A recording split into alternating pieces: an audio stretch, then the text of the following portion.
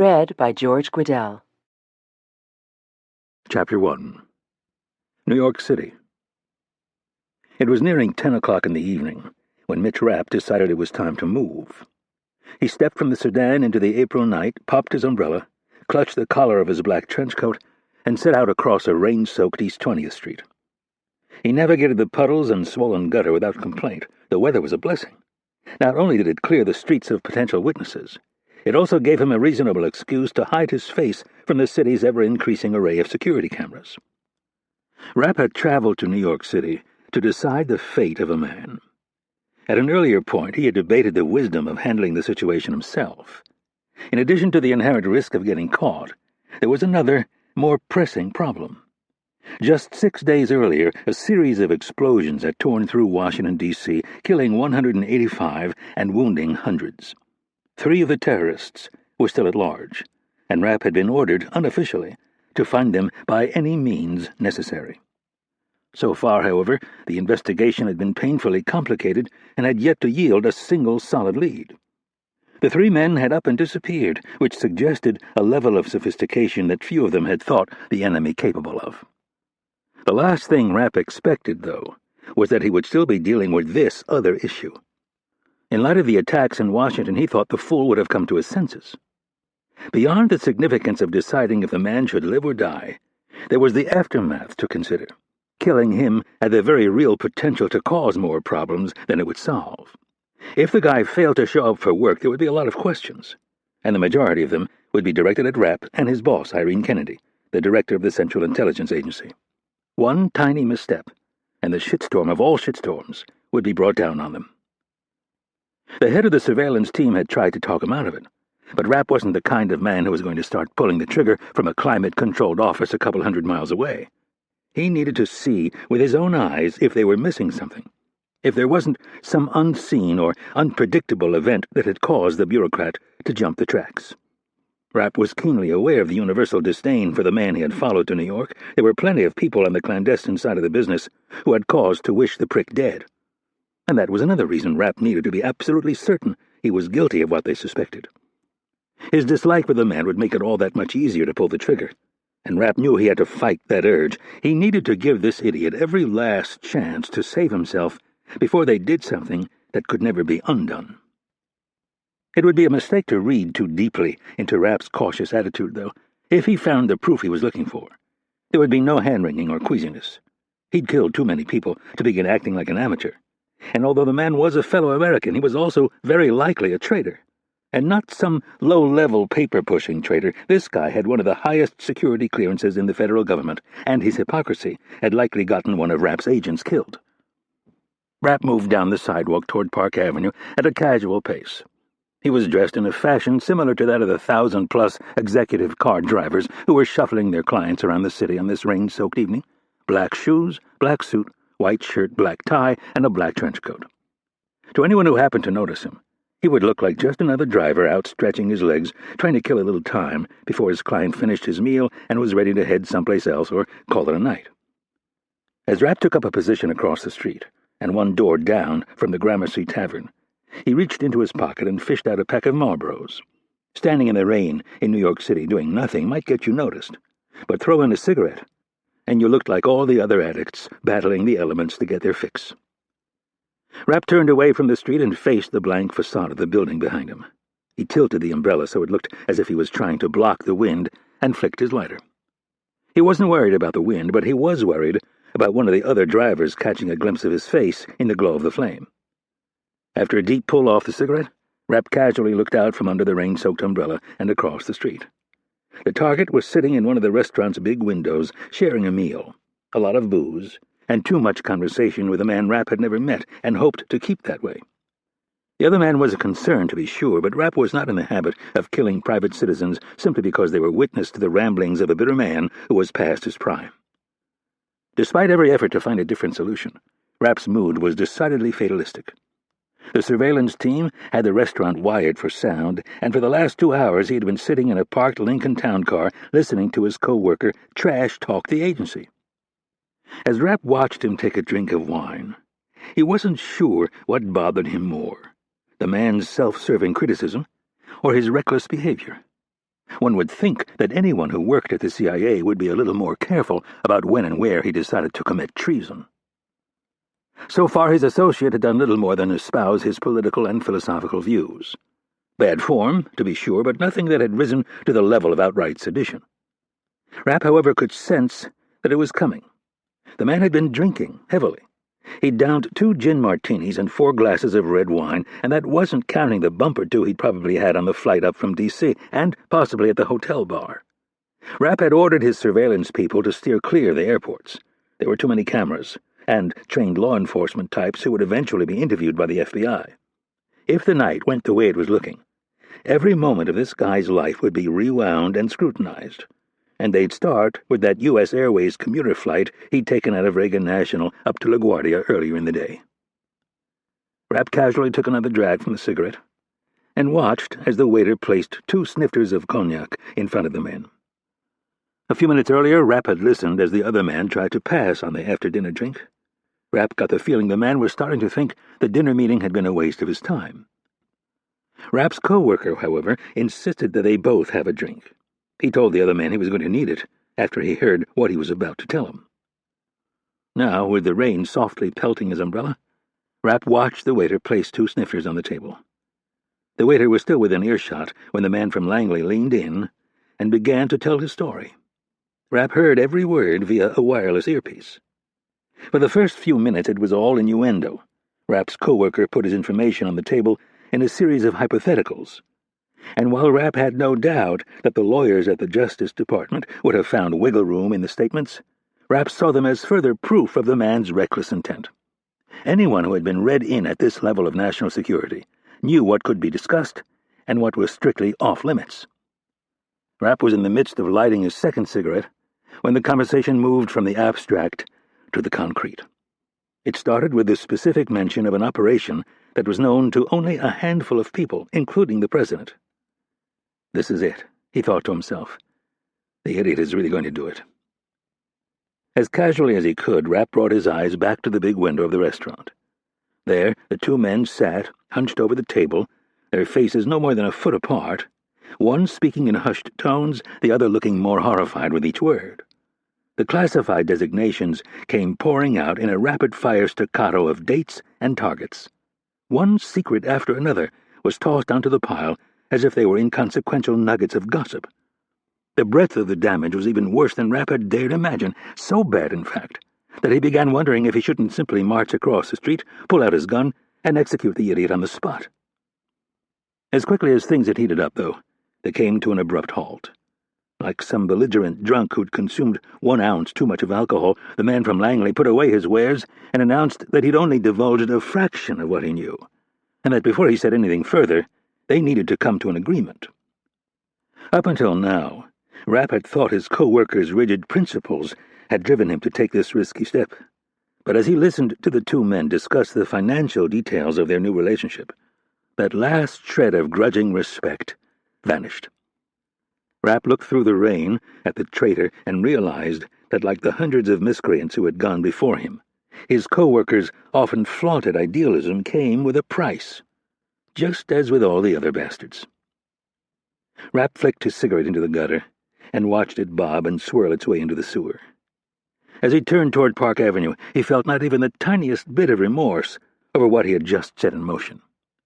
Without having to look, he knew that a man bearing a striking resemblance to the traitor was now climbing into the back of a Lincoln Town car. Every detail had been arranged, from the eyeglasses to the tie to the hair color, even the black and orange umbrella from the hotel. All that was left for Rapp to do was walk a block and a half and wait for the idiot to come to him. Chapter 2. New York City. Glenn Adams drained the last precious drop of Remy Martin from the bulbous snifter and immediately felt cheated that he wasn't going to get a second glass of the smooth, warm cognac. His dinner partner and former law school classmate, while brilliant, was also a bit of a bore and had insisted on the tab. They'd graduated from NYU's School of Law 26 years earlier, and since then they'd run into each other about once or twice a year, either at alumni events or at various professional functions. Every so often they'd grab lunch and catch up, but there was no doubt they had drifted apart. It was neither man's fault, of course. Between careers and family, there was little time left for old friendships. The two men had chosen drastically different paths after law school. Ernest scored a coveted job with the public defender's office in New York City. After putting in 3 years of utter servitude, he bolted for the private sector and quickly earned a reputation as a fearsome trial attorney. By his mid-30s, he'd already argued 2 cases before the U.S. Supreme Court. At 39, he started his own law firm and quickly grew it into one of the most well-known and successful in a city filled with high-priced law firms. Adams, while not nearly as successful, was proud of what he'd accomplished. Following in the footsteps of his father, he went to work for the CIA. His first 2 years, while enlightening, were worse than anything he could have imagined.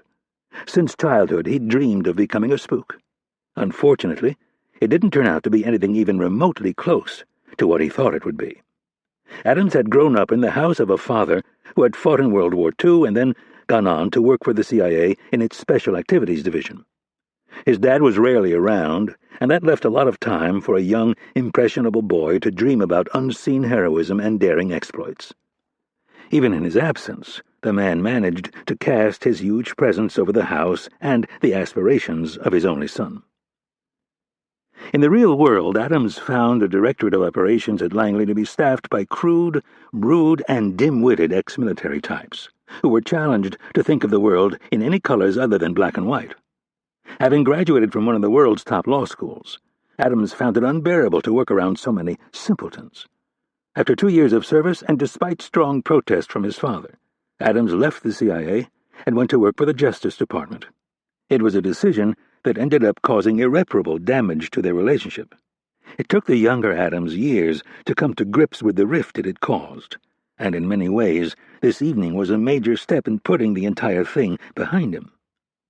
Despite the problems it had caused with his father, Adams always felt he'd made the right decision in leaving the CIA. While at DOJ, he'd tackled a series of increasingly tough jobs, and his career steadily advanced. Then 9/11 hit, and everything changed. That first year or two after the attacks, Adams found himself caught up in the patriotic fervor just like everyone else. Eventually, though, he regained his senses and realized elements of his own government were every bit as big a threat as the terrorists. A vocal minority on the Hill had been screaming for increased oversight at the CIA, and before Adams knew it, his name had been thrown into the hopper. His reputation as a tough federal prosecutor pleased the politicians, and his family history with Langley and brief employment there made him what many thought to be the perfect choice for Inspector General of America's premier spy agency. Adams experienced a glimmer of hope that the new post would help mend the rift between him and his father. His dad, now in his 80s, didn't have many years in front of him, and Adams knew there wouldn't be many opportunities like this. He couldn't have been more misguided in his optimistic assessment. The afternoon that he told his father of the prodigal son's return ended up being the last time they spoke. Unknown to Adams was his father's deep-seated disdain for the office of the CIA's top watchdog. What was supposed to be a moment of healing ended up being a catastrophe that destroyed any hope of repairing their relationship. 4 short months later, the elder Adams passed away. The surviving son took to his new job with ministerial zeal. Like a missionary converting the heathens to Christianity, Adams would bring a passion for justice and the rule of law to the wild and uncouth.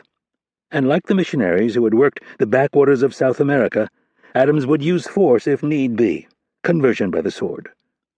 He would use his considerable talents to usher in a new era at Langley, an era they could all be proud of. At least, that was what he had told himself at the time, what he told his wife and his law school classmates, like Ernest. His fellow alums had been a great source of strength. They saw the CIA for what it was, a rotten, outdated organization. If he had known then what he knew now, he wondered if he would have taken the job. Had he been too idealistic? No, he'd told himself on many occasions. They were just too corrupt. The Constitution and the rule of law were more important than 1,000 careers, 1,000,000 careers. Adams gazed into his glass in hopes that there was a drop to be found in the little indentation at the bottom, but there wasn't. All is not wasted, he mumbled to himself. Tonight was proof of that.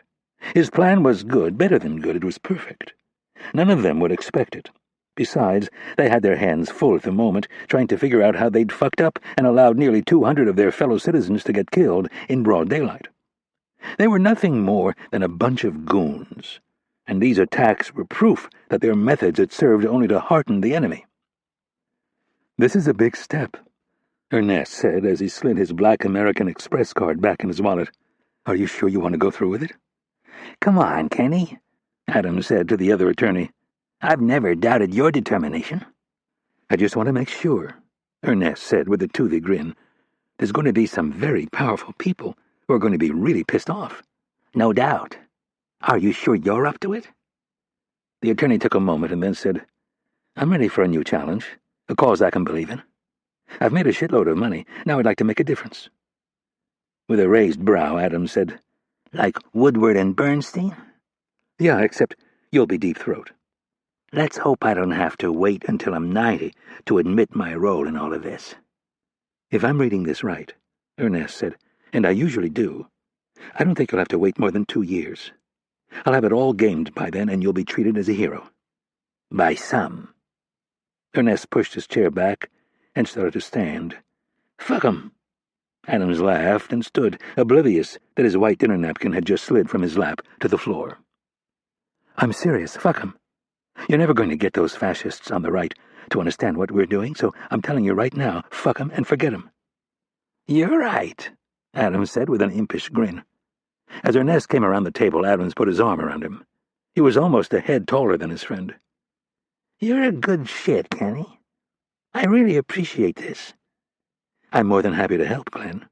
These are strange times. If we don't take a stand, I'm afraid what kind of country will be left for our kids." The two men moved from the restaurant into the bar and toward the front door. Adams looked at the booze behind the bar and, like one of Pavlov's dogs, began to salivate. He slowed his pace and rubbed his right hand over his belly. "What do you say we have one more bump before we call it a night?" Ernest abruptly stopped, looked up at his friend with a seriousness that he usually saved for his clients, and blurted out, "I think you drink too much." Adams looked away nervously and chuckled. "Come on, Kenny," he said with forced levity. "A guy's in New York for the night. What's wrong with wanting to get a little lit up?" "Nothing if you're some tire salesman from Akron, in town for a convention. But you, my friend, are no salesman. You have wandered out onto a very dangerous cliff. One tiny misstep, and splat." Ernest clapped his hands together to emphasize the point. "I am well aware of what I'm doing." "I'm not so sure. If we're going to do this, I want you to keep your drinking under control." "Hey," Adams said in an easy tone, "I'm not going to tell you that I don't like to drink, but I'm not driving. I'm just trying to blow off a little steam." "Yes, you are. And as your friend, I'm telling you to tone it down. This shit is serious. If you fuck this up, Glenn, and don't handle it perfectly, you could end up in jail or worse." "Message received." Adams put up his hands, feeling a bit embarrassed. "Good, because I'm going to keep an eye on you. Now let's get you in your car. I need to get home and review a case before I go to bed."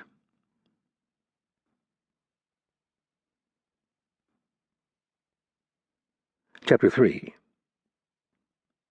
Adams and Ernest found themselves huddled under the small awning outside the restaurant with their umbrellas in hand.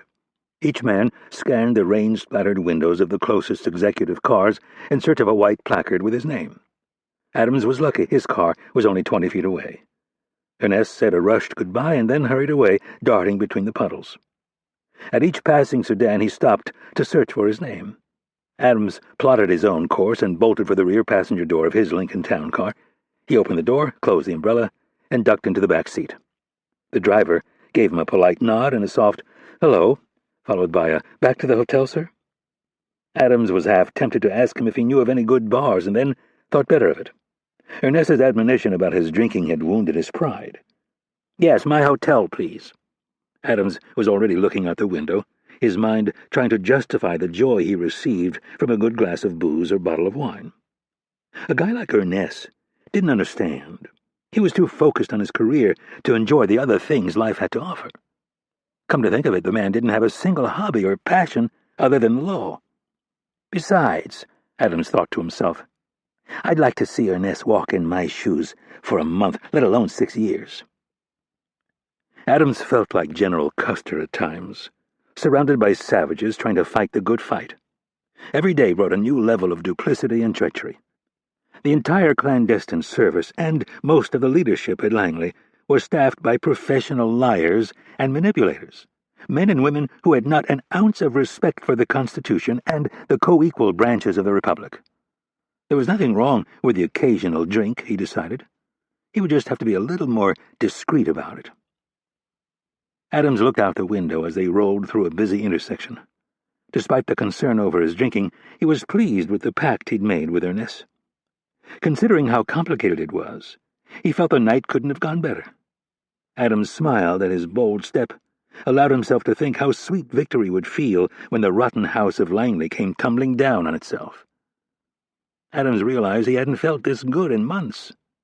It was as if a massive yoke had been lifted from his exhausted shoulders. This was going to be fun, turning it around on them. He loved the irony. He was going to use one of their own ploys to take them down. He'd come to think of it as his own little covert operation.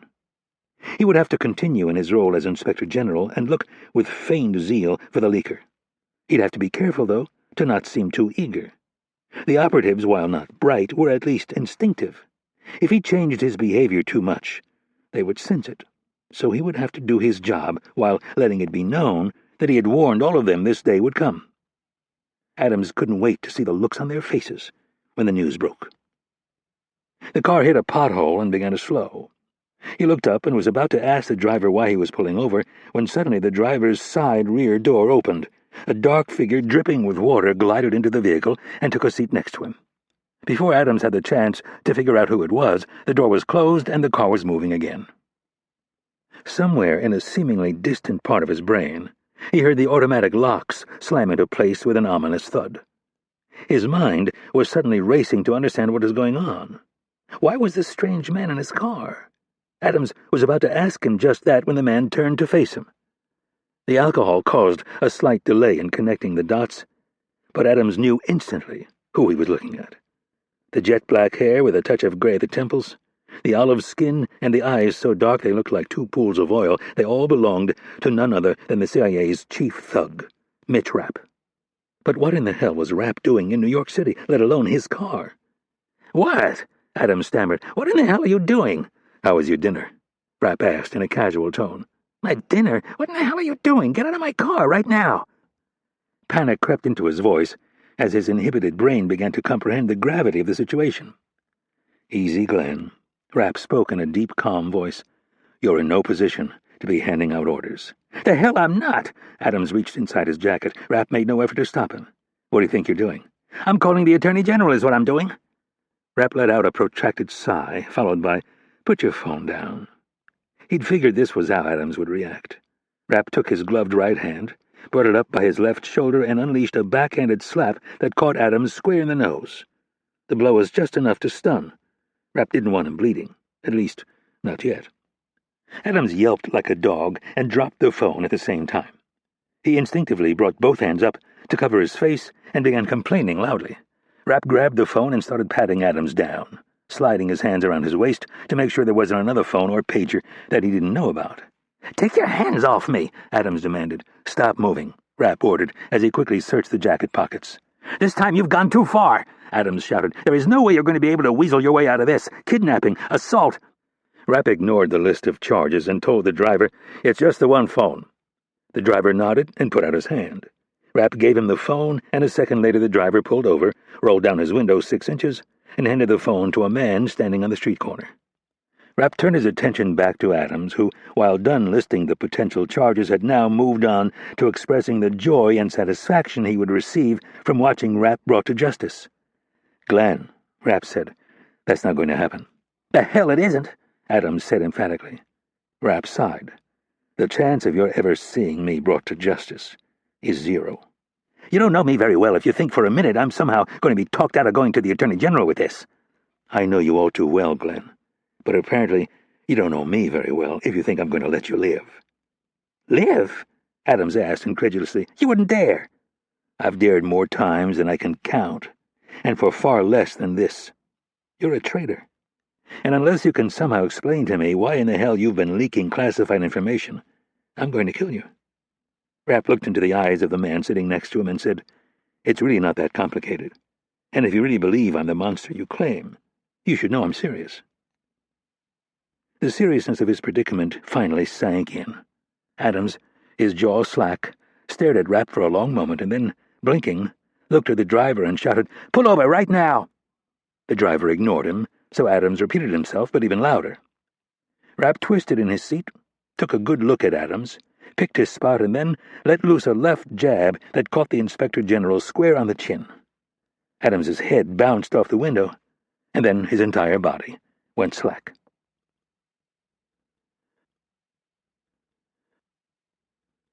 Chapter 4. Toolsboro, Iowa. The old farmhouse sat nestled in a cusp of trees a few hundred yards from the banks of the Mississippi River. A creek flowing from the northwest forked and flowed around the rise of land before joining up again and draining into the big river that divided America roughly in half. The 80-acre parcel was mostly wooded, with some rolling open land to the west. Most important, it offered concealment. Hakim had found it on his drive north from Hannibal, Missouri, the previous fall. It had been advertised in the West Burlington newspaper as the perfect retreat for solitude, and Hakim decided it was worth a look. After a brief phone call with a local realtor, he learned that the family had been selling off parcels of land for over a decade. The kids were all gone, one in Chicago, two on the East Coast, and one on the West Coast. Dad was dead, and Mom had just been moved into a nursing home. All that was left to sell was the old house and two barns that sat on the heavily wooded 80 acres by the river. The realtor warned him that the land around the house flooded most springs, and the driveway sometimes washed out, so it wasn't good for much of anything except hunting. Hakim told the woman it didn't sound like it would work, thanked her for her time, and hung up. He then drove north on Highway 99 until he found the place, which proved to be more difficult than he had thought, which in the end, of course, was a good thing. From a tactical standpoint, the place had a lot of positives. There wasn't another house in sight, and the local road dead-ended at the property's driveway, which meant there would be minimal traffic, if any. Hakim took a few photos and then called the lawyer in New York and instructed him to buy the property through a Game and Wildlife Conservancy trust that had already been set up. The lawyer handled the closing. Hakim then directed him to hire someone to put up a gate along with a lockbox and some no trespassing signs. Since then he had been back to the property just twice, both times to lay down provisions and to make sure everything would be ready for them. As it turned out, the house ended up being one of the rare parts of the plan he and Karim had agreed on. They had labored over the best route of escape after the attacks. The airports were out of the question, as was private aviation. The Americans were well rehearsed in closing those two avenues. Next, they looked at the seaports on the East Coast and then the Gulf of Mexico. During normal times, stowing away on a container ship would not be difficult. But the Americans would be at a heightened state not seen since the towers had been taken down. Every port would have hundreds of eyes and countless security cameras looking for them. They looked at crossing the border into Canada or Mexico. Driving through a border-controlled checkpoint seemed far too risky, so they decided they would have to make the journey on foot, hiking through rugged wilderness. Karim was confident that they could handle the physical aspect of the trip. The real problem would be finding someone they could trust on the other side. Their resources were stretched too thin already. They would have to turn outside the group to find help. Hakim, knowing the depth of his friend's paranoia, offered his counterintuitive suggestion of driving to America's heartland and lying low. Like Saudi Arabia, America was an immense country with large cities as well as vast open spaces that were sparsely populated. While it was true that America was a melting pot, especially compared to a closed society like that of Saudi Arabia, it wasn't exactly as open as it looked on paper. All those various groups tended to cluster together, which nullified much of the potential for concealment. Karim had originally thought his friend meant driving to a city like Chicago. With over 10 million people in the metropolitan area, they would be the proverbial needles in a haystack. Having actually spent some time in America, Hakim had to explain why going to Chicago was a bad idea. There were too many eyes and ears in a big city, and there would surely be reward money offered. If everyone was looking for them, the best solution was to find some place where they could let the storm blow over in absolute privacy. Karim loved the idea and gave his best friend the approval to find such a place. Hakim stared out the small kitchen window toward the river and the rising sun, and watched a single wild turkey strut across the yard toward the woods. He looked to his right in search of the others. 5 mornings in a row, he'd seen the 7 turkeys strut along their little trail and into the woods. Had the others been killed? Was this one kicked out of the herd, or flock, or whatever it was that you called a group of turkeys? Whatever it was, Hakim could identify with him. Every morning for the past week, he'd thought of going it alone. Just walk down the hill to the river and get into the little boat he'd stashed in the underbrush. He'd fire up the 25-horsepower outboard and push off from the bank. Head south, like Huck Finn, take the big river all the way to the Gulf. Had there been a single incident that had caused the rift? Or was it a culmination of events? Hakim had been searching for the answer all week. Was it when he left his best friend in the mountains of Pakistan almost a year ago? Was it the jungles of South America that had warped his friend's brain, or had it happened much earlier? Like most childhood friendships, theirs had progressed without question or challenge. Karim was the student with the best marks. He was a naturally gifted athlete with a competitive streak unmatched by any of the other kids in the neighborhood, and he had always been the most diligent when it came to prayer. He had been intense even then, while Hakim was far more laid back. They had always complemented each other.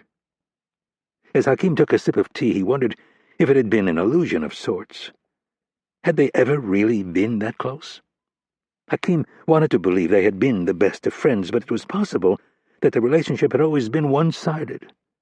It was hard to tell the difference between a driven individual and a self-centered ass. Maybe they went hand in hand. Whatever the case, there had been a change, although it was possible that it was more of a progression. His old friend was proving to be every bit as narcissistic as the rest of the Al-Qaeda leadership. With each passing day, he was increasingly obsessed with the coverage of the attacks and the aftermath. The Prophet had warned against such self-love. Hakim was attempting to reconcile the thorny theological aspects of their struggle when he heard the voice of his friend. "Good morning." Hakim was not surprised. He had long ago grown used to Karim's ability to move about silently. He looked over his shoulder and nodded. Glancing at the nearby clock, he noticed it was 6 a.m. His shift was over, and he wouldn't be back on again for 8 hours. "Anything interesting happen on your watch?" Karim asked. "No," Hakim said honestly. "Any news?" Karim asked, pointing at the small TV on the table. "I didn't turn it on." "Reading again?" "Yes." "Those same blasphemous American books you read when we were kids?" Karim asked with an edge of disapproval. "I would hardly call For Whom the Bell Tolls a blasphemous novel." "Do you think Imam bin Abdullah would approve?" Karim asked as he grabbed the remote and turned on the TV. Hakim thought of the imam of their local mosque back in Makkah, Saudi Arabia. The man was perhaps the most unenlightened cleric he had encountered in all of his travels. As much as he wanted to tell his friend just that and then some, he decided to bite his tongue. The week had been peppered with these little fights. They were both on edge, and Hakim was too tired to engage. "Look at this," Karim announced as he pointed the remote control at the TV and began pressing the volume button. Hakim looked at the screen. It was turned to one of the American news channels.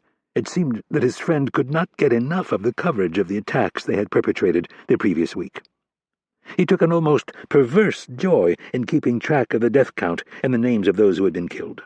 He kept a running tally in a small spiral-bound notebook. 2 cabinet members and 7 senators had perished in the initial explosions. The first part of the mission had gone with clock-like precision. 3 car bombs in front of 3 of Washington's most celebrated haunts, all detonated at the height of the lunchtime rush. Those bombs alone had killed nearly 125 people. A 4th bomb was then detonated several hours later during the height of the rescue operation, killing many more and dealing a devastating psychological blow to the satanic people of America.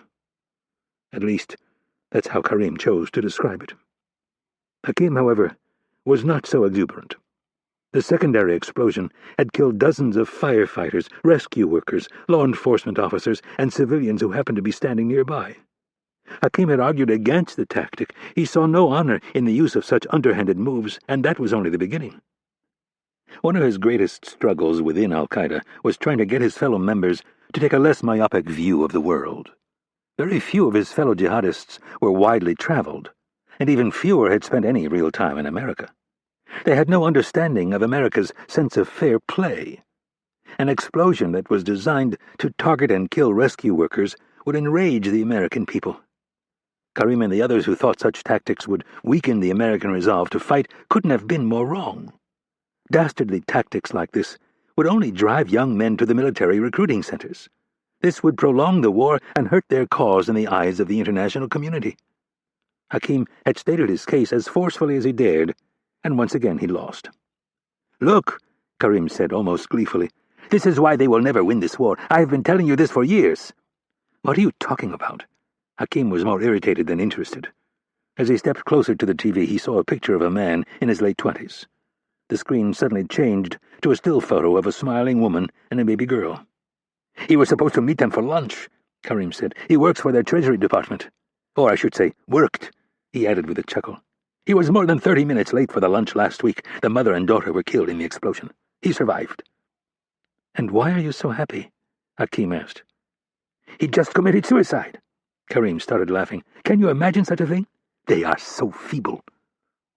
Hakim watched him take out his spiral-bound notebook. He scratched off the previous number and, with a self-satisfied smile, wrote down the new tally. In a tired voice, Hakim said, "And you worry about what I'm reading."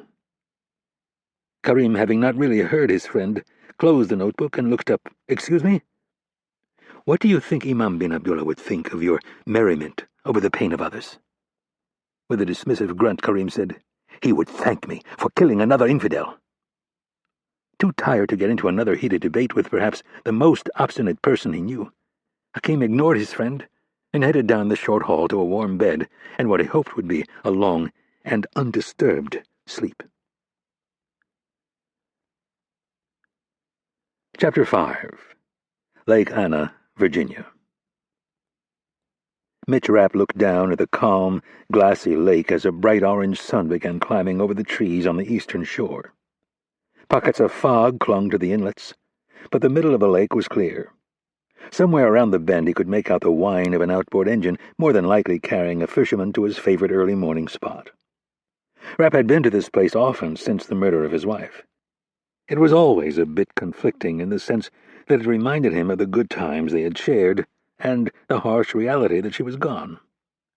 The setting reminded him of both his place on the Chesapeake, where they had fallen in love, and her family's place back in northern Wisconsin.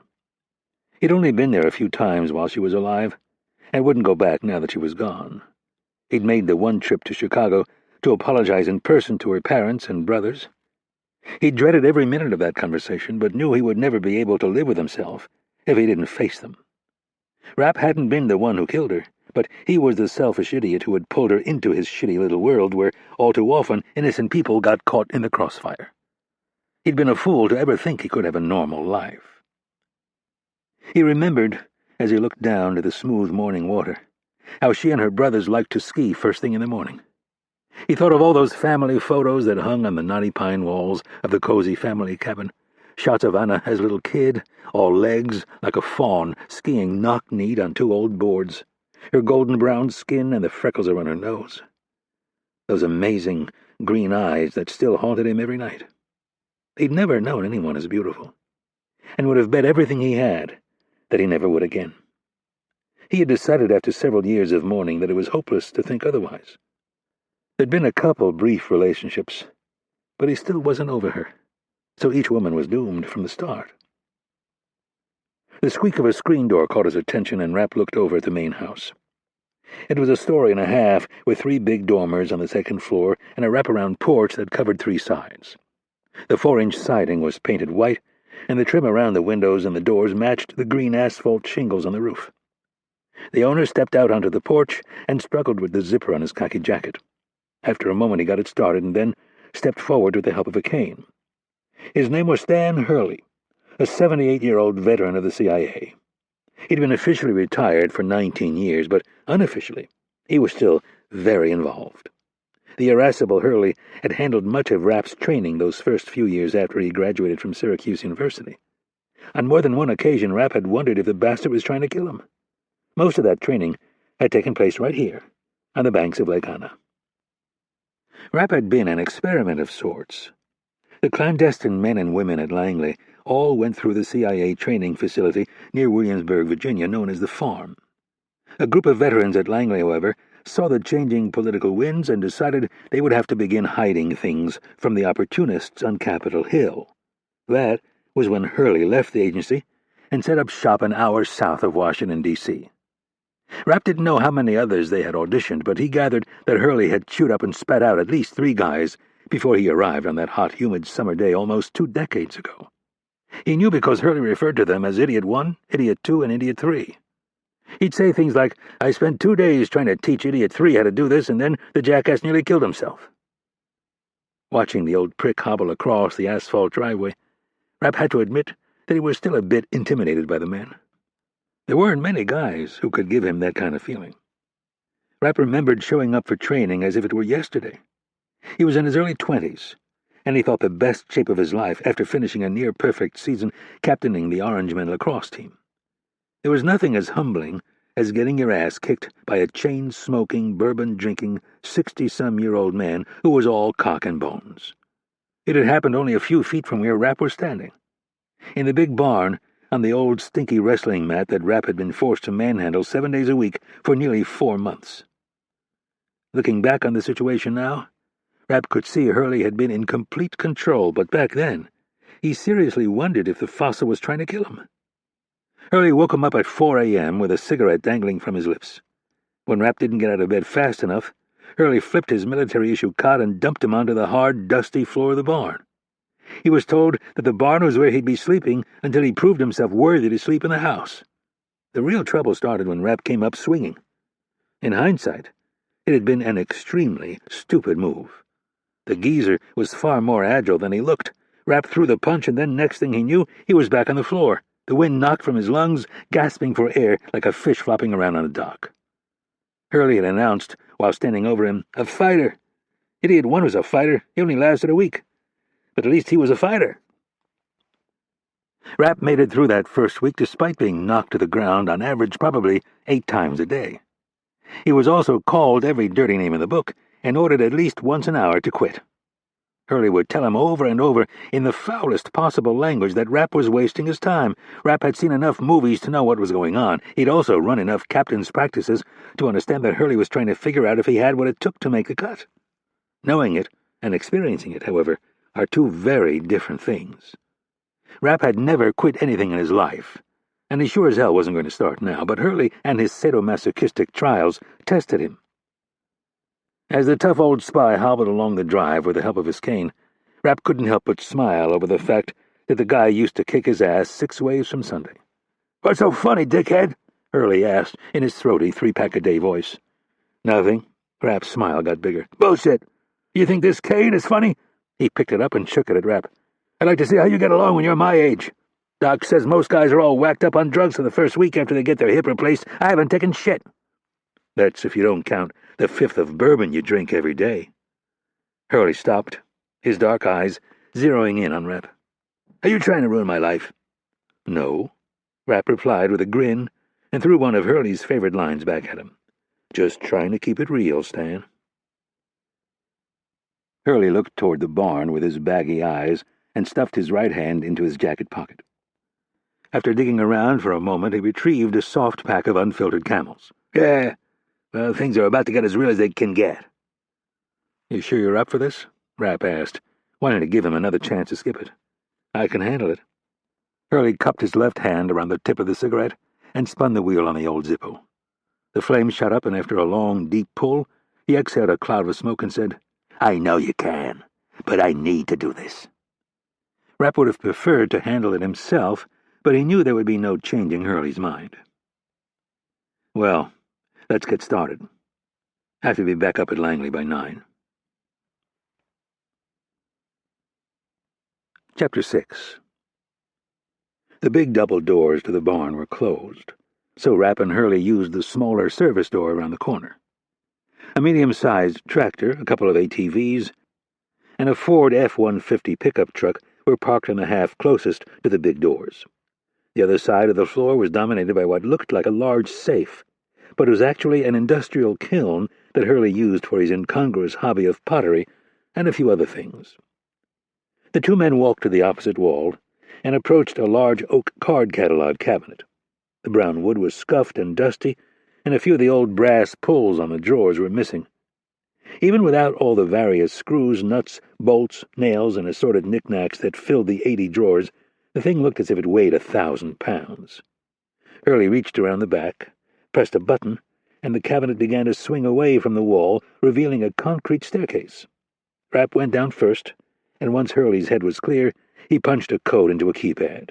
The cabinet began sliding back into place.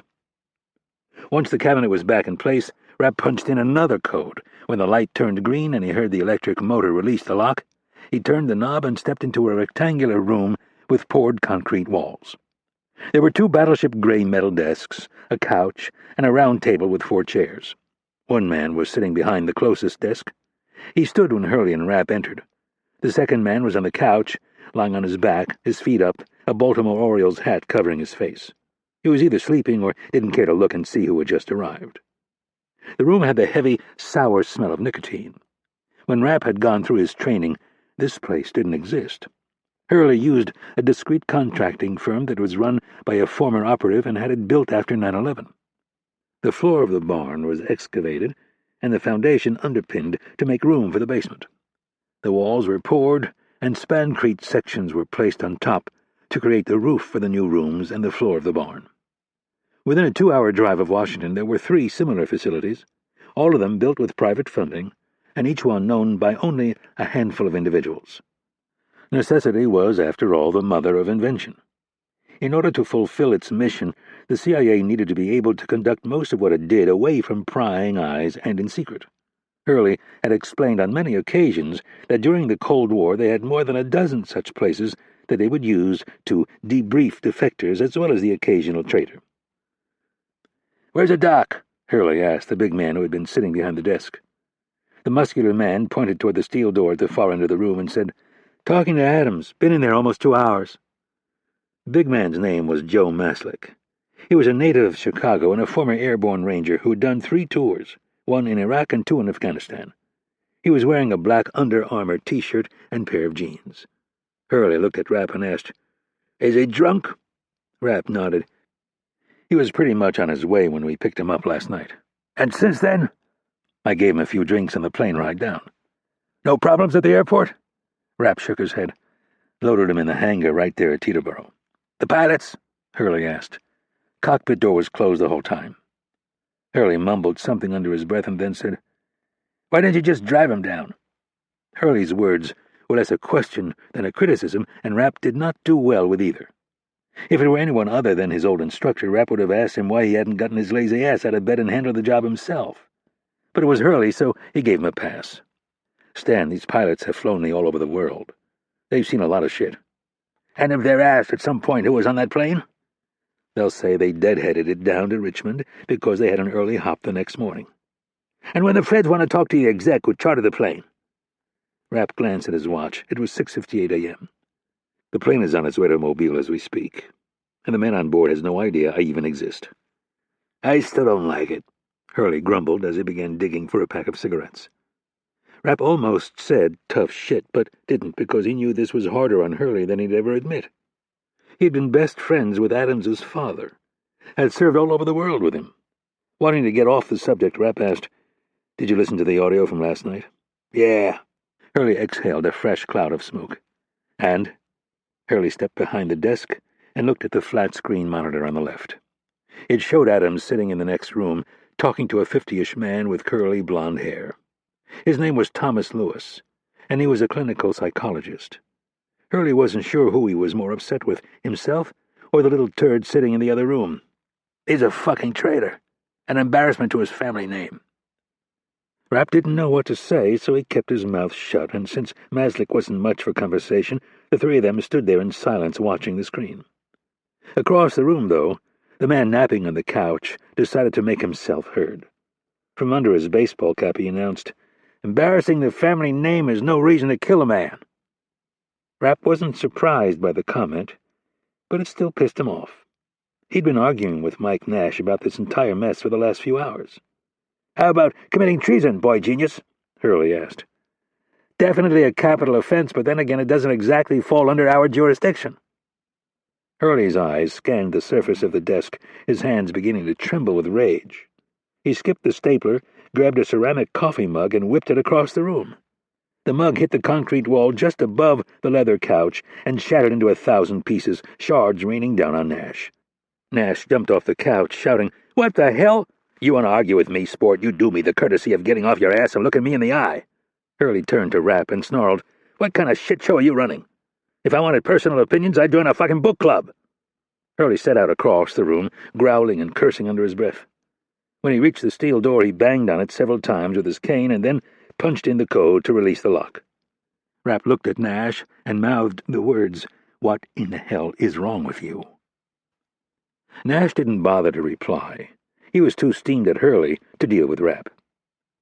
A moment later, Dr. Lewis joined them, and the door to the interrogation room was closed and locked. No one took a seat. Rapp and Hurley faced Lewis, while Maslick stayed behind the desk to keep an eye on the monitors, and Nash stayed on the other side of the room, still stewing about his rebuke. "Give it to me straight," Hurley said to the shrink.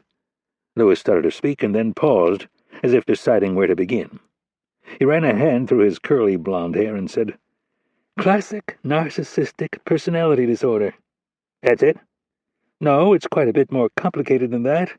Lewis hesitated and then asked, "You knew his parents?" "Yep." "Dad not around much?" "None of us were. That's how it was back then." Lewis nodded in understanding and studied Hurley with his blue eyes. "He was in the clandestine service with you?" "Yep." "So he was around even less than the average dad?" "I suppose so." "Was his mother detached?" "Marge," Hurley said, as his eyes became unfocused as if trying to remember some distant memory. "She wasn't exactly the warmest person." "Not very affectionate?" "About as affectionate as that desk over there." Lewis nodded. "It all fits the profile. Adams has an overinflated sense of worth, and that carries over into a sense of entitlement. The flip side is that his self-esteem is very fragile. It would be extremely difficult for him to take criticism. To deepen the problem, he lacks empathy, which enables him to be extremely exploitative of others. He feels that he is special and can only be understood by brilliant people, that he should only associate with others whom he deems talented enough, while at the same time he needs their real talent to validate his underlying insecurities. Martyr complex? Always thinks he's getting screwed by someone and needs to let everyone know it? Very common. When he comes across someone like Mitch, for instance," Lewis gestured to Rapp, "someone who is strong-minded, independent, results-oriented, not prone to handing out compliments, someone who is acknowledged as being at the top of their game. When that happens," Lewis winced, "he feels that person is the enemy and has to be knocked down to size. It's not uncommon for people with this disorder to become lawyers. It makes them feel smarter than most other people, and they can use their knowledge of the law to bully those who do not validate their imagined genius." Hurley thought back to some of the family trips they'd taken some 40 years ago. He remembered his friend Mark getting mad as hell at the way his son would pout if he didn't get his way. "Suicidal?" "No. Virtually unheard of. He's too in love with himself. Might fake it or threaten it, but most certainly would not follow through." "Anything else?" Hurley asked. "He's asked for you." "He knows I'm here?" Hurley asked in surprise. "No, he has no idea you're involved in this. He claims you'll understand what's going on." Hurley frowned. "Understand? How could he possibly think that of all people out there I would understand what he's doing?" "I wouldn't read too much into it. As I said, he has an overinflated sense of his own importance. Also, remember, it's extremely difficult for someone with this disorder to ever accept responsibility for his actions. There is always a rationalization." Lewis looked at Rapp and added, "He's scared to death of Mitch because he knows nothing that he can say or do will change his mind. With you," he looked at Hurley and shrugged his shoulders, "he's hoping that he'll find some empathy from an old family friend." Rapp could see that Hurley was having a hard time with this new twist. He took no joy in seeing the tough old bastard like this, so he touched his arm and said, "Let me take care of it." "No!" Hurley shook his head, and stood up as straight as his 78-year-old frame would allow. "I need to do this."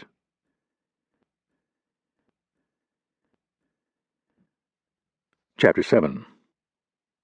Wapello, Iowa. Ted White slid out of bed and grabbed the pile of clothes sitting on the chair in the corner. Through the gap in the shades, he glimpsed the gray pre-dawn morning. He picked up the bundle, looked over his shoulder at his wife, and began to carefully tiptoe out of the room. As he walked past the open door, he grabbed the handle and slowly pulled it until the door closed with a soft click. Safely in the hallway, he allowed himself to breathe. He waited for a moment to make sure she didn't stir, and then he took 2 steps and entered his son Hayden's room. The 17-year-old lay there twisted up in his sheets and blankets, 2 of his 4 pillows on the floor, one trapped under his body, and the last one on top of his head. He was due to graduate from high school in 1 month. White grabbed him by the shoulder and gently shook him. Nothing. He waited 5 seconds and tried again. This continued for another 30 seconds with increasing force until Hayden's eyes snapped open with a dazed, crazy look. "What?"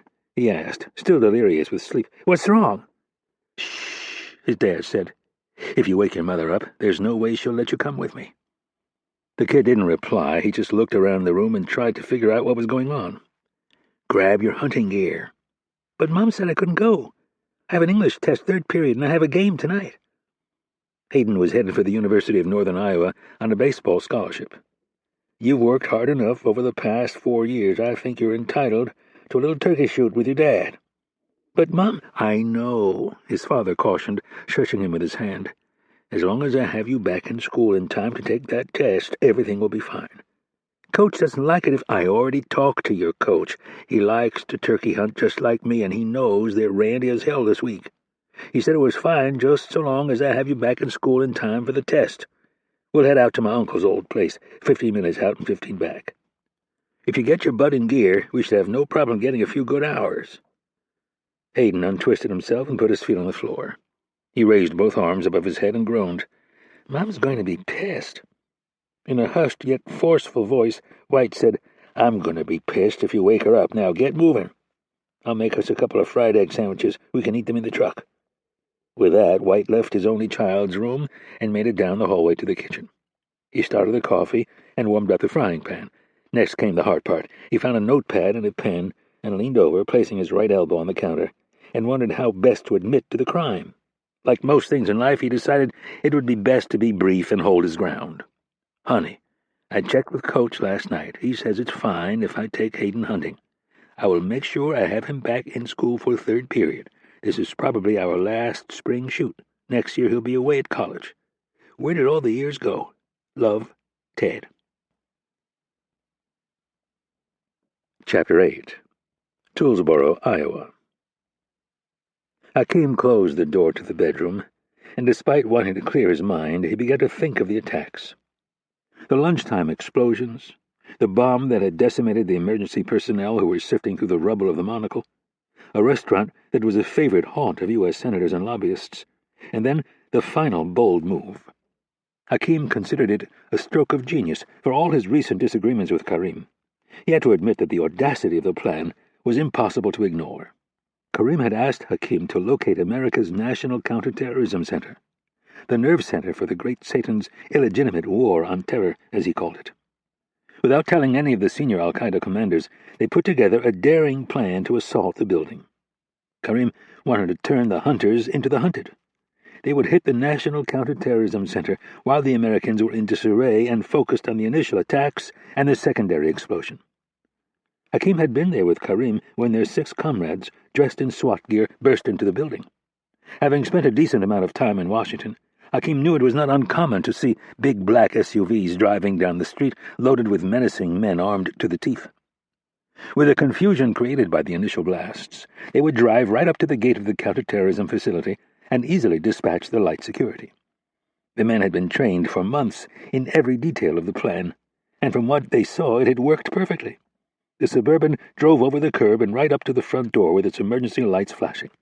The men poured out of the vehicle, formed up in a single-file line, and entered the building, engaging targets as they went. They were to avoid the elevators and take the stairs to the top floor where the nerve center was located. In addition to the M4 rifles and Glock pistols, each man wore a custom-made suicide vest that was packed with C4 plastic explosives and half-inch ball bearings. Karim had predicted that the attack on the facility would cripple America's ability to effectively attack al-Qaeda for years to come. And it couldn't happen soon enough. The hunter-killer teams and the unmanned aerial vehicles with their missiles had decimated the upper ranks of their group. They expected casualties to exceed 100, but something had gone wrong. Either that or the Americans were lying. So far, only 18 individuals had been reported dead in the assault on the counterterrorism facility. 6 days later, Karim still refused to believe the reports. He was convinced the Americans, in an effort to save face and reassure the public, were covering up the true damage. Hakim had noticed one little problem with that theory, though. News crews had been able to get shots of the building's upper floors from outside the security fence, and they were still intact. If the suicide vests had gone off as planned, every window would have been blown out, and there was a better than 50-50 chance that the roof would be nothing more than a jagged hole. He had mentioned this to his old friend, and had suffered a harsh rebuke. He was told he was naive in the ways of the world and the West's ability to manipulate the media. Hakim was growing tired of his friend's inflexibility. He was the one who had traveled the world, while Karim had done little more than hang out at cafes and mosques surrounded by like-minded men. He had done almost no traveling outside Saudi Arabia. There were things Hakim would like to say to his friend, but he knew the timing was not right. They needed to find a safe way out of the country. And then, when things had settled down, he could confront him. When Hakim was done washing his face and brushing his teeth, he faced east, knelt on the floor, and began to pray. For most of his life he had prayed the required 5 times a day, often spending a total of 2 hours prostrate in an attempt to prove himself a good Muslim. It had been several years since he'd been that devoted, however. To accomplish his mission, he'd been forced to abandon many of his habits and rituals. His travels to America and other countries required that he draw as little attention to his faith as possible. Even now, in the secrecy of his room, in the middle of America, with not a person in sight, he rushed through his prayers. He offered himself up to Allah and asked for his guidance on this dangerous journey, and then, as was increasingly the case, his mind began to wander. He was still talking to Allah, but instead of asking for guidance, he was asking questions. He was trying to reconcile the irreconcilable. He stumbled through it as he did so often lately, asking the question, giving half the answer, and then moving on to the next thing before completing the thought. Doing so prevented him from having to face the truth. These shortened prayers were turning into bleak sessions, almost as if he was jotting down notes with Allah and saying, "When I get through the hardest part of this journey, you and I will sit down and sort our way through this mess." Hakim still believed in Allah. That was not the problem. His lack of confidence had more to do with his followers, the men who claimed to know exactly what Allah wanted. As he slid under the covers, he tried to clear his mind. His faith, he realized, was not in crisis. It was his faith in his friend that was causing the problem. Hakim thought back to the day they had met, but quickly stopped himself. He had spent too much time wrestling with this of late. He was tired, and if he was ever going to sit down and discuss his concerns with Karim, he would need to be rested. Using an old trick, he picked one of his best memories and began to replay it in his mind. The sun was glistening off the familiar cool blue water of the Florida Keys. Hakim leaned back in the chair and then let himself come forward almost as if he was praying to Allah, but he wasn't. His right hand went round and round in tiny circles on the reel, drawing in as much line as he could in the few seconds he had, and then he leaned all the way back. Despite the strain of wrestling with the great big marlin for the better part of an hour, he had a look of childlike elation on his face. The trip to Cuba had been inspired by his reading The Old Man and the Sea by Ernest Hemingway. For Hakim, it had been the single greatest experience of his life. A day didn't pass without that beautiful marlin jumping into his thoughts, and rarely did he fall asleep without a glimpse of it. He knew it was a coping mechanism. There had been a lot of death and dismemberment, bullets and bombs that did horrific things to friends, strangers, and enemies alike. He'd seen men literally shredded by the shrapnel of an artillery shell, so bloody and fleshy and cut to pieces that you'd swear there was no way on earth they would ever survive. But by God's mercy, some of them did. And if they'd had the medical facilities that the enemy had, even more would have lived. And then there were other times where you would find a comrade after an airstrike, and you would swear he was simply knocked unconscious because he had not a blemish on his body. You would nudge him, even splash some water on his face, and there was no bringing him back. Hakim learned later it was the concussive blasts of the big 2,000-pound American bombs. The shock wave from the explosions would cause blunt trauma to the internal organs of individuals without leaving any outward mark of death. These were just some of the images Hakim tried to suppress every time he attempted sleep, like the 6 well-trained men assaulting the counterterrorism facility.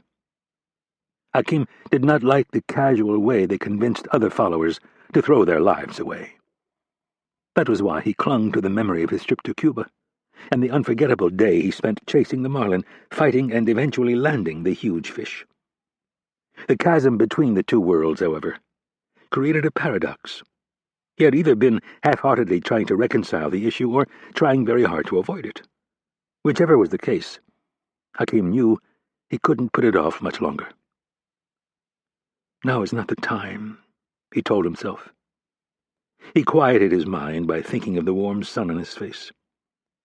He remembered the humid salt air and the soft breeze, the balletic dance of the big blue fish as it sailed through the air. Hakim began drifting off to sleep, hopeful that he would someday return to Cuba. That familiar voice in his head was calling him a fool. He had no idea if he had been asleep for 2 minutes or 2 hours.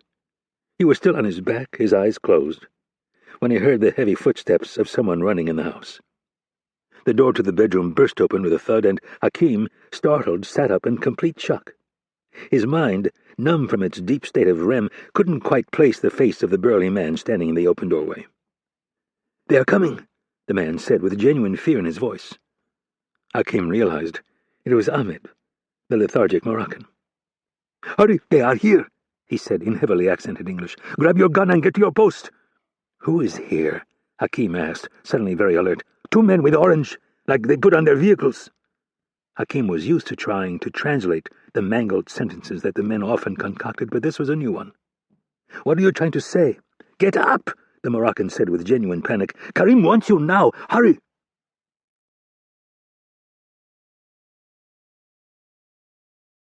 Chapter 9.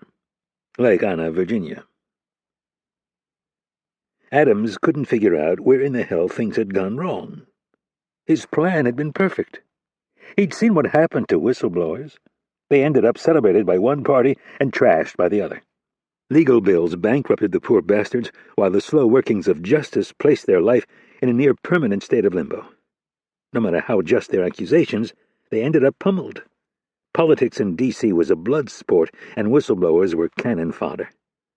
Adams had thought about it long and hard. It would have been like being the first guy off the very first landing barge at Omaha Beach on D-Day.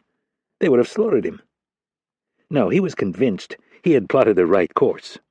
He knew with every fiber of his body that Rapp and Nash and Kennedy and a bunch of others were trampling all over the Constitution.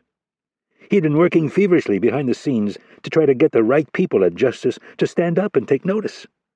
Most of the deputy AGs wanted nothing to do with Rapp and Kennedy. There was a long list of people in Washington who had tried to tangle with him, and so far they had proven themselves untouchable.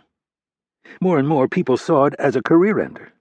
Adams thought he had finally found an ally in Senator Lonsdale. The senior senator from Missouri chaired the Judiciary Committee and shared Adams's dislike of the CIA and its cowboy ways.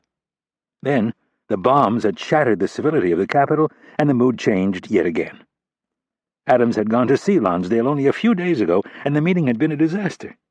After months of working with each other and finally finding an aggressive attorney at Justice who was brave enough to go after the criminals at Langley, she had now lost her nerve.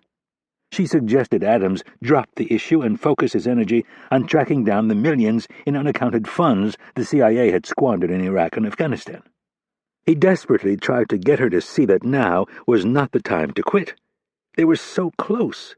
All Adams needed was the political clout and subpoena power of the Judiciary Committee, and they could finally put Rapp and the rest of them behind bars. Adams couldn't do it by himself.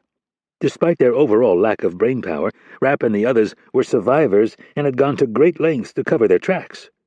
With Lonsdale abandoning him, and the rest of the Senate and the House too morally bankrupt to lift a finger, Adams saw no hope in dragging them out of the shadows and into the bright light of court. With no support from Justice or the Hill, and the whistleblower option deemed suicidal, Adams had to find a third way. His source of inspiration was none other than Mark Felt, the now deceased Assistant Deputy FBI Director who had brought down President Richard Nixon by selectively feeding information to Bob Woodward and Carl Bernstein. While Felt was the template, Adams was not going to be so foolish as to allow some reporter to make millions off his bravery while he retired on his meager federal pension. He would publish a scathing expose of the CIA, its illegal programs, and the men who ran them. He had already picked out a title, A Quest for Justice. He would write it under the pen name Jefferson, no first name, just the last. Adams had told Kenny Ernest that a CIA Black Ops agent had come to him and was asking for help. The fictional agent wanted to shop a tell-all manuscript that would expose the CIA and its myriad illegal programs. Ernest would set up a blind trust to hold the millions the novel would make, and then, when things finally settled down 5 or 7 years from now, Adams would step forward as the brave man who had brought down the fascist wing of the American government. There would be uproar, for sure, but Adams knew how to hide his tracks. He'd already purchased, with cash, a used laptop that would be destroyed once the book was finished. He'd even found a software program that would allow him to change his prose to avoid identification by writing experts. Polygraphs would be administered far and wide, but he would pass them, as he always did. The lie detectors were useless against someone with his IQ. He'd had it all figured out, but despite all of the careful planning, he'd missed something. Adams fingered the empty glass sitting on the table and silently wished they would get him another drink. The vodka was starting to wear off, and that was the last thing he needed right now. Staying calm was no easy thing when you knew a man like Mitch Rapp was loitering on the other side of a steel door and you had no way of calling for help. Despite being caught off guard, Adams had already vowed that he would make Rapp pay. He would say what he needed to say to win his release, and then he would raise hell. No sane person would ever kill him. At least, that's what he kept telling himself. He was the Inspector General of the CIA, for God's sake. The media would dig. The Hill would demand answers. It would simply be too difficult to cover up. That's what his highly rational brain kept telling him. But there was another voice in his head, one that was far less confident, one that had been warning him with increasing seriousness, that Mitch Rapp was a man capable of extreme violence. Adams was again trying to reassure himself that all would be fine, despite his deep forebodings, when the door opened. He recognized the lined, worn face immediately, and, notwithstanding the fact that he didn't care much for the man, he felt a huge sense of relief that he was here. Regardless of their differences, Stan Hurley was an old family friend, a covert ops legend, and maybe the only man Rapp would listen to. Adams was confident he could get the old man to sympathize with him. "Uncle Stan," Adams said in a hope-filled voice, "thank God you're here." He stood and moved forward, his arms open, ready to embrace one of the meanest cusses he'd ever known. But before he could get close enough, something hard poked him in the stomach. He froze. "Sit down," Hurley ordered. Adams looked down to see the rubber tip of a cane pressed into his belly. "What happened to you?" "Nothing. Sit." Hurley nudged him back and pointed at the chair. Adams slowly retreated and took his seat. "Uncle Stan, there'd better be a hell of a good explanation for this." "Really?" Hurley said with skepticism. "I was about to say the same thing." "This is crazy. I'm the Inspector General of the CIA. I can't be kidnapped in the middle of the night and interrogated like this." "The fact that you're sitting here is proof that you're wrong on both counts." Adams frowned and said, "This isn't Prague circa 1968. Neither Mitch Rapp nor anyone at the CIA, for that matter, has any right to abduct me." "I suppose, from a purely legal standpoint, you're correct." Hurley's admission gave Adams a shot of confidence. "You're damn right I am. Everyone makes mistakes, but this one is a whopper." "It sure is." "Well," Adams studied the face of his father's best friend in a vain attempt to gauge his true intention, "as a favor to you, I'd be willing to look the other way on most of this, but I'm going to need some reassurances." "Such as?" "For starters, Rapp and his band of goons need to promise that nothing like this will ever happen again." Hurley gripped the back of the chair with his free hand. He didn't say anything for a long moment. His mind flashed through a movie reel of Glenn Adams's life. He hadn't put much thought into whether he liked the kid until he was in high school, and then only because his friend was worried that his boy didn't quite get it. As Hurley looked at the younger Adams, he thought how right his friend had been to worry. Hurley finally spoke. "And you think all of this is a mistake? You're here through no fault of your own?" Adams knew this was where he needed to be careful. "I know you've been out for a while, so I don't expect that you've kept up on everything that's been going on, but let's just say Rapp stuck his nose into something that doesn't concern him." Hurley almost laughed, but managed to keep a straight face. "Really?" Hurley said, as if he was intrigued. "Why don't you enlighten me?"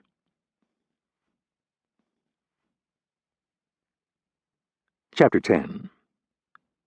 Adams's mind was moving at light speed, trying to plot the correct course that would allow him to sucker this old codger into thinking Rapp had made a monumental mistake. He couldn't remember the exact date, but as best he could recall, Hurley had been out for at least 15 years. There was no doubt he kept tabs on certain things, but most of his old sources would have dried up. The key, he decided, was to stay as vague as possible and keep things current. Adams averted his eyes and seemed to study the dented and scratched surface of the metal desk. "This thing I'm working on, I'm afraid I can't talk about it." Hurley looked at him with his bloodshot but shrewd eyes. "So if I call Director Kennedy right now, she'll tell me you were on official CIA business?" Shaking his head, Adams replied, "She wasn't involved in this." "Tell me who to call, then. Give me a name." Hurley folded his arms across his chest, as if he was settling in for a long wait. "Stan, you're not read in on this." Adams shifted in his chair. "Hell, you don't work for Langley anymore. I can't discuss this with you." Hurley snorted. "I know more shit about our black ops than the president, so stop wasting my time and start answering my questions, or we're going to test that little euphorian theory of yours." "And what theory would that be?" "The one about torture. How you like to tell all your buddies in the press that it doesn't work, that it's nothing more than a recruiting tool for Al-Qaeda." Adams looked dumbfounded. "Well, that's true." "And how in the hell would you know?"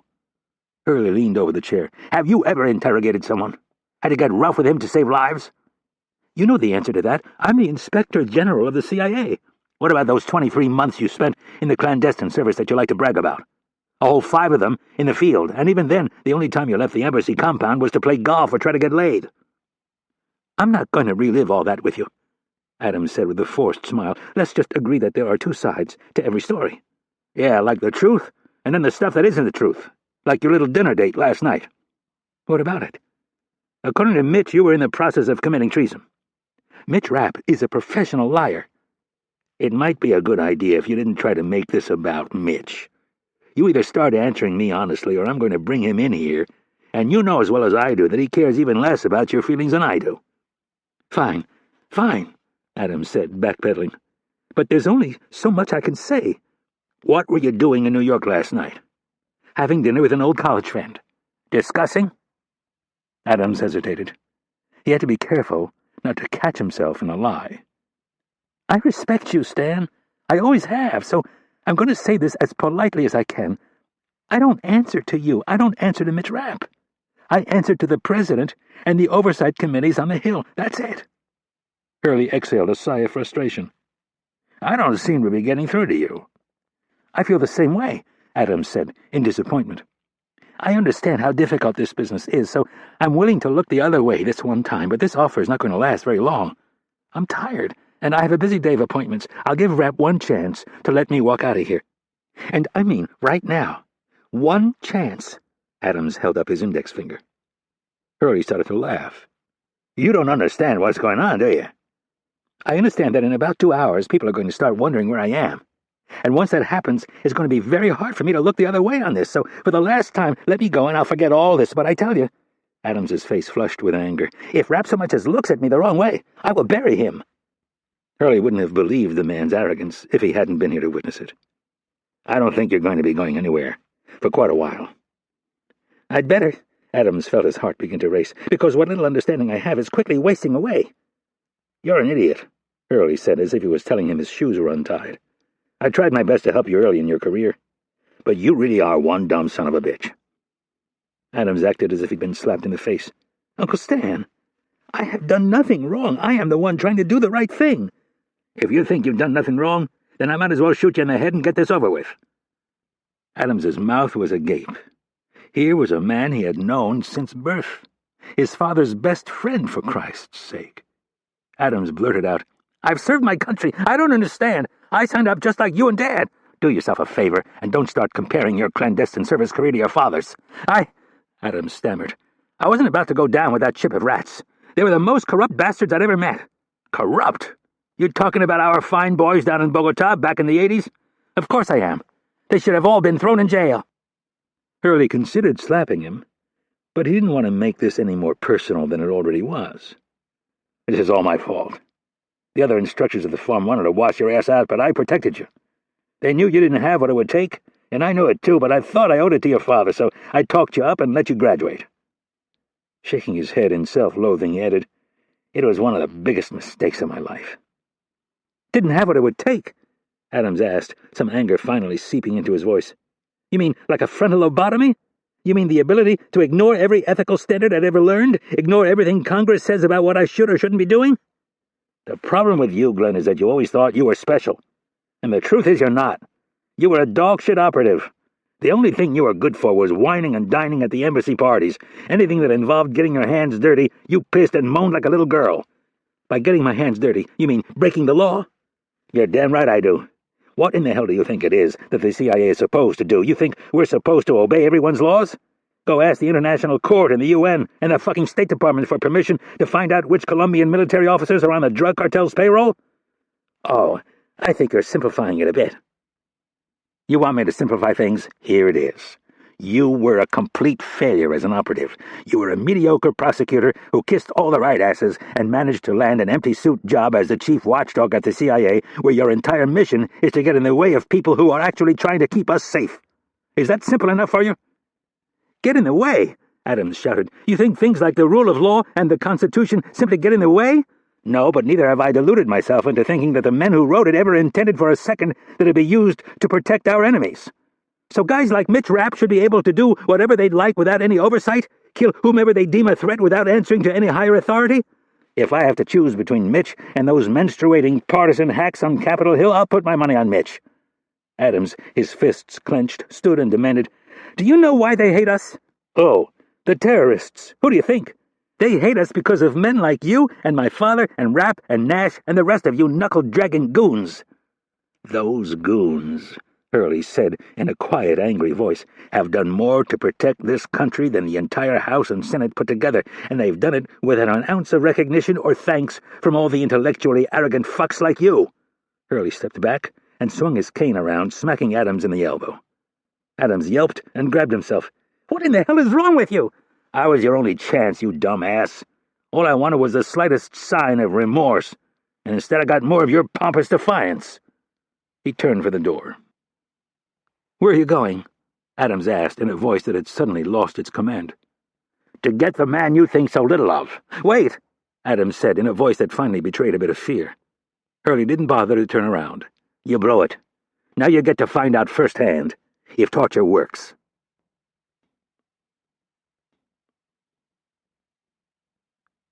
Chapter 11. Rapp checked his watch.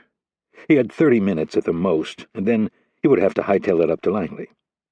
He wasn't worried about his alibi. Should the feds come knocking, he'd send them to Hurley, and as long as the tough bastard kept breathing, he'd tell them that Rapp had arrived shortly before 7 the previous evening and stayed the night. As to what they'd discussed and done during the roughly 12 hours since, they could confidently tell the feds to pound sand. The agents might not like it, but the men and women of the clandestine service had good reason for being tight-lipped with them, and the good ones knew it. What bothered Rapp was the fact that there were more important things for him to be dealing with, like trying to find the 3 terrorists who had vanished. They had launched a manhunt like nothing he'd witnessed in his nearly 20 years of service. Every law enforcement officer in the country was on high alert, and so far they'd only come up with thousands of false leads. 7 days post-attack, they were finally looking at different scenarios. At first, they'd concentrated on the airports, the borders, and the big ports. The Navy had boarded and searched 20 vessels that were deemed suspicious. Not a single person had been able to explain to Rapp what intelligence had landed those ships in the suspicious category, but he'd learned enough over the years to not try to swim against the current. The Navy was simply doing what they were ordered, and those orders were coming from men and women who would rather look busy and earnest than get thoughtful. Now they'd moved on to the smaller marinas, airstrips, and remote border crossings. In Rapp's opinion, and he'd voiced it rather loudly, this should have been the area of focus from the beginning. The men who were behind the attacks had shown a discipline and level of sophistication that he was sure would lead them to be every bit as creative and careful in their escape. Despite all the hard-working and devoted individuals who work for it, the federal government is not a precise instrument. In the post-9/11 world, the training was better, the equipment was superior, and the ability to share information in real time had improved dramatically. But the alphabet soup of government agencies had also grown. As only Washington could do, layer after layer of bureaucracy was added, all in the name of streamlining the federal government's ability to prevent and respond to a terrorist attack. Rapp and a handful of others had predicted how the politicians would react. The very room he was standing in was proof that they had been right, and that they'd managed to stay one step ahead of the lemmings as they continued to do what they thought would be least offensive to the very men they were fighting. And now, on top of trying to make sure they didn't get hit by a foreign enemy, he now had to deal with this sideshow, this little drama with Glenn Adams. It was adding undue stress to an already difficult situation. Rapp hadn't liked it when Hurley asked him to bring Adams down to the lake house, but knowing the family history, he conceded. Looking back on it now, Rapp wished he'd flown out over the Atlantic and dumped Adams out the rear luggage hatch of the G500 at about 5,000 feet. It would have been a lot easier. Now, Rapp and the others had to stand around and watch this painfully slow tragedy unfold in real time. Rapp had been through this enough times to know that once you decided a man had to be killed, there was no sense putting it off. The hand-wringing and moral debate had to take place up front. In Adams's case, that meant before they even picked him up. Once that was done, there was no turning back. You couldn't undo the fact that they'd already broken a number of laws. Yet here Nash was making waves. No doubt it had something to do with the strain they'd been under lately, but even so, Rapp expected more from him. Rapp had seen it before, usually in the military, where, despite amazing effort, the use of force was not always as precise as they would like. One too many innocent bystanders blown up by a bomb or killed by an errant bullet, and you were likely to have the occasional foot soldier check out. It wasn't always easy to detect. Everyone acted differently in the days immediately following an engagement with the enemy, especially the first 24 hours after combat. It wasn't unusual, for instance, for one of the men to become quiet. The non-commissioned officers put up with it to a point, but if that brooding turned into questions about the morality of the mission, the non-coms stepped on it quick and hard. If a trooper or Marine couldn't snap out of it, they were gone. Effective fighting units were not the place to debate the ethics of urban warfare. The integrity and effectiveness of the unit couldn't tolerate it, so the men either snapped to or were dumped. Rapp was beginning to question if he would have to do the same thing with some of his men. He wouldn't have guessed that Nash would be one of the problems. He looked across the room at the retired Marine officer who was giving Lewis an earful and thought it must be the stress of the past week. None of them had slept much, and Nash knew the men and women who worked at the Counterterrorism Center much better than he did. Watching tough men in full combat gear die on a mountain range was hard enough, but was not incongruous with the mission or the surrounding. Watching civilians blown away at point-blank range in an office setting was an entirely different matter, though. Rapp had begun moving toward Nash and the doctor when he heard his name called from the overhead speaker. "Mitch, get in here and bring the file." Rapp stopped. It was Hurley. He would have to wait and talk to Nash in the car on their way back to D.C. Chapter 12. Toolsboro, Iowa. Despite the urging of the mentally challenged Moroccan, Hakim took his time. He put on his pants and his shirt before grabbing his pistol and gas mask. He'd thought about this exact moment many times since purchasing the safe house. Escape was an illusion. Yes, they might make it to the river, but America was a country with vast resources. In the aftermath of the attacks on the towers and the Pentagon, every county and city in the country had received federal dollars to bolster law enforcement and critical response to terrorist attacks.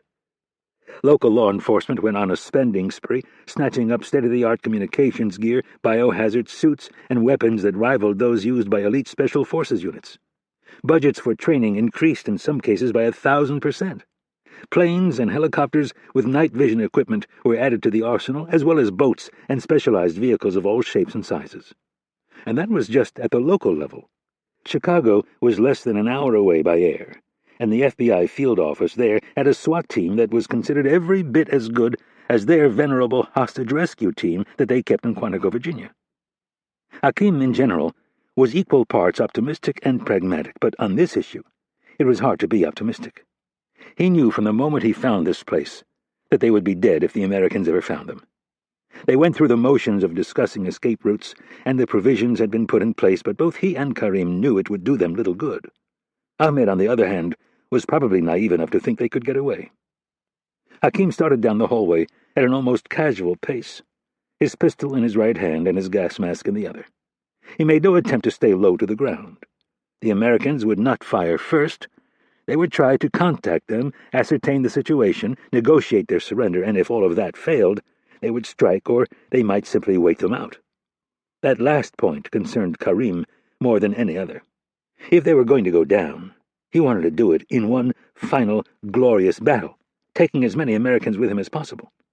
The idea of being surrounded and forced to choose between suicide and surrender was extremely unappealing.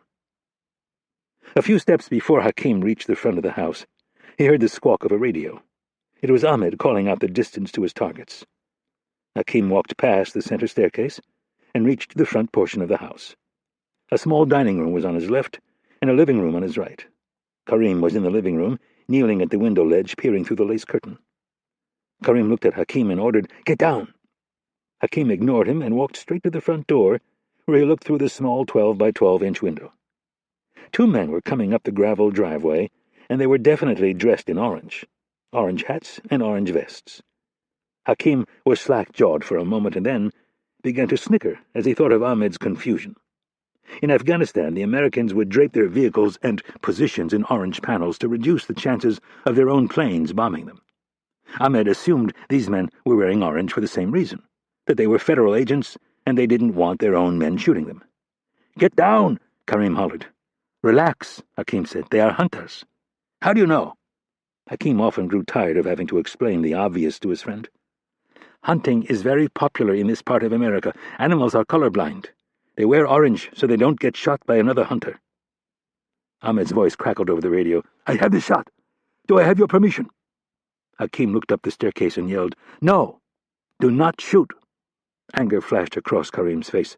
"It is not your place to give such orders." "They are hunters." Karim's eyes narrowed.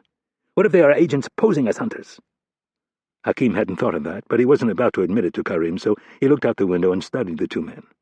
They were now just 50 yards away.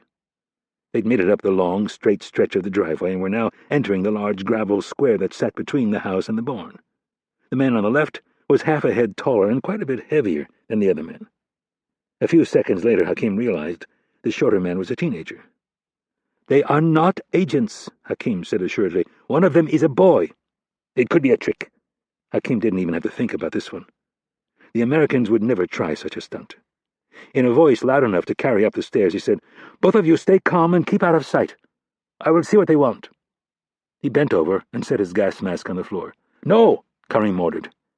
"Trust me for once, you fool." He slid his gun into the back waistband of his pants and covered it with the tail of his black long-sleeved T-shirt. As he started to open the door, he heard Karim hissing obscenities at him. Hakim stepped onto the front porch and put a warm smile on his face. Holding his right hand up in a casual, friendly gesture, he said, "Good morning. Can I help you?" His English was near perfect, with only the slightest accent. If a stranger had to guess, he was likely to think he was more Indian or Pakistani than Saudi. "Sorry to bother you," the older of the two said. "My name is Ted White. This is my son, Hayden." "Hello, my name is Harry. How can I help you?" The two men stopped about 20 feet from the front porch. "Well, I'm sorry to intrude, especially this early. I saw the no trespassing signs." The father looked over his shoulder, back down the long drive. "But I didn't know what else to do. You see, I'm a cousin of the Terwilligers, the family who used to own this place. I assume you're the new owner?" "That is correct." The man smiled a bit awkwardly. "Do you like to hunt?" Hakim smiled back and said, "No, but I have nothing against it." "That's nice to hear. The man looked at the ground for a moment and shifted his weight from one foot to the other. Hakim was extremely calm. He looked down the driveway and saw nothing but open gravel road. These two were not the advance element of some larger force. It was obvious the man had a question on his mind. "So what brings you out here at this early hour?" "Well, I was wondering if you would give us permission to hunt down by the river. You see, I've been hunting turkey on this land ever since I was a little kid, and so has Hayden here. I promise you we won't disturb you. We'll just be using little .22s.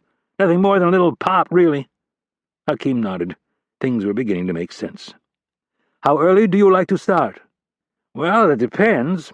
He gestured at his clothes. "We were hoping to get some in this morning. Got the rifles back in the truck, but if now is not a good time, I don't want to disturb you." "I suppose now would work," Hakim offered, already thinking the best way to handle this was to be nice. They had monitored the media closely, and while Karim's photograph had been everywhere, Hakim's involvement had yet to be reported. "Thank you," the father said, and then pointed at him and asked, "You a Hawkeye?" Hakim looked down at his black University of Iowa T-shirt and its bright yellow lettering. "Yes, I went there for graduate school, their writing program." "You an author?"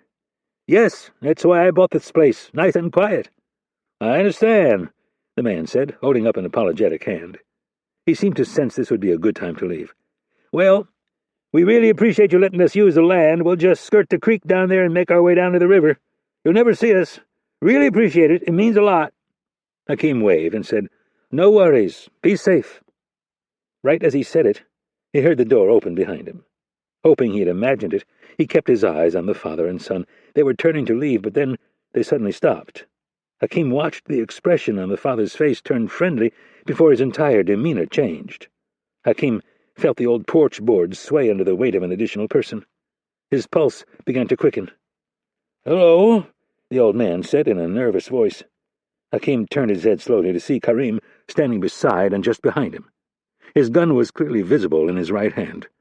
Casually he raised the weapon and pointed it at the two men. "Why are you really here?" Hakim whispered in an angry voice. "I had this under control." Without taking his eyes off the two visitors, Karim said, "You are a fool." Chapter 13. Lake Anna, Virginia. Rapp walked over to the closest metal desk and picked up a plain manila file. Being asked to come into the room at this juncture was either a good or a bad thing, depending on your perspective. Rapp's guess was that it was a bad sign for Adams. He punched in the code and opened the door. Maslik was right behind him. Adams was seated where Rapp had left him, and despite looking tired, he still managed a smug look of defiance. "Glenn here thinks you're the problem," Hurley announced. "Really?" "That's right. He doesn't want to talk about what he was doing last night." Hurley rolled his eyes. Turning to Maslik, he said, "Grab the cart." Maslik wheeled a 3-level cart into the room and left it in the corner. Then, dragging the table away from Adams, he pointed at the nearest chair and said, "Sit." "Listen," Adams said, while holding his hands up in an affable manner. "I don't know who you are, and I don't have to know who you are, but trust me when I say you don't want to be involved in this." Rapp stood in the doorway, his hands on his hips, a determined expression on his face. "You're wasting your breath, Glenn. He'd just as soon kill you, but he's a good soldier, so he'll wait until I tell him. In the meantime, sit down and do what you're told." Adams hesitated, so Maslik helped him back into his chair. Then the big man grabbed some flex cuffs from one of the cargo pockets on his khaki pants. Adams complained while his wrists were pulled behind the back of the chair and bound. Next came his ankles to each of the chair's front legs. Rapp wheeled the cart over. On the top sat a polygraph machine. Hurley stood in front of Adams and asked, "Glenn, since you're so smart, I'm wondering if you could tell me what makes a guy like Mitch here get out of bed and bust his ass for people like you." "I don't pretend to know the criminal mind, but if I had to guess, I would say it's a perverse thrill that he derives out of inflicting pain on others." "That's the best you can do?" Hurley asked. "No other reasons?" "None." "Well, I trained him, you dumbass. If I thought for a moment that he was some sadistic brute who was 2 ticks away from being a career criminal, I'd have bounced his ass right out of the program, and trust me, I know the difference, because I got rid of plenty of them over the years. The only thing that a guy like Mitch gets out of climbing down in the gutter with these religious nut jobs is the knowledge that he is fighting the good fight, that he's doing the honorable thing, while all the overeducated assholes like you sit in your nice leather chairs and criticize his every move." "And you would have me, what, let him defy the rule of law? Let him kill whoever his pea-sized brain thinks deserves killing?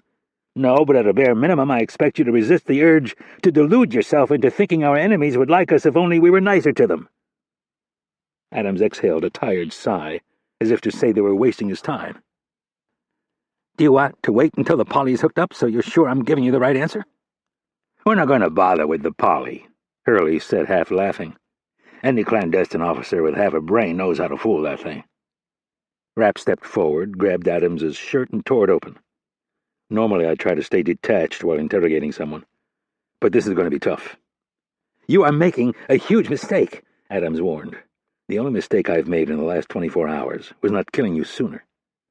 Adams laughed nervously. "I know all about your methods." "As usual, I think you're talking out of your ass." "You're going to scream at me. You'll keep me up for 72 hours. You'll raise and lower the temperature in this room. You'll probably give me more vodka." He shook his head and added, "In the end, you'll learn nothing, and you'll have to let me go. After that, I will march straight into the Attorney General's office and demand that you be brought up on kidnapping charges, and that's just for starters, so if the three of you can scrape together enough brain cells to see that the only rational course is to let me go while I'm still in the mood to forgive this lack of judgment, you might be able to avoid some serious jail time." "There's one big problem with your plan," Hurley said, as he leaned against the wall and lit a cigarette. "When we're done wringing the truth out of you, I'm going to shoot you in the head with this." Hurley pulled back his jacket and drew a pistol from his shoulder harness. Adams was suddenly transfixed by the gun. "It's a Kimber stainless gold Match 2 .45 caliber pistol. Finest production pistol in the world." Adams blew off the threat as theatrics. "You wouldn't dare. The intelligence committees, the DOJ, the FBI, they all know I'm close to exposing this cancer in the clandestine service. They know I'm on to Rapp, and if I turn up dead, they'll be all over you guys." "Who said you're going to turn up dead?" Hurley looked at Rapp and said, "Show him the file." Rapp held a photograph in front of Adams. "We got this off the surveillance cameras at JFK. It was taken last night. Does the guy in the bottom right corner look familiar?" Adams studied the grainy black-and-white surveillance photo, and after a second saw the mirror image of himself. "Here's the flight manifest." Rapp placed another sheet in front of him with Adams's name highlighted in yellow. "Your flight will land in Caracas in 1 hour. You'll be seen leaving the airport, and then you will simply vanish." Adams swallowed hard. Feeling real nerves for the first time, his mind scrambled to find a way out. "You don't think I've taken precautions?" "You mean like the safety deposit box you have at the First Bank of Bethesda?" Rapp asked. "And the used Dell laptop you have stashed behind the workbench in your garage?" Hurley added. "The one you're using to write your book?" He took a big puff from his cigarette and then pointed the hot end at Adams.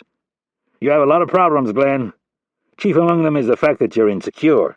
It's not unusual. In fact, most of the assholes I've come across suffer from the same affliction. It's the reason you could never cut it in this line of work. Not because you're not smart enough.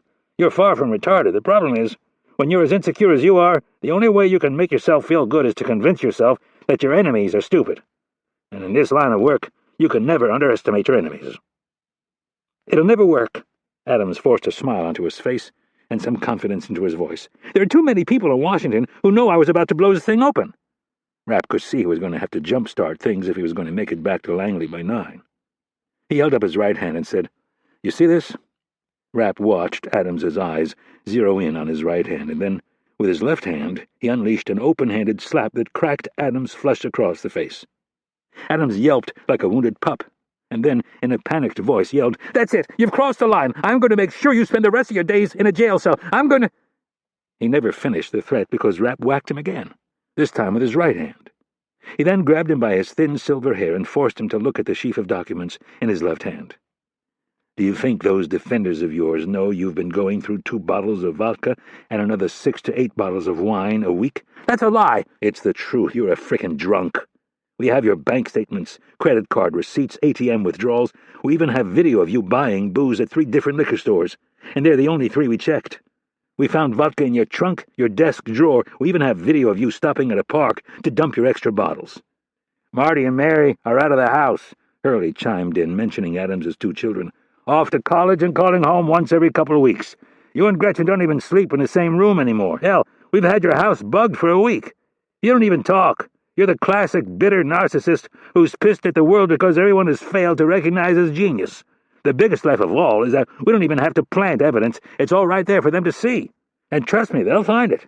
Your wife, your kids, your friends, they're all going to get put through the ringer." "The curtain's going to get pulled back," Rapp said in a dire tone. "You really want your kids to find out their old man is just a bitter alcoholic? A failed fucking bureaucrat who committed treason?" "It won't work," Adams said with sweat cascading down his forehead. "Kenny or Ness will know you guys killed me, and he's not the only one. They won't rest until you're brought to justice."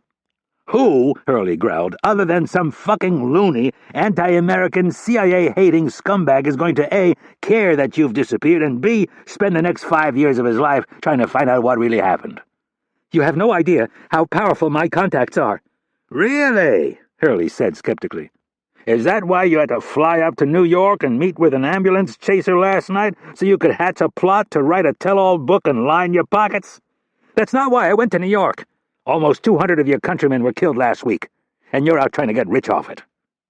"That's a lie, and you know it," Adams spat. "You two are the problem, not me. You are why they hate us, not me." Hurley smacked him across the head and yelled, "You're a fucking embarrassment to your family." Adams felt his options slipping away, felt really for the first time that they might actually kill him. "You don't know Kenny or Ness if you think he'll just drop this whole thing when I don't show up for work." "What Kenny or Ness saw last night was a drunk," Rapp said in a flat voice. "A delusional drunk. And when he finds out that you flew to South America and disappeared, he won't waste more than 2 minutes trying to figure out if it's true." "And if he comes after us," Hurley said, "tough shit. He can look all he wants. We've been through your shit. If you had any real evidence, you'd have already taken it to the feds." "That's not true," Adams pleaded. Hurley stepped forward and extended the big .45 caliber pistol. "Any last words before I blow your head off?" With tear-filled eyes, Adams shook his head and cried, "You can't do this, Uncle Stan! You and my father were best friends!" "I can and I will. But my father—" "You were a disgrace to your father," Hurley growled. "You broke his heart." "But I didn't know," Adams pleaded, tears now rolling down his cheeks. "You didn't know because you're a narcissistic fuck. The only person you ever cared about is yourself." "That's not true," Adams half yelled. "I have sacrificed. I have done what I thought was right." "Well, you were wrong." Hurley placed the muzzle of the pistol against Adams's forehead and squeezed the trigger.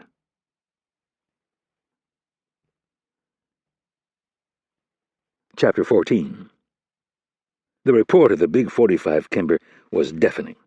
Rapp didn't have time to cover his ears. He'd barely had enough time to grab Hurley's wrist and deflect the shot. Just barely, as was evidenced by the red powder burn that was now painted in a cone shape across the top of Adams's forehead. The slug was now lodged in the concrete wall beyond Adams's head.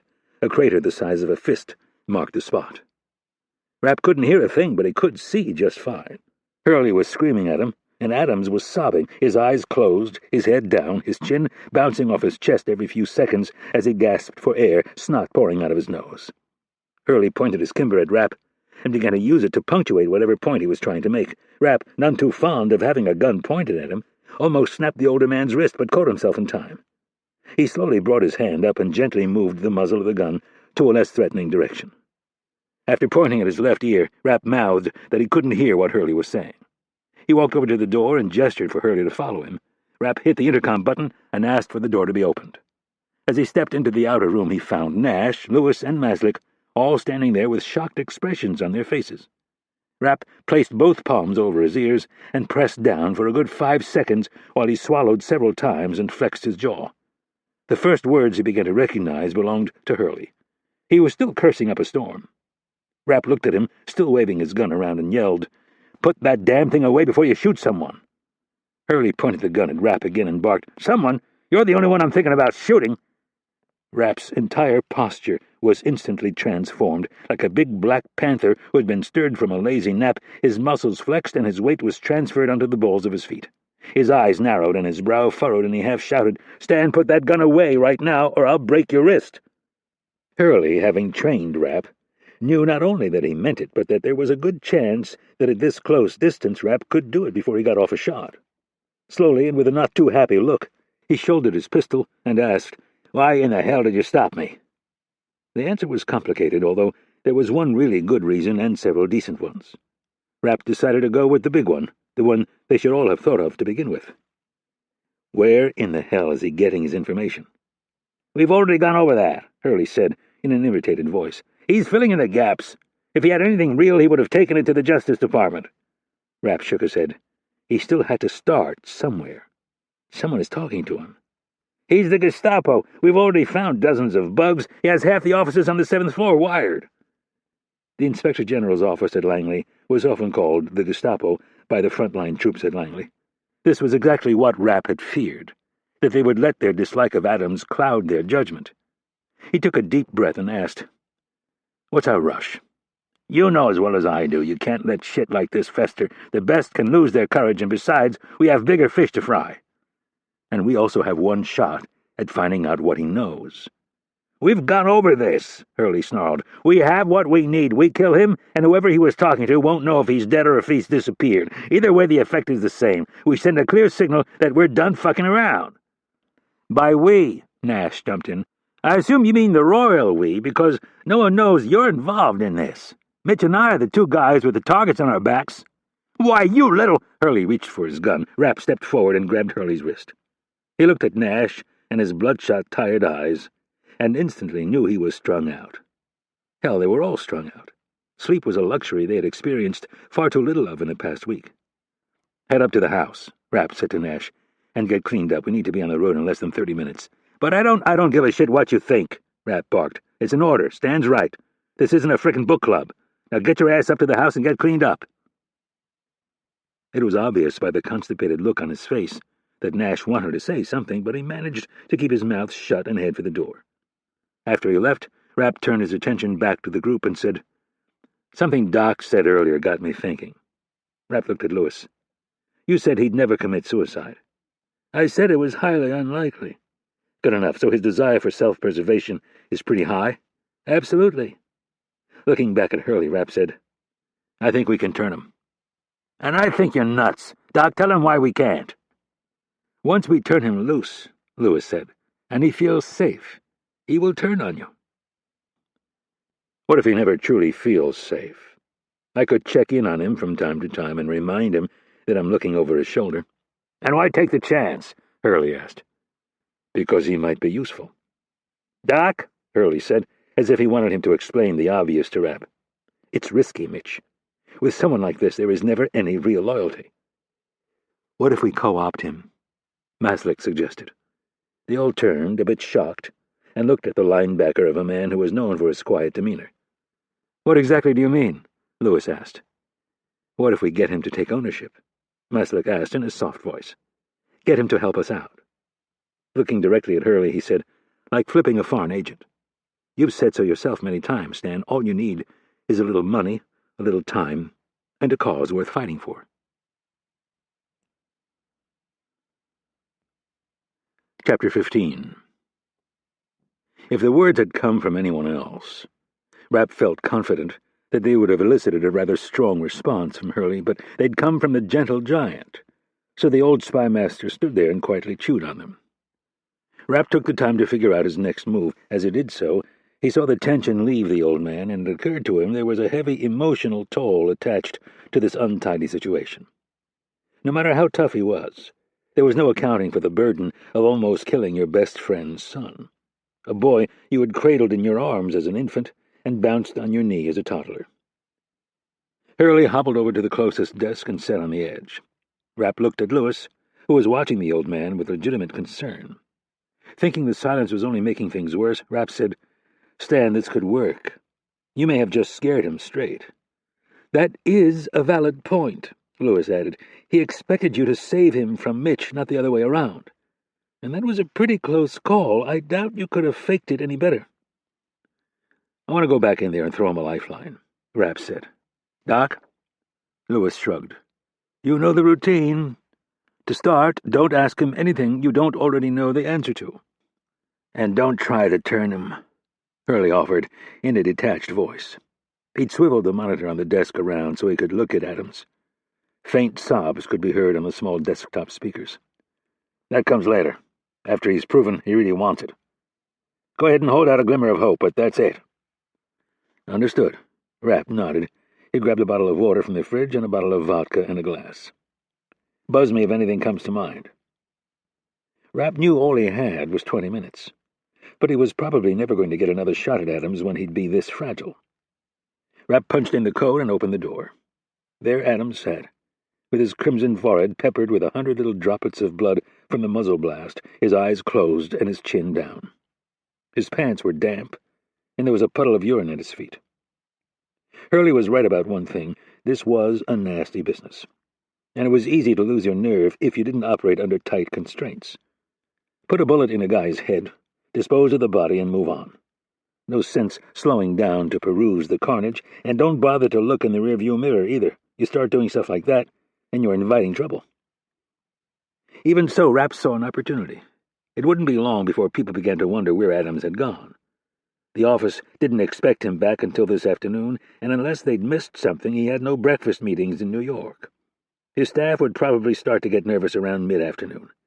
They'd try his cell phone and get nothing. Then they'd try the house. And if they got hold of his wife, she'd tell them she had not spoken to him, and while that might be strange for some couples, it wasn't strange for them. The staff would alert the appropriate people at Langley, who would more than likely sit on it overnight. But if he didn't show up for work the next morning, the feds would be brought in, and not long after that, they would discover he had left the country. Rapp had no illusions that he could roll Adams and have him back at the office by tomorrow morning. That simply was not going to happen. But there was another option, one that would buy them more than enough time. With one hand, Rapp dragged the table back over and placed it in front of Adams.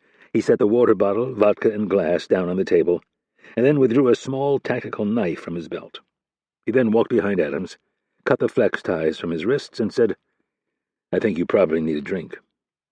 Rapp circled back around the room and stood facing Adams. He wanted to have a good view of what would happen next. Adams slowly lifted his head and looked at the objects sitting on the table.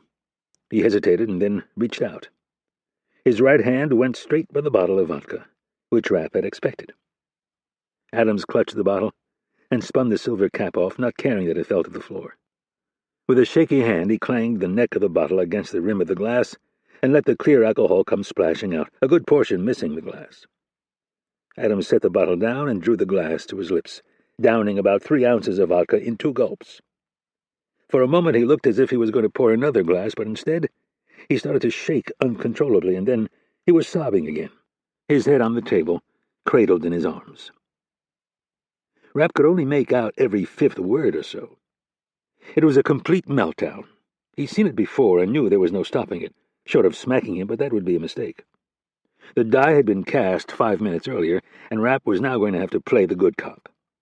After a few minutes, the sobs softened and the breathing stabilized. Eventually, Adams looked up at him with pleading eyes and spoke. "Why?" It was a pretty open-ended question, so Rapp said nothing. He just stood there and stared back at Adams's puffy, bloodshot eyes. The guy was a mess. "I don't understand," Adams sniffled. "I've lived an honorable life. I don't deserve this." Rapp wanted to refute the comment, but managed to stop himself. Playing good cop didn't come easy to him. His instinct was to smack the fool across the head a few times and make it really clear if he didn't do everything he was told, he'd get Hurley back in the room and have him finish the job. Instead, he sighed and said, "Glenn, a lot of people have lost their bearings during this mess. Not me." "I know you think you've done the right thing," Rapp said carefully, "but you haven't. You've been suckered into this partisan game that everyone wants to play in Washington. Republican versus Democrat, liberal versus conservative. None of that matters. At Langley, the only thing we're supposed to concern ourselves with is national security. That's our mission.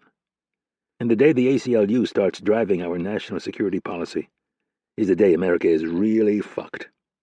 "But you guys don't see what you're doing," Adams pleaded. "We are becoming the very monsters we're trying to defeat." Rapp had heard this bullshit line too many times. "Give me one example." Adams held out his hands and looked around the room. "What would you call this?" Rapp laughed and said, "If you worked for Al-Qaeda and they caught you divulging their secrets to the media, they wouldn't simply kill you. They'd kill your wife and kids and make you watch. And then if you were lucky, they would put you out of your misery quickly, but they probably wouldn't. They'd toy with you for months and use you as an example to anyone else who was less than resolute in his faith. We're not them. I was left with no other options. I couldn't just sit there and watch you guys operate with such reckless disregard for the law." "Really?" Rapp looked at the door again. "Maybe I made a mistake." "You're damn right you did. You should have never brought me here. Adams grabbed the bottle of vodka. I'm talking about stopping him from blowing your head all over that wall. Adams looked up while he was pouring another drink. I am not the enemy. Actually, you are, Glenn. And if you can't see that you've fucked up, there's no hope of saving you. Stan would just as soon tear your head off and piss down your throat. He despises you. He sees you as the bright, shining example of how the baby boomers have fucked up this country. That's a good one, Adams sneered, coming from the most racist, bigoted generation this country has ever seen. He took another drink. You can bring it up with Stan. Rapp checked his watch. I have to get back to Langley for a meeting. He took a step toward the door and stopped. I thought you might be worth saving. But I guess I was wrong. Wait, Adams said desperately. You can't leave me here with him. Why is that? Because he'll kill me, Adams yelled. And how would that affect me? It would. Adams's eyes darted around the room as his brain tried to come up with something. It would make you an accessory to murder. You're kidding, right? That's the best you can come up with? I have powerful allies, Adams warned. Rapp rubbed his forehead and decided to write off the man's lame excuses to the vodka. Glenn, I don't think you're a bad person. I just think you're confused. You've gotten yourself wrapped up in the legal aspect of this. You're focused on 2% of the issue, and you're ignoring the other 98%. You've lost all sense of proportion, and if you can't open your eyes to that, there's nothing I can do to help you. I have done nothing wrong. Last chance, Glenn. I'm going to walk out this door, and Stan's going to come back in here and blow your head off. Then they'll cut you up into 6 pieces and incinerate you limb by limb. By lunch, the only sign that you ever existed will be a pile of ash that'll fit into a coffee can. By dinner, that ash will be spread far and wide, all evidence destroyed. The only thing the feds will have to go on is the fact that you left the country. That and the fact that you're a drunk. They'll look for a few weeks and then they'll write your ass off. Adams shook his head defiantly. They will know something is wrong, and they won't stop until they get to the bottom of it. Rapp shrugged as if he'd given it his best shot. I wish I could say it was nice knowing you, Glenn, but I'd be lying. You're a self-serving prick, and you won't be missed. Not even by your own family. Rapp hit the intercom button. I'm done in here. He's all yours. Chapter 16. Toolsboro, Iowa. Hakeem learned to play chess when he was 7 years old. His grandfather had taught him the game, and for the next 6 years, until the kind old man died, they played every week. One of the first things his grandfather had taught him was that a chess match was often decided because of one bad move. A move that, once made, set the game on an almost certain path. And in chess, as in life, a move like that could never be taken back. So the moral of the story, according to his grandfather, was to think long and hard before deciding something difficult. Look at it from every angle. See what you see, and then ask yourself if there's something you can't see. Hakeem didn't know if it was all that chess or a God-given abundance of common sense combined with an easy attitude, but whatever it was, he had been able to avoid a lot of trouble over the years by staying patient and making prudent decisions. The same couldn't be said for Karim. His daring, brash behavior had led him to great success on the battlefield in Afghanistan, and his plan to attack America, despite his own criticism, had been a huge success. In the more subtle arena of daily life, though, his ability to pick up on the moods and currents of a foreign land was almost non-existent. The gun came up, and before Hakeem could react, it was fired. It was as if the entire thing painfully played out before him in slow motion. The father went down with a wound to the gut, and the kid turned in panic and began to run. He made it 3 steps and then collapsed with a bullet to the lower back. Karim lowered his weapon and turned to Hakeem. Now let's find out why they were really here. He walked down the porch steps and onto the gravel. With the loud cracks of the 9mm pistol still echoing down the river valley, Hakeem's brain took off headlong in an attempt to assess the damage. In the first millisecond, he knew it was bad, extremely bad. He had had the situation under control, and then Karim's massive paranoid ego led him to step in where there was so clearly no need for him to do so. It was as if all the frustrations of the last week came pouring out at once. He followed his friend down the steps and said, "I already know why they are here, you idiot." Karim spun to face his friend. "What did you just call me?" "I called you an idiot. An unbelievable idiot." "You will show me the proper respect," Karim commanded, "or you will be punished." "I'd like to see you try." Hakim took a step toward his old friend and pushed his sleeves up. "Do you have any idea what you have done?" An incredulous look on his face, Karim answered, "I stopped these two men from walking away and telling the authorities that we are here. I did what you should have done." "Should have done? You are an utter fool. You have ruined everything and for nothing. These two weren't going to tell anyone anything other than what I told them. They were going to go hunt down by the river and leave us alone." Hakim looked at the father and son. Both of them were writhing on the ground in pain. Now what the hell were they going to do with them? "They believed me, you arrogant ass." "You are the fool," Karim spat back. "They only acted like they believed you. They are probably police." "You have never been to this country before. You have no idea how to read these people. They are not police." Hakim motioned at the house, the barn, and the surrounding land. "Where are we to go?" Karim was obviously irritated by the question. "Well, if they are hunters, as you say, we will bury the bodies and be done with them. And when they don't make it home for dinner tonight, and the wife calls the police and tells them they were coming out here to hunt, what do we do then? Because the police will come and look for them." Karim saw that the boy had pulled a cell phone from his jacket and was trying to make a call. He raised his gun, took aim, and squeezed the trigger. The orange hat flew off the boy's head in a puff of dust, and his foot twitched a few times before he went completely still. Looking back at Hakim as if nothing had happened, he said, "Then we will have to leave." The father howled in agony and started to frantically crawl toward his son. Hakim was sickened by the entire scene. None of it had to happen. These two men had done nothing wrong. "I explained to you what would happen if we had to leave. I told you in detail that our best chance for survival was to stay here for at least a month, to wait them out. Then we would be able to slip out of the country." "I am sick of your complaining," Karim announced. "I question your devotion." "And I question your devotion. You are a coward, no different than the rest of the lazy rich men who claim to lead us." Genuine anger flashed across Karim's face. "How dare you question me? I am not one of your brainwashed robots. I have known you for too long. If you were a real warrior, you would have gone into that building with your men and martyred yourself, but you are too obsessed with your own fame. The Lion of Al-Qaeda. Ha!" Hakim spoke in reference to the name that Karim had given himself in the videos he released after the attacks. "You should be called the coward of Al-Qaeda." He looked back to the father who had reached his son and was sobbing uncontrollably. Karim could not take another word. The insolence of his friend should have been checked a long time ago. "Prove to me that you are not a coward. Kill the father now, I order you." Karim tossed his gun to his friend. The gun sailed through the air, but Hakim made no effort to catch it. The gun landed at his feet and skidded a few inches along the gravel. Hakim looked down at the gun and shook his head.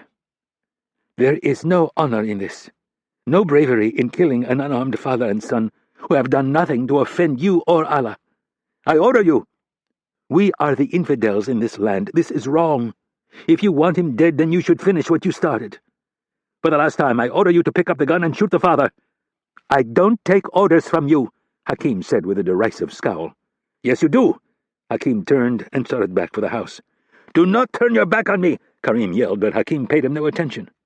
Karim had finally had enough. He broke into a run and caught his friend just as he reached the steps.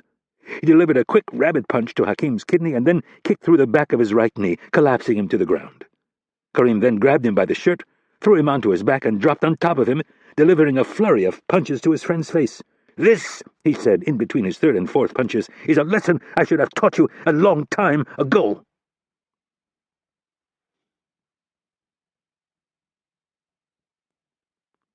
Chapter 17.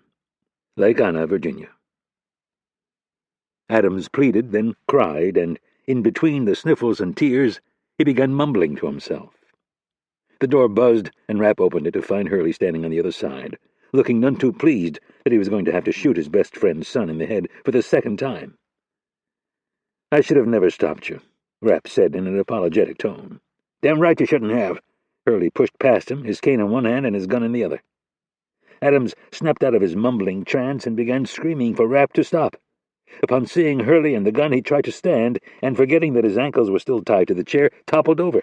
He caught the edge of the table and brought it down with him, sending the glass and bottle of vodka crashing to the floor at the same time. Hurley moved into position over him and took aim. "Don't shoot!" Adams screamed. "Mitch, wait! I know things! I can help!" Rapp shared a quick look with Hurley as he walked back to Adams. He squatted and said, "You get one shot at this, Glenn. Tell me something worth knowing, and it better be good." Adams was lying on his side, the toppled chair still attached to his legs. He looked at the puddle of urine, and then at Rapp. "Help me up first." "Fuck you," Hurley growled as he jabbed the gun into Adams's face. Rapp stood and again started for the door. Adams began screaming frantically for him to stop, and Hurley let loose a litany of profanity that described, in very colorful terms, exactly what he thought of Adams. To further punctuate each word, he stabbed his gun closer and closer to Adams's face until he had it pressed into his temple. Rapp was halfway out the door when he heard a name. It was repeated 3 times in quick succession. Rapp stopped. His interest finally peaked and turned. "What did you say?" "Kathy O'Brien," Adams said, with his face pressed into the floor. Rapp's eyes narrowed. He wasn't sure exactly what he had expected to get out of Adams, but the name Kathy O'Brien wasn't anywhere on the horizon. She was the wife of Chuck O'Brien, the director of the CIA's National Clandestine Service. "What about her?" Rapp asked cautiously. "That's how I knew about the operation you were running." One of the keys to a successful interrogation, at least early on, was to keep the subject off balance. No matter how shocking or strange a piece of information might be, you never let it show. "Which operation," Rapp asked, "would that be?" "The mosques." "Go on," Rapp ordered. "The undercover guys you sent into the mosques." Rapp walked back and looked down at Adams. "You mean the operation that was leaked to the Post last week?" Yeah, that's the one." "The story you leaked, you mean?" Rapp asked. Adams didn't answer fast enough, so Hurley gave him a little love tap with the tip of the barrel, just hard enough to draw a drop of blood. "Yes!" Adams screamed. "Yes! I was the one who told Barrero." "The leak," Rapp said, "that ended up getting one of my agents killed." I, Adams stammered, "wouldn't know anything about that." Rapp glanced at his watch. He might have to be late for the meeting. "And just what does Kathy O'Brien have to do with this?" "She's how I found out." "You already said that. I want specifics." Rapp saw Adams's eyes begin to dart around again, which was a sign that his brain was scrambling to find the right lie. "Don't do it." "Do what?" "Lie to me." I wasn't going to." "Anything you say to me, I'll have verified within the hour. And if I find out you've lied to me, well, let's just say I'm going to keep you alive as long as it takes you to make you feel some real pain." Adams's eyes started darting again until suddenly a knife tip appeared an inch in front of the left one. Rapp held the blade perfectly still. "I can tell when a man is lying to me, so one more time. What does Kathy have to do with this?" Adams closed his eyes and said, "She's been seeing a therapist." "And?" "We had the office bugged." With great effort to conceal his surprise, Rapp asked, "The therapist's office?" "Yes." Rapp's mind was flooded with a half-dozen questions, but for now, he needed to keep Adams focused on the most immediate facts. They could squeeze the rest out of him later. "So if I call my source at Justice, she'll tell me that you had warrants to wiretap the therapist's office?" Adams took a long time to answer, which in itself was an answer. Rapp cocked his head to the side. "You didn't have a warrant?" "Not exactly," Adams admitted. Rapp pulled the knife back and shared a quick look with Hurley. Things suddenly began to fall into place for Rapp. Why Adams knew the broad brushstrokes of what they'd been up to, but couldn't pass the threshold needed to refer a case to justice. "You wiretapped the office of a doctor and recorded the private therapy sessions of the wife of the director of the National Clandestine Service. And you did it illegally." "I was only trying to do my job." "And you lecture me about breaking the fucking law?" Rapp snapped. "I was just trying to stop you. You were out of control." "Out of control? I break those laws to keep people safe. Real people. You break them to protect some piece of paper you don't even understand." "I am trying to protect the world from animals like you." Rapp stuck the tip of the knife into Adams's left nostril and said, "I should—" "Mitch," Dr. Lewis announced from the door, "I'd like to have a word with you and Stan." Rapp resisted the urge to slice the trader's nose clean off his face. They had a standard policy during interrogations that whenever Lewis asked anyone for a private word, they were to drop everything and leave the room. Rapp stood and left the cell with Hurley. They closed the door and found Lewis pacing nervously. Nash was back from the house, shaved and in a dark blue suit, while Maslick was sitting behind the desk, keeping an eye on the monitors. Lewis held up a couple of fingers and said, "Two things. The first, I don't think you can ever allow him to go free. There is a chance that his illegalities were driven by a lack of judgment precipitated by the onset of alcoholism, but I think the odds of it are small. It's more likely that in addition to suffering from narcissistic personality disorder, he is also a sociopath. And this changes things. How? He uses rules as a weapon. He gets extremely upset when he thinks anyone has acted inappropriately or has broken the law, yet he sees nothing wrong when he decides to break those very same laws. I'm not even sure he's aware of it. He's so narcissistic, so in love with himself, that he thinks he's privileged. Rules are for the commoner, not someone like him who is destined to make a difference in the world." "I could have told you that," Hurley said. "And I didn't even go to med school." Lewis ignored Hurley and said, "The narcissistic-sociopathic combination is extremely dangerous, almost impossible to treat, and never in a situation with this much pressure. He will say and do whatever he needs to stay alive, and then, after you let him go, the first chance he gets he will bolt. He would turn to anyone who he thought had the power to take you down." "Your second point?" Rapp asked. "Normally I would never admit this, but considering the situation, I think it would be best." Lewis hesitated, wrestling with how best to word his admission. "Doc," Rapp said, "I don't have all day. Spit it out." Lewis cleared his throat and nervously announced, "I am Kathy O'Brien's therapist."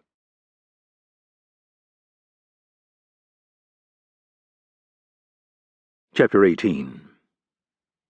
Rapp was out of time.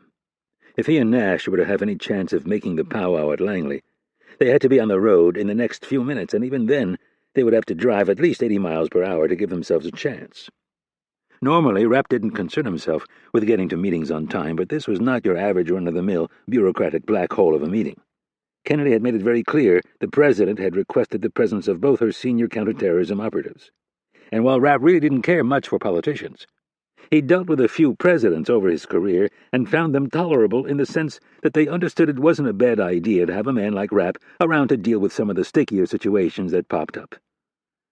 "Mike and I have to go." Rapp looked at Hurley and said, "I want to know who he used to bug Doc's office. I want to know where the originals are, and I want to know how many copies he made. And I want to move on this ASAP." "My money's on Max Johnson," Hurley said. "Yeah," Rapp replied. He was thinking the same thing. Max Johnson had been the second in charge of security at Langley until he retired a few years earlier. He now had his own consulting firm, which coincidentally did a lot of work for Langley.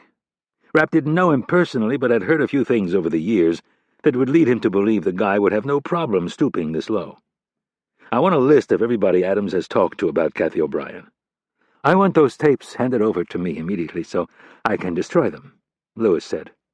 "Doc, I don't like this any more than you do, but someone is going to have to listen to those tapes." Rapp thought of Chuck O'Brien. It would kill him to know that Kathy's private sessions with her therapist had been recorded. "I think you can trust me, Mitch." "It has nothing to do with trust," Rapp said impatiently. "I need to listen to them so I can assess the damage." "I don't think Kathy would approve." Lewis shook his head and added, "And I don't think Chuck would be too pleased either." Nash entered the fray. "Well, maybe he should have thought about this before he started sharing classified information with his wife." "She worked in ops for 23 years, Lewis said defensively. "Her record is unassailable." Looking back to Rapp, he said in a very forceful manner, "I want the tapes. They are private and they belong to me." "It ain't going to happen, Doc," Hurley said matter-of-factly. "Kathy was read in on a lot of serious shit, but that doesn't give Charlie the right to start sharing stuff with her, and it sure as hell doesn't give her the right to spill her guts to you. That's why we have these rules." "But I think we can all agree that you trust me." Lewis looked around the room. "I mean, let's get real. What we have going on here is far more serious than anything that might be on those tapes." Rapp was about to speak, but Hurley beat him to it. "Doc, your office isn't secure. Fuck, the Ruskies, the Chaycoms, anyone could have the place bugged. In fact, I bet Mossad has had it bugged for years." Hurley looked at Rapp. "You better send a team in there tonight and have them give it the once-over." Rapp was nodding as Hurley spoke. "I was thinking the same thing. I'll make it a priority." "I need to be there," Hurley said, in a voice that made it clear this point was non-negotiable. "Fine," Rapp said, knowing he was out of time. As far as the rest of this goes, we'll have to sort it out later. Mac and I had to go. In the meantime, start to peel him open. I want you to wring him dry." "I don't think it'll be a problem," said Lewis. "But I would discourage ever releasing him. He would betray us the first chance he got." "I agree," Hurley said. Rapp simply shrugged and said, "I don't give a shit." "It might be useful, however, for us to make him think we are trying to turn him. Someone with an ego this fragile needs to have a carrot constantly dangled in front of him. Along those lines, I think we should have him write a note to Kennedy and his wife saying that he has checked himself into a rehab clinic. It's something he needs to do, has been thinking about for some time. Only way to do it was to go cold turkey before he lost the courage. The important thing is to give him some hope." "Fine," Rapp said. "And if he proves uncooperative?" Hurley asked. Rapp shrugged. "Do whatever it takes." "And Chuck?" Lewis asked. Rapp thought about Chuck O'Brien, the current director of the National Clandestine Service. "What about him?" "He knows Kathy was seeing me. Who's going to tell him that our sessions were recorded?" That was one conversation Rapp did not want to have. He could only imagine what had been discussed in those sessions. They'd been married for over 30 years. If Max Johnson were in fact the guy who had bugged the office, Chuck would want to kill him. And while Rapp wouldn't raise a hand to stop him, he at least needed to talk to Johnson first. "I don't want anyone saying anything to Chuck until we know who made the recordings, and I've had a chance to talk to them." "When the time is right," Hurley announced, "I'll do it." "Are you sure?" Rapp asked. "It would kill him to hear it from you young pups. He's still your boss. I'll handle it." "All right, it's settled." Looking to Nash, Rapp said, "Let's go." "Mitch?" Rapp turned and looked at Maslick, who was now standing. "Yeah?" "I want you to promise me something." Rapp got an ominous feeling. "What?" "When it's time to punch his ticket." Maslick nodded toward the cell door. "I've got dibs."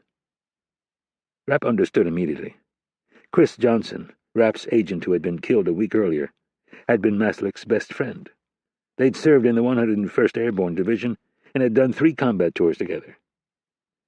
"If it comes to that and you still want to do it, I won't stand in your way." Chapter 19. Langley, Virginia. Rapp blew past the Georgetown Pike exit at 80+ miles an hour and continued north on the Beltway. As expected, traffic had been rough. Rapp had hoped to catch a little sleep on the drive up, but had given up on the idea as soon as he'd found out where Adams was getting his information. Rapp would never go as far as to say it didn't bother him that the CIA's Inspector General was a colossal hypocrite.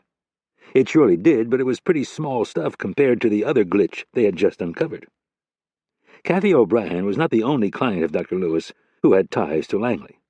Rapp didn't know specifics because Lewis never talked about his clients, and the CIA wasn't the kind of place where people ran around talking about their feelings, let alone divulging that they were seeing a shrink. But it was known among the professionals that Lewis was a man you could trust if you needed a little help getting your head screwed back on. Rapp wasn't sure, but he got the distinct impression CIA Director Kennedy had spent some time on Lewis's couch, trying to sort through some of her personal issues. Rapp knew this because Kennedy herself had tried to get Rapp to sit down and talk with Lewis after his wife had been killed. Even with the near-crippling pain he was experiencing after Anna's death, Rapp never considered consulting Lewis. He wasn't wired that way. Rapp knew he had to work his way through it on his own. He had nothing against therapy. He was sure that there were plenty of good docs out there who could help people get through a rough patch. And while he would never deny that he had a lot of issues, they weren't exactly the kind of things he could share. Doctor-patient privilege was a nice legal protection for the average person who might someday end up in a courtroom, but intelligence agencies were instituted to not play by the rules. Bugging offices and eavesdropping on important conversations were standard operating procedure.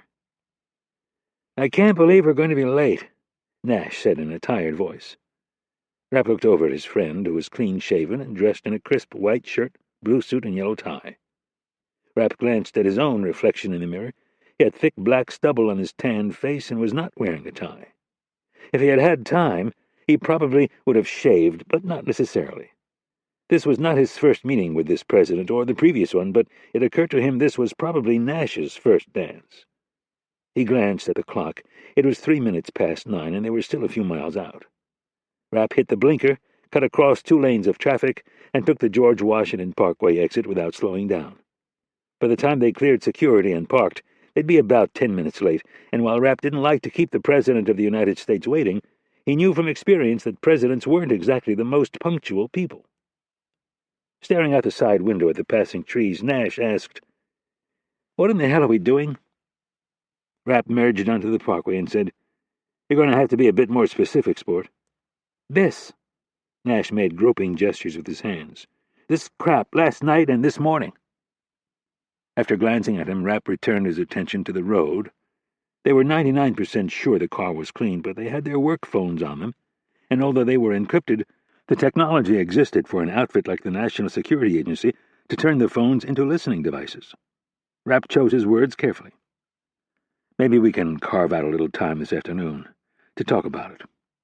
Nash wasn't so easily deterred. "I didn't sign up for this." Under his breath he mumbled, "I'm not a cold-blooded killer." Rapp thought he'd heard him, but wasn't sure. "What was that?" "You heard me," Nash said. It's hard to understand someone when he's slouched over like a teenager and mumbling to himself. "I said," Nash spoke with exaggerated clarity, "that I'm not a cold-blooded killer." "That's interesting, because I'd swear I saw you pop a few guys when we were over in the Kush." Rapp was referring to the operations they'd run in Afghanistan. "That's different." "How so?" "They were the enemy." "And what would you call this guy? Our ally? How about a fellow American?" Rapp sighed. He didn't want to talk about this right now, but he needed to figure out what in the hell was wrong with Nash, and he had to do it before he put him in the same room as the president and God only knew who else. "Threats both foreign and domestic," Rapp said, quoting the oath they'd both taken. "Everyone likes to forget about the domestic part. Just because you're an American doesn't automatically make you one of the good guys." "Well, just because he disagrees with us doesn't make him an enemy." "So he can break whatever law he wants? We're not exactly angels." Rapp's patience was fading. "I think you're tired. This conversation is over." Nash chuckled and said, "This has nothing to do with me being tired, and everything to do with the fact that you don't want to face the truth. Mike, I've been doing this shit since I was 22. I've been accused of a lot of things, but sticking my head in the sand is not one of them." "Well, it's the first time for everything." "Is this how you ran your command and corps? Was it a debate club?" "Don't compare this to the Corps. I would have never considered kidnapping a fellow Marine." Rapp had heard about enough. He didn't like the fact that they were veering into specifics. He glanced over at Nash's bloodshot eyes, shook his head, and said, "I don't think you're going to attend this meeting." "I don't think that's your decision to make." "The hell it isn't." Nash scoffed. "Oh, you're never the problem, not Mitch Rapp. It's always someone else's fault. I want to write my attitude off to a lack of sleep, but it's a lot more complicated than that. I can tell you right now, being tired has nothing to do with it. What we're doing back there, to one of our own, is just wrong." Rapp checked his rearview mirror and then yanked the steering wheel to the right. The car moved onto the shoulder. "What are you doing?" "Pulling over." "We don't have time," Nash said with alarm. "We're late." "Well, you should have thought of that before you decided you wanted to have a bitch session." Rapp brought the black Charger to a sudden stop and threw the gear shift into park. As he unbuckled his seatbelt, he said, "Leave your phone in the car." Rapp checked the mirror, waited for a car to whiz by, and then got out and circled around the trunk. He had a .45 caliber Glock on his left hip in a paddle holster, and as he stepped onto the grass, he rested his left hand on the butt of the weapon. Nash reluctantly got out of the vehicle and said, "Come on, Mitch. This is bullshit." "What would be bullshit would be putting you in front of the president and whoever else he's bringing to this meeting." "I'm not the problem here, Mitch." Nash pointed at himself, and then, turning his finger on Rapp, added, "I think you need to take a long, hard look at yourself." "You are so fucking out of line right now. I don't even know where to begin." "Why, because I have a conscience? Unlike you and Stan, who pretty much do whatever the hell you want, whenever you want, to whoever you want?" "You're cracking up, Major," Rapp said, using Nash's Marine Corps rank. "Combat fatigue. You haven't slept. You look like shit, and you've lost all discipline." "Discipline!" Nash spat the word back at Rapp. "Coming from you, that's just ripe. Your entire career has been one insubordinate move after another. You used to talk to your battalion commander like this?" "Stop with the Marine Corps analogies, all right? This is nothing like the Corps." Rapp took in a deep breath. What little patience he had was gone. "I'm giving you two options. You either take 2 personal days, 5 days, I don't care how many days you need to sort this mess out, but you take them, and don't come back until you get your head screwed back on." "What's my second choice?" You resign right now." "And if I choose neither?" Nash asked, with a forced lack of interest. "Then I'll fire your ass," Rapp responded without hesitation. "This is bullshit. I'm not the one with the problems. Maybe you should be the one taking a few days off." Rapp was on the verge of snapping. He'd seen this type of behavior before. Perfectly healthy guys who succumb to the stress of a job that can grind up and spit out the most hardened warrior. Hurley had warned him a week ago that Nash had been showing signs of fatigue. Nash's wife had called Hurley and shared some things that she probably should have kept to herself. Rapp thought of that conversation and asked Nash, "Tell me, when was the last time you had a hard-on?" Nash frowned. "What the hell are you talking about?" Rapp gestured toward Nash's groin. "You know exactly what I'm talking about." "Fuck you!" Rapp shook his head. "You can try to make this about me and what happened down at the lake, but you know that's a lie. The only reason your plumbing doesn't work when you're 38 is because you got some shit going on in your head." Nash's face flushed with anger, and he took a step toward Rapp and clenched his fists. "Don't make this about me. I didn't sign up for this shit. No one told me I'd be involved in kidnapping and murder, least of all of a fellow American. I don't care how much you hate—" Rapp was already alert to the fact that Nash might take an ill-advised swing at him, so when he heard him getting a little too close to divulging what had gone down the night before, he took a quick step forward and his left hand shot out like a battering ram. The palm strike landed in the center of Nash's chest, rolling his shoulders forward and nearly breaking his sternum. The blow sent Nash backpedaling for a few feet and onto his butt. Rapp closed the distance and remained in a combat stance. "If you're dumb enough to get up, I swear I'll put you in the hospital." Nash was clutching his chest and had the look of a feral animal on his face. Rapp could tell he was calculating odds. "You're so damn tired you look like a strung-out junkie. I don't want to see your face for at least 2 days. I want you to go home and sleep, and spend some time with your family, and if after 2 days you still can't get your emotions under control, then I want your resignation." "And if I don't do what I'm told?"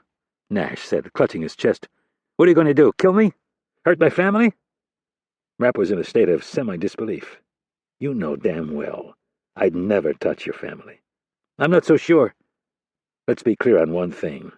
Rapp stepped closer. "If you break the oath you took, I wouldn't dream of hurting your family." He lowered his voice and added, "But I will kill you. It won't be easy, and it'll probably haunt me for the rest of my life. But this is bigger than our friendship."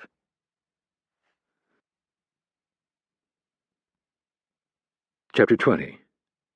CIA Headquarters. Rapp parked in the underground garage and proceeded to the director's private elevator. Kennedy had made arrangements for him to use it when he wanted to get into and out of the building without being seen and stopped, which was often. Rapp wasn't a big fan of headquarters and stayed away as much as possible. Due to the unique nature of his job, however, he couldn't always pick up the phone and tell Kennedy what he was up to.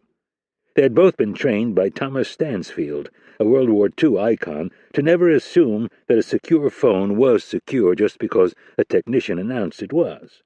The history of espionage was riddled with stories of great nations assuming their communications were safe, only to find out after being trounced by their enemy that they had been compromised. There were times, however, when logistics, distance, and operational constraints necessitated a phone call. The key at that point was to keep things vague, but if you were in the process of doing something that might land your hide in jail, then you'd better sit down and have the talk in person. Rapp entered the elevator, pressed the top button, and as the doors began to close, he thought of Nash. Decking him hadn't bothered Rapp a bit. They weren't analysts. They were frontline operatives who lived in a physical world of sparring and training. Judo, karate, wrestling, kickboxing, they practiced it all. Rapp himself was a devotee of the Gracie style of jiu-jitsu, and Nash, having been a state high school wrestling champ, was no pushover. Rapp knew more tricks and had never been bested by the slightly younger Nash, but the fact that Rapp had been able to knock him on his ass with one well-delivered palm strike said more about Nash's mental state than one might imagine. If Nash ever came to his senses, he'd probably thank Rapp for knocking him on his ass. That's the way Marines were wired. They could get pissed as all hell in the middle of a fight, but after things had calmed down, they would laugh at their own stupidity. They weren't the type to be obsessed with the past. What was eating away at Rapp was the fact that he never saw it coming. Nash had been his recruit. The guy was a natural, tough as nails, yet relaxed enough that he wouldn't look like a robot, the way a lot of the military guys did when they tried to transition into other careers. Not more than 2 weeks ago, Nash would have been the first guy in line to punch Adams's ticket, and now he was wringing his hands like one of those blowing-in-the-wind politicians on the Hill. Rapp had seen a few guys burn out and crash land. Their line of work wasn't exactly stress-free. More often than not, they would bounce back after a little R&R, but occasionally a guy would end up in a free fall like some druggie who'd taken a bad acid trip. Rapp could only think of one time when that had happened, and the guy had to be put down like a rabid dog. He didn't even want to think they might end up there with Nash. Rapp knew his wife and kids well. Nash was a good family man and a friend. And unfortunately, he also knew too much. The elevator stopped, and the second the doors opened, Rapp sensed something was up. 2 of the director's bodyguards were standing post. Both of her assistants were on the phone, and there wasn't a single Secret Service agent in sight. Even if the president were running late, a couple of the advance guys should already be here, keeping an eye on things. Rapp was about to ask Stephen, one of Kennedy's personal assistants, what was going on when the young man pointed toward the office door and gave Rapp the signal to go in. Rapp banged his fist on it a few times and then entered.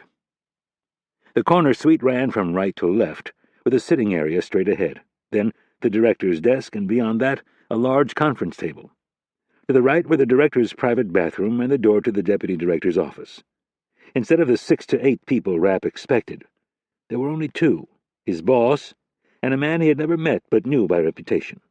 He was handsome as hell, short cropped hair that was equal parts black and white, and walnut-colored skin that didn't have a blemish or a wrinkle. Rapp had never much cared for the 7th floor at Langley. In fact, he couldn't think of a single time where he had looked forward to making the trip up to the rarefied top floor of the old headquarters building. It wasn't that he disliked the people. Irene Kennedy was like family, and her predecessor, Thomas Stansfield, was one of the finest men he'd ever known. The clandestine guys were all good, and the intel people were sharp as hell, but this floor, more than any other in the business, served as a portal to politics, and a whole host of issues that had nothing to do with running an effective intelligence agency. The man sitting in Kennedy's office was proof of that. Gabriel Dickerson placed his coffee cup on the saucer that was sitting on the glass table and stood. He extended his right hand and, with a warm smile, said, "Young man, it is an honor to finally meet you." Rapp couldn't match the sentiment, so he simply nodded. His first impression was that Dickerson was taller than he would have thought, especially since he had to be close to 80. Rapp was 6 feet tall, and Dickerson was every bit that plus a couple of inches. The second thing Rapp noticed wasn't the least bit surprising. Dickerson had a smile and charisma that could charm the lollipop out of the sticky mitts of a 5-year-old. Whether he'd been born with all this charisma or had learned it on a used car lot, Rapp didn't know and didn't really care, but he knew he'd better damn well be careful, because Gabe Dickerson was to politics what Rapp was to the intelligence business. Their tools were different, of course, but they were both experts at getting things done behind the scenes. While Rapp dealt with problems in an often unpleasant and violent way, Dickerson was known to be every bit as ruthless. The big difference was that while Rapp used his fists and a gun, Dickerson used his Rolodex and a small cadre of litigators, publicists, and political operatives to destroy his enemies or curry favor for his clients. "Where's Mr. Nash?" Dickerson asked. "He couldn't make it," Rapp said as he glanced at Kennedy, who was still sitting on the couch. "That's a shame," Dickerson continued in his deep basso voice. "I was very much looking forward to meeting both of you. I heard about what you did last week, and wanted to thank you personally." Rapp's right eyebrow shot up a notch. "Last week? The attack on the Counterterrorism Center. I heard if it weren't for the quick thinking and heroics of you and Mr. Nash, things would have been significantly worse." "It's already starting," Rapp thought to himself. "No one in this damn town can keep a secret." "Don't believe everything you hear, sir. You know how rumors get rolling around here. Take a little truth, exaggerate it to suit your needs, and then spin the hell out of it." Dickerson let loose a deep, infectious laugh. "You have it all figured out. You could work for me." Before Rapp knew it, he was smiling, and he thought to himself, "Damn, this guy is good." "You're a brave man, Mr. Rapp, charging a group of men like that." Dickerson shook his head in semi-disbelief. "I don't think too many men could have pulled that off." "Like I said, you can't believe everything you hear in this town." Rapp's desire to keep his name out of the press was paramount, and a guy like Dickerson got a great deal of his power and influence by whispering juicy secrets in people's ears. "I didn't hear anything," Dickerson said in defense. I read it in the FBI's official report. 6 terrorists entered the operations center in a single-file line and began systematically executing personnel. Mr. Nash engaged the terrorists from a balcony that overlooks the ops center, striking the first man in the line once in the helmet and 3 more times in the side, all .40-caliber rounds. You then proceeded to charge the line of men while Mr. Nash kept the first man distracted. You shot the second man in the throat, the third man in the nose, the fourth man twice in the neck, the fifth man once in the face, and then the last man twice in the small of his back, all with a 9mm Glock. Then you discovered they were all wearing suicide vests, and you had the presence of mind not to flee. Dickerson shook his head in a manner that said this was the part that most impressed him. You and Mr. Nash, with the aid of several agents, then proceeded to throw all 6 terrorists out a window, where they landed at the base of the concrete ramp that led to the underground parking structure. Each vest then exploded and caused severe damage to the parking garage, but not another person was lost. It had all gone down pretty fast, but from what Rapp could recall, the man had pretty much nailed the high points. Dickerson continued. Now, there's a fair number of people who would consider what you did to be either stupid or crazy. But I see things a little differently. You see, Mr. Rapp, much of my job depends on sizing people up. Not all that different from a good tailor who has the ability to look at a man from across the room and know exactly what jacket size the man wears. Although I'm not worried about jacket size. Dickerson tapped his temple with one of his long manicured fingers and then patted his chest. I'm worried about what's up here and what's in a man's heart. I can usually size up a prospective client in 30 seconds. Dickerson looked Rapp over from head to toe and said, There was nothing stupid or crazy about what you did last week. You are at your best when things are most chaotic. While others panic and react without thought, things slow down for you. You tune out all the noise. Your brain begins looking for avenues of action first and avenues of retreat second. You size up an enemy the way a lumberjack surveys a tree, and then you move efficiently and effectively. Dickerson shook his head. Nothing crazy or stupid about it. Chapter 21. Rapp didn't like any of this. Didn't like the fact that the damn FBI had to put everything in writing, or triplicate, or whatever in hell it was that they did now with all the damn forms they had to fill out. It was one of his big bitches about this war on terror. Too many lawyers created too many cover-your-ass bureaucrats, who in turn demanded that everything be put in writing.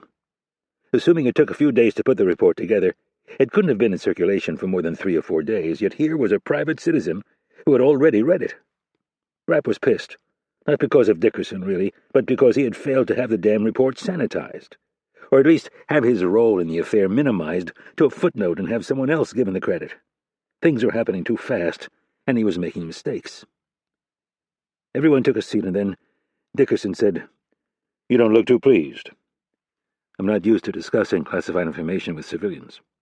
Ah, I see. You're bothered that a man like me, who does not work for the federal government and has no security clearance that you know of, ended up with the official FBI report of what happened at the National Counterterrorism Center last week. That's a pretty accurate assessment. Dickerson nodded in a thoughtful manner and said, The President showed me the report this morning. Rapp looked at Kennedy, who appeared to be taking the news much better than he was. And why would he do that? Rapp asked Dickerson. He trusts me, Mr. Rapp.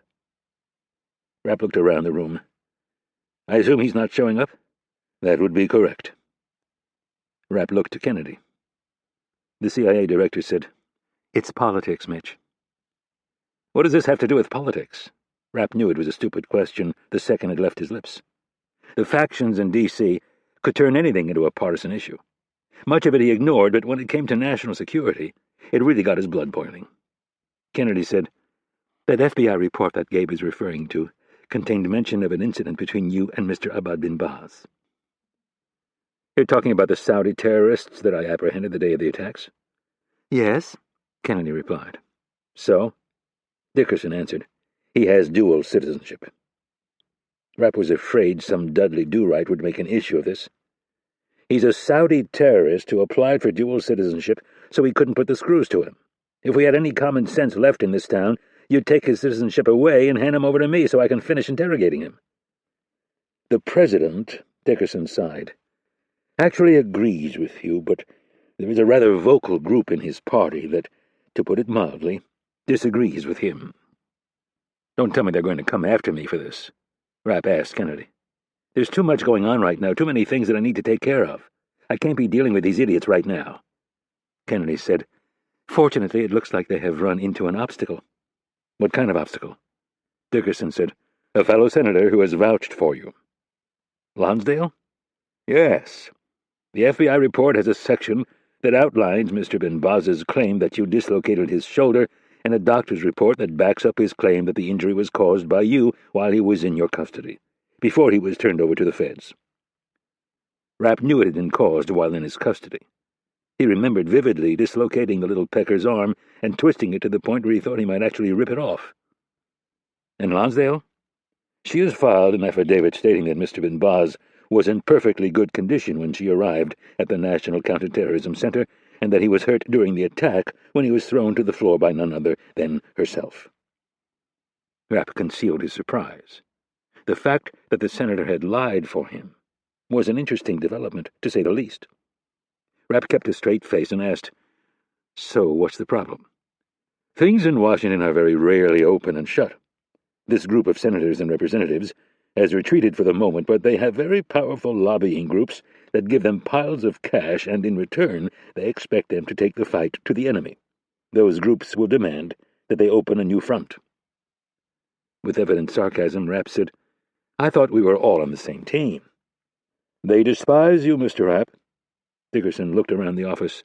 "They despise this entire agency." Rapp was somewhat alarmed to hear he was on their radar screen, but he wasn't about to let on. "I would imagine some of those powerful lobbying groups are clients of yours." "They are." "And you make a lot of money from them." "I do." "So why do I get the feeling you're not here on their behalf this morning?" Dickerson smiled. "You are a quick study, Mr. Rapp. I am not here on their behalf." "Conflict of interest?" "Don't confuse lobbying with the legal system. It's the first thing I tell my new associates, who are almost always fresh out of law school and full of ideals. I'm a pragmatic man, Mr. Rapp. I've been a lot of places, seen a lot of things, and if I'm lucky, I've got another 10 years before I meet my maker. I take money from these groups because I'm a capitalist, and I earn every penny of it trying to moderate their crazy demands. I know who they are, and I don't particularly sympathize with their view of the world, but they are a force to be reckoned with." "So whose meter are you on right now?" "Let's just say I'm here because I feel it's my patriotic duty. That, and because the President asked me to take his place." "And why would the President do that?" "Because I advised him to cancel this meeting." Rapp asked the obvious question. "Why?"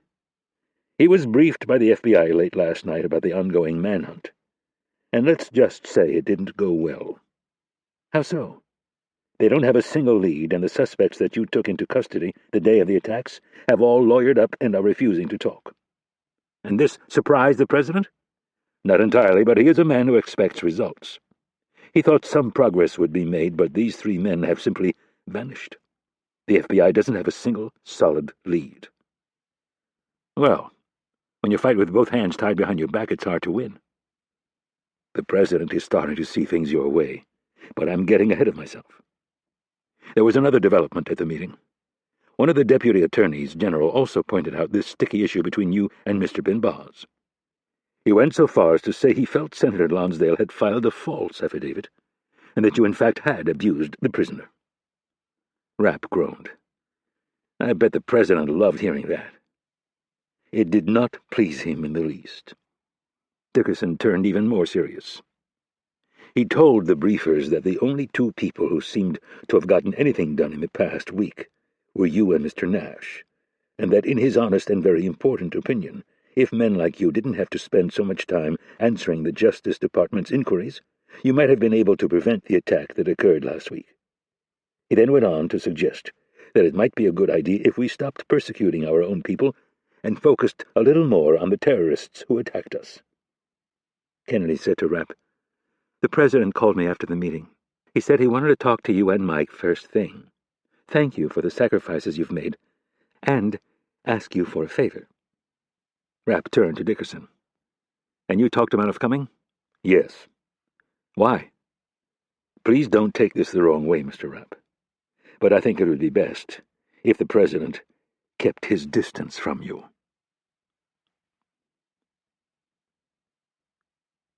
Chapter 22. Rapp really wasn't the insecure type, so rather than taking offense at Dickerson's comment, he began to laugh. He didn't need to ask for clarification. Any fool could see why a gamer like Dickerson would advise the President to steer clear of a man of Rapp's ilk. His curiosity, however, was piqued by the revelation that the President had suddenly taken an interest in his unique skill set. It was funny how that worked in Washington. Guys like Rapp were often viewed as the problem until the politicians themselves were threatened. Rapp looked at Dickerson and with a slight grin said, "As you may have already guessed, it's pretty hard to offend me. No, I wouldn't imagine you care too much about other people's opinions. Probably not even the President's." "I don't want to sound disrespectful," Rapp said. "He is our President, after all. It's just that I've been at this a while. I'm a little jaded." "So am I. I've worked in this town for 55 years.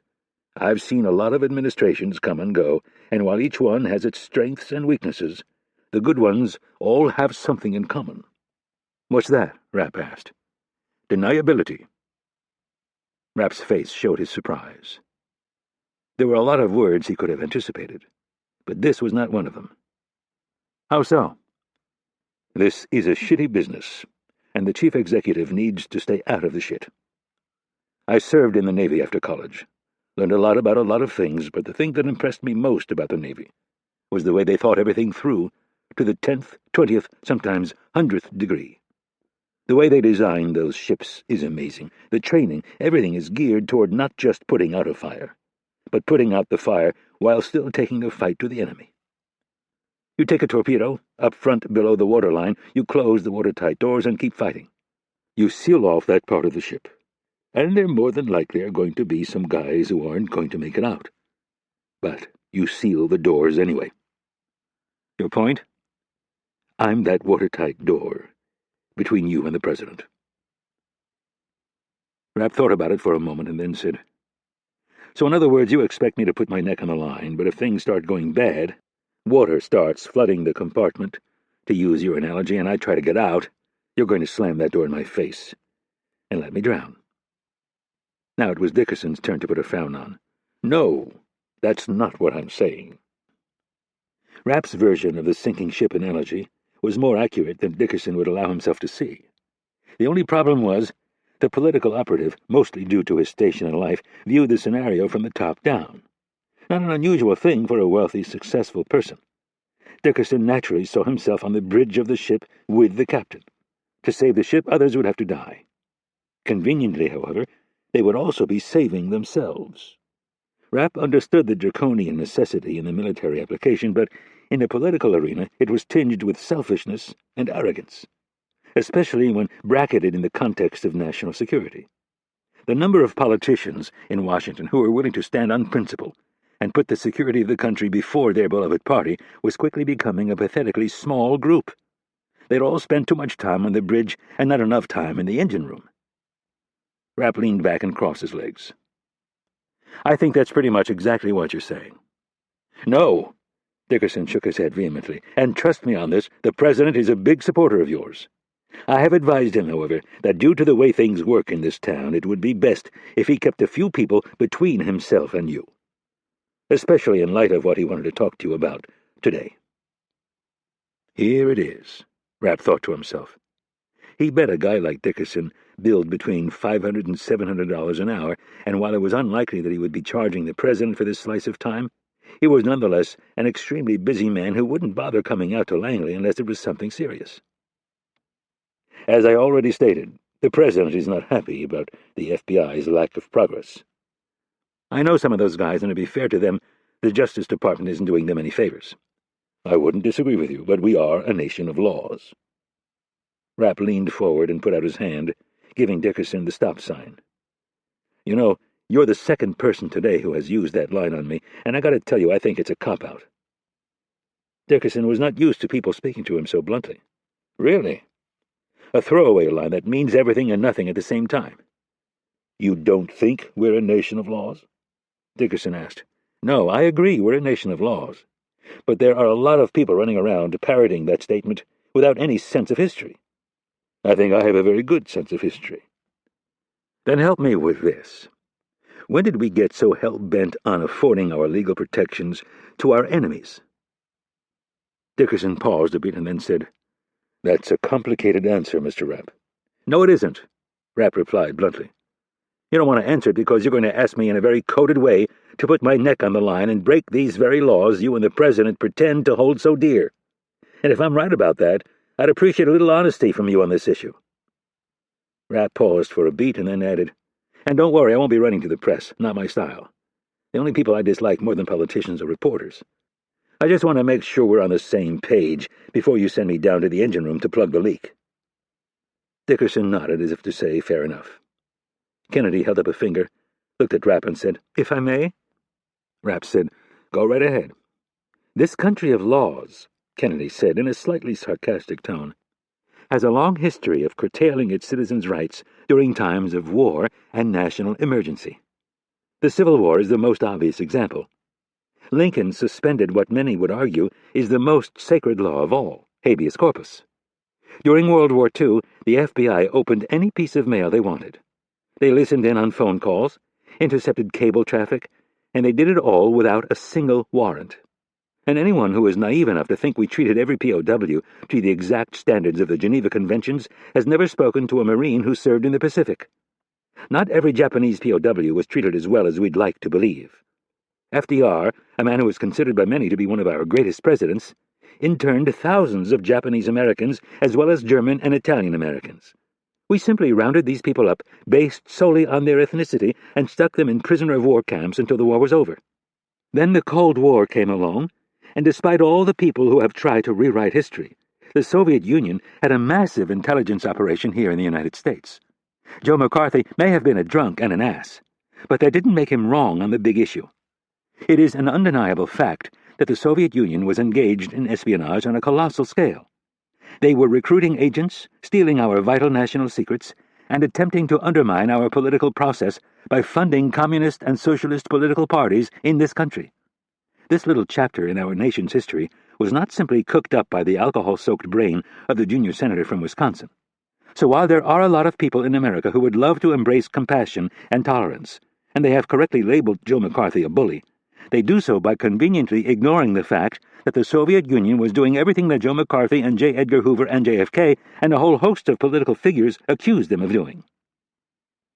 Dickerson's expression soured. "I think on this point we will have to agree to disagree." "No, I don't think so," Kennedy said firmly. Even Rapp was surprised by how forcefully his boss had responded to Dickerson.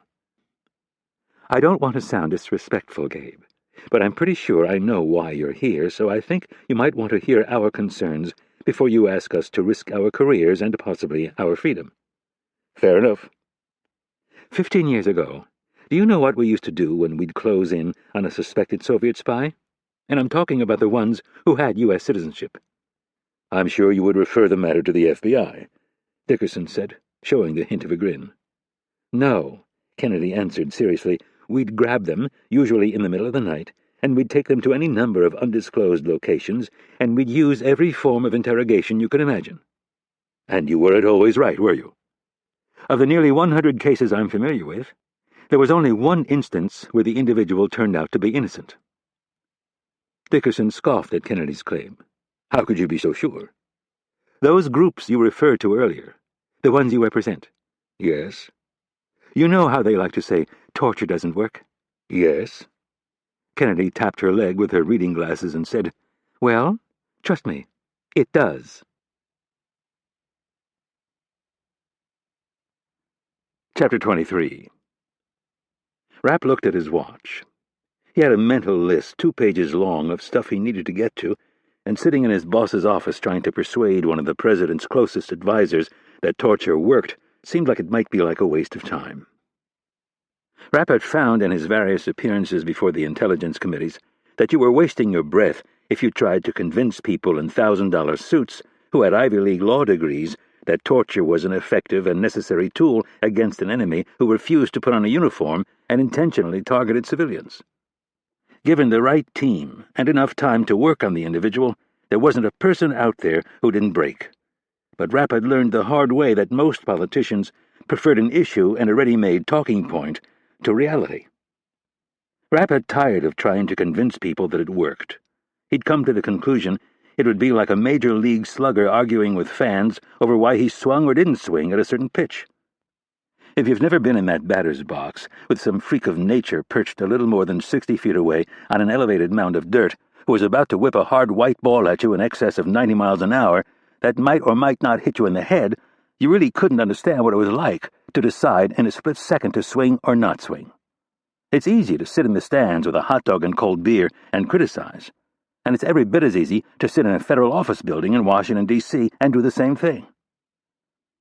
In response to Kennedy's admission that they not only used torture but it worked nearly 100% of the time, Dickerson said, "There are certain things I don't need to know."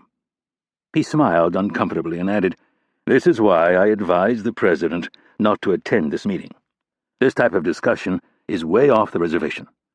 Having said that, I sympathize with your position. Does it bother me that I am surrounded by people who want so badly to be liked, want so desperately to be thought of as enlightened that they are willing to tear this country apart? Yes, it bothers me. Does it drive me to the brink of madness that there are people in this town who think the way to peace is to afford tolerance to an intolerant group of bigoted Muslim men? People who should know better, by the way? Yes, it drives me mad." Rapp felt a glimmer of hope. He couldn't recall the last time he had heard someone this well connected speak so frankly. "It is utter insanity," Dickerson said, "that the Justice Department has 4 men in their custody who we know for a fact helped plan and prepare for attacks that killed nearly 200 of our fellow citizens. All 4 of those men were born in Saudi Arabia. 2 of them have dual citizenship. Those men know things that could help us find the 3 men who are at large, and possibly information that could help us prevent further attacks. And what are we doing?" "Nothing," Kennedy said. "They all have lawyers," Dickerson said, while making a hopeless gesture with his hands. "And," Kennedy said, "I was told the ACLU will be filing a brief this morning fighting any extradition to Saudi Arabia." "Why am I not surprised?" Dickerson answered. "They think that we will hand them over to the Saudis so they can torture them for us." Dickerson thought about it for a second and said, "Not a bad idea." Rapp shook his head. "Actually, it's not such a good idea. The Saudis like to say they'll share information with us, but they rarely give us the whole story. They suck them dry and then they kill them, and we only get what they want us to know, which never includes anything that might connect them to certain wealthy subjects as well as high-placed government officials. So what do we do?" "With the 4 men in custody?" Rapp asked. "Yes." "Nothing," Kennedy answered for him, "unless the President wants to sign an executive order that authorizes us to use extreme measures. And a blanket pardon would be nice," Rapp added with a smile. Dickerson suddenly looked less than enthusiastic about the new direction of the discussion. "The President was hoping you would take a more active role in the search for the 3 men who are still at large. This line of Al-Qaeda character has really got under the President's skin." He was under Rapp's skin as well. "So I'm not going to get the blanket pardon?" "I don't think so, but there is something else I think I can help you with. I'm not sure if you are aware of this, but there are certain elements on the Hill who are already maneuvering to make this agency and you, Director Kennedy, the scapegoat for what happened last week." Kennedy said, "I wasn't aware of that, but it doesn't surprise me." "Well, you have a PR battle that you have been losing for some time." Both Rapp and Kennedy nodded. It was universally agreed that when the CIA did something well, it was never discussed. But when they screwed up, it was plastered across every media outlet for weeks, if not months. "I think I can help you more effectively defend yourselves. Get out in front of these other groups before they strike. I can help shape your message, get it told in the right way over the best outlets." "And just how are you going to do that?" Rapp asked in a skeptical tone. "The media elite in this country doesn't exactly like us." "I've got something they won't be able to resist." "What's that?" Rapp asked. "You, Mr. Rapp." "Come again?" Rapp asked, looking more pissed off than confused. "You're a hero. What you and Mike Nash did last week is the type of thing legends are made of, and I don't even have to exaggerate your accomplishments. The media will eat it up, and you and Mr. Nash will become untouchable. There won't be a politician in this town dumb enough to try and take you on. You will become this generation's Audie Murphy." "You're nuts." "Mitch," Kennedy cautioned. "No way in hell am I—" "Mitch," Kennedy cut him off. "Just calm down for a minute. I want to hear what else he has to say." "Well, I sure as hell don't." Kennedy gave him the look of a mother about to cuff her teenager across the head, and after he'd backed down a bit, she looked at Dickerson and asked, "In exchange for what?" "He," Dickerson said, referring to the president but not wanting to use his name, "thinks it would be best if you found these 3 men first." "Why?" Rapp asked. Dickerson took a long moment to answer. "Let's just say that he thinks you might be able to cut through some of the red tape." "So you mean he wants me to put the screws to them before the FBI reads them their rights and they hire a lawyer?" Dickerson shrugged. He didn't dare open his mouth for fear that his words might be recorded. "Boy," Rapp said in near disgust, "you guys are a real profile in courage. You know darn well the president can't endorse something like this. It sounds like he wanted to, but you got in front of him and convinced him it was a bad idea. You somehow persuaded him that you could barter a trade with us, a couple hundred billable hours of PR from your firm in exchange for me putting my nuts on the chopping block." Dickerson had a pained look on his face. "I know it doesn't seem like a fair trade, but I think you're minimizing the potential upside. This PR offensive could get a lot of these politicians to back down. Some of them might even turn into supporters of yours." Rapp placed his face in his hands and shook his head. After a long moment, he looked up at Dickerson and said, "Somewhere in this building there's a safe filled with a bunch of medals and commendations for guys just like me who've put their asses on the line over the years. We don't do this job for public recognition. We don't want public recognition, and we can't effectively do our job if people know who we are. So I will not be participating in your PR offensive, and if my name somehow ends up leaked to the press, I will find out who did it, and I will hurt them." Dickerson looked at Kennedy to see if she would overrule Rapp. Rapp didn't give her the chance. "I call my own shots on something like this. Going over my head won't work, so sorry to disappoint, but I won't be going on Oprah to talk about my top 5 favorite movies." "So, I should tell the president your answer is no." Rapp thought about it for a second, and with a deep frown said, "I'm going to keep doing what I've always done. You can tell the president that I'm going to find these 3 guys. I don't know if it's going to take a week or a year, but I'm going to find them, and when I do, I don't give a shit what the ACLU or the Justice Department or anybody else thinks about how they should be treated. None of them are Americans, and in my book that makes them fair game.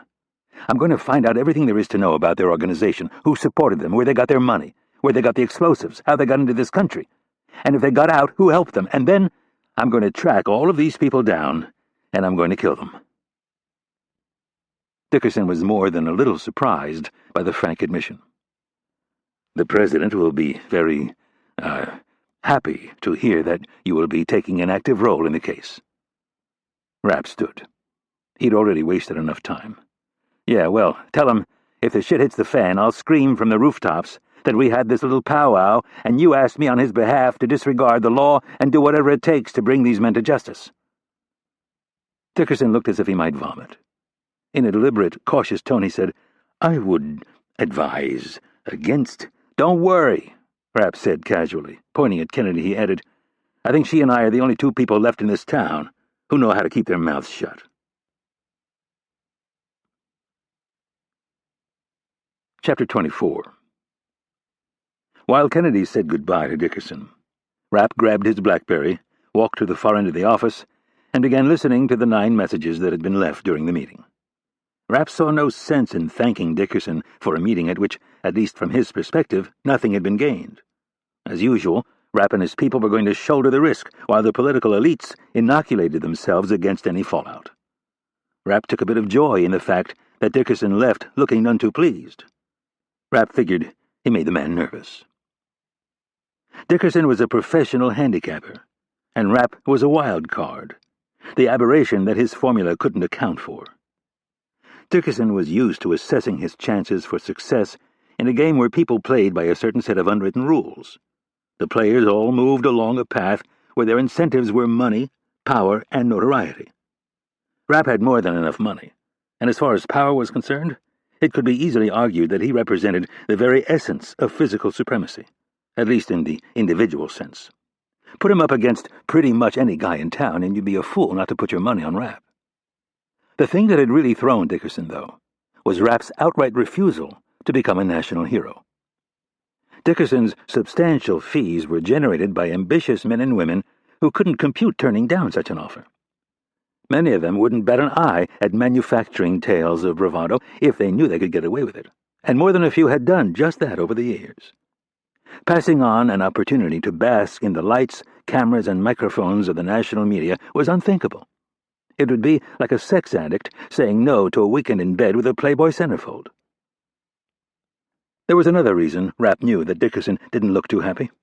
He had recognized Rapp for what he was, a Molotov cocktail that could ignite a conflagration that would bring down a presidency and put a party on a course for a few decades of permanent minority status.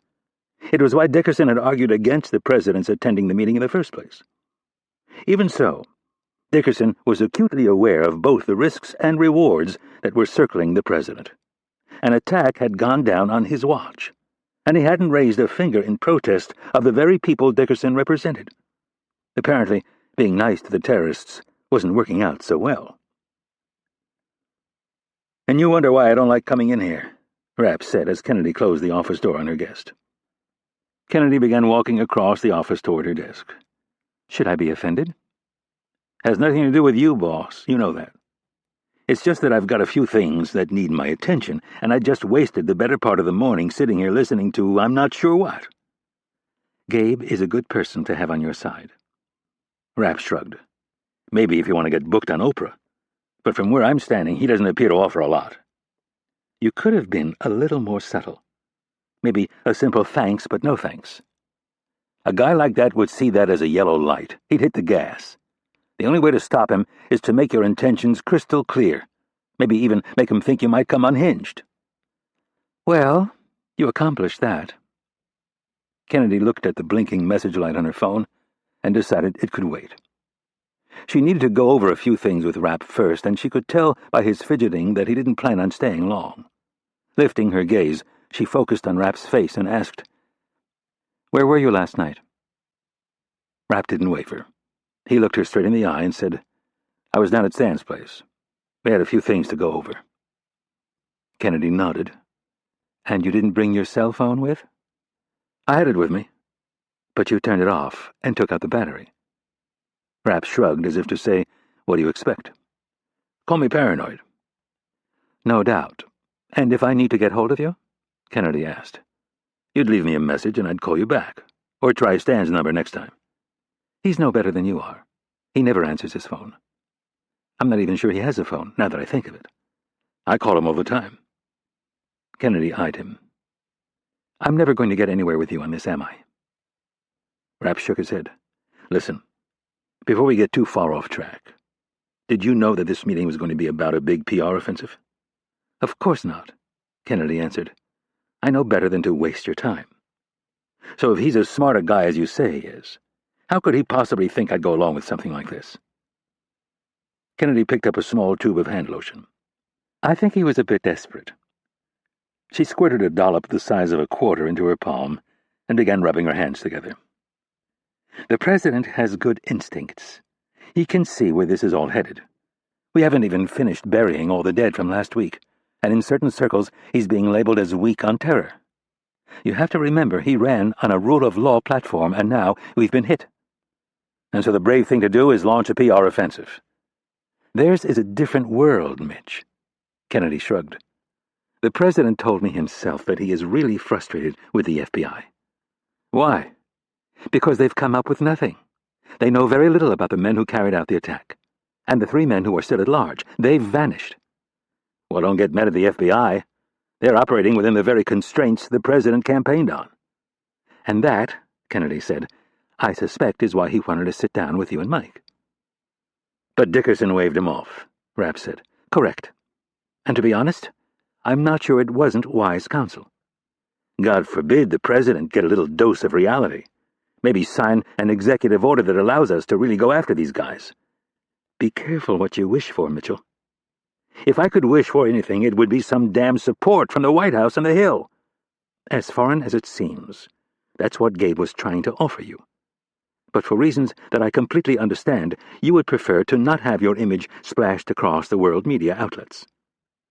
Kennedy hit the spacebar on her computer to take it out of sleep mode. The PR offensive isn't a bad idea. You're just the wrong guy for it. You know as well as anyone that it would be nice to get some of our esteemed senators and representatives to back us a bit more. It's been a long time since... Rapp stopped listening. His mind was wandering off down a path that involved a bird in his hand and two in the bush, or was it a stone and two birds? Whichever it was, he saw an opportunity. "Are you listening to a word I'm saying?" Kennedy asked. Rapp shook the dazed look from his eyes and said, "Sorry. I was just thinking of something else." "Were you guys drinking last night?"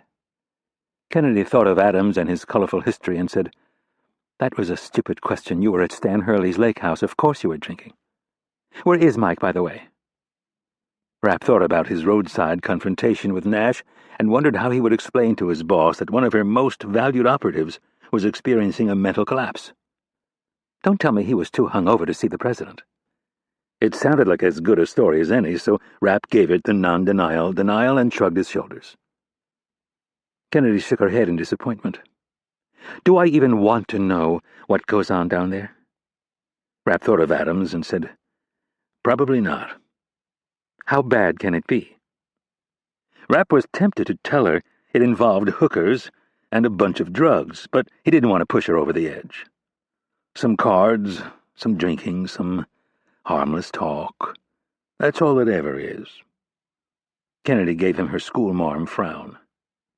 "Hey, this isn't exactly the easiest job in the world," Rapp said defensively. "There's nothing wrong with blowing off a little steam." "I agree. Just make sure that's all it is."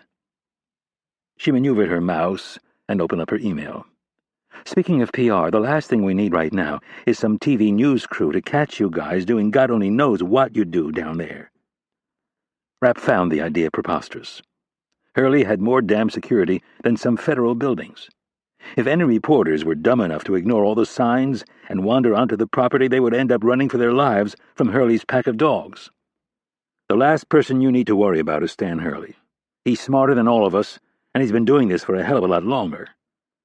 Rapp thought of the inevitable confrontation between Hurley and Nash. If Nash didn't snap back 100% and do it quickly, Hurley would want him gone. Not killed, necessarily, but he would want him transferred out of the clandestine service and probably out of the CIA entirely. Rapp looked a few days into the future and saw a way that he might be able to defuse the conflict. Speaking of PR, maybe Gabe's idea wasn't so bad after all. Kennedy looked surprised. "Really?" "Not for me," Rapp added quickly. "I'm thinking of Mike." Kennedy thought about it for a second. "Why Mike? He's perfect. Former Marine officer, gorgeous wife, 4 cute kids. Dickerson could do wonders with something like that." Kennedy's hazel eyes narrowed. "What are you up to?" "What do you mean?" "You know exactly what I mean. 15 minutes ago, you thought it was the craziest thing you'd ever heard. And now, all of a sudden, you're offering up Mike." "You're always telling me I need to be more open-minded. That's all this is." Kennedy studied him for a long moment. She wasn't buying it. "You're up to something. I know it."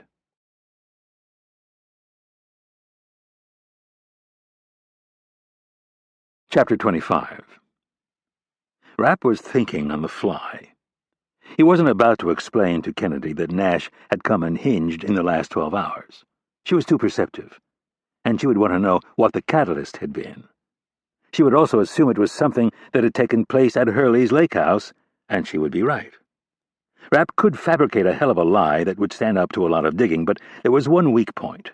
Sometime in the next 3 days, she would have Nash standing in front of her desk just as he was now. She would begin to probe, and if Nash was still in his volatile state and mad at Rapp, he was likely to say a few things that would cause a lot of trouble. Rapp would have to get to him in the meantime and prepare him, but for now, he had to give Kennedy a plausible reason for his newfound respect for Dickerson's plan. There wasn't a cover story worth a damn that wasn't somehow grounded in truth, and Kennedy knew him too well, as was evidenced by her suspicion.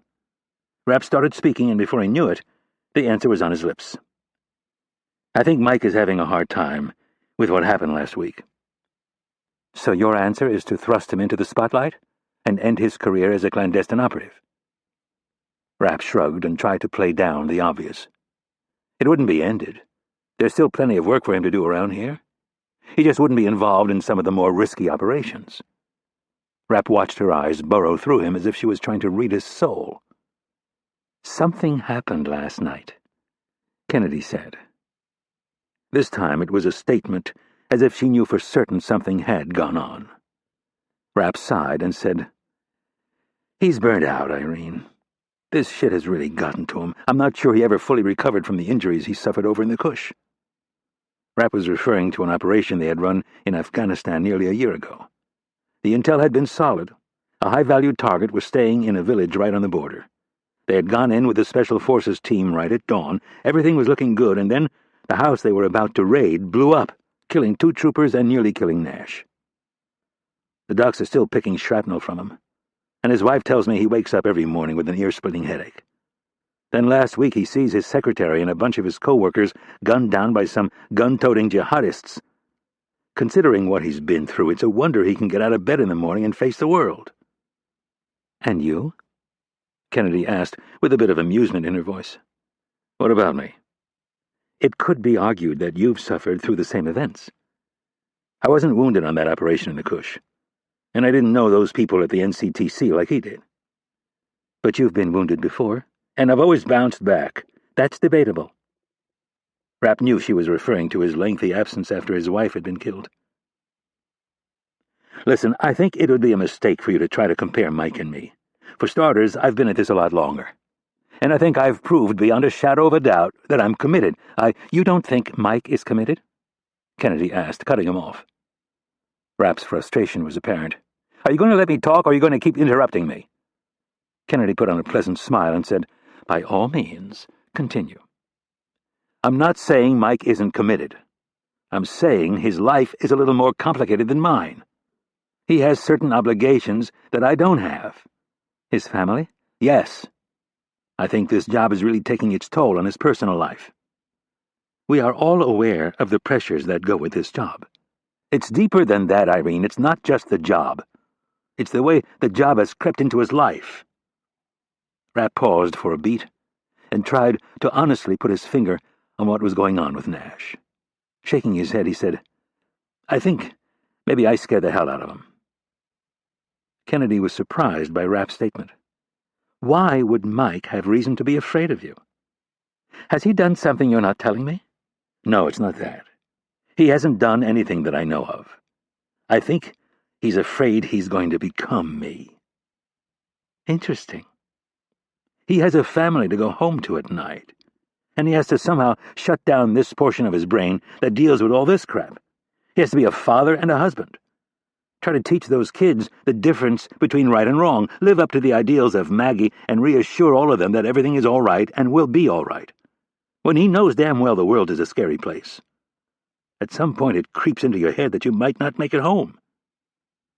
Rapp paused as he thought of an image he had blocked from his mind. Just last week he looked down and found his secretary lying on the floor with her brains blown all over the carpeting. Something like that is going to haunt a man for a long time. Kennedy made a steeple with her hands and asked, And how do you cope with it? Rapp sighed. She'd been trying to get him to discuss his wife's murder for years. I don't know. I just do. I think it's a little more involved than that. Rapp shrugged. I'm not normal. I'm wired different. So you say, she said in an accusatory tone. Rapp saw his chance to counterattack. How do you deal with it? With what? The pressures of the job. You ever sit down and talk to a therapist? Kennedy inclined her head and took on a stern look. That is none of your business. It wasn't easy to read Kennedy, but Rapp thought he saw something in her eyes, a flash of anger and a look that told him to back off. It was probably as close as he would get to an admission that she had seen a therapist. And in all likelihood, It was Lewis. It's interesting how at this juncture, everything becomes a one-way street. As my boss and my friend, Rapp stressed, you've been very vocal about the fact that I need to sit down with a professional and talk about my pain over the loss of Anna. Yes, I have. But don't try to change the subject. This isn't about me, it's about you and Mike. Rapp was willing to let her off the hook for now. This was about Nash. It's apples and oranges. For starters, I go home to an empty house. I don't have to confront the lie every time I walk through the door. The lie? Telling your kids to be good, don't cheat in school, play life by the rules, and, oh, by the way, I just broke 5 federal laws today and killed a man. That kind of shit weighs on a guy after a while. It doesn't weigh on you? Kennedy focused her gaze more intently. Just a little bit?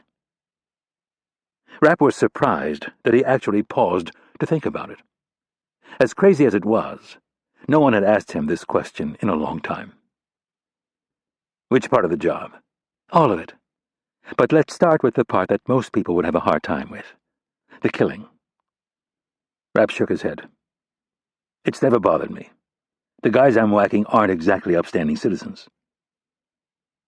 Kennedy had read every after-action report he'd written and verbally debriefed him on the ones that were too sensitive to put in writing. She knew Rapp wasn't big on detail or blowing his own horn, so more often than not, she got a very abbreviated version of what had gone down. You've never accidentally killed an innocent bystander? Define innocent. If you're talking some rent-a-bodyguard who's hired to protect some piece of shit, he's not exactly innocent in my book. You want to play tough guy mercenary, you'd better understand the bullets are real. Kennedy nodded. They'd covered some of this territory before. Rapp considered it further, took a kernel of an emotion and decided to blow it up, turn it into something Kennedy would get. The only thing that weighs on me is not having his life. What do you mean, his life? I'd leave this shit in a heartbeat if I could turn back the clock and have Anna back. When he's in town, he goes home to that family, and they're his. Those kids love him, and the dumb shit takes it for granted. When you don't have something... Rapp caught himself and added, when you've had something that meant more than anything in the world to you and it was taken away, it's hard to imagine why anyone would want to do this shit when the price is that high. Kennedy didn't speak for a long time. And then she said, You know it's not too late for you, Mitch. You're in your early 40s. You mean to find someone else? Settle down, have a bunch of kids? Rapp shook his head. Not so sure it's for me. Besides, someone has to do this job, and I don't see too many guys with my skill set ready to step into the breach. I'm sure I could find someone else. With a confident grin, Rapp asked, And do you think they could do it as well? I doubt it.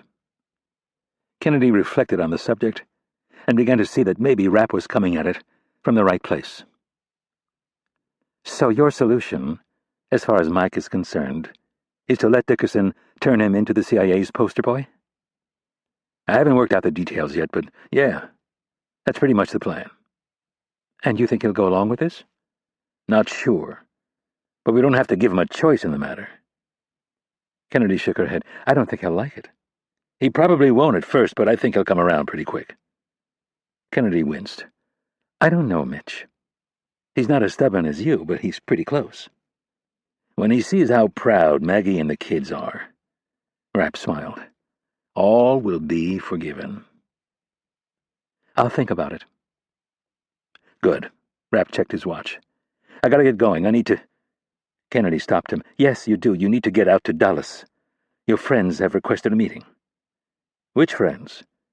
Your counterparts from across the pond. Oh. These neutral site face-to-face meetings were a recent development. How much time do I have? If you don't want to keep them waiting, you need to be wheels up in 50 minutes. Rapp swore to himself. He always kept a go-bag packed in his car, so that wasn't a concern, but he needed to talk to Scott Coleman and get him to sweep Lewis's office. Anything I can help with? Kennedy offered. Rapp almost laughed at the question, but before he could reply, there was a muted knock on the door and then it opened. Rapp looked over to see 6'3" Chuck O'Brien enter the room. The ruddy-faced director of the National Clandestine Service had been with Langley for 33 years, and if Rapp was reading his clenched jaw and austere expression right, they were about to get some bad news. "Sorry to intrude." O'Brien covered the distance in a few long strides and pulled up next to Rapp. "But some info just got kicked up to me." "What's that?" Kennedy asked. "Apparently Glenn Adams decided to take a little unauthorized trip." "Huh?" Rapp asked, more than a little surprised that the alarm bells were already being sounded that the CIA's Inspector General had gone missing. Kennedy asked, "Where to?" "Venezuela," O'Brien answered. "He landed in Caracas about an hour and a half ago, left JFK late last night." "Caracas?" Kennedy asked with a puzzled look on her face. "Why Caracas? Does he have any relatives down there?" "Not that I know of." Kennedy slowly turned her gaze to Rapp. "Any idea why Glenn Adams would take an unannounced trip to Venezuela?" Rapp unflinchingly returned his boss a stare, shook his head twice, and said, "How the hell would I know?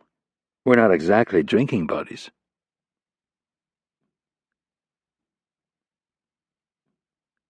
Chapter 26. Fortunately for Rapp, Scott Coleman wasn't big on sleep.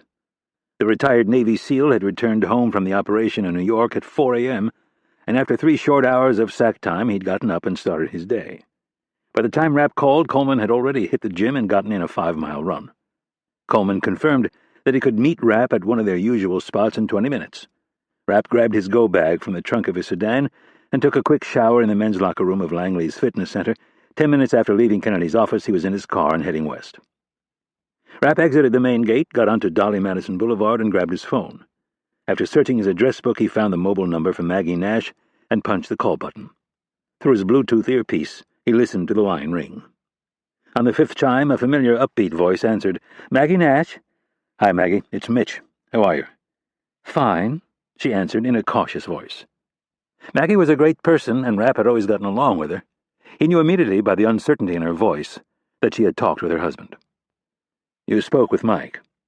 "Yes." Rapp had to multitask.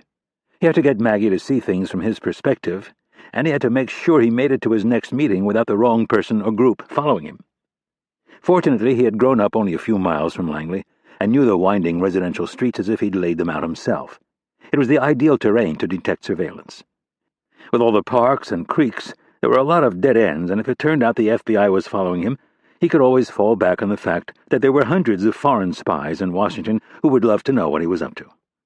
Being security-conscious and aware of America's enemies was a big part of his job. That was both his reality and his cover, but the sad fact was that he was now more worried about his own government following him than the Chinese or the Russians. "Did he tell you we had a little problem this morning?" "Yes." "Maggie, I don't expect you to take any side other than your husband's, but I'd like you to hear me out on a few things." "I'm listening." "I care a great deal about you and the kids. I think of Mike as a brother. I'd risk my life to save him, and he'd do the same for me." Rapp cut down Vincent Place and turned onto Elm Street 2 short blocks later. The truth was, he had already risked his life to save him, and Maggie knew it. "I'm worried about him." Maggie sighed, and emotion flooded her voice. "I don't know what happened between you two this morning. He wouldn't talk about it. But I do know he is extremely upset, and because you guys live such a screwed-up life and can't talk about anything that you do, I don't have the slightest idea how to help him." Rapp turned onto Chain Bridge Road, relieved that Nash had at least informed her that there was a problem. "Maggie, I need you to listen to me, and I need you to understand that this comes from the heart. I'm damaged goods. I'm good at my job, and that's about it. I've given up on ever having a normal life, but—" She cut him off. "Don't say that, Mitch." "Please, let me speak. If I don't say this right now, I don't think I ever will. I see you and Mike and your kids, and I see the life I could have had with Anna. I blew it. I thought I could do both. I thought I could keep the 2 lives separate. Continue to do all the stuff I'd done for a decade and a half. All the nasty shit I can't talk about." "Mitch, you can't blame yourself." "And I knew it, Maggie. She begged me to get out of the field, let a new crop of guys take the fight to the bad guys, and I told her I would. But I never did.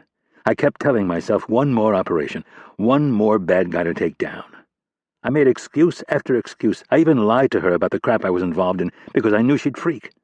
I thought I could keep the 2 lives separate, and it was all a bunch of bullshit. And you know it, Maggie. I saw what you and the kids went through last year when he almost died. And then this crap last week." Rapp's voice trailed off as he thought of their dead colleagues. In a remorseful tone, he said, "This is no business for a family man. Maggie sighed. You don't have to convince me. Good. Then here's what we're going to do. We? As in you and I? Yes. Rapp checked his mirrors. Mitch, I love you and I respect what you do. I admire your courage, I admire Michael's courage and commitment to what he believes in. But I hate your jobs, and Michael knows it.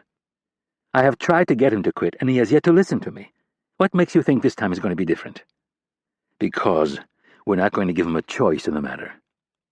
So, what are you saying? Are you going to fire him? No, the opposite. I'm going to promote him. To what? For all I know, you've been promoted a dozen times, and it hasn't changed a thing. This is going to be different. I'm going to do you a favor, Maggie. I'm going to give you and your kids the life you deserve. That sounds great, Mitch. But I still don't get how you're going to pull it off. He's not a quitter. You try to promote him out of the clandestine side of the business, and he'll turn you down. I might need your help on this, but in the end, he's not going to have any choice in the matter. You're just going to have to trust me. You know Gabriel Dickerson? Of course I do. Everyone in D.C. knows who Gabriel Dickerson is. Maggie worked for a prominent PR firm in town. Did Mike, by chance, tell you anything about last week? What happened at the office? You mean the attack? Yes. Yeah, we know Jessica died. We went to the funeral. She was referring to Nash's assistant. He didn't talk about any heroics? No. He never talks about that stuff. Rapp was relieved. At least Nash still knew how to keep his mouth shut. He began telling her a little bit about what her husband had done, leaving out his own part in the heroics and focusing on Nash. Then, in broad strokes, he told her about Dickerson's plan, that the CIA needed a hero, that America needed a hero. And then he fudged a bit and told her the president wanted to give Mike a medal, that he wanted to do it at a public ceremony at the White House, and they wanted Maggie and the kids there.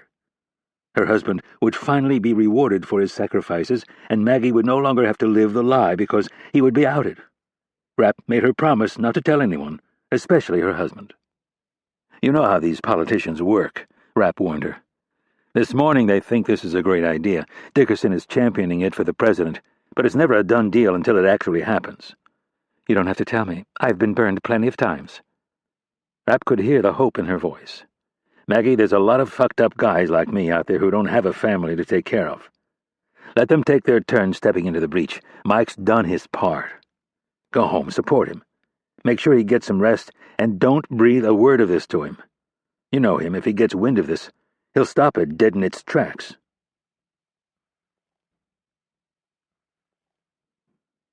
Chapter 27. Rapp took a quick left and then a quick right. He backed into a private drive halfway down Pathfinder Lane and stopped under a massive elm tree. The leafy canopy of the tree would frustrate any airborne surveillance. One of Rapp's high school buddies had lived on the street, and he knew the driveway serviced only a couple of houses. The street jogged at both ends, so it wasn't used to cut through the neighborhood like some of the other side streets. Rapp checked the clock on the dashboard and settled in to see if any American-made four-door sedans came skidding around the corner. He thought about his conversation with Maggie and stared at his phone for a long moment. A sliver of guilt crept in as he wondered if he could deliver on the promises he'd just made. After a beat, he knew he could. He knew he had to. He would call Dickerson and make it happen. Feeling better about it, Rapp punched in Stan Hurley's number on his secure BlackBerry to get an update. After 3 rings, the scratchy voice of Hurley answered. Rapp didn't bother to say hello. "So, were you right?" Rapp asked, in reference to Hurley's prediction that Adams had used Max Johnson to bug Lewis's office. "About who he was using?" "Yeah." "Yep," Hurley answered. "He's been on the payroll for about 2 months." Rapp wanted to ask him how he was paying him, but was hesitant to get into too much detail over the phone. "Motive?" "Another member of the Mitch Rapp fan club." Rapp looked north and then south. No cars so far. "How so?" "Can't say if there was any personal animosity, but my guess is he was intrigued by the idea of taking down a real gunfighter." Rapp thought about that. Hurley liked to refer to the clandestine folks as gunfighters. Everyone else was a limp dick or a desk jockey. Theirs was an entirely separate culture from that of the other folks at Langley, and it was not unusual for other groups to harbor acrimony against the spooks in the building. Johnson had spent his entire career within the secure perimeter of Langley. There were probably a handful of times that he'd gone overseas to do a security review of an embassy and the CIA's personnel, but he'd never participated in a real op. The entire focus of his career had been to protect Langley's secrets and bust those who didn't play strictly by the rules. Any idea what he was using to listen in on the sessions? He's not certain, but it sounds like it might have been off-site. All right, I'm on it. I gotta go. I'll call you later. Rapp hit the end button and thought about the task he was going to give Coleman. Max Johnson, while not exactly an A-team field guy, was nonetheless someone they should not take lightly. What concerned Rapp was that Johnson would be dumb enough to get involved with a guy like Adams. Hurley's assessment of the situation was as good as any, but they weren't talking about an impulsive 20-year-old. Johnson was a 30-plus-year veteran of the business. He should have known better than to get mixed up in something like this. Rapp checked the street again. No Crown Vics, Caprices, or LTDs came sliding around the corner on two wheels, so he put the car back in drive and drove over to Lewinsville Park. Rapp had spent countless hours here as a kid. He and his neighborhood buddies played every sport there was, and if they weren't at the park, they were down at the pool and tennis club off of Great Falls. Rapp was smiling to himself and thinking about the summer his brother had gotten them banned from the pool when he saw Coleman pulling into the parking lot in his big black SUV. Without saying a word, they both left their vehicles and traveled down the path between the bleachers to the synthetic turf lacrosse field. It was a typical late April morning for the area. The temp was in the mid-70s and the skies were partly cloudy, with a threat of storms off in the distance. Rapp had changed into a pair of comfortable jeans and a long-sleeved shirt for his flight. Coleman had on a pair of khakis, a button-down shirt, and a blue sport coat. The two men faced each other but didn't look at each other.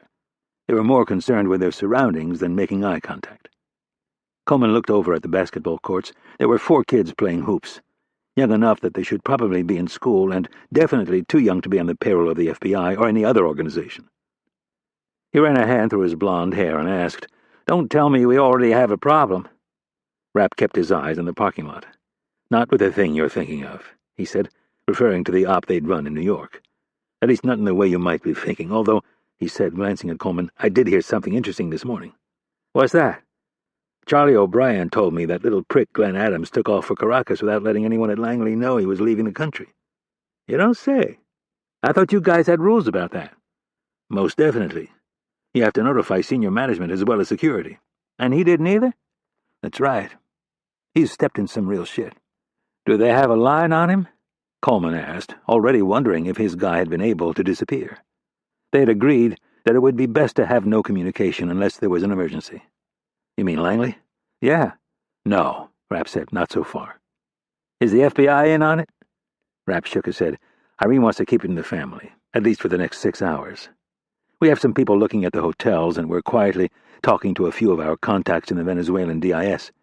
If we don't get some answers quick, she's going to have to bring in FBI and state." Coleman nodded. "Do you think he defected?" "Who knows? As long as the guy doesn't give away any of our secrets, I'd just as soon he hung himself." Rapp checked out the boys on the court and then finally looked at Coleman. "The name Max Johnson ring a bell?" Coleman's blue eyes closed a touch as he tried to remember where he'd heard the name. After a moment he said, "Yeah, I have. He's one of you guys, or I should say was." Rapp frowned. "He was never one of my guys. That would be like me telling you an investigative services guy was on the teams." Coleman thought about it for a second and said, "Point taken. But he did work at Langley, right?" "Yeah, for a long time." "Does he know where all the bodies are buried?" Rapp shrugged. "Hard to say with a guy like him. He's not the bubbliest fella, but then again, those security guys are supposed to make people nervous. You ever have a beef with him?" "Not that I can recall." Rapp paused a bit and then added, "But I've pissed off so many people over the years, I can't keep track." "Irene?" Rapp thought about his boss. He couldn't imagine her running afoul of her own security service. But then again, Johnson had been passed over twice for the top job. "Not directly, but you know how it is. It's the rare bird who gets passed over for a promotion who doesn't hold some kind of a grudge." "So what exactly has he done?" Coleman asked. "He runs his own consulting company now." Coleman said, "I know, that's how I heard of him. The word is he's pretty hot shit on the new technology. Specializes in surveillance." Rapp nodded. The war on terror had been a boon to private security and consulting firms. Outsourcing was the new hot trend. "You'd better grab Marcus, then," Rapp said, referring to his resident computer genius. "Can you tell me what this is all about? You got a pen and a piece of paper?" Coleman dug in his jacket pocket and pulled out both. Rapp flipped open the small notebook and clicked the plunger on the pen. He hesitated for a brief moment while he decided on the best way to relay the information while still being cryptic. Pressing lightly, he began to scrawl the pertinent information on the lined paper. When he was done, he handed the notebook over. Coleman glanced down at the words and read Rapp's blocky print. "Last night, found out where he's been getting info. Hired Johnson to bug Doc's office. Know of at least one person who spilled the beans. Assume there are more. Find out how he was doing it and get me a full scouting report on him." "Holy shit," Coleman said out loud as he thought of Dr. Lewis and the number of people he worked with. "This could be a real mess. Information like this could be sold over and over." Rapp took the notebook back and tore out the top 5 sheets. He grabbed a lighter from his pocket and lit the bottom corner of the pages. He watched the flames lick their way up, and then he flipped them over so they had to work their way down to his fingers. When there was a square inch left, he waved the paper back and forth until the flame was out. "Be careful with this guy. Don't tip him off. I don't want him getting spooked and running off with the goods." Coleman thought of Adams. The news that he had supposedly left the country for Venezuela would spread like a dry autumn wildfire through the intelligence community. "He'll hear about this other thing sooner rather than later, no doubt. And he'll probably get a little skittish. That's why I want you on this right away." "ROE?" Coleman asked. ROE was the military jargon for rules of engagement. Rapp thought about it for a moment. He didn't know Johnson anywhere near well enough to predict any of it. Coleman would have to use his instincts. "Do what you have to do. Just make sure we know what our exposure is. If he has recordings, I want them all back." "If I have to get rough?" Rapp shrugged. "I should be back late tonight. If it can wait till then, I'd appreciate it, but you're going to have to play it by ear." "Where you off to?" "Can't talk about it. It'll be a short trip.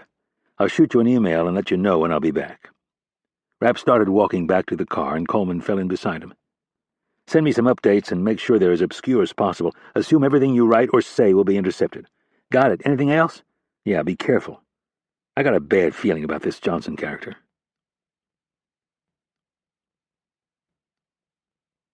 Chapter 28. When Hakim finally woke up, he made no attempt to open his eyes. His head hurt too much. His body hurt too much. It seemed that everything hurt too much. Slowly his senses started to send reports back to his brain. There were bruises and cuts and scrapes, and maybe some breaks. He kept his eyes closed, not because he didn't want to see where he was, but he thought it would hurt too much to open them. Without forethought, his brain decided to take inventory. He wiggled his toes and was pleased to see they worked. His left foot rolled outward, and everything felt as it should. When he tried the same thing with his right leg, his knee sent back signals of sharp pain. He couldn't tell the extent of the injury, but nothing felt broken. His torso ached, but it was nothing compared to the pain he suddenly noticed in his arms and face. Hakim tried to open his eyes, but nothing happened. It was as if his eyelids were glued shut. He tried again, and with a little more effort, he was able to get his left one open a sliver. It felt as if something was weighing down his eyelids. He was surrounded by a soft, natural light. Somewhere in the distance he heard a throbbing hum that was faintly familiar. His sense of smell slowly came back, and he picked up the weak scent of a campfire. Hakim managed to get his left eye open a bit more, and after staring at the strange wood grain pattern for a while, he realized he was in the back of the RV lying on the bed. He tried to roll onto his side, but didn't get far. He let out a small gasp. It felt as if he had been stabbed. Things slowly started coming back to him. He had no idea how long he'd been out, but the last thing he remembered was Karim on top of him, his fists rising and falling with crazed rage. Remembering those punches, it suddenly occurred to Hakim why he couldn't open his eyes. With dread, he brought his hands up to touch his face. It was one of those things you never thought of, what your own face felt like, mostly because you didn't have to. You touched it so frequently throughout the day, for so many reasons and over so many years, that every centimeter of it was imprinted on your brain. You could feel your way to the slightest blemish or new wrinkle. Hakim gently touched the area around his left eye. Everything was foreign. It felt like a ripe tomato plump and smooth. His fingers continued their search. His lips were even worse, and his right eye felt twice as bad as his left. Then, as if a switch had been thrown, the pain started. It was both specific and everywhere at the same time, as if his brain was stuck in a circular loop of agony, moving from one area to the next and then back again, running faster and faster until he felt like 1,000 fire ants were feasting on his face. He started to moan, and after a good 5 seconds he stopped himself. The thought of Karim hung above him like some awful nightmare. He didn't want to feed the man's arrogance any more than he already had. How could one friend do this to another? Hakim lay there and asked himself the question over and over. The answer was so obvious that he was no longer able to ignore it. The truth was now staring back at him like an old, wise parent, telling him he had been warned long ago, but had been either too stubborn or too immature to heed the advice. Hakim felt his puffy face again. Was it true? Had he been so blind for so many years, or was he suddenly in full martyr mode, casting himself as the ultimate victim and his friend as the arch-villain? Hakim knew he wasn't exactly in the best frame of mind to be dealing with such a question, but it was no longer possible to ignore the obvious. Had he been the one who had changed, or was it Karim? Was it both? Or had he simply drifted away from their radical worldview, the myopic one the Wahhabi clerics had brainwashed them with? It was so foolish, Hakim thought, as he looked back on his testosterone-laden late teens and early 20s. They had been indoctrinated like brainless fools. Even so, there was another question that was more troubling. Was Karim a monster? Hakim thought of the father and son who had showed up at the farmhouse and asked permission to hunt by the river. He had had the situation handled. They were not federal agents or local law enforcement. They were just a father and a son such as you would find anywhere in the world. And if Karim had been able to keep his ego and anger in check, everything would have been fine. The sinking feeling he'd had when he heard the screen door open came back. Hakim replayed it all in his mind, but without any sound. For some reason the audio wouldn't play. It was just the cold, harsh visual of bullets hitting flesh and bodies falling in slow motion to the gravel. The agony on the father's face, the fear on the son's. And all for what? What had they gained? What had Karim gained with his obtuse, inflexible methods? They were now on the run, foreigners in a land where everyone was looking for them. Hakim had calculated their chances of escape many times, and he was convinced that nothing offered more hope than the house in Iowa. It was the last place anyone would look. He had even told Karim not to worry if someone should stumble upon them. He and Ahmed were to stay out of sight. Hakim's cover story was solid. He would be able to deal with anyone, possibly even law enforcement. It had all been discussed and rehearsed many times. Hakim was in the midst of asking himself why his friend would be so reckless when the floral curtain that separated the rear sleeping area from the rest of the RV slid back a half-foot. Hakim looked up to see a pair of large, almost childlike eyes staring down at him. It was Ahmed.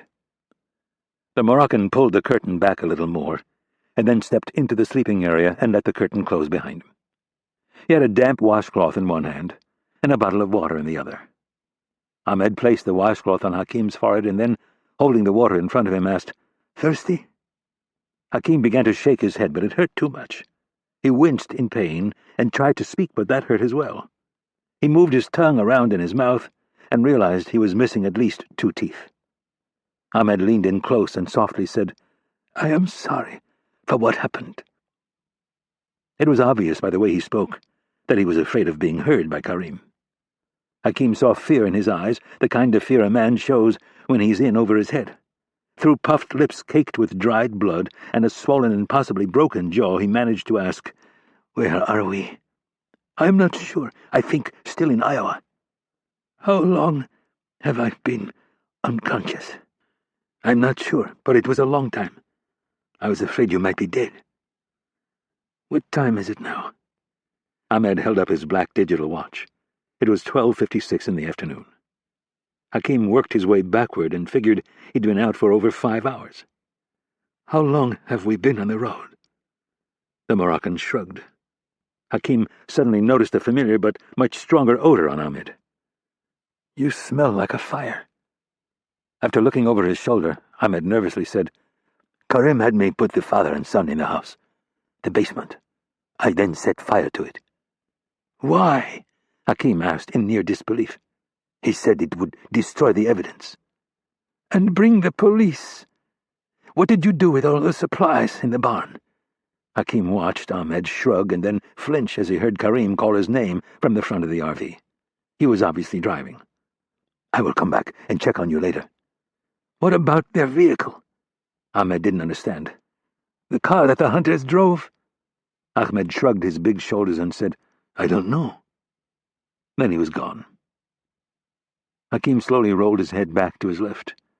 As he closed his eye and tried to rest, he wondered how long it would take before the police figured out who had been staying at the house.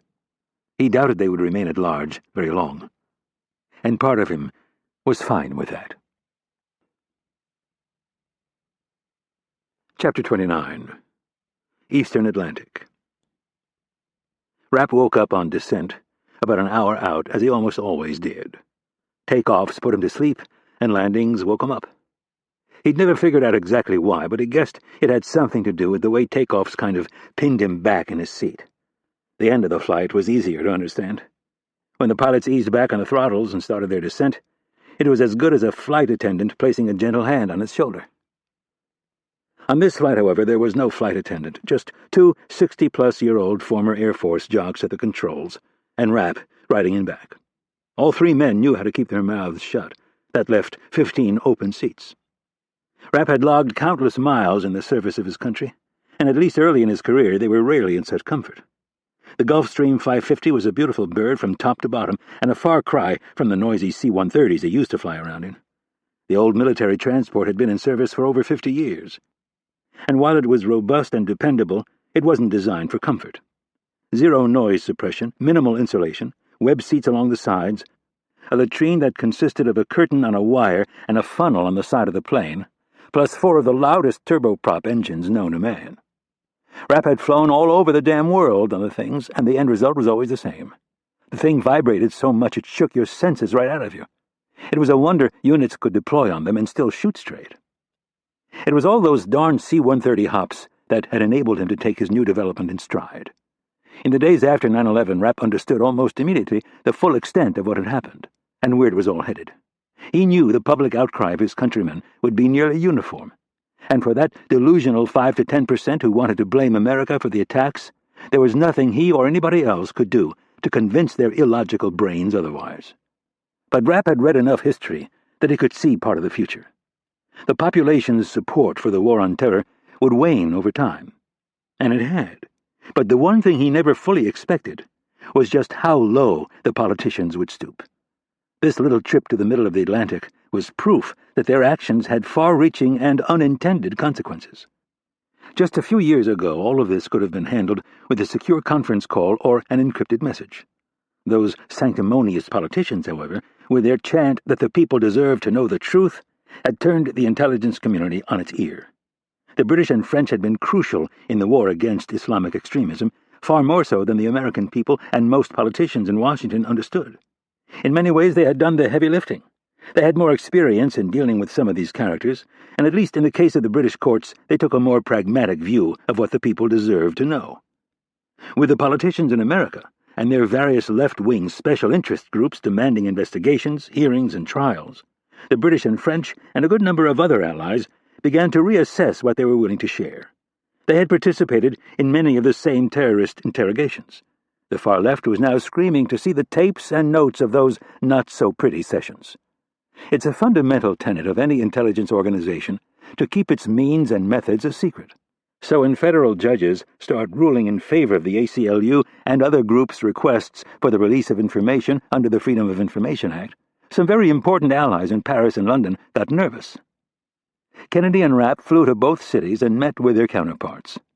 Each group of professionals was worried about the same thing. The stuff the ACLU was asking for was damaging enough, but it paled in comparison to the mountains of highly sensitive encrypted data that had been sent back and forth between the 3 intelligence agencies. Stuff that was hidden or destroyed with the understanding that the information could start a world war if ever leaked. They all trusted each other, but there was one glaring problem. America's National Security Administration captured almost unimaginable amounts of signal traffic.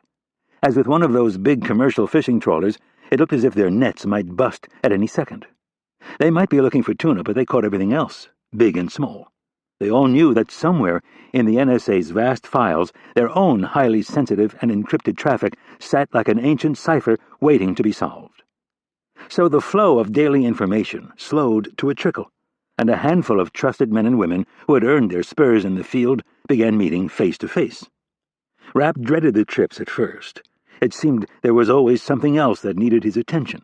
But after a few of them, he realized they were a bit of a blessing in disguise.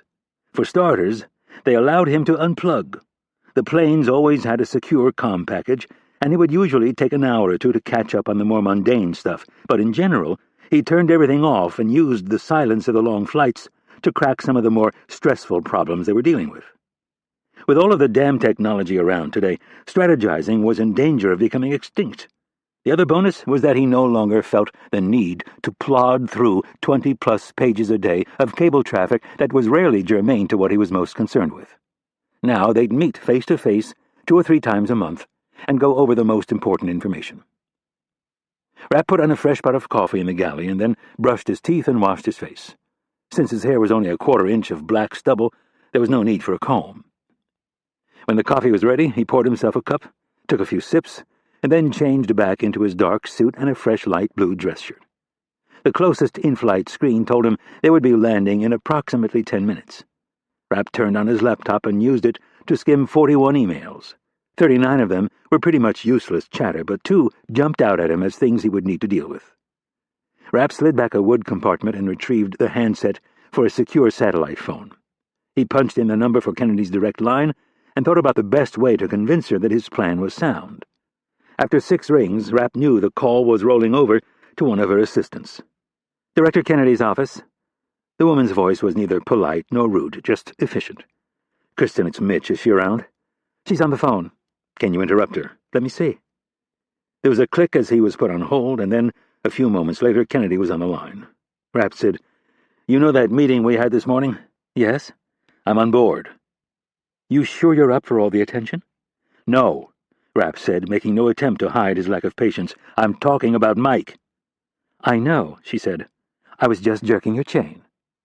"Can you get it done?" "Do you care what your boss thinks, or are you calling the shots now?" Rapp groaned. "Why are you doing this?"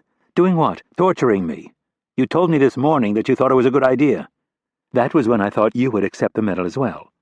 I've had the visual in my head all day of you sitting on Oprah's couch talking about skincare products." Rapp pulled the phone away from his head and looked at it as if he might snap it in half. "Are you done?" "Yes, but I want you to at least recognize the fact that you are giving Mike no say in the matter, while you have threatened me or anyone else with extreme violence if we dare recognize your achievements, which were even more remarkable than Mike's." "We've been through this so many times. Do we have to go over it again?" "No, we don't have to go over it again," Kennedy said in slightly playful tone. "I just want you to recognize that you're not being entirely fair." "Fine, I'm happy to admit it. Life isn't fair. Mike has 4 kids and a wife who need him. My wife and unborn child are dead because of what I do for a living. Maybe I don't want to see that happen to him. Maybe I don't want to have to knock on Maggie's door some night and explain to her and the kids that their dad is dead. We're different people. I'm damaged goods. He still has a shot at a semi-normal life, and that's why he's going to be the face of this thing, not me." Kennedy didn't answer for a long time. Rapp rarely talked about his deceased wife, and it had caught her off guard. "I think I understand." Rapp felt like an ass for coming down so hard on her. "Sorry, boss." "For what?" "For snapping at you like that. You know I'm no good at this stuff. He's not doing well," Rapp said, changing gears. "I've seen it before. The lie is tearing him up. I don't think seeing his assistant and another 12.5 co-workers killed did him any favors." "No, it didn't." Rapp thought about Nash's fragile state. "Just please do this for me, and do it quick, before he does something stupid." "What do you mean, something stupid?" Kennedy asked with trepidation. "Nothing," Rapp lied. "It's just a feeling. Tell Dickerson it's a go. Get it set up for tomorrow if you can." "Aren't you forgetting something?" "What?" "Mike. You know he'll never go for this. Don't worry about him. You tell me what time you need him at the White House, and I'll have him there. Just make sure everyone keeps their mouths shut."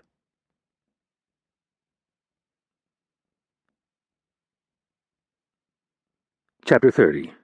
Santa Maria Island, Azores. The landing gear thudded into the down position, and the plane banked to port. Out of the nearest window, Rapp caught a glimpse of the western edge of Santa Maria Island and her big 10,000-foot runway, courtesy of the U.S. taxpayers. The place had been a busy hub during World War II and in the decade after, but was now nothing more than a tourist destination and convenient meeting place for three spooks who didn't want to be noticed. The plane landed so softly Rapp wasn't sure they were down until the pilots began to brake, but with 10,000 feet of concrete there was no rush.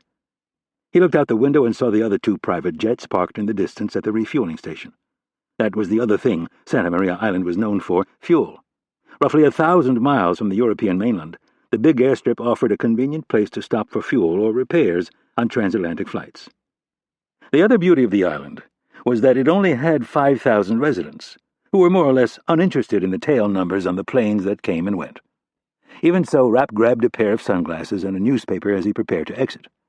When the plane stopped, he disengaged the safety lock and lowered the steps. He moved stiffly down the stairs and pretended to read the newspaper as he proceeded around the nose of a Bombardier Global Express. He hesitated for a moment at the base of the Bombardier's stairs and looked around. Not a person in sight. Rapp bounded up the steps two at a time. Once inside, he glanced to his left. The door to the flight deck was closed. Rapp hit the close button on the hatch, and the stairs began to fold back into the closed position. He then walked through the well-appointed galley to the rear of the long-haul private jet. All of the shades were down on the windows, and there, sitting side by side at a table near the back of the plane, were two familiar people. They were both facing the front, but only one of them stood. At 6'4", George Butler had to tilt his head a few inches to the right to avoid hitting the ceiling. The 48-year-old Brit offered his hand and said, "Hello, Mitch. Good of you to come." Rapp grabbed the hand of MI6's Counterterrorism chief. "Good to see you, too." Rapp turned to look at the woman who had remained seated. She was petite, just under 5.5 feet tall, and weighing no more than 120 pounds. Rapp had known her for nearly 15 years. Her name was Catherine Cheval, and she worked for France's Directorate General for External Security, or DGSE. She gave Rapp a faint smile and offered her cheek. Rapp leaned over the desk and kissed her first on her right cheek and then the left. "Always good to see you, Catherine." "The feeling is mutual," she said in perfect English. Cheval sat back and brushed a strand of her raven black hair behind her right ear. She looked a decade younger than her 50 years. Rapp took one of the two seats across from them. Cheval leaned forward and gestured toward the coffee cup sitting in front of Rapp. "Please." As Cheval poured Rapp a fresh cup, he apologized for being late. Butler nodded and said, "Frankly, I'm surprised you could make it on such short notice." Irene didn't give me an option. She said it was important. Butler and Cheval shared a look and then nodded in unison. Cheval said, "We have discovered some information that you might find useful. But before we begin," Butler added cautiously, "we would like to revisit the ground rules." Rapp could have been offended by the comment, but wasn't. In many ways, these two, and the people who worked for them, were better allies than the people in his own government. The fact that Butler had brought it up, though, told Rapp two things. First, that they had some good intel, and second, that they had come by it through means that the Department of Justice and U.S. Congress would not approve of. "If you need to modify the rules, I completely understand, but remember, when it comes to certain elements of my government, few have more motivation than I do to lie to them." "True," Cheval said, "and we trust you. It is just that certain nosy people in your country will begin to walk the dog back. They will want to know how this information fell into your possession." "They might even make assumptions," Butler added. "If they begin to stir the bleeding hearts in our own governments, it could create a rather unhealthy environment for us." "Understood. As far as I'm concerned, none of what I hear today has to be shared." "That would be nice," Cheval said, "but not realistic. What we have to tell you, you will most certainly want to share." Cheval reached under the table and grabbed a manila file. It was simple enough looking, and intentionally so. She placed it in the center of the table and hesitated for a long moment. Her light brown eyes slowly drifted away from the file and settled on Rapp. She looked as if she still hadn't figured out precisely how she was going to handle the exchange of intel. Rapp had seen the file before, and it had always carried information that was far more valuable than its worn, simple appearance would lead one to believe. Ingenious on Cheval's part, Rapp had always thought. The files at Langley were made of sturdy, heavy stock. The important ones were red, although Rapp had known a few people over the years who had used Cheval's method of misdirection. Typically, though, the really important stuff was in red files with letters strewn across the label. Some designations were easy enough to figure out, like top secret, but most were covered with phrases like eyes only, and a string of letters that were nonsensical to the uninitiated. All of it was compartmentalized intel. Some had locks, and most had twine clasps, the kind you had to twirl around a little disc to secure and unwind to open. The twine wasn't there to defeat prying eyes. It was there to give a person pause, one more step to go through to get the thing open, and hence an extra few seconds to consider just what the hell you were doing. The CIA was funny about that. They liked their people to keep their attention focused on their particular area of expertise. During Rapp's tenure, he'd seen 2 complete overhauls of the system and a bunch of little modifications. At the end of the day, one of the quickest ways to land yourself in serious trouble was to get caught opening a file that was none of your business. The French and the Brits operated with similar constraints, so Rapp had guessed long ago that Cheval's worn file had likely never been carried through the security checkpoints at the DGSE headquarters in Paris. Cheval asked, "Have your services made any headway on the identity of the men who carried out the attacks?" "Very little." Talking to 2 colleagues like this, Rapp was slightly embarrassed to admit that they had made 0 progress. The race to find out what had happened had been going on for a week, and they were still wandering around the starting line looking for clues. "Nothing?" Butler asked, looking surprised. "As far as the 6 guys who raided the CTC are concerned, there isn't really anything left to identify. The surveillance footage doesn't give us anything useful." They were dressed in full SWAT gear, complete with balaclavas, goggles, helmets, gloves, heavy vests. Rapp shrugged. "There's nothing to see." "Physical evidence?" Cheval asked. Rapp thought about the stew of body parts that had been created when all 6 suicide vests were detonated at the same time. They were still finding bits and pieces in the woods a couple of 100 yards away.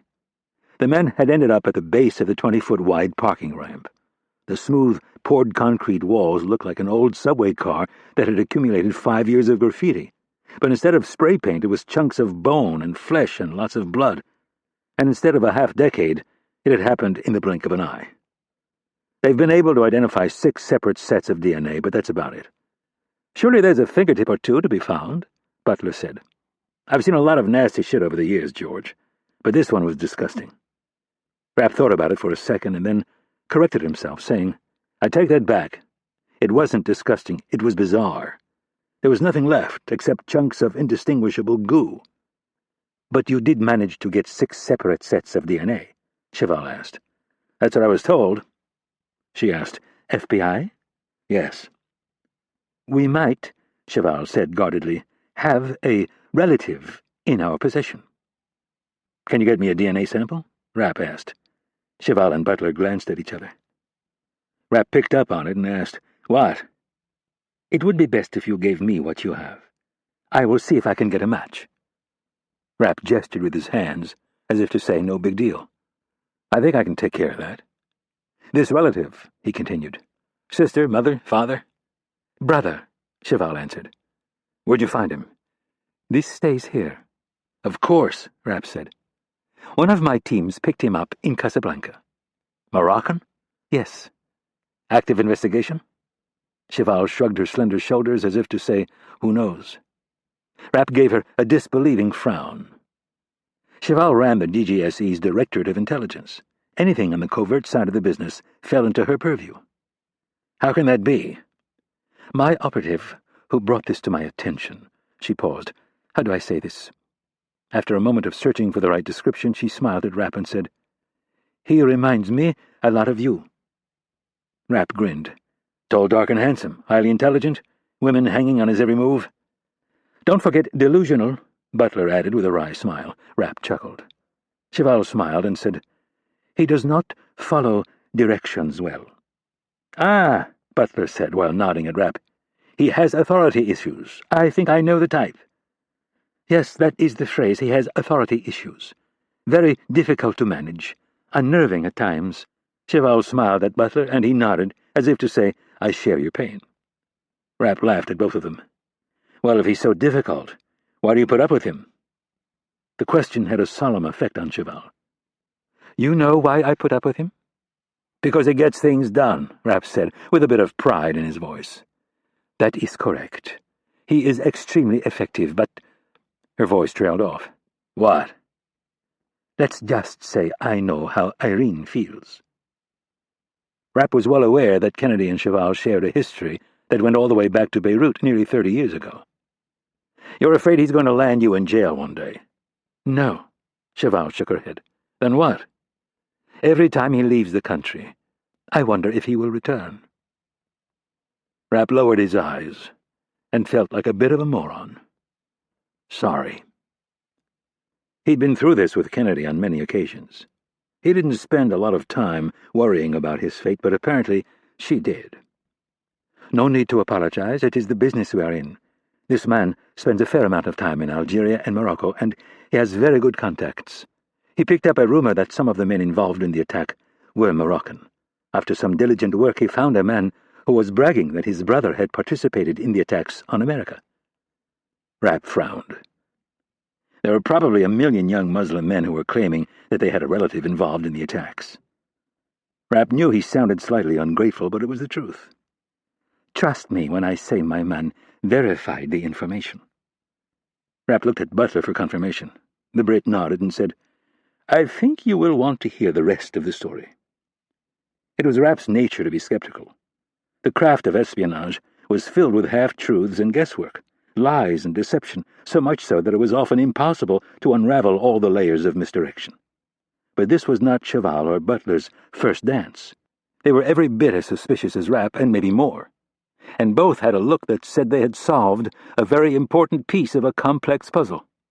Rapp had seen this same look on their faces a few weeks earlier, sitting at this very table on the same little island in the middle of the Atlantic Ocean. It was when they had informed Rapp that a third terrorist cell was at large and headed to America. Rapp reached for his cup of coffee and settled into the plush leather seat. He braced himself for what was to come and said, Let's hear it. Chapter 31. The original plan had called for 3 cells to hit America.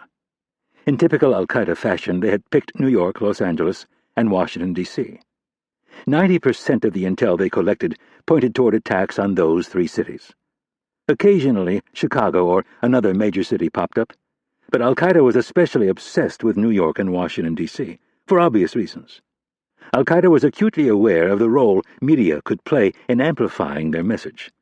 Infidels were infidels, but killing a couple of hundred people in Toledo, Ohio, simply wasn't as good a story in the media's eyes as hitting a big, glitzy city.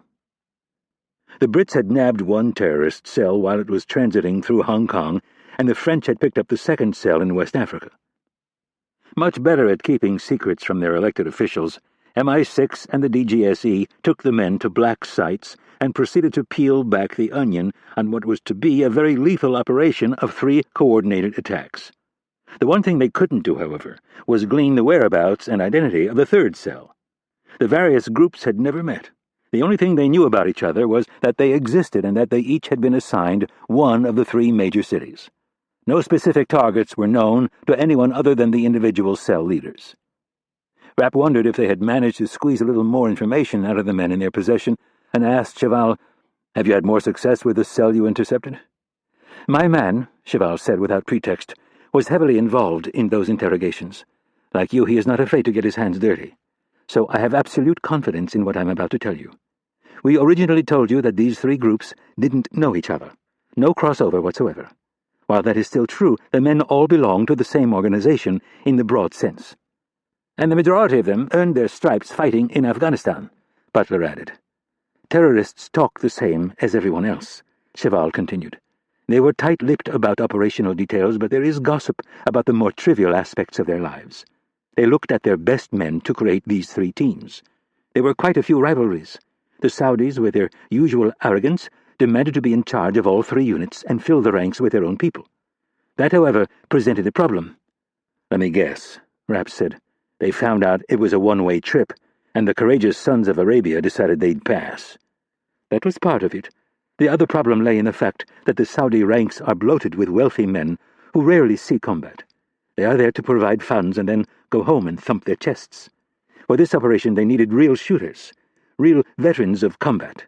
The best, without question, are the Afghan and Pakistani tribesmen, but these men didn't like the idea of dying in a strange country thousands of miles from their homes. Rapp said, so they looked to the Moroccans, Algerians, Syrians, Jordanians. Precisely, Cheval said. And these men talk. There is a rivalry that is not different from that in our own military services. They like to brag and inflate their successes and, of course, taunt the other groups. And they all hate the Saudis, Butler said, but tolerate them because they have the money. Yes, at any rate, my man picked up in one of his interrogations that the Moroccan contingent was very proud that 3 of their men had been chosen to serve on one of the teams. I checked with Georges, Cheval said, glancing at Butler, and he confirmed that none of the men in his possession were Moroccan. So you guessed that the 3 men were in a third and unknown group? Yes. So my man went to Rabat and then Casablanca and began to beat the bushes.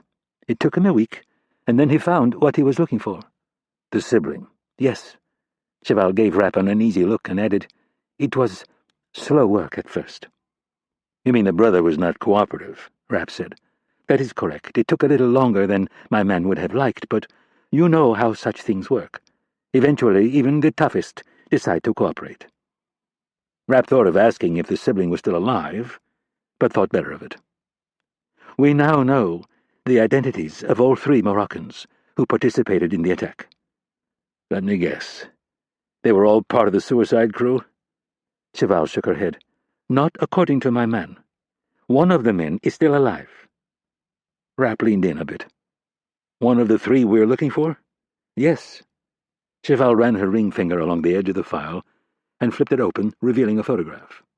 She spun it toward Rapp and said, Look, but do not touch. No reason to put your fingerprints on any of this. Rapp nodded. Who is he? Ahmed Abdallah. 24, born in Casablanca, spent the last 3 years in Afghanistan and Pakistan. And you're sure he's still alive? As sure as one could be, considering the situation. How? He sent his brother an email. Yesterday. Rapp lifted his eyes from the photograph of Ahmed. He had a you-have-to-be-kidding-me expression on his face. What did he say? He told his brother not to worry, that he is alive and well, and that his mission was a total success. Did you get a fix on it? She shook her head, only that it originated from a server in America. What about the other 2? We have some ideas, but I think George should fill you in on what he has found out first. Butler cleared his throat and said, We think we know how they funded their operation. Saudis. Rapp had found over the years that 9 out of 10 times the money trail led back to Saudi Arabia. No. Surprisingly enough, we think it was South American drug money. This piece of information caught Rapp off guard. Are you sure? Yes, Butler continued. I've been able to piece together a strange string of events which I think would explain how this cell managed to get into your country. South American drug money? Rapp repeated himself, still not quite buying the idea. They had looked into the possibility years ago due to the opium trade coming out of Afghanistan and Southeast Asia. The rationale was that if the cartels could run drugs and sneak them into the country, they could easily do the same with terrorists. They're all Catholic down there, Rapp said, referring to South and Central America. And I mean old-school Catholic. The Church has made it very clear that it's their continent, and the Muslims aren't welcome. As strange as it sounds, the cartels are very loyal to the Church on this issue. Plus, it would be bad for their business if we found out they aided a terrorist group. The leaders know it'd be a good way to get a 2,000-pound bomb dropped on their heads. I've seen the same reports, and I agree with your assessment, Butler said. But this is something different. This third cell, Butler said in an admiring tone, they're smart. They decided to do something none of them have tried before. What's that? They unplugged. Unplugged? Rapp asked, with a puzzled look. What in the hell is that supposed to mean? They cut all ties to Al-Qaeda. Strict operational security.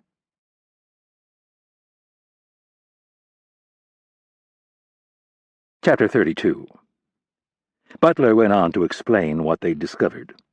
The other two cells had stayed in contact with al-Qaeda's senior leadership during their training. They sent back regular reports and received orders from their commanders. Targets were adjusted and modified based on the success of the training and the ability to smuggle explosives and weapons into America. But this third cell, Butler said, they went dark. No one had heard from them in months. That is, until the bombs started going off last week. Rapp wasn't here to punch holes in his colleagues' stories, but on this point he couldn't resist. That's normal operational security. For us, yes. But there is always a failsafe. We always keep in place a way to contact each other in case the mission needs to be modified or scrubbed. We verified, Cheval said, that they had such protocols in place. We also verified this past week that they feared the third cell had been intercepted months ago. Why? Rapp asked. Because no one had heard from them, Butler said. They went completely dark. No communication whatsoever. What about finances? Rapp asked. We found the account. It hasn't been touched in 5 months. Rapp shook his head with a bit of skepticism. We all know how expensive it is to run an operation like this. To move men and materials into position, to bribe people to look the other way. We're talking a significant amount of cash. I agree, Butler said as he reached under the table and retrieved a file of his own. Instead of manila, this one was brown, but every bit as worn as the one Cheval had on the table. And I think I know where they got it. South American drug money, Rapp said, still not buying it. Yes. Butler tapped the file and with a dire expression said, Mitch, I can't stress this enough. I trust you. If I didn't, I wouldn't have boarded a plane this afternoon and flown down here. But what I have in this file is extremely sensitive. It is information that you need to see, but how it came into my possession is one of my government's most closely guarded secrets. Rapp thought he knew the cause of Butler's cautiousness and nodded. You're worried about exposing your source. Yes. Tell me how you want me to handle it. For starters, nothing gets put in writing. At least, nothing truthful. Rapp smiled. Create a false source. Cuban, perhaps? Butler hadn't considered going that far. He was thinking more of a misdirection play. But he instantly liked the idea of creating a ghost. It would unnerve the Cuban intelligence service and force them to dump resources into chasing a mole. We can talk about that later. But let's go over the background material first. I've checked on this first part. You can confirm this information with your drug enforcement agency. This past week, while the world has been focused on the attacks in Washington, a minor drug war has erupted in South America. It started in a remote jungle region of the Triple Frontier and has spread to a half-dozen cities. The estimates of those murdered is in excess of 100 people, and while they can't seem to agree on who started it, they all agree on the single event that caused the spark. Butler retrieved a pair of black-rimmed reading glasses and put them on. He opened the file, withdrew a satellite photograph, and then closed it. He slid the image to the middle of the table so Rapp could see better and pointed at a line of brown in a photo that was filled with green. Jungle Landing Strip, operated by the Red Command cartel out of Sao Paulo. It serves as regional distribution center for their cocaine manufacturing operation. Local peasants cultivate the coca crops, make the cocaine, and then they bring it to this strip where it is gathered and shipped out once a week. 3 days before the attack on Washington, the facility was hit. It hasn't been easy to get exact numbers, but we think approximately 8 of the cartel's men were killed, and the entire week's shipment was stolen. Again, there's all kinds of rumors floating around, but the estimated street value of the stolen merchandise is somewhere between $10 and $20 million. That's a lot of cocaine, Rapp said. The Red Command agrees.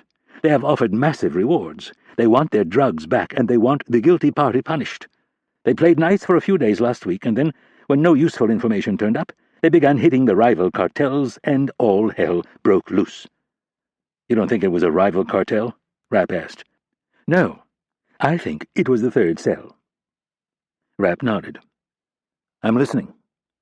This is where it gets tricky. What I'm about to tell you is for your ears and Irene's only.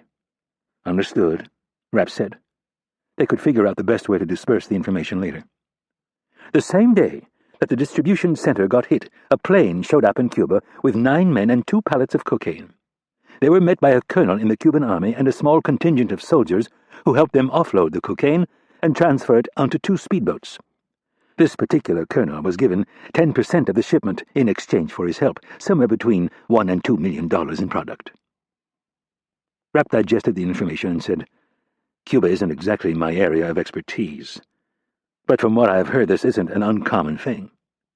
It happens to be one of my areas of expertise, and there's more. Butler withdrew another satellite photo. It was another shot of the jungle, but instead of a rectangular clearing, this one was square. An analyst had taken the time to label the various features. We've all seen this before. Barracks over here, obstacle course here, this square area here used for PT, and a firing range here. Training camp? Yes. Where is it located? Rapp asked. Next valley over from the airstrip. About 10 kilometers away as the crow flies. So you think these guys hit the distribution center, loaded up a plane, flew it out of there, and landed in Cuba? That is precisely what I think. Rapp was skeptical. I know a little bit about the Red Command. They're some of the most ruthless bastards on the planet. I find it hard to believe they haven't already figured this out.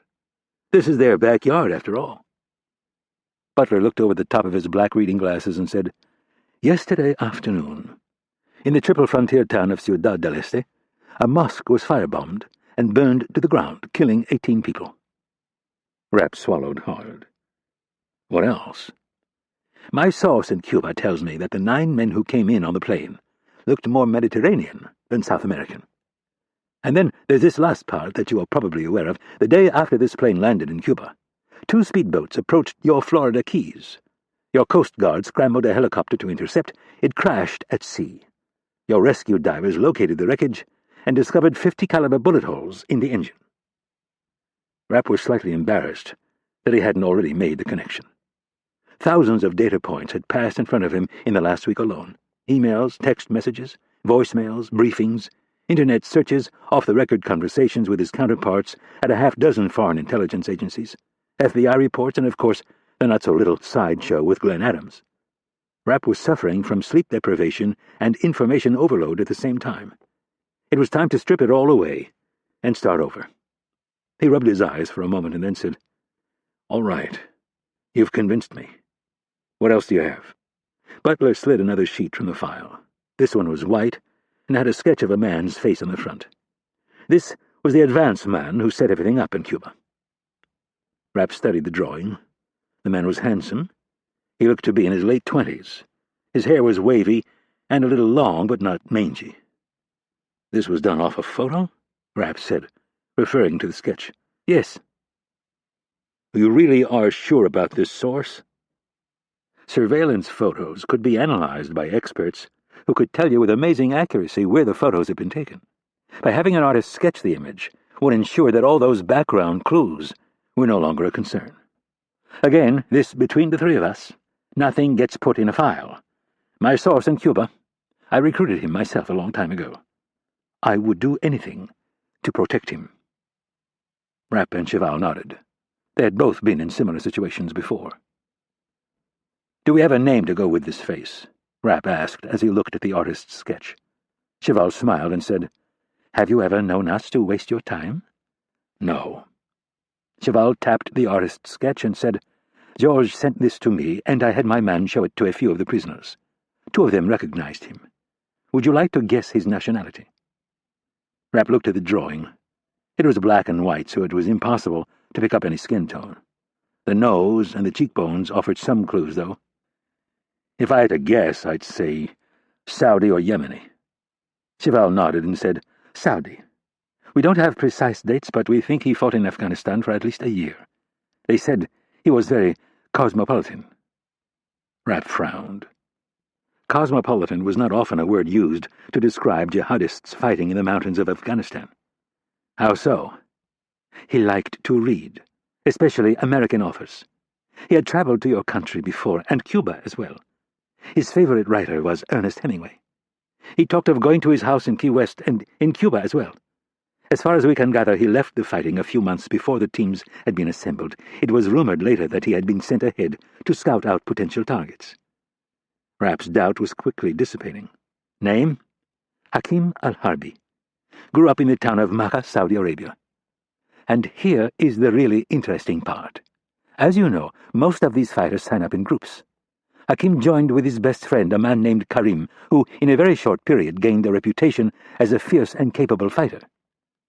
Butler said, "One source says that he was barely 1 week in the fight when the Taliban mixed it up with an American hunter-killer team that had staked out a mountaintop position. The local Taliban commander ordered 3 assaults on the position, each one a complete disaster. This Karim and his fresh group of Saudi fighters were ordered to lead the 4th assault. Rather than lead his men on a suicide mission, he shot the Taliban commander on the spot and took over." Nice way to receive a battlefield promotion. "And that's exactly what happened," Butler continued. "Apparently this Taliban commander was a bit dim. The al-Qaeda leadership was looking for an excuse to get rid of him, and without their lifting a finger, Karim took care of their problem. The Taliban didn't make a stink, because this particular commander had made a habit of burning through fresh conscripts." "Anything after this incident?" Rapp asked.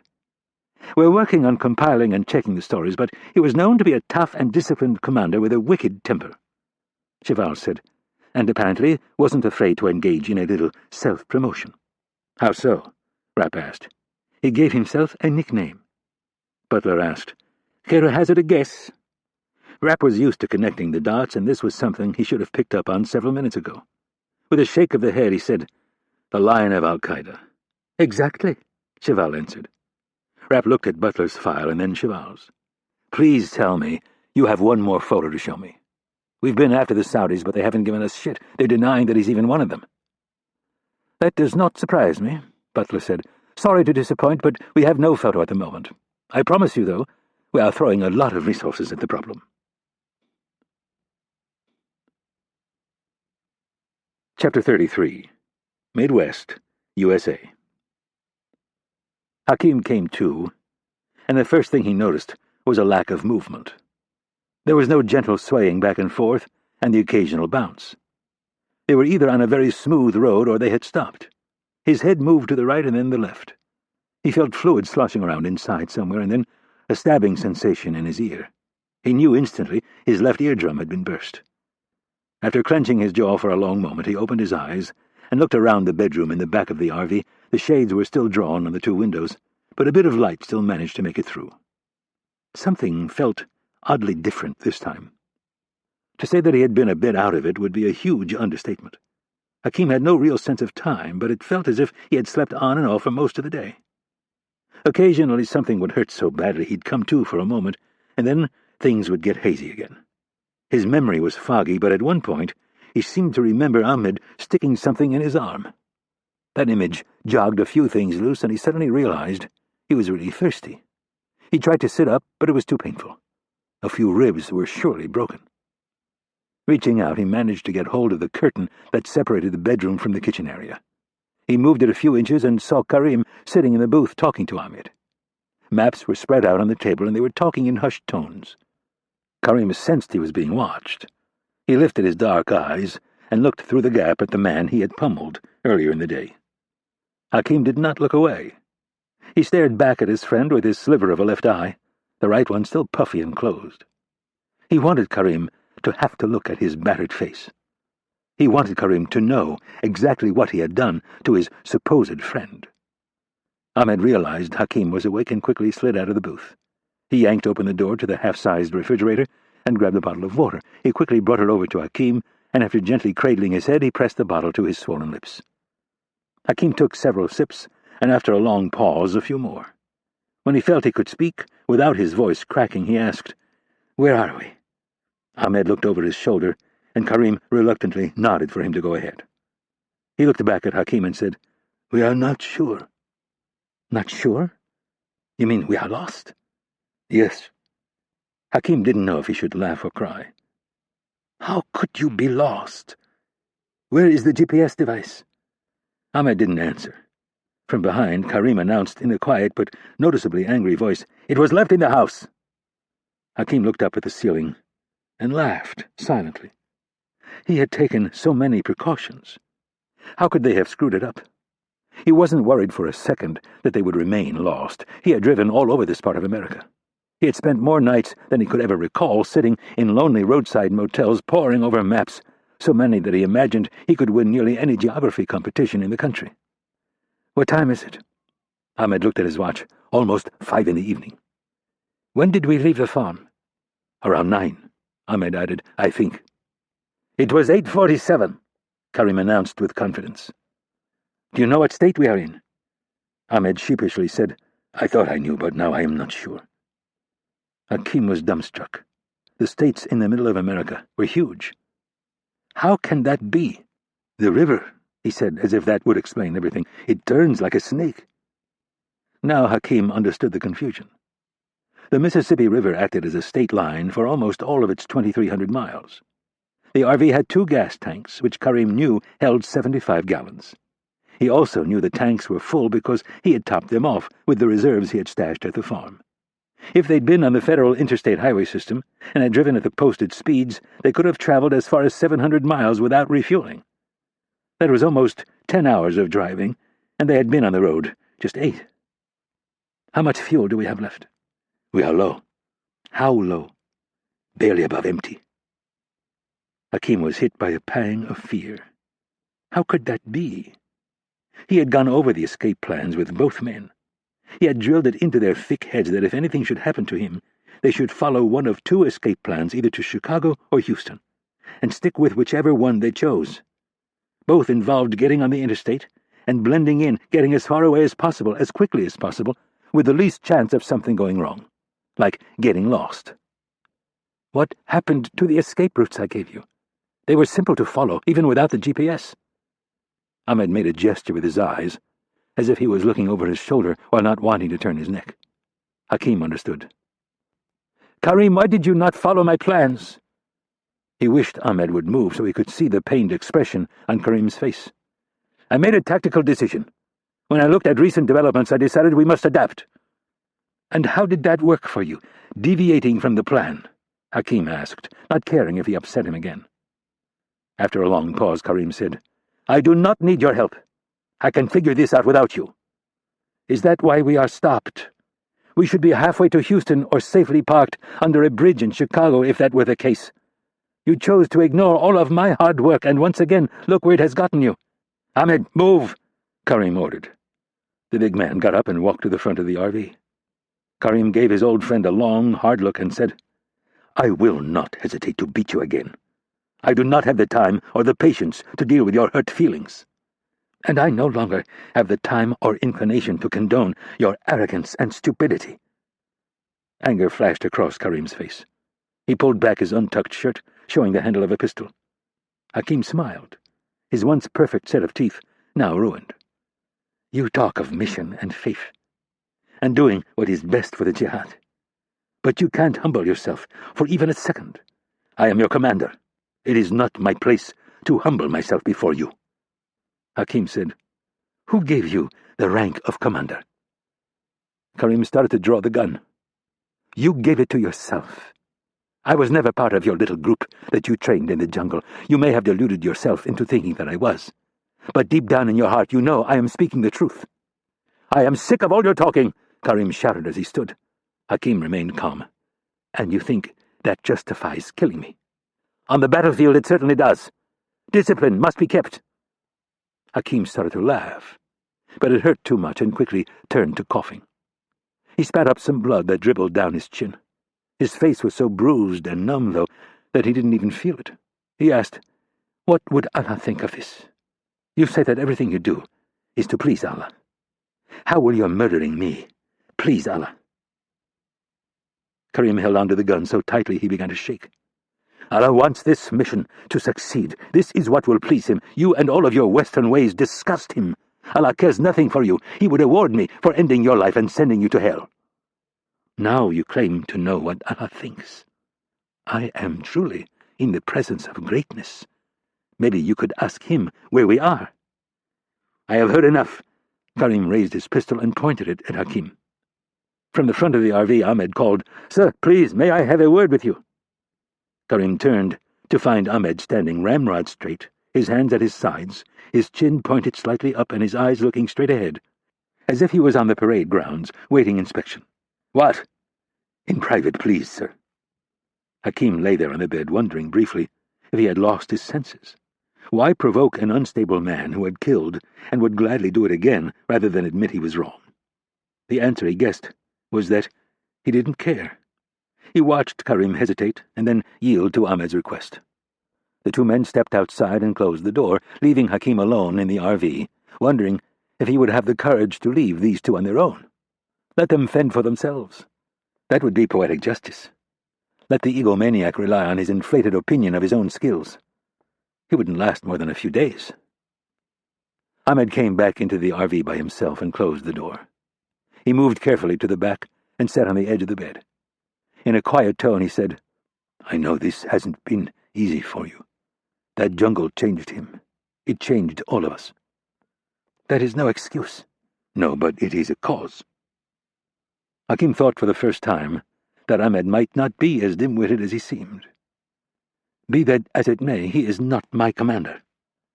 "You may think that, but you will have a hard time convincing him." "Then there is nothing to talk about." Ahmed made a calming gesture with his hands. "I think you need some time away from each other." "Please, by all means. Drop me off at the next town."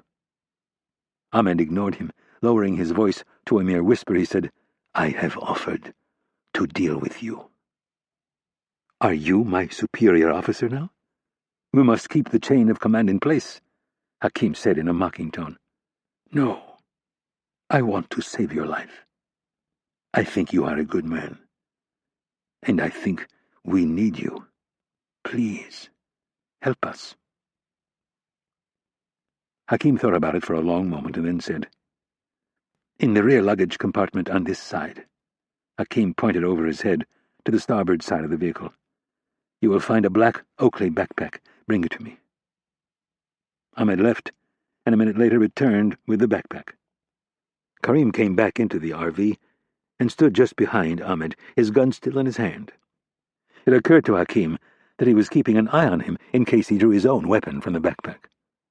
Instead, he unzipped one of the pockets and withdrew a Garmin handheld GPS device. He fumbled with the device for a second and then pressed the power button. As the unit powered up, Hakim looked at Karim with his one squinty eye and said, "All you had to do was ask. I have a backup for nearly everything." Chapter 34. Hakim held the small device in his bruised and battered hands, waiting for the inner workings to reach out to the nearest satellite or mobile phone tower, or whatever it was that allowed it to be so precise.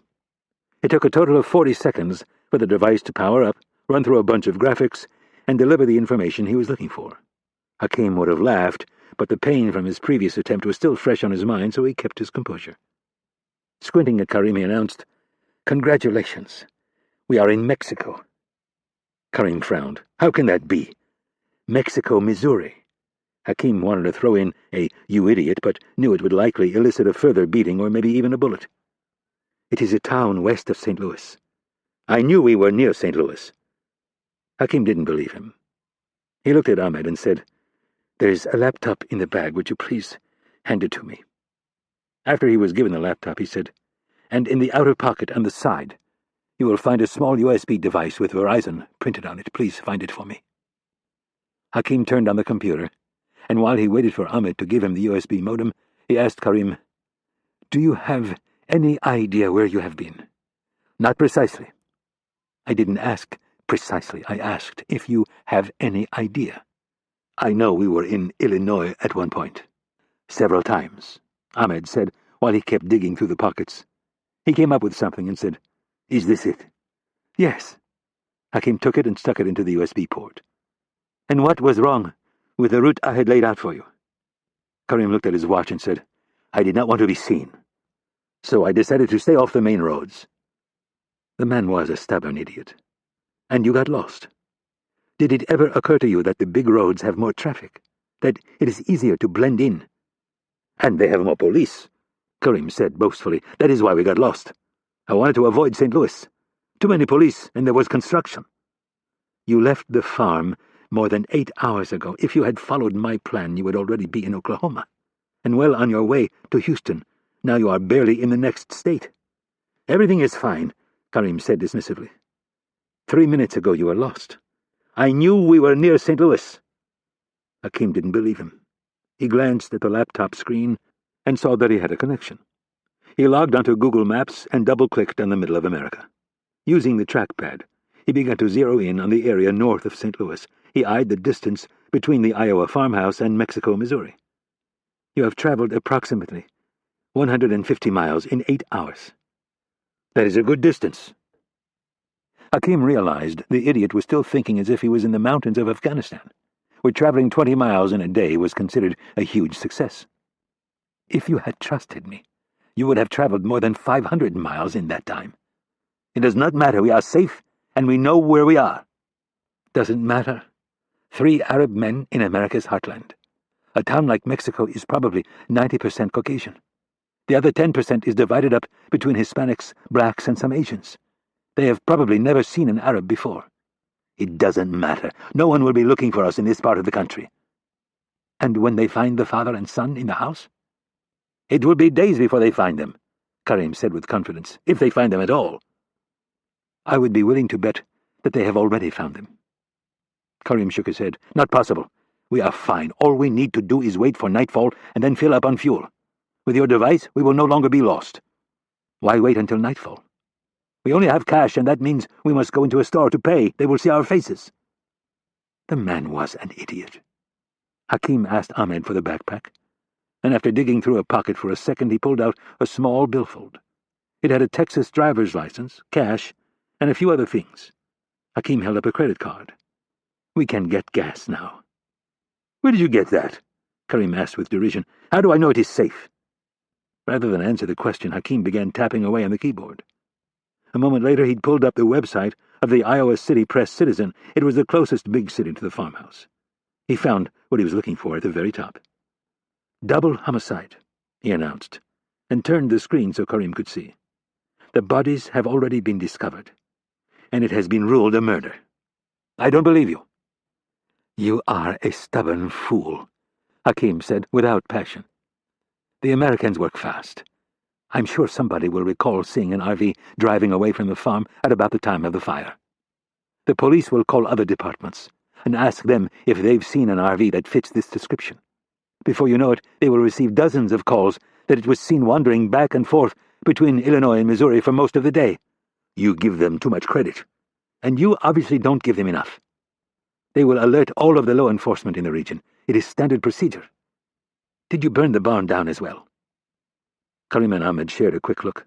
Ahmed said, We think so. You think so? It burned down, Karim said with forced confidence. Hakim could tell there was some disagreement between the two. You saw it burn down? No, Ahmed said, sheepishly. The house caught fire faster than we expected, Karim said. People were bound to come. The RV was in danger of catching fire. So the barn didn't burn down? We used some of the extra fuel and poured it on the ground between the house and the barn. I'm sure it caught fire. The fuel cans were yellow, Hakim said. What does that matter? Karim asked. It was diesel fuel. So? Diesel fuel is combustible, not flammable. It still burns. It did, but not anywhere near as easily as gasoline. Hakim didn't have the energy to explain. The fuel had likely soaked into the ground and dissipated before it could give off enough vapor to ignite. What did you do with the extra provisions? There wasn't time to deal with them, Karim said. But I am sure they are destroyed. He really was a pig-headed idiot.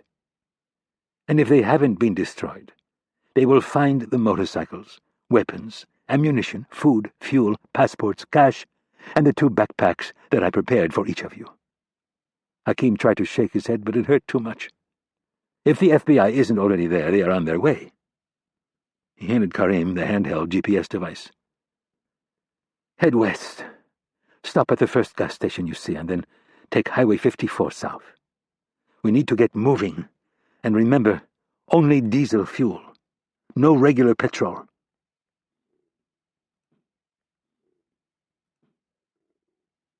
Chapter 35. Washington, D.C. Senator Lonsdale wasn't entirely sure why she was going, but as she entered the lobby of the Watergate Complex South apartment building, there was no turning back.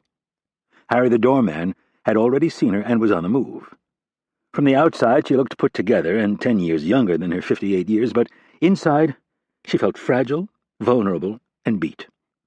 Even so, she continued to cross the lobby on a course that would carry her toward the elevator bank and Harry, who was now waiting for her with a sad expression on his face. "Good evening, Senator."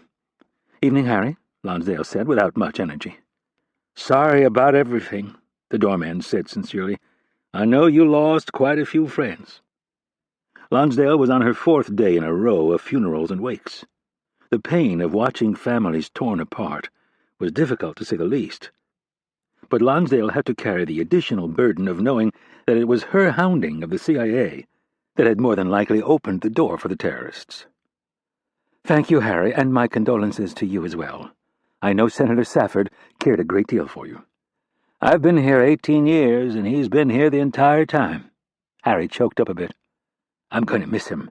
Something fierce." "We all are, Harry. We all are." Lonsdale patted him on the arm. "You take care of yourself." "You too, ma'am." Lonsdale took the elevator to the 6th floor, and when the doors opened, she stepped out and stopped. She looked to her right and didn't move. She almost got back in the elevator, but the doors closed behind her, and then the apartment door to her right opened. Senator Carol Ogden poked her head out and said, "Darling, you weren't thinking of leaving, were you?" Lonsdale looked at her fellow senator's hot pink velour sweat outfit and put a fake smile on her perfectly lined lips. "Not at all."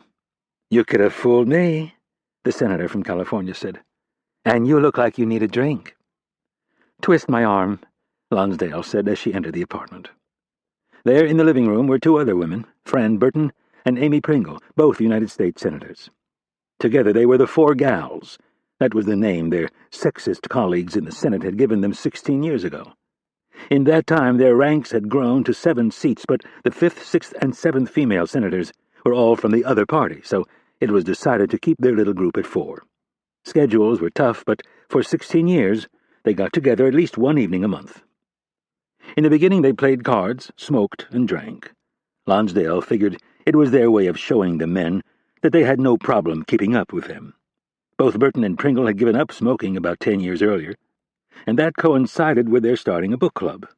That lasted a few years and then petered out after they realized they all liked different kinds of books, and none of them were about to change the other's mind.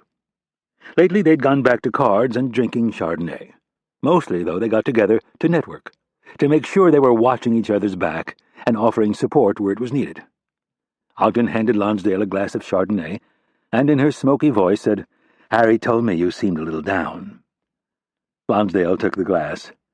"I think we all probably are, aren't we?" Burton and Pringle were starting a game of 31. Burton started dealing cards and said, "I haven't slept more than an hour or 2 each night. I keep waking up feeling like I can't breathe, like I'm being suffocated." Pringle picked up her cards and said, "Me too. I keep thinking, what was it like for them? What did they feel? Were they buried under the rubble and then slowly suffocated, or, worse, burned to death?" "I've wondered the same thing." Pringle said, "I was supposed to meet Greg Givens from the Sierra Club there for lunch, but cancelled at the last minute. He and his wife and their kids all came over this weekend to thank me. We all sat around and cried." Ogden shot Pringle a look that could kill and then jerked her head toward Lonsdale. Pringle, who wasn't always quick on the uptake, realized what she'd done. While she had cancelled lunch and saved a man, Lonsdale had decided to skip lunch and condemned a man by sending her chief of staff to take her place. "I'm sorry, Barb. I wasn't thinking." Lonsdale nodded, took a massive gulp of Chardonnay, and then lost it. She had a full-blown meltdown. Ogden took her wine from her, afraid that she was about to spill it all over the carpeting, and steered her to the nearby couch and had her sit. The other 2 put their cards down and huddled around their bereaved friend. After a few minutes, Lonsdale got her breathing under control and managed to say, "I feel so guilty." Ogden countered by telling her it was nonsense. There was nothing you could have done. This was fate and nothing else. You're a survivor. You always have been a survivor. Through sniffles, Lonsdale said, "And I have survivor's guilt. I sent Ralph to his death. He was my best friend, and he tried to—" She couldn't finish the sentence, and once again began sobbing. Ogden patted her on the back a bit too roughly. She looked more as if she was trying to get her to spit out a piece of meat than to comfort her. "This is foolish, Ralph, of all people, would not want to see you like this." "Ralph tried to warn me," Lonsdale said through tear-filled eyes. "He thought it was foolish, the way we hounded the CIA and Mitch Rapp. He tried to get me to see who the real enemy was." Ogden frowned. "Ralph was a prince of a man, but he was, shall we say, morally inconsistent." "He was right," Lonsdale countered. "Well, I'm not so sure about that." Ogden took a couple of steps back and placed her hands on her ample hips. "What I'm about to say does not leave this room. Do you understand me?" After all three women had nodded, Ogden said, "This whole thing is wrong to me. The timing, everything. You were supposed to be at lunch that day, Barbara, and so were you, Amy. You're two of the Senate's most outspoken critics of the CIA. Just minutes after the explosions, Mitch Rapp and this Nash thug just happened to stumble across some immigrant who has the IQ of a Labrador, and then they proceed to beat a confession out of him." She shook her head emphatically. "I'm not buying it." "What are you trying to say, Carol?" Pringle asked. "I'm saying this thing stinks. And I wouldn't be surprised if that conniving bitch Irene Kennedy and all of her mercenary pals aren't behind it." "You're not serious?" Lonsdale asked. "I was there. I was at the National Counterterrorism Center when it was attacked. Rapp and Nash were shot at. And neither one of them was scratched, and oh, by the way, all 6 terrorists who attacked the NCTC were thrown out the window and their bodies were conveniently destroyed by the suicide vests they were wearing. It's all a little much." Burton, who was sitting on the far side of Lonsdale, looked up at Ogden and with a frown asked, "Have you been visiting those wacky conspiracy sites on the internet again?" "No," Ogden snapped. "I haven't worked it all out yet. It's complicated. But I'm warning the three of you," she pointed at each of them, "don't fall into this trap and forget the sins of the CIA. They are the reason our friends were killed last week. We need to hold them accountable." That was the last of the conspiracy talk for the next few hours. 3 more bottles of wine were opened, and Burton insisted they hold a mini-wake of sorts. Pringle then made everyone agree up front that they couldn't say anything negative about their deceased colleagues and friends. Ogden broke the rule twice, but each time was shouted down, and Lonsdale only had one more major breakdown and a couple of minor incidents. All in all, though, it was good for the soul, especially the laughter. Ogden told the story about her first year in office, when they went on a fact-finding mission to Brazil. One night in the bar, they were all tanked, and everyone was dancing when Senators Safford and Sheldon decided to make an Ogden sandwich at the bar. She was the meat, and they were the bread. Safford got a little too into it and decided to grab the left breast of the new senator from California. Ogden, in turn, placed Safford's left testicle between her thumb and forefinger and squeezed it like a grape. Safford dropped to his knees and had to be carried to his room. Upon hearing the story for the first time, Amy Pringle nearly wet her pants. Lonsdale helped clean up. She was glad she had decided to show. Both the laughing and the crying helped. When she finally left, Ogden was saying her goodbyes and reminded her about the NARAL Pro-Choice America event they were co-hosting on Saturday night. "You're the keynote speaker." "Oh, God," Lonsdale moaned. "I don't know if I can." "You can." Ogden rubbed her arm. "I'll write something up for you just in case. Remember, we're honoring the life of Dr. Smith." Lonsdale nodded. "And stay tough on this CIA thing. Don't give in to them. Let me do some poking around." Lonsdale didn't have the energy to fight with her, so she let it go. "Thanks for the laughs. I'll see you tomorrow." As Lonsdale waited for the elevator, she thought about the NARAL event.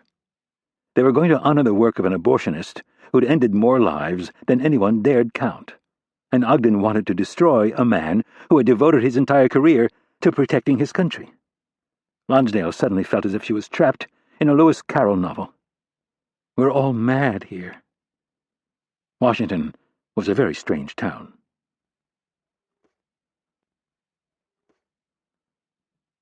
Chapter 36. Southern Missouri. Hakeem drank some orange juice and popped 4 extra-strength Tylenols. He was propped up in the bed with 3 pillows behind him, staring at his laptop, trying to figure out what to do. Logistically, things were perhaps more straightforward than one might imagine. It was as simple as riding down the Mississippi River in a raft. There were twists and turns, but eventually everything made its way south and dumped into the Gulf of Mexico. They weren't following the river, however. They were working the state highways and county roads of Missouri in a gamble against time. Looking back on the day, it was almost impossible to believe what had happened. A single rash decision had led to a string of them, each one limiting their options and exposing them needlessly to capture. He and Karim could spend the rest of their lives debating the wisdom of deciding to kill the father and son, and they would never agree, but it was undeniable that the act had set in motion a series of bungles. One rush decision had led to another, and now they were on the run with no idea how close the law was on their trail. Hakim pecked away at his laptop, searching various news sites for most of the evening as they worked their way down Highway 54, through Jefferson City and then Lake of the Ozarks, and finally the turn for Springfield at Highway 65. Hakim decided not to take Interstate 44 over to Oklahoma. He had labored over that decision for quite a while, but eventually decided they might be too exposed on the interstate. He made the decision to head for Branson. It was a major tourist destination that also catered to RV enthusiasts. He determined the smartest move would be to lay up for the night in a big lot with other RVs and wait until morning. Then, depending what they found on the news, they would either dump the RV or fill up on gas and make a sunrise to sunset dash to Houston. Somewhere north of Branson, Hakim wasn't exactly sure where, he felt the RV begin to slow and then sway as they turned off the highway. He pulled back the rear shades an inch and stole a one-eyed glance, half expecting to see the twirling emergency lights of a police car. There was nothing, not a car in sight. Hakim looked to the front of the RV just as it came to a complete stop. He watched as Karim unbuckled his seatbelt and came to the back. Karim pulled the privacy curtain back completely, hesitated for a long moment, and finally said, "I am worried about something." "You are always worried about something." Karim exhaled his frustration and lowered his voice so Ahmed couldn't hear. "For a minute, could you try not to be so difficult?" Hakim nodded his consent. "I have been noticing more RVs as we get farther south."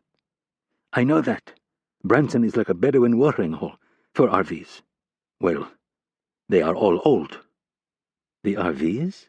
Hakim asked. "No, the people driving them. Every time I pass one, they wave." "And that bothers you?" "It doesn't bother me," Karim scowled. "But I have not seen another RV in nearly an hour." Hakim suddenly saw why he was concerned. "They are stopping for the night." "I think so. I passed a truck stop a few miles back, and there were at least 10 of them lined up with the big trucks." Hakim thought about it for a moment. "Maybe we should go back. Park there for the night." Karim shook his head vigorously. "There must be a charge of some sort. Someone you must check in with." Hakim thought he might be right. "What other option do we have?" "You can get satellite images on your laptop?" "Yes."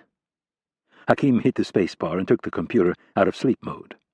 Google Maps was already up. He moved the cursor and clicked on the satellite tab and then turned the computer so Karim could see the screen. "Is that our exact location?" "No, but it is close. You can zoom in and out over here. If you bring me the GPS device, I can tell you exactly where we are." Karim took the laptop and sat down at the kitchen table facing Hakim. "What are you doing?" Hakim asked. Without taking his eyes off the screen, he said, "Finding a place to stay tonight." Hakim got a sinking feeling in his stomach. "What kind of place?" "A house. Preferably one without any neighbors."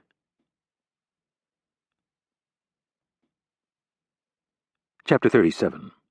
Dulles International Airport. Rapp landed back in the States, feeling a lot better than when he'd left. He'd slept a solid 4 hours on the flight back. He woke up almost precisely an hour before landing and put on a fresh pot of coffee. While he waited for it to brew, he ate a turkey and bacon sandwich and some chips and drank a bottle of water. With that out of the way, he set about drinking some coffee and making a list. Every time he got out one of his yellow legal pads and a pen, Kennedy cringed. She adhered to the old-school ways of guys like Bill Donovan, Bill Casey, and Thomas Stansfield. They liked to say if you needed a pen and paper, you were in the wrong business. Rapp didn't have their photographic memory, and they almost certainly couldn't break a man's neck with their bare hands. So he made his list. He tore off a single sheet at a time and scratched down his thoughts in near unintelligible handwriting. No names were used, just initials, last and then first. He filled up 2.5 sheets with his chicken scratch, jumping from one person or problem to the next and then back as new solutions or concerns came to him. He'd found that if he didn't do this at least twice a week, things began to slip through the cracks, and in his line of work, that usually meant someone was either going to have his career ruined or end up dead. By the time the plane landed on the rain-slick Dulles runway, Rapp had torn the sheets into quarters and fed them through the shredder. The slivers of paper, like strands of angel hair pasta, were collected in a burn bag. The ground crew would dispose of it later, and if by chance it fell into the wrong hands, Rapp wished the fools luck. Even if they could reconstruct the original pages, they wouldn't make much sense. The plane taxied to the private aviation hangars, where the CIA kept their planes. Rapp looked out the window and was relieved there were no government sedans waiting for him. He gathered his stuff, thanked the pilots, and moved across the tarmac with his garment and duffel bags. As he passed through the gate, he saw someone standing under an umbrella next to his car. Rapp tensed a bit and draped his garment bag over his right arm. In a smooth, casual motion, his left hand tugged at his belt buckle and then slid around to the hilt of his gun. 2 steps later, he realized it was Coleman, and relaxed. Rapp fished his keys out and unlocked the doors from about 20 feet away. "What's up?" Coleman looked as if he was in a shitty mood. "We have a problem." "What kind of problem?" "I think it'd be better if we talked on the way back into town." Coleman glanced over at the entrance to the private aviation center. A couple of beefy guys, who looked like they might be diplomatic security, were waiting for someone.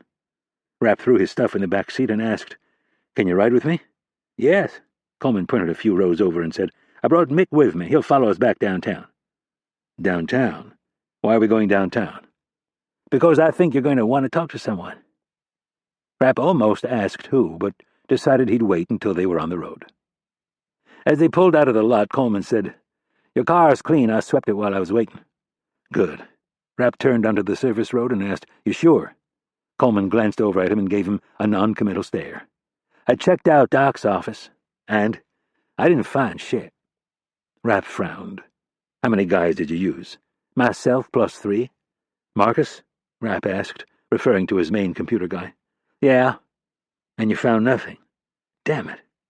"I didn't say nothing. I said I didn't find anything in his office. Across the street, in a leased office, we found some serious equipment." "How serious?" "I've never seen anything like it. All passive stuff. You know how they always taught us to close the drapes so the lasers couldn't pick up the vibrations on the glass?" "Yeah."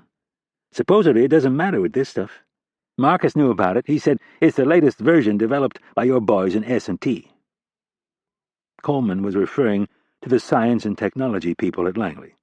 They were the whiz kids of surveillance equipment, and they also happened to work very closely with the men and women in security at Langley, which meant Johnson would have gotten to know plenty of them over the years. Still, Rapp asked, if it's brand new and Johnson no longer works at Langley, what in the hell is he doing with it? "That's a question you might want to ask Irene." "You think she knows?" "I have no idea. This is your turf, not mine. But if I were you, I'd pick up the phone and call her." "Later," Rapp said as he got on the expressway. He doubted Irene knew anything about Johnson, but it was something he'd have to run down. "What else?" "The shit's wired to a fiber optic line. It was being sent out in real time. Marcus thinks the recordings were probably run through a program, cleaned up, and ready for listening in less than a minute." "Does he think he can trace it?" "He's working on it right now, but he says 50-50 at best." "So no hard evidence unless we catch him coming back to retrieve the equipment?"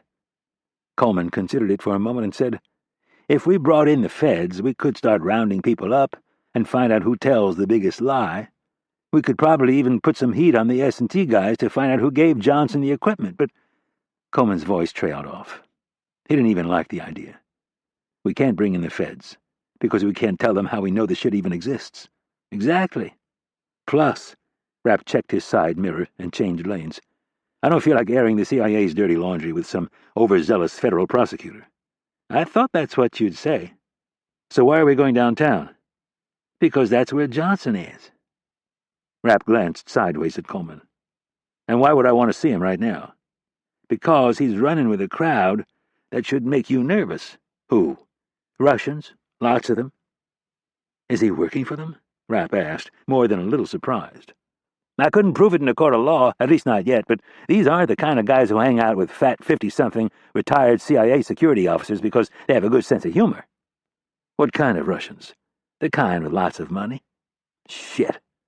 Rapp was pissed off. "The worst kind." "Former KGB guys?" Coleman shrugged. "Maybe in his entourage, but the main guy is too young.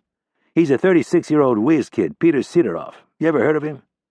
The name rings a bell. He's got a Ph.D. in physics from Cambridge. What does he do?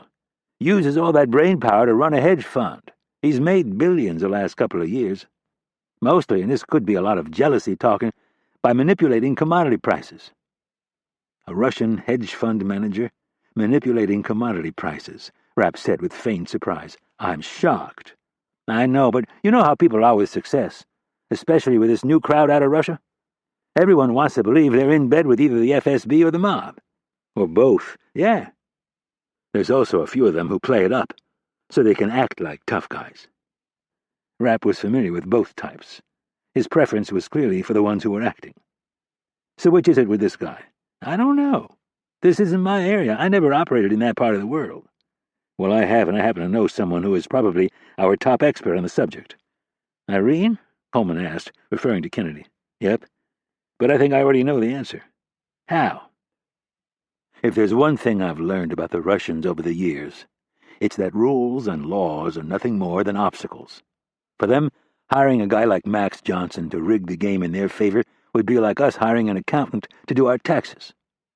So how does that tell you who they are? If it was the Russian mafia, they'd try to hire someone like you or me. Besides, none of our intel says they're in D.C. Los Angeles, Chicago, most of the big cities on the East Coast, and a few in the Rust Belt, but not the capital. Irene says Putin doesn't want them screwing things up for the SVR. So what, you think this is straight industrial espionage? I don't know. But whatever it is, Max Johnson has decided to hang out with the wrong crowd.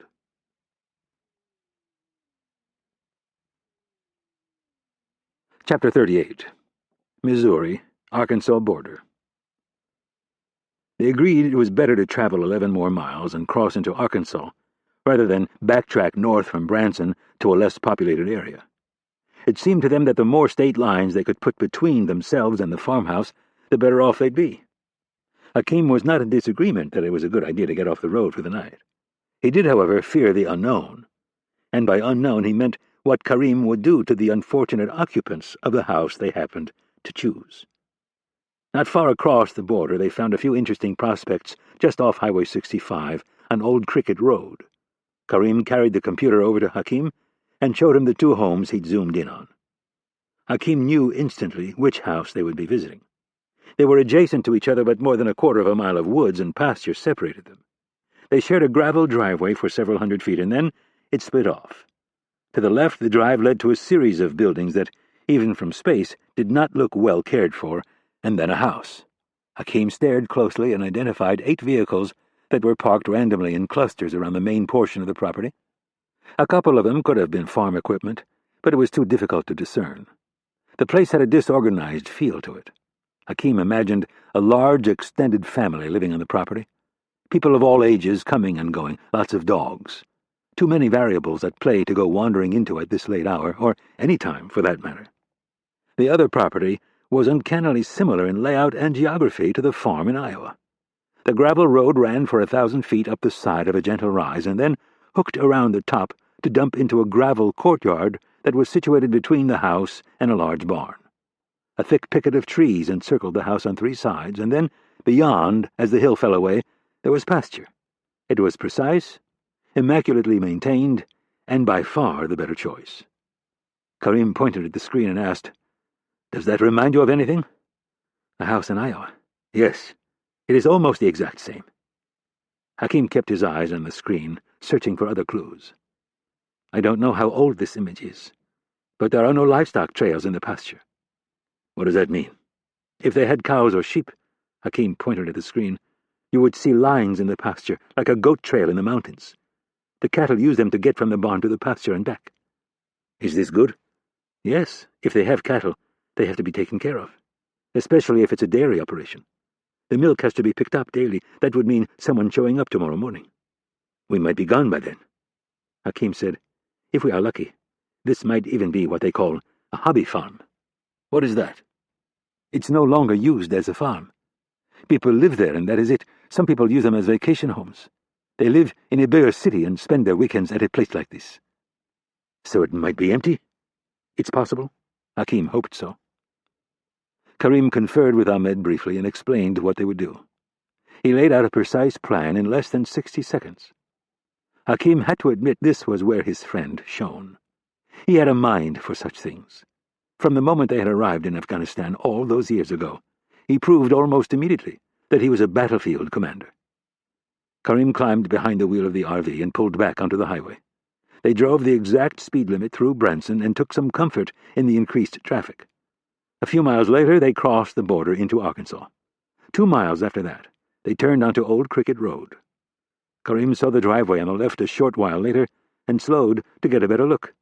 There were 2 mailboxes, one in perfect shape, the other tilting and looking as if a strong wind might push it over. Karim took note of the name on the nicer box. 10 feet back there was a private driveway sign and a no trespassing sign. Karim checked the odometer and continued. 6/10 of a mile later, he slowed to a near crawl and gave the signal. Ahmed had changed into black coveralls, a tactical vest and black floppy hat. Holding a silenced M4 rifle, he stepped from the RV at a trot and then disappeared into the night. Karim picked up speed and continued down the road at a leisurely pace. 4 miles later, he pulled into a driveway with a gate. He backed up and went in the direction he'd just come from. The Motorola radio sitting in the cup holder crackled to life with Ahmed's voice. No sign of people. One faint light. Karim picked up the radio and pressed the transmit button. Any animals? Not that I can see. Security system. Not that I can see. Karim paused. Dogs? No. Are you in position? Yes. I will be there in a minute. He placed the radio back in the cup holder and began looking for the turn. A short distance later he found it. Karim wrestled with the big wheel as he made a near 150-degree turn. He stayed to the right and 100 feet later cruised past the turnoff for the other house at a respectful 20 miles an hour. As they began the slow, steady climb up the driveway, Ahmed announced that he could see the RV and that the situation in the house hadn't changed. Karim was feeling more confident by the minute that they had found the perfect place. Then, as they swung around the rise and pulled into the courtyard, the place lit up like a shopping mall parking lot. 2 floodlights on the barn flickered to life as well as the entire front porch of the house. Karim slowed and grabbed the radio. What is happening? No movement. Ahmed's voice came back steady. I think they are motion lights. Karim slowed to a stop, directing the RV headlight at the front door of the house. He put the vehicle in park and climbed out of the chair. With the radio in one hand and his silenced 9mm Glock in the other, he exited the RV and began to walk across the gravel toward the house. He glanced to his left and right and was careful to keep his gun close to his right thigh. He was 40 feet away when the front door opened.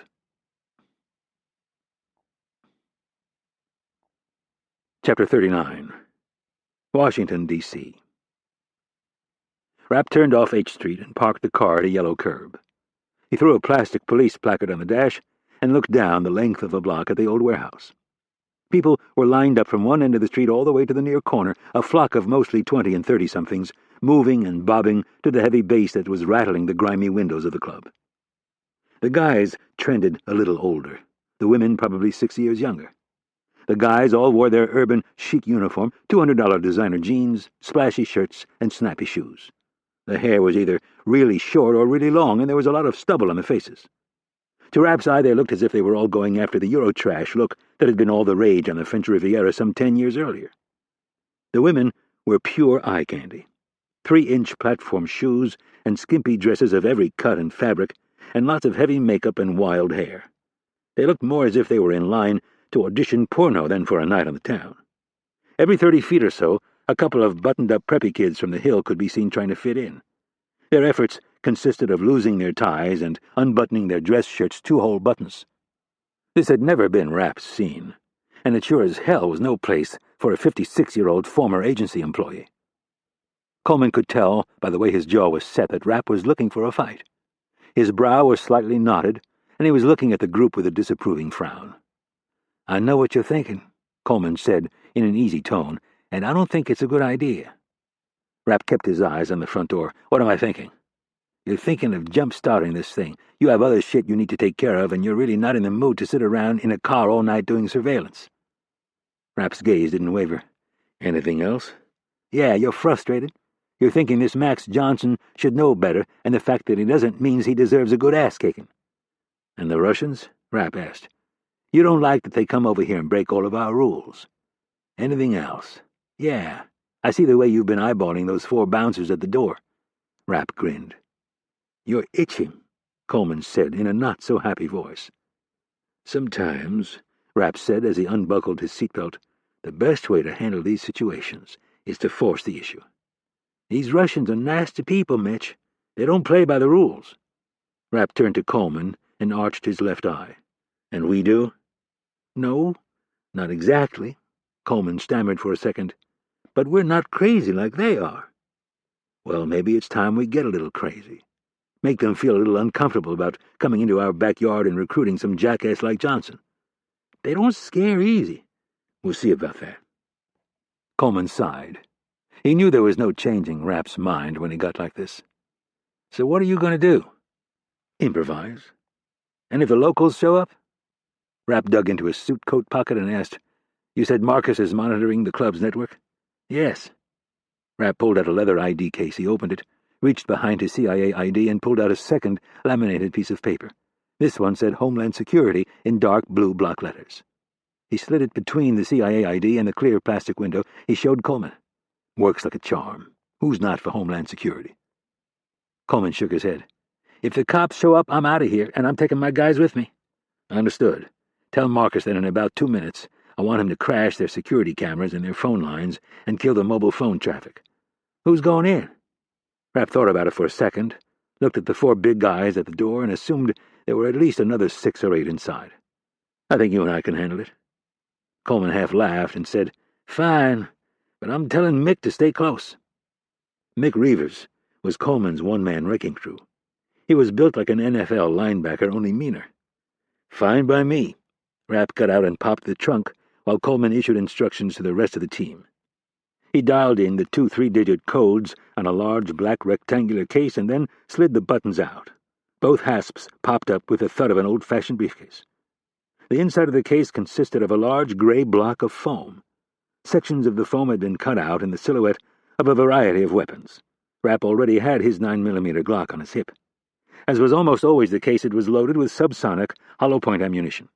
Rapp took his wallet out of his left pocket and set it next to the case. He grabbed the shorter of 2 silencers and put it where the wallet had been. Rapp never went anywhere without a gun, and he had all the proper paperwork to carry the thing anywhere he wanted, but even so, the quickest way to land yourself in hot water was to fire your weapon in the district. Whether the action was warranted or not, the district was very sensitive to gunplay. Rapp looked toward the door and considered the crowd. He wasn't going to go in without a gun, but he would have to be in big trouble before he used it. The Glock would be for defensive purposes only. He stared at the cutouts, trying to decide between several other less-than-lethal options. There was the pepper spray, but it wasn't exactly his favorite, especially in a crowded place like a club. If you used enough of it, the next thing you knew it got sucked into the ventilation system, and the entire place would empty as if there was a fire, people coughing and spitting, emergency crews showing up to give medical aid. That was the type of thing that might attract a local TV station. Rapp didn't want to cause that kind of stir if he could avoid it. He decided on an expandable tactical baton, an ASP F-21 in a small belt holster. It was a heavy black piece of steel, about 8 inches in length, with a foam grip. With the proper flick of the wrist, the 8 inches extended to 21. It was a nasty little weapon that was great to use against bigger people with long reaches. It also worked well if you needed to clear a path through a crowd of people. A couple of flicks, and people would start moving like spooked cattle. Rapp hooked the ASP onto his belt on his right side and then decided on one more thing. He grabbed a Taser X-26 and 2 extra cartridges. It looked pretty much like a gun, except parts of it were yellow. He put the 2 extra cartridges in his front right pocket and stuffed the Taser between the small of his back and his pants. Coleman joined him at the back of the car, and Rapp asked, "Do you need anything?" Coleman looked at the case as if he was shopping for watches. "Is that your new M4 rifle?" "Yep." "I'll take it." "Funny." Rapp handed him the pepper spray and said, "Don't use it unless you really think we need it." "Got it." Coleman hooked the bottle to his belt and buttoned his suit coat. "So what's your plan?" Rapp shrugged and closed the trunk. "We go in like we own the place, which we do. This is Washington, not Moscow. And then what? We grab the little prick by the scruff of his neck and we pull him out of there." Coleman had a worried expression on his face. "And if they try to stop us?" Rapp thought about it for a second and then said, "A few of them will probably end up in the hospital." Coleman moaned. "I've got a bad feeling about this." Rapp shook it off and started walking toward the club and its 4 massive gatekeepers. "You always say that." Coleman fell in a half-step behind, and under his breath mumbled, "And I'm usually right." Chapter 40. Northern Arkansas. Other than the 4 years he'd spent in the Army, Dan Stewart had worked his entire adult life for the same employer. A Lowell, Arkansas native, he'd practically fallen into the job when he returned from his second tour of duty in Vietnam. A new low-price retail chain just up the road was hiring. Stewart took a job as an assistant manager and moved to Eureka Springs a few hours east. Within a year, he was rewarded for his strong work ethic by being promoted to manager and moved to Branson, Missouri to open one of the company's new stores. That was where he'd met his Kelly. She was one of his cashiers, and after a courtship of just 5 months, he married the daughter of the local Baptist preacher. Not a big deal for most, but Stewart was a Methodist, and in Lowell, Arkansas, the Methodists were warned to stay away from the Baptists and vice versa. 15 years, 4 kids, 9 stores, and 6 states later, he was transferred to headquarters in Bentonville, Arkansas, and promoted to senior management. The timing was perfect in the sense that it allowed all 4 kids to put down some roots and attend Bentonville High School. The kids all graduated, and 3 of them went on to college, and 1 joined the Army like his dad. As the years trickled by, Stewart took part in the employer's stock plan. During all those moves, he had promised Kelly they would return to Branson when he finally stopped working.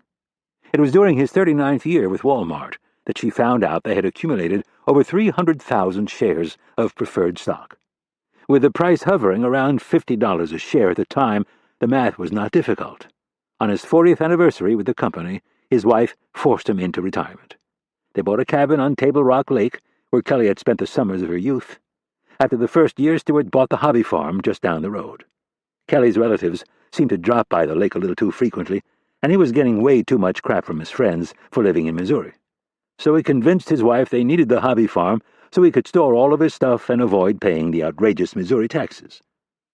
Stewart was sound asleep in his big leather recliner when his German shepherd started to make noise. Her name was Razor the Third. 2 and 3 had lasted 10 and 11 years, and the 3rd was going on 9. She was a good dog, perfectly obedient to her master, protective of Kelly, and reasonably tolerant of the grandkids.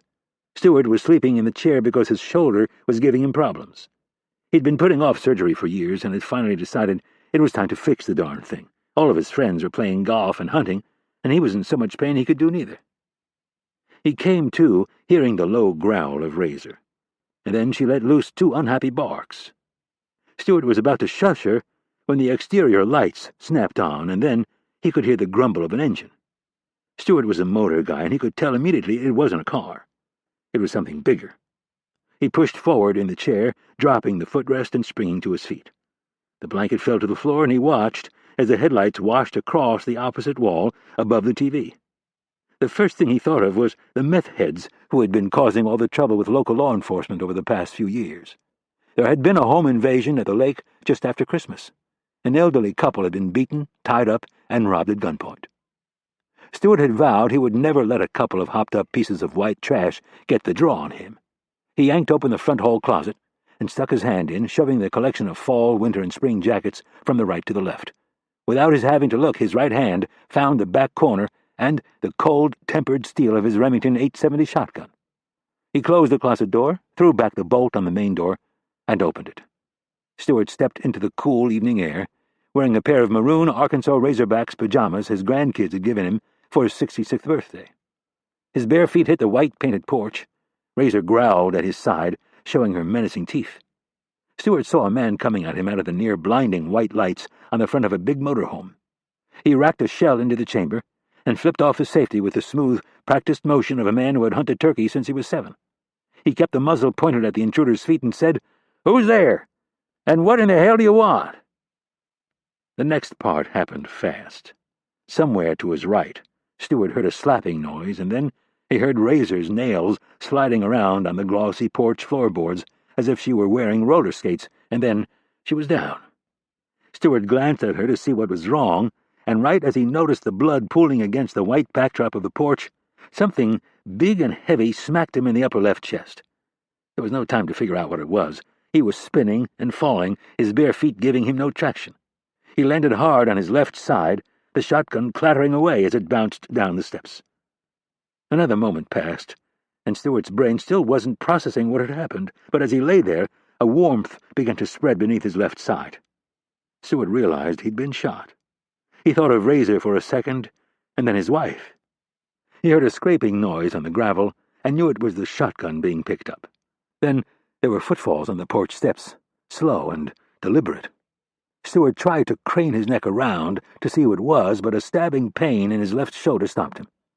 The intruder used his foot to roll him onto his back. Stewart winced in pain and clutched his shoulder as he took in the shadowy figure standing above him. "What do you want?" Stewart asked in a pain-laced voice. "How many people in the house?" Stewart had never met a meth head, but this man sounded far too calm, and he had an accent he couldn't place. "It's just my wife and me. Take whatever you need and leave us alone. We haven't hurt anyone." Stewart could see the shotgun in one hand and something else in the other. The man began to point the mystery object at him, and Stewart realized a split second before he died that it was a gun. Chapter 41. Washington, D.C. Rapp was still wearing his dark suit and white shirt. He didn't bother unbuttoning the shirt an extra button. He was either a 3-button or 2-button guy. He'd never really put any thought into it, but he knew he wasn't a 4-button guy. Way too much skin and hair. With his scruffy facial hair, Rapp didn't scream cop or fed the way Coleman did.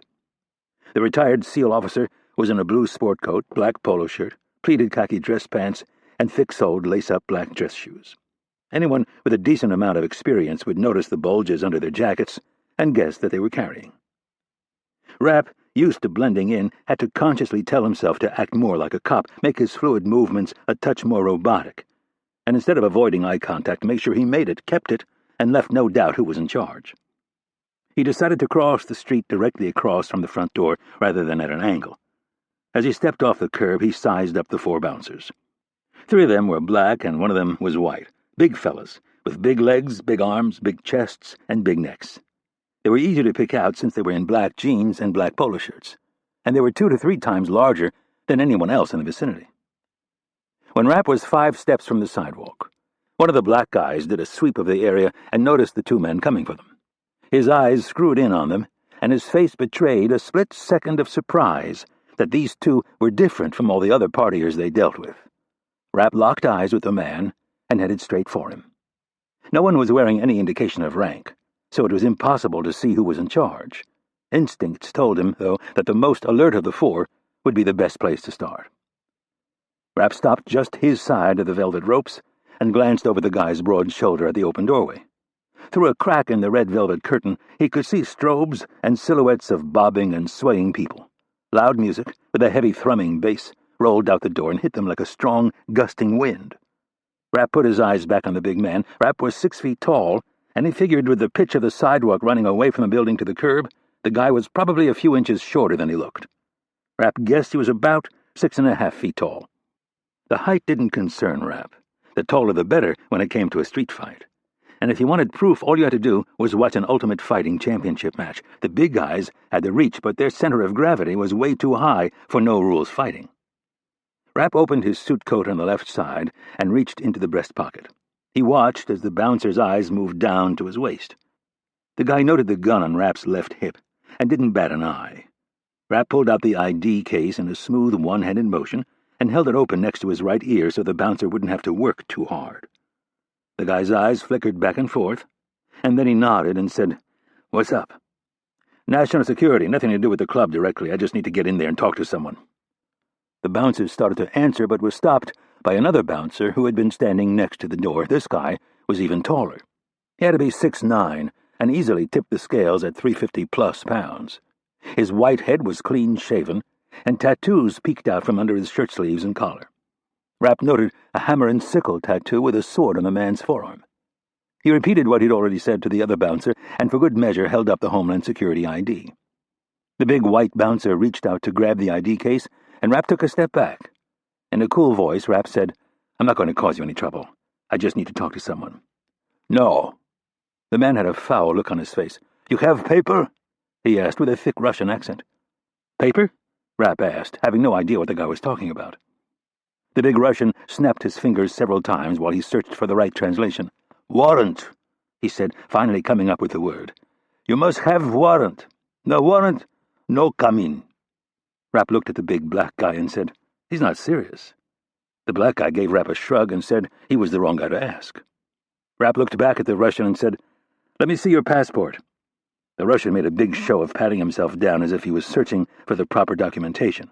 Then, with a smart-ass smile, he said, "Sorry, no passport." "Then you better let me in or I'm going to have to arrest you." The man laughed at Rapp.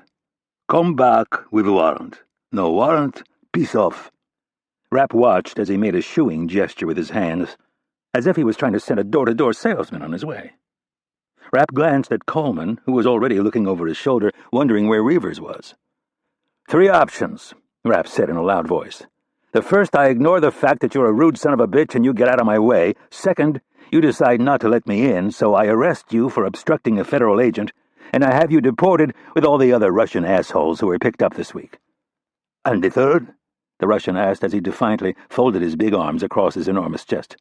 "Third," Rapp said as he cocked his head to his left, "I kick your ass and leave you bleeding and crying here on the sidewalk. Your choice, and to show you I'm not a bad guy, I'll even give you a second to think about it." While the big Russian stood there like a statue, Rapp turned and walked over to Coleman. In a voice that only the two of them could hear, Rapp said, "Call Marcus and tell him to jam everything. There are probably more Russians inside the club. I don't need these guys calling for reinforcements when this guy goes down." "What are you going to do?" Coleman asked. "I'm going to drop the asshole before he even knows what hit him." Rapp looked back over his shoulder and gave the big man the once-over from the heavy soles of his black boots to his shiny bald head. There are a lot of ways to take down a man. Every guy's different strengths and different weaknesses. Big guys like this all had one weakness in common, and Rapp had already scoped it out. This thing would be finished before the guy even knew it had started. Rapp was sure of that. His only real concern had to do with the other three big locals. Giants like these guys were easy to handle one at a time, but in groups, they could be a problem. All they had to do, after all, was get their arms around you and fall to the ground. If you got caught between them and something really hard like a concrete sidewalk, you were bound to break a few ribs. Rapp saw Reavers crossing the street and decided it was safe to start. His presence might be enough to give the other three bouncers pause. Rapp turned and marched straight back to the Russian. He stopped one pace away and placed his right hand on his hip and his left hand on the hilt of his gun. "So, what's it going to be?" The Russian kept his arms folded across his chest. Each fist was stuffed under an armpit in a show of immovable defiance. "How do you say in English?" he said again, searching for the right word. "How do I say what in English?" Rapp checked the man's feet again. They were shoulder-width apart. Feet planted firmly on the ground, knees barely flexed. This guy was used to intimidating people. The Russian's face lit up with a smile, and he said, "Go fuck yourself. Freedom of speech, right? God bless the USA and fuck all the cops." "Fuck all the cops," Rapp repeated in a voice loud enough that it would get the attention of the other bouncers and some of the people in line. "That is right. You Americans think we Russians are stupid, but we know your laws. You can't do shit. You're a cop. You can't touch me." Rapp smiled and nodded. He kept nodding and leaned in a little farther. He got up on his toes and lowered his voice so it would stay between the two of them. "I like your theory, but there's only one problem with it. I'm not a cop." Rapp turned as if he was going to walk away. He took one step with his left foot and then started to lift his right foot off the ground. Everything looked normal. There wasn't a single sign that would betray what was about to happen. The toe of his right shoe touched the ground for an instant, and then he moved. Rapp's left leg flexed, and his upper body leaned forward. His head turned to the right, and then, in one lightning-fast move, Rapp's right leg shot out like a donkey delivering a kick. The heel of his shoe landed directly on top of the Russian's right kneecap and kept going, driving the knee past the vertical line and folding the leg back in the wrong direction. A healthy knee would not have been able to take the blow, let alone one that had been carrying around an extra 150 pounds for a good decade. The snapping noise of the knee joint breaking was followed by the crunching sound of tendons snapping away from various bones.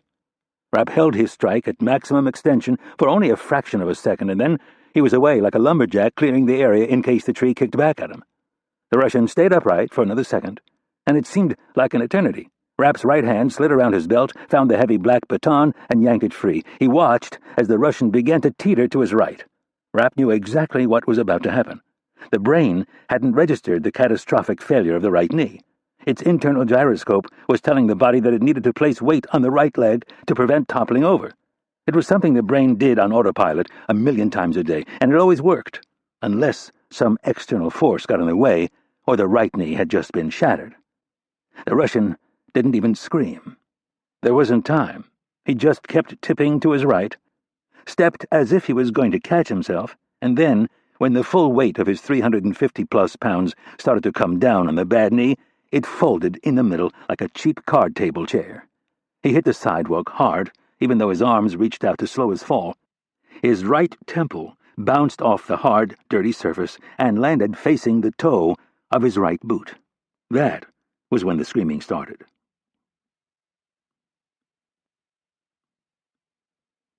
Chapter 42.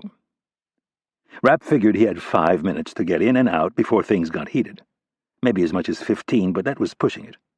Shutting down the phones and radios would certainly delay things, but the cops had to patrol this neighborhood on a pretty regular basis. Rapp could handle the cops if he had to, but he didn't feel like spending the night calling in favors and then having to explain himself for the next 2 days. The whole point of tonight's exercise was to take this particular problem off the burner and put it behind him. Life would be a lot easier if he simply marched in, grabbed Johnson by the scruff of his neck, and dragged his lame ass out of the joint. Simple and direct. Rapp knew all about momentum. In a situation like this, the best thing was to keep moving. More often than not, if you had the right bearing and you acted as if you were in charge, people followed your lead. Rapp looked at the first bouncer and flicked his wrist in a hard downward motion. The 2 extendable sections of the baton snapped out and into a locked position with a hard click.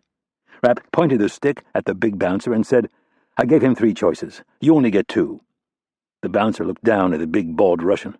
He was writhing on the cement, swearing in his native tongue and staring in shock at his knee.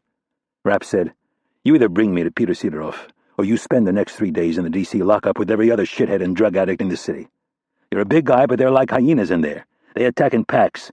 They might not be able to rape you, but they'll probably cut you, and then you can spend the next year wondering if you have AIDS." The bouncer hesitated for maybe a half-second, and then undid the velvet rope and gestured for Rapp to follow him. Rapp looked at Coleman and said, "You stay here and keep an eye on things." "Mick," Rapp said, looking at Reavers, "come with me." The big bouncer led them through the front door. Rapp followed 2 paces behind, and then Reavers. A long bar with a galvanized top ran for a good 100 feet along the left side of the old warehouse. Exposed metal trusses ran from left to right. Rapp paused for half a step to scope out the high ground. Old warehouses like this one often had a catwalk, but this one didn't. With one sweep of the place, Rapp noted 4 more bouncers dressed like the 4 guys out front. To the right was a dance floor with an elevated DJ booth. The place was packed, and their pace slowed as they threaded their way through the crowd. Rapp saw where they were headed a few steps later. There was a VIP section at the far end. A set of stairs on the left and another one on the right led up maybe 6 feet to a big area that was probably 80 feet wide by 20 feet deep. There was a steel column every 10 feet that acted as a divider between the individual VIP seating areas. Red velvet curtains hung in front of each area, swooping down from the rafters to where they were tied off around the columns. Through the openings in the drapes, Rapp could see couches and chairs, revelers standing and sitting, and, in far dark corners, probably doing things that could probably get them arrested. The music was loud, so loud that Rapp figured he wouldn't need to bother with the silencer if he had to start shooting people. They reached the base of the stairs for the VIP area, and the big black bouncer slowly climbed 4 treads, and he and another monster began screaming into each other's ears. Rapp noted the tattoos on the man's neck and wondered if his theory was flawed. This guy was a lot like the other Russian he'd just crippled, except he had hair. The world of the Russian mafia and their tattoos was a strange one. Over there, you could get killed for wearing a tattoo that you hadn't earned. But here in the States, Rapp wasn't so sure. Were these guys the real thing, or a couple of wannabes trying to intimidate by putting some ink on their skin? The new guy finished listening to the big black guy, gave Rapp the universal stop motion with his hand, then disappeared into the dim recesses of the VIP area. Rapp immediately worried there was a back door up there somewhere. If Johnson had half a brain, and he found out a federal agent was in the building, he would bolt. Momentum. he reminded himself. Keep moving forward. Basic battlefield doctrine. Never give your opponent a chance to get his shit together. Rapp did a quick 360 of the area. He noted 2 bouncers within sight, but they weren't looking his way. Rapp smiled as he saw them fiddling with their radios. That alone would cause a diversion. With them focused on trying to fix their radios, Rapp saw his opening. Looking over his shoulder at Reavers, Rapp waited for the big guy to lean in. Reavers stepped forward and placed his ear near Rapp's mouth. I don't want him sneaking out the back door. I'm going to tase this big fella here. Step around to my right and shield me. When I hit him, help me lower him nice and slow. Reavers nodded. Rapp looked up at the big black bouncer and started to move his lips. The bouncer couldn't hear, so he leaned forward and turned his head away from Rapp, offering his right ear. Rapp's left hand slid inside his jacket and around his waist. He grabbed the taser and kept it close to his body. As he started to ask the bouncer about a back door, he turned his body a shade to the left and with his right hand grabbed the tip of the taser and removed the cartridge. With the 2 contacts exposed, he leaned in real close and placed the contacts on the man's lower back, only a few inches from his spinal column. Rapp squeezed the trigger, and instantly 50,000 volts passed from the plastic gun into the big guy's body. While he went rigid, Rapp kept the prongs pressed into him and was careful to make sure their bodies didn't touch. He counted to 3 in his head and then withdrew the taser. Reavers was right there. As the big guy started to go down, Reavers grabbed him by the shoulders and slowly lowered him so that he was lying on the steps. Rapp snapped the cartridge back into the taser and slid it back into his belt at the small of his back. At this point, he didn't bother to look left or right to check on the other bouncers. He went up the stairs. When he hit the landing at the top, his eyes swept the area. They were drawn to a space midway down on the left. The Russian bouncer who had gestured for him to wait was talking to 2 guys in suits. They were both bigger than Rapp, but smaller than the mammoth bouncers. These would be the real professionals. Probably former special forces, but not necessarily Russian. They might even be local guys, which Rapp would welcome. Beyond the 3 men, Rapp caught a glimpse of Max Johnson, sitting on the couch with 2 women draped on him. The big Russian saw Rapp, said something to the man in the suit, and marched off with a really pissed-off look on his face to intercept the 2 unwelcome visitors. Rapp showed his hands, palms out and up, in an effort to sucker the guy into continuing his headlong march toward him. Rapp kept moving as well, closing the distance at a deceptive pace. Rapp lowered his left hand a notch, making his right hand the more presentable target. He watched the 6.5-foot-tall brown-haired Russian take the bait and begin reaching for his target. Now was the moment of decision for Rapp. At this juncture, he had several options. The solar plexus was out because of the guy's girth. There were too many layers of fat to get through to deliver an incapacitating blow. The second option was the chin, but as Rapp took a final good look, he noticed the guy had some pretty decent traps. Traps, short for trapezium, were the muscles that anchored a guy's head to the rest of the body, and the more developed they were, the harder it was to knock a guy out. The last and best option carried a risk with it, but Rapp wasn't too worried. This wasn't exactly some innocent bystander out on the street. At the exact moment the bouncer's beefy fingertips were about to grab Rapp's right wrist, Rapp uncoiled. He sprang off his left foot and transferred about 90% of his weight onto his right foot as his hips rotated. The big man never saw it coming. For a move like this, both the closed fist and the open palm were too big to make the precise strike, so Rapp had to use a knuckle strike. Rapp's first set of knuckles on his left hand folded under so the tips of his fingers were touching the pads of his palm. His left arm formed a battering ram from the elbow down to the jagged second set of knuckles. The target was one of the weakest points on the human body, the Adam's apple. Lots of cartilage and soft tissue. It didn't matter how good or tough you were. If you got hit with a direct strike to the Adam's apple, you were going down. There was only one problem with the move. If it was delivered too forcefully, you could kill a man. Just as Rapp was throwing the blow, an image flashed before his eyes. It was of the big Russian rolling around on the carpet, clutching his throat and dying from a crushed windpipe. It was that image that caused Rapp to lay off a touch. And that was his first mistake.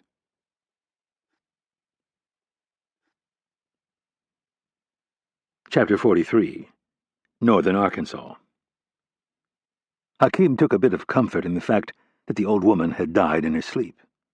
He wasn't in the room when it had happened, but he'd heard the mechanical clank of the slide jerked back and then forward and the spit of the 9mm round as the gases were vented through the silencer. He'd watched the old man die on the porch first. He didn't know why, but he wanted to see it with his own eyes. With his broken and bruised body, he pulled himself out of bed and hobbled his way to the front of the RV. He watched his friend raise the gun and shoot the old man from a distance of no more than a few feet. There was another brief flash from the muzzle, and the body convulsed one last time. Hakim had killed before, in the mountains of Afghanistan and Pakistan, but never so close, so personal. They were just silhouettes in the distance. He considered how difficult it must be to see every wrinkle and misplaced hair, to know the exact eye color of the person whose life you were extinguishing. Would those eyes come back to haunt your dreams? For Hakim, the answer was yes.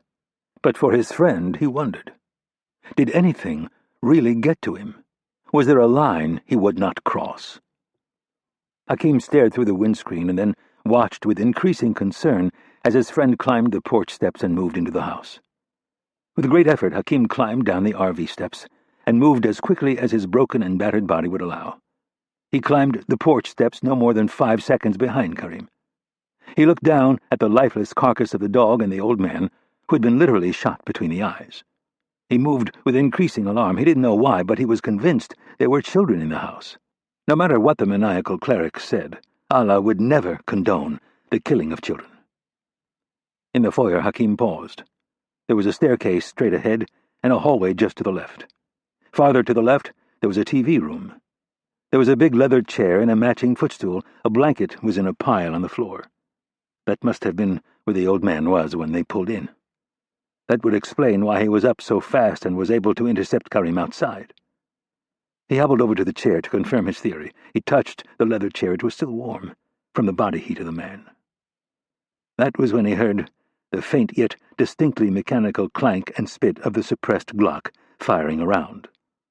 The sound didn't come from the second floor. The headlights of the RV were still spilling through the big picture window on his left. As he looked in the direction of the sound, he saw Karim come through a doorway at the back of the house. He raised his weapon and pointed it directly at Hakim. And then something very strange happened. Hakim had thought of death before, but he had never welcomed it. Now it felt like a warm blanket against a cold, biting wind. He was ready to wrap himself in it and fade away, face whatever judgment waited for him in the afterlife. Based on what he had allowed to happen the last few days, he doubted he would see paradise. "You idiot!" Karim's voice cut like a knife through the dark, still house. "I nearly shot you." He moved across the room quickly, his footfalls silent on the carpet. "Stay put while I check upstairs." As he walked past, Hakim reached out and grabbed his arm. "We do not have to kill every person we encounter." His friend angrily shook himself free and moved swiftly upstairs. After he had disappeared, Hakim walked to the back of the house. He stood at the bedroom door and hesitated. It was dark inside, but he could easily discern the shape of the bed and the nightstands and lamps. The near side of the bed was flat and undisturbed. The far side had a lump. Hakim sighed, and without making a conscious decision, his feet were moving.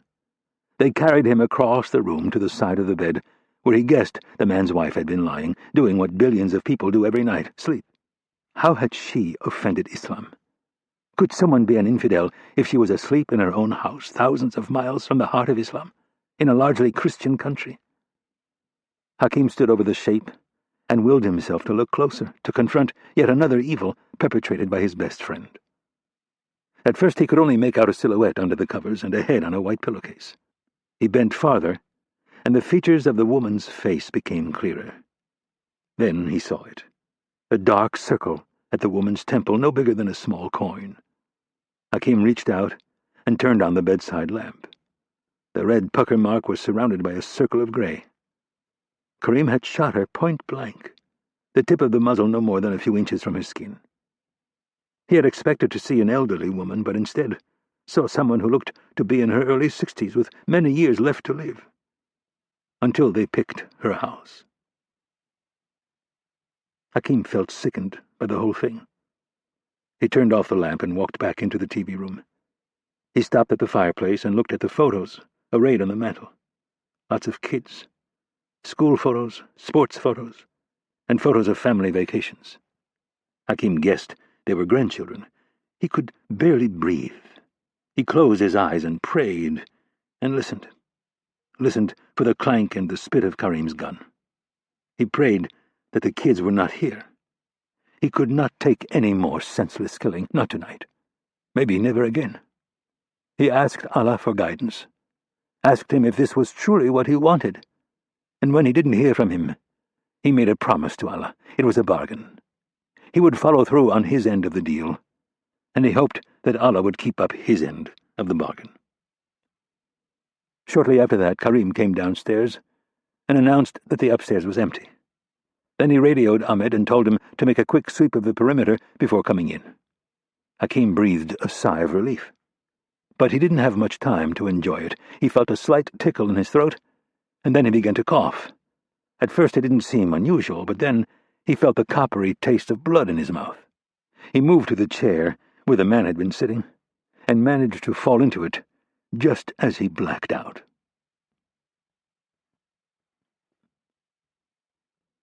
Chapter 44.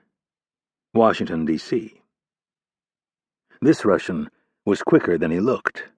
Rapp figured he must have twisted into the blow at the last second, blunting Rapp's strike and causing him to miss by a fraction. The Russian's throat would be a little sore in the morning, and he wouldn't be eating any tacos for a few days, but his windpipe was intact and in working condition. That meant he would have no trouble sucking oxygen into those big lungs and in turn providing fresh blood to those big arms, and that was a problem. Fights tended to follow a pattern, and for Rapp it was usually pretty predictable. It started, and 5 seconds later it was over. Rapp on his feet and the other guy on the ground, clutching some part of his body that would need a doctor to fix. So when his first strike missed, it was like a symphony conductor hearing a poorly played note. The audience might not have caught it, but he knew it. And he knew he had to do something fast, or this big guy would get hold of him, and he'd be the one in need of a doctor's attention. The other thing Rapp did was reevaluate his opponent. Moving into a blow was not the tactic of an amateur. Pros leaned in, rookies leaned back. And if you never learned to move into the blow, you weren't long for this rough-and-tumble world. As Rapp withdrew his strike, he felt the hand of the Russian clamping down on his right wrist. Rapp yanked his right hand down hard and rotated it clockwise. At the same time, he delivered a quick rabbit punch to the Russian's nose, not hard enough to break it, but enough to make him bleed and maybe stun him for a second. Rapp made his first retreat. With his right wrist free, he hopped back a step, and that was when he felt, more than saw, the guy's massive right fist screaming toward the left side of his head. Another move every fighter has to learn is a standing turtle. There's nothing pretty about it. You simply tuck your chin into your chest, bring your shoulders up, and prepare to receive a few blows. The punch glanced off the top left side of Rapp's head. Rapp registered the stinging pain, but ignored it. When a guy this big throws that big a punch, he almost always leaves himself open. Rapp found the opening. He ducked, slid to the left, and delivered a hammer punch just beneath the guy's right armpit, where the ribs are most exposed. The brutal punch stood the big man up as he arched his back and tried to step away from the next blow. Then 3 things happened in quick succession. Rapp eyed his spot. It was the back of the guy's right knee, just above the top of the calf. Always the knees with these big guys. That was their most vulnerable point. Rapp stomped down hard with his right foot. This time the joint would be working with him. The guy wouldn't go to the hospital, but he would be going down, and for now, that was all Rapp cared about. He had other things to do that were more important.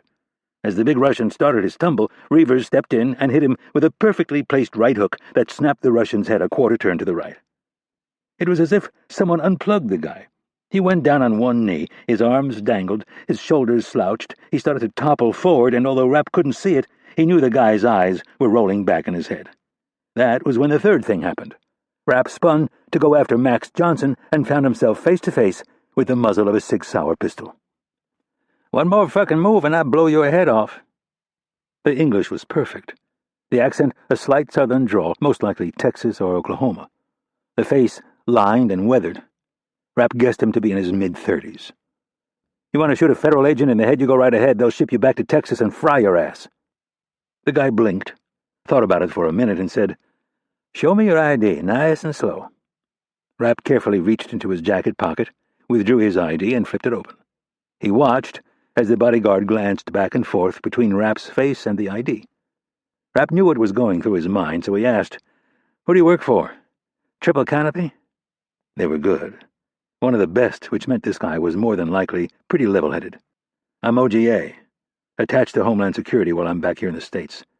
You guys do a lot of work with us over in Afghanistan and Iraq." The guy nodded. Rapp hadn't said a lot, but he didn't need to. OGA stood for Other Government Agency, which anyone who worked for Triple Canopy and had been over to the Sandbox knew was a polite way of saying CIA. Mentioning all of the work that Triple Canopy did for Langley was a subtle reminder that while Sidorov might be paying a small fortune for protection, the CIA, the State Department, and the DoD were paying a real fortune to the tune of about $500 million a year to Triple Canopy and its subsidiaries. Rapp said, "I just need a word with your employer." "Not going to happen. He won't talk to anyone who has anything to do with our government. You're supposed to go through his lawyers." Rapp wondered what kind of trouble Sidorov had gotten himself into. He motioned for the guy to point his gun in a less threatening direction. The guy took a step back and pointed his weapon at the floor. Rapp asked, "You spend any time in Moscow?" The guy shook his head. "Well, I have. And let me tell you something. They don't use warrants over there. If the FSB wants to talk to you, they don't ask for permission. They talk to you, and it's typically not very pleasant. Now, I don't want Sidorov, at least not yet, but if he pisses me off any more than he already has, I'm going to take a real hard look at him, and it won't be pleasant. The guy I want is sitting right over there." Rapp pointed to the big horseshoe sitting area where Sidorov and his party were set up. There were only 4 men, the rest were women. The bodyguard turned. "You mean the older guy in the jeans and loud shirt?" "And funny glasses, that's him." Rapp shook his head. Johnson was dressed like one of the 25-year-old kids on the dance floor. He hadn't seen him in maybe a year, but he still recognized him. He'd grown his hair out a bit, and even in the soft light of the lounge area, Rapp could tell he was dyeing it dark brown. It also looked as if he had grown a patch of hair under his bottom lip in an effort to look hip. The guy holstered his sidearm. "Let me see what Sidorov says. Wait here." As the first guy retreated to talk to his boss, the second guy filled his place and blocked the path. Rapp frowned and stepped forward to talk to him. "Marines? Army? Navy?" "SEALs." Rapp laughed. The guy was a virtual replica of Reavers. Normally, SEALs were of the smaller variety. As Rapp motioned for Reavers to join him, he made eye contact with Johnson, who had finally managed to tear his eyes away from the well-endowed woman sitting on his left. Johnson's face went blank. His lips parted, and then he blinked several times, as if he wasn't sure what he was looking at. Rapp's expression was not friendly. He pointed at Johnson and then gestured with 2 fingers for him to come to him. Johnson got up, but instead of coming to Rapp, he joined the bodyguard and Sidorov. A heated exchange ensued. Rapp couldn't hear a word, but he could tell Johnson was loudly stating his case, and Sidorov appeared to be agreeing with him. The clock on Rapp's head told him they were close to the 5-minute mark. He needed to wrap it up. The bodyguard left Sidorov and Johnson and came back, shaking his head. "Sorry," he said when he was within a few feet. "He says no go. He wants you guys out of his club right now." "You don't want to do this," Rapp said ominously. "He's one client, and he isn't even an American. In 10 seconds, I can have Director Kennedy on the phone. 10 seconds after that, she'll have the chairman of Triple Canopy's board on the phone, and 30 seconds after that, your phone will ring and you'll be fired. And for what? Your protection order is for Sidorov, not some rat bastard who's selling his government secrets. Listen, I don't want to be caught in the middle of this." "Then don't be. Step aside. 60 seconds from now I'll be gone, and Sidorov can bitch all he wants, but it isn't going to get him anywhere. Once your bosses talk to Director Kennedy, they'll give you a promotion, and they'll politely tell Sidorov to pound sand." "I don't know." "Well, I do. Step aside. This is national security. Way above your pay grade. I'm doing you a favor." The guy finally nodded and stepped back. Rapp wasn't going to wait for him to change his mind. He moved forward quickly and entered the pit where Sidorov and his crew were sprawled out. Johnson was now 1 woman over from Sidorov. Rapp ignored the Russian and pointed at Johnson. "Get up." He made the same get-over-here motion with his 2 fingers. "Right now." Sidorov stood, saying something in Russian, before switching to English. "You are not welcome here. I must ask you to leave." Rapp pulled out the ID case for the last time, flashed it at Sidorov, and said, "National security, stay out of it." "I know who you are, Mr. Rapp. This is not Russia. The CIA has no authority to arrest people." Rapp turned to look at Sidorov for the first time. He was a handsome man, with thick brown hair parted to the side, high cheekbones and deep-set eyes. "Stay out of this. I don't care how much money you have." "I am not someone you want to pick a fight with, Mr. Rapp." Rapp put his nose to within a foot of Sidorov's and said, "Let me tell you something. Normally I'm not one to follow the law, but this little asshole here is in violation of a 6 national security statutes. Now, I don't care how many cabinet members you own or how many senators you play golf with.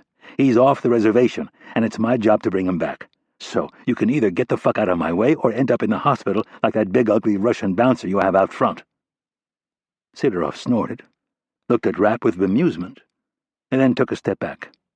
"I have heard a great many stories about you from my associates in the Russian intelligence services. Then you should know I'm serious. I see that. You're not to be deterred." "That's right." Sidorov looked at Rapp for a long moment and then said, "I would like to make one request of you."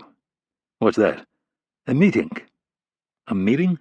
Rapp asked, not quite sure what in the hell the Russian was talking about. "With you, Mr. Rapp. There are certain things I would like to ask you." Rapp glanced at his watch. He needed to get out of here. A concession that he would never follow through with was harmless. "I'll check my calendar, but don't expect me to roll over for a bunch of cash like this piece of shit." Rapp pointed at Johnson. Sidorov offered up a business card. "You are not the type of man who betrays his country, Mr. Rapp. I wouldn't be so stupid as to insult you. We have some mutual areas of interest that I think would be worth exploring." Rapp took the card and said, "Fair enough. I'll give you a call." He walked over to a terrified Max Johnson, who grabbed the nearest girls and hung on for dear life. "Get up," Rapp ordered. Johnson shook his head and drew the girl closer. Rapp reached over the girl and grabbed Johnson's left ear. He gave it a good twist and then yanked Johnson to his feet.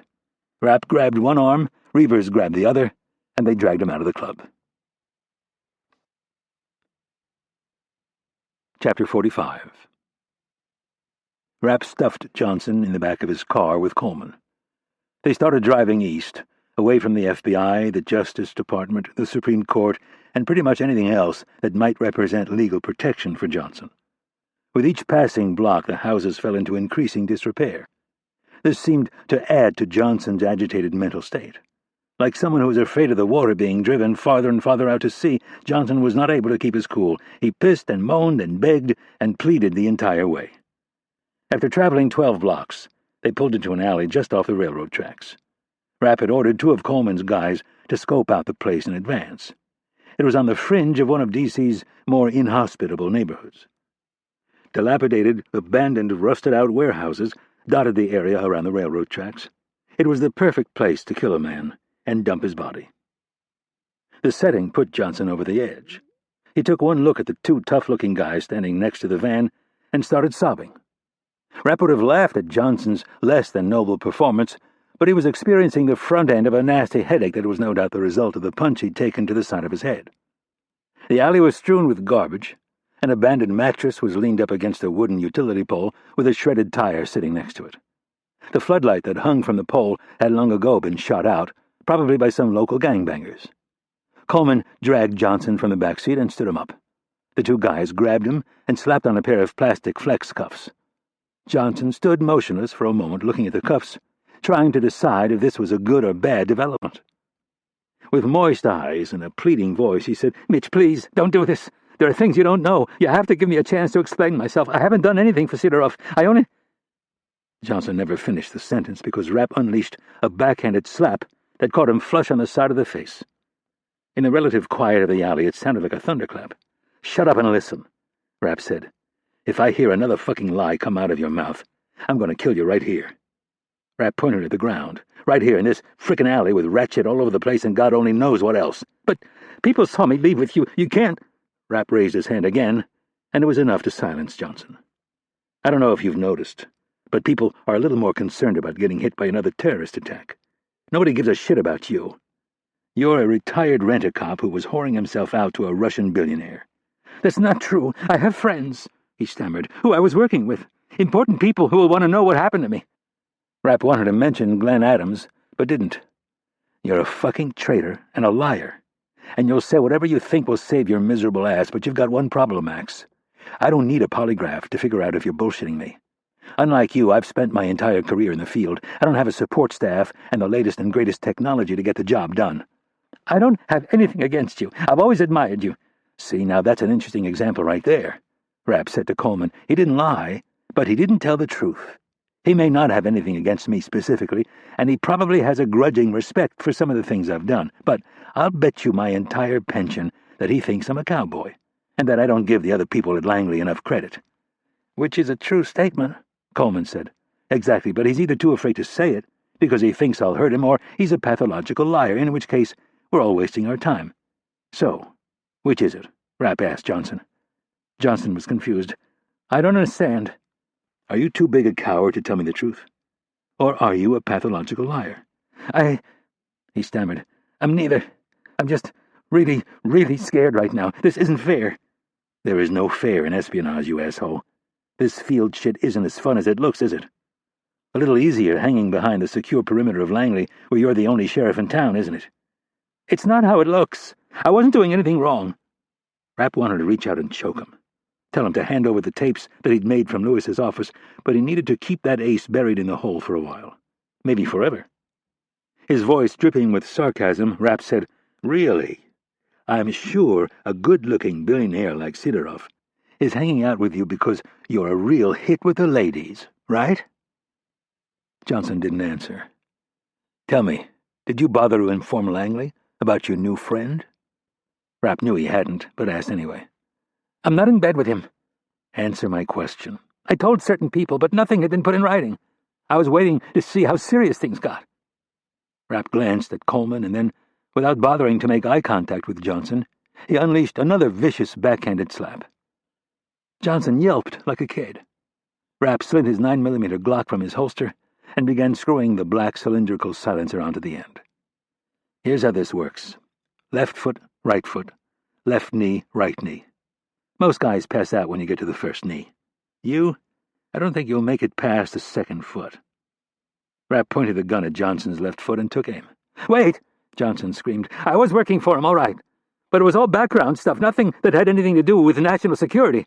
Again, a half-truth, Rapp said. You were working for him, but don't try to make it sound like you were doing anything remotely legal. I never said legal. Rapp looked down, took aim, and fired the weapon. A small hole appeared on the outside of Johnson's left foot. A second later, blood began oozing out of the puncture, and then Johnson started screaming. One of Coleman's guys had a rag ready to go, and he shoved it into Johnson's mouth. Rapp checked his watch. All four men stood there watching Johnson writhe in pain. 15 seconds later, Rapp pulled the rag out of Johnson's mouth. Before he could ask another question, Johnson began blabbing. Rapp listened to a good minute of it. Johnson had been doing nothing even remotely legal for Sidorov, and if the power players in Washington found out what he'd been up to, they would gladly pay Rapp every penny in their war chests to have the problem dealt with in a very final way. Rapp took the rag and shoved it back into Johnson's mouth. He walked to the rear of the van, and Coleman followed him. Take him to the quarry, put him in a cell, and give him a notepad and a pen. Have him write it all down, chapter and verse, everything he's done for Sidorov. Can I dangle a carrot? Hell yeah, dangle it all you want. Hit him over the head with it, I don't care. Coleman looked doubtful. Can I dangle it in good conscience? Hell yeah, this little snake has some talent. If I can trust him, I'd rather have him working for us than freelancing. Shooting him in the foot may not have been the best way of recruiting him. Rapp shook off the concern. I shot him through the outside of the foot. No permanent damage. In 2 weeks he'll be completely healed. Still, Coleman gave him a disapproving frown. I still might kill him, so don't go all Naval Academy on me. A lot of people saw you tonight. If he vanishes, there'll be questions. It wouldn't be the first time, and once people find out what he was doing, they might not look so hard to find him. Should I call Doc? No. Rapp shook his head. I want to keep him out of it for now.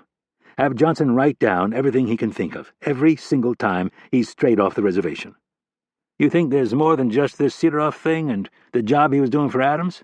Who knows, but this could be a gold mine. Tell the boys to give him a little Vicodin. Just enough to take the edge off, but keep him awake. I'll be back out there a bit before 7, and I want him edgy. Rapp leaned back and looked around the corner of the van. Johnson was balancing on one foot and crying. Rapp shook his head in disgust and said, And if he's dumb enough to hold back on the little dirty op he was running with Adams, well, then you're going to have a hard time talking me out of killing him. Chapter 46. Fairfax County, Virginia. Rapp woke up at 5:30, looked around his Spartan bedroom, and thought of his dog. He supposed most therapists would tell him that was progress, since his deceased wife wasn't the first thing on his mind. Time really was the great healer. Not that he was healed, but he was at least coping better. Before Anna, he never remembered waking up and feeling alone. He'd never really been that attached to anyone.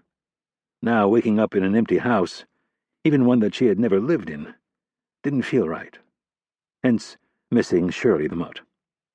More often than not, the border collie mix stayed with the Kennedys, where Irene's son Tommy would take care of her. Rapp paid him at first, but after a while Tommy wouldn't let him. He'd grown too attached to Shirley, and with Rapp's awkward travel schedule, she stayed with Tommy more than she stayed with him. She was a great dog, smart as hell and very loyal. Rapp wished people were more like her.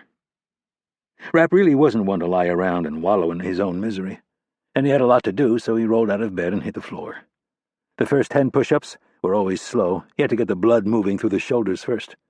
This morning he had the added thrill of a throbbing skull.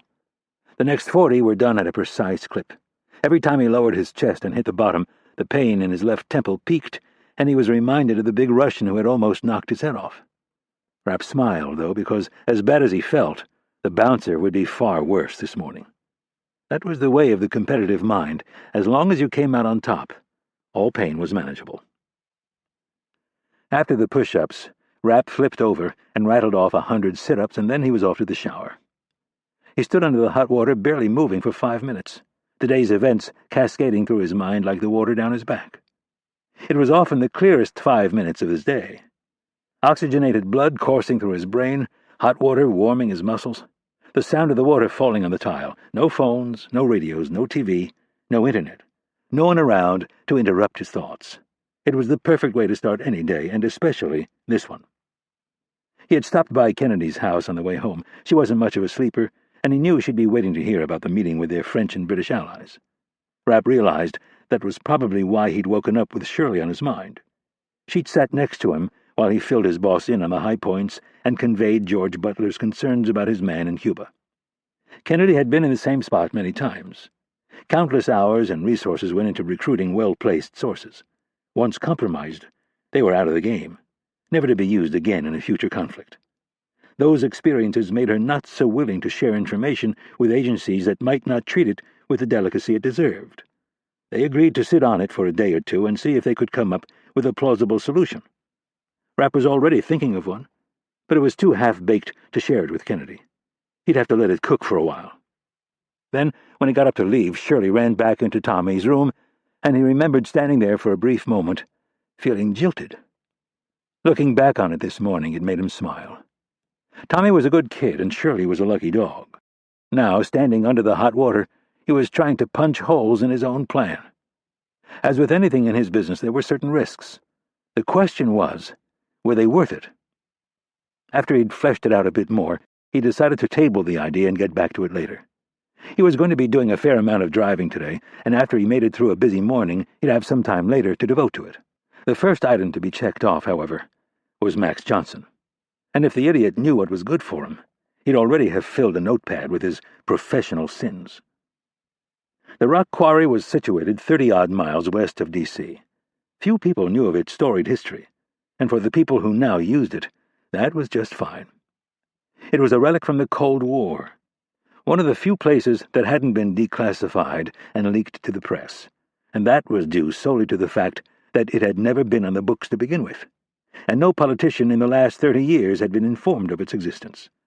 It also helped that even at the height of the Cold War, the place was rarely used. Due to poor planning, the site was at the convergence of 2 underground streams, which meant that it flooded frequently. Some upgrades had been made in recent years. More sump pumps were installed, as well as several dehumidifiers and a backup generator. But even so, the place was like a concrete petri dish.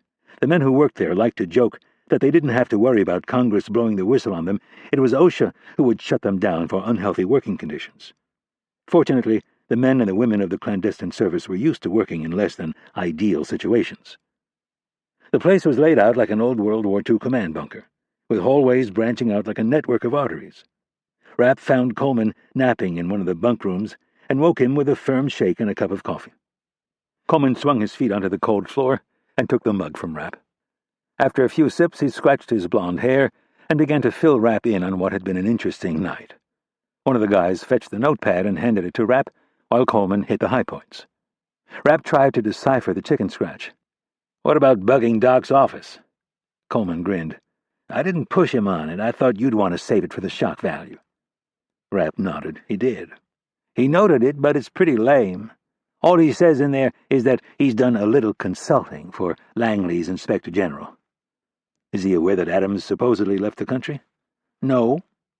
Coleman went on to fill him in on a few more things. Rapp continued to speed-read his way through the notes. After about 10 pages, he looked up at Coleman and said, "He's been a busy beaver." "I'd say so. You gotta hand it to him. He's pretty good at this surveillance game. My guys tell me his equipment is out of this world. Shit they've never seen before." Rapp thought about that and filed it away. Maybe the idiot was worth saving. He checked his watch and said, "Anything else before I go in there? I'm on a tight schedule." "I went to bed around 5, but up until then it was a full-blown pity party. He definitely sees himself as the victim. He's really upset about being shot. He was in a lot of pain. I think he'd probably crawl out of his own skin for a painkiller right about now." "Good. Where are they?" Coleman walked over to a metal file cabinet, yanked it open with a screech, grabbed the red bottle and handed it to Rapp. Rapp took the pills and a bottle of water and went down the long hallway to the cells. He punched in the code for the cipher lock on the door and pulled it open. There were 2 cells on the left and 2 on the right, with heavy steel doors that looked as if they might have been salvaged from a battleship. The place was not permanently wired for audio and sound. The humidity wreaked havoc on the AV equipment, so Rapp carried his own device. It was only a precaution, in case he missed something and needed to play it back later. More than likely, though, he would trash the recording the second the meeting was over. Rapp stopped at the first door on the left and pulled back the heavy slide on the peephole. Johnson was sitting back with his bandaged foot on the table. In front of him was another yellow legal pad and a pen. Rapp threw the deadbolt on the door and opened it. Coleman's guy left without saying a word. Rapp set the bottle of water on the table and shook the container of painkillers back and forth to get Johnson's attention. "You ready for another one of these?" Johnson held out his hand. "Yes." Rapp looked at the sweat on his upper lip and said, "In a minute." Johnson started to squirm and looked at his foot with deep concern. "We just have to go over a few things first." Johnson moaned and banged his fist on the table. "Come on, just give me a pill." Rapp stared him down and asked, "What do you know about me?" "I know you shot me in the foot last night for no good reason. That's what I know about you." Rapp could see what Coleman meant now by the pity party thing. "In the broader sense, Max, what is my reputation, as you know it?" He looked around the room nervously and shrugged his shoulders. Rapp took off his suit jacket and draped it on the back of the chair. He rested his hand on his gun and said, "It's not a trick question, Max. Honesty is what's important this morning. I don't care if you insult me, just tell me the truth. That's the only way I'll let you walk out of here. Do you understand me?" "I don't know. This is so fucked up." "There's nothing to think about," Rapp said a bit more forcefully. "The truth is the truth, and a fucking lie is a fucking lie. And if I think you're lying to me, we're going to start up that game again." "What game?" Johnson said in genuine confusion. Rapp drew his gun for effect and said, "Left foot, left knee, right knee." Johnson buried his face in his hands. "So remember," Rapp said, "the truth. Now, for the second time, what is my reputation?" Johnson shrugged his shoulders. "I don't know. You've killed a lot of people." Rapp tried to be objective. "All things considered, I guess that would be a true statement." "And after last night," Johnson added quickly, "I don't doubt it for a moment. I mean, what the hell? I was at Langley before you were. I put in my 25 years. I served. What you did last night was wrong. I mean, that's no way to treat a fellow professional."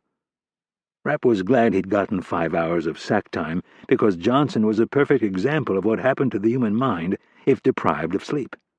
Add to that the fact that he probably hadn't felt real pain since he was a kid, and you had a very agitated 56-year-old man. So let's do a quick recap. For the last year, you've been whoring yourself out to whoever will pay you. You've broken dozens of laws. You've illegally spied on officials in your own government. "Illegal?" Johnson scoffed. "What would you call this? You don't exactly play by the rules." "I sure don't. But there's a big difference between what I do and what you do." "Maybe in your mind." "Really? Why don't you tell me how much money I've made breaking the law during the course of my career?" Johnson squirmed in his seat. "I'm not into your relativism, Max. I do this job because I think it's important. I do it because narcissistic fucks like you care more about your own ego and making a buck than our national security. What really pisses me off, though, is that you're the same assholes who, when the next 9/11 happens, will all sit around pointing your fingers at guys like me and saying I didn't do enough to protect the country. Well, I'm fed up, Max. I'm sick of swimming upstream. I've spent the last 2 days running around dealing with bullshit like this, like you, greedy fucking children who don't give a shit about anyone or anything other than yourselves. That's not true, really. Rapp folded his arms across his chest. You called yourself a fellow professional, Max. Well, if you really think you're a professional, then you know damn well that you wandered way off the reservation, and I have every right to put a bullet in your head. That's not true. There are things you don't know about. Bullshit, Rapp yelled. Adams had tried the same line on him. It's your choice, Max. Are you going to repent with all your heart and soul, or am I going to put a bullet in your head? Your choice.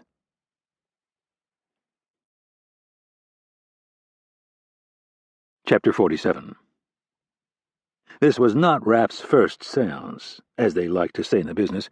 There were a couple of books out there on how to properly interrogate a prisoner, but they were pretty remedial. The more nasty stuff could be found in the CIA's Human Resource Exploitation Training Manual, or the CUBARC Counterintelligence Interrogation Manual. This was stuff that the CIA had authored decades earlier when people were either brave enough or crazy enough to put such things in writing. Rapp had read both a long time ago and found them to be useful in the sense that they offered an outline, but it was all a little bit like reading about a baseball swing.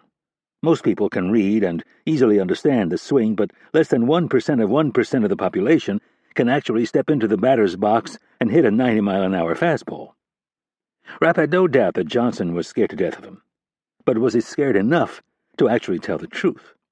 With most people, the fear of death or severe pain was all it took, and as long as you could check out the story, they would tell you the truth, because if they lied, you went back into the room and pushed whatever button worked.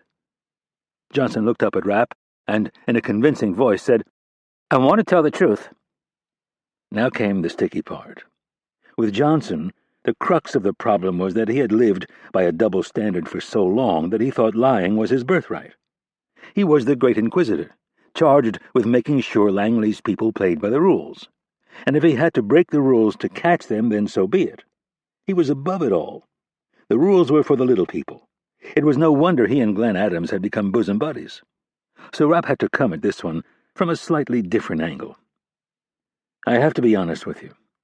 I have a long day in front of me. I have to go pick up a friend this morning who's all fucked in the head because he's been working his ass off and he's come within a fraction of losing his life twice in the past year. And his job is made 5 times harder than it should be because he's got assholes like you running around. And then I have to get up to the Hill and listen to all those blowhards on the Judiciary Committee grill me because I didn't treat some terrorist with kid gloves, and then after that, I have to get over to the White House and tell the President that I either killed you, like he asked me to do, or I spared your life and went against his orders. The President ordered you to kill me? Johnson's eyes were wide with fear and disbelief. After what happened last week, the President has decided this war on terror is not just a campaign slogan. He's dealing with the aftermath of the attacks, trying to find the guys who are still at large and make those who help them pay. And in the midst of all of that, he finds out that the CIA's Inspector General has left the country and flown to fucking Caracas, Venezuela, of all places. Rapp saw the surprise in Johnson's eyes. That's right. Your old buddy, Glenn Adams. We've been on to him for about a month now. Someone slipped up. He got spooked and he bolted. Turns out he's been working for that thug Chavez for the past 4 years. Hugo Chavez? None other. We started going through his stuff, and unfortunately, your name was all over the place. Johnson swallowed hard. That's how we got on your tail. We didn't know shit about Sidorov and all these other pet projects you had going. People saw me last night. A lot of people. Johnson looked up and pointed at Rapp. And they saw you, too. Russians. All of them. They play by a different set of rules. They respect this. Rapp waved his gun around. They know I'll hunt them down and put a bullet in their head. A guy like Sidorov, he has enough problems. The last thing he wants is a guy like me hounding him. Those 2 security guys, Johnson said with a got-you expression on his face. They were American. They saw me. They saw you drag me out of the club. You mean the 2 guys from Triple Canopy? The former Special Forces guys? We already talked to them. Gave them the rap sheet on what you've been up to. They wanted to know if they could help with the interrogation. I told them I'd see how things went this morning. Rapp checked his watch. It was 6:56. You've got 30 minutes to convince me that I should stay your execution." Johnson was staring off into the distance with a blank expression on his face. "Do you understand what I just said?" I can't believe he was working for Hugo Chavez. Rapp didn't show it, but he was smiling inside. Maybe there was a bit of a patriot still in the man. None of us are too pleased about it. Now, did you understand what I just said? Yes. I'm not sure you did, so I'm going to make it real clear. The president has told me to kill you. He's furious that a guy with Adams' security clearance has defected. Between you and me, he's horrified that little sausage Chavez is going to parade Adams in front of the cameras. He knows you helped Adams collect a lot of his information." Rapp shrugged. "He can't get his hands on Adams, so you're the next best thing." "I didn't know he was working for Chavez." "Max," Rapp said with a heavy sigh, "I'd like to feel some sympathy for you, but it's not like you didn't know you were breaking the law. You climbed into bed with a rat bastard and you were caught. Now, the only chance you have of living a minute past 7:30 is if you put all your cards on the table. I know this won't be easy for you because you're a professional liar. You're going to have to fight your instincts. If I think you're lying, and trust me, I'll know when you are, the gun comes out and we do the left foot, right foot thing. Understand?" "And if I tell you the truth?" Rapp grinned. "Let's just say there are a few people around here who think you're pretty good at what you do." "What's that supposed to mean?" "It means if you are completely honest and you hold nothing back, I might consider letting you live. And if I think I can trust you, I might even give you a job." There was a genuine glimmer of hope in his eyes. Johnson sat up a little straighter like a dog ready to please. "All right. I think I understand." "Let's hear it. And remember, no lies." "All right. About 6 months ago, Glenn came to me and explained his suspicions about what you and Irene were up to. He said that I was the only one who would understand his situation, that if you were going to catch someone who was breaking the law, you couldn't fight fair, you had to be willing to break the rules yourself." "And you agreed," Rapp said in a reasonable tone, wanting to help him along. "Yes." Johnson started to speak, but stopped. "Fight it," Rapp said. "Your only chance is to tell the truth." "What if it pisses you off?" "I'll deal with it." "By shooting me in the foot?" Rapp shook his head. "Only if you lie to me." "So you decided to go to work for him." Rapp made a rolling motion with his hand, telling him to pick up the story. "It started out pretty simple. He wanted me to bug an office. I didn't even know who the guy was." Rapp knew immediately that it was a lie. He pointed the gun at Johnson's bandaged foot and said, "Fight it." "All right," he said quickly. "I knew who he was, but I'd never met him." "Go on." "His name is Thomas Lewis. He's a shrink. He's kind of the go-to therapist for the bigwigs on the 7th floor. He has a practice out by Tyson's Corner." "I'm familiar with him." "Well, we bugged his office." "That's real classy." "I wasn't calling the shots. I was merely following orders." "Like me," Rapp said. "The president wants me to kill you, so who am I to question him? I should probably just kill you right now and get it over with." "Please, let me explain. I thought it was a little underhanded." "But you also thought it was brilliant." Johnson hesitated and then said, "Kind of." "So how'd you do it?" Rapp asked. "I set up a passive system in a nearby office and started recording. I'd go back to the place every couple of weeks to check on the equipment, but it was pretty much handled off-site. The recordings were uploaded to a server every day. I'd put them on a disk and hand them over." "Did you ever listen to any?"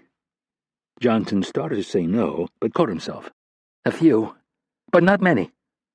"Seriously?" "Yeah. It might sound interesting, but it's boring as hell." "How many copies?"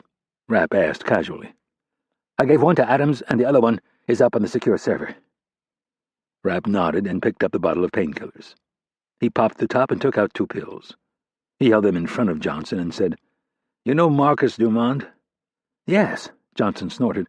"He's a disrespectful little shit." "Not really. Just seems that way because he's so much smarter than the rest of us.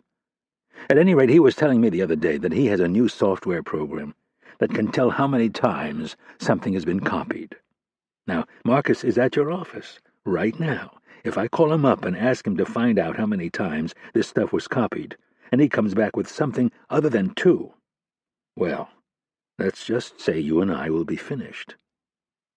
So think real hard. How many copies did you make?" Johnson thought about it for a long moment, and then said, "3. I think there are actually 3 copies." Rapp set the pills on the table and slid the bottle of water over. "Good answer." Rapp watched as Johnson popped the pills in his mouth and took a swig of water. "That office you leased?" Johnson nodded. "3rd floor, directly across the courtyard from Lewis's office. We already have all your equipment." Rapp saw the surprise wash across Johnson's face. "I know more shit about you than you can even begin to imagine, Max. You fucking hold back on me one more time, and this will get really ugly. I mean, Saddam Hussein, Third World, shove a thermometer up your pecker and smack it with a hammer ugly. Shove your head in a bucket full of your own shit ugly. That's what we do to traitors." "I'm sorry," Johnson said in a shaky voice. "Sorry doesn't fucking cut it, Max. You need to get it through your head that you have one shot at this. I understand." "Good, because the next time I ask you for a number, you better be damn sure it's the right one." "I will. I promise." Rapp wasn't so sure, but maybe with a little reprogramming they could get him back on the right team. He'd never pull a Saddam Hussein on him, but he might show him a few photos just to scare the piss out of him. "All right. Now, where are these copies?"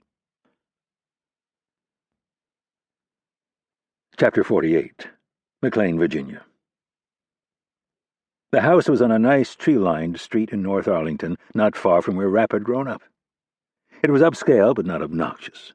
Lots of 2-story colonials and federal-style houses with well-kept lawns. Lawyers, lobbyists, and government contractors lived in the neighborhood, jobs that fed out of the bottomless trough of federal funds. Very few civil servants lived in the neighborhood unless, like Nash, their spouse worked in the private sector. Rapp pulled up in front of the house a few minutes before 8 and threw the gear shift into park. He looked up the sidewalk at the white front door and imagined what was going on inside. Kennedy had called Nash before bed and told him he would be traveling with her for most of the day. They had a closed meeting on the Hill with the Judiciary Committee and then a briefing with the President. If Nash had told Kennedy about his problem with Rapp, she had failed to pass it along. Rapp undid his seatbelt and climbed out of the car. As he started up the walk, he wondered if Nash might take a swing at him. Rapp hoped he'd gotten a little sleep and regained some of his senses. Rapp hit the doorbell and then stepped off the front stoop. If Nash was still pissed, it was best to have a little room to maneuver. A few seconds later, Maggie answered the door. She had raven black hair, a button nose, and bright blue eyes, all set against smooth alabaster skin. She was already dolled up for the big day, dressed in a black pencil skirt and white cotton blouse with a shirred waist. Her jet-black hair was slicked back in a perfect high ponytail that both showed off her gorgeous face and gave her a little bit of that corporate dominatrix look that told men to tread carefully. You would never guess by looking at her that she'd given birth to 4 kids. Maggie flashed Rapp a nice smile and a conspiratorial wink. "Mitch, what a nice surprise," she offered her cheek. Rapp kissed it and whispered, "How's he doing?" "He doesn't have a clue." Then, in a louder voice, she said, "Come on in." Maggie led him down the hallway. "We're getting the kids ready for school." "Good. I was hoping I'd catch them." As Rapp entered the kitchen, 4 faces lit up as if it was Christmas, and one face turned so sour you would have guessed his mortal enemy had just walked in the room. Shannon, the 15-year-old daughter, jumped up from the kitchen table and threw her arms out. "Uncle Mitch!" She gave Rapp a hug and said, "Guess what?" Before Rapp had a chance to answer, she said, "I get my permit Saturday." It had been a long time since Rapp had gone through that teenage rite of passage, but she was obviously extremely excited at the prospect of being able to drive. "Great. Will you take me driving?" "Absolutely." Rapp reached out and rubbed the head of Jack, the 10-year-old brainchild, who was simultaneously working on a bowl of cereal and watching Sports Center. Maggie was from Boston, and the kids were all big Red Sox fans, so Rapp asked, "How are your Yankees doing?" "Yeah, right," Jack replied. "They're a bunch of overpaid prima donnas." "Sounds like you're talking about the Red Sox." Maggie was coming back from the other side of the kitchen with a fresh cup of black coffee.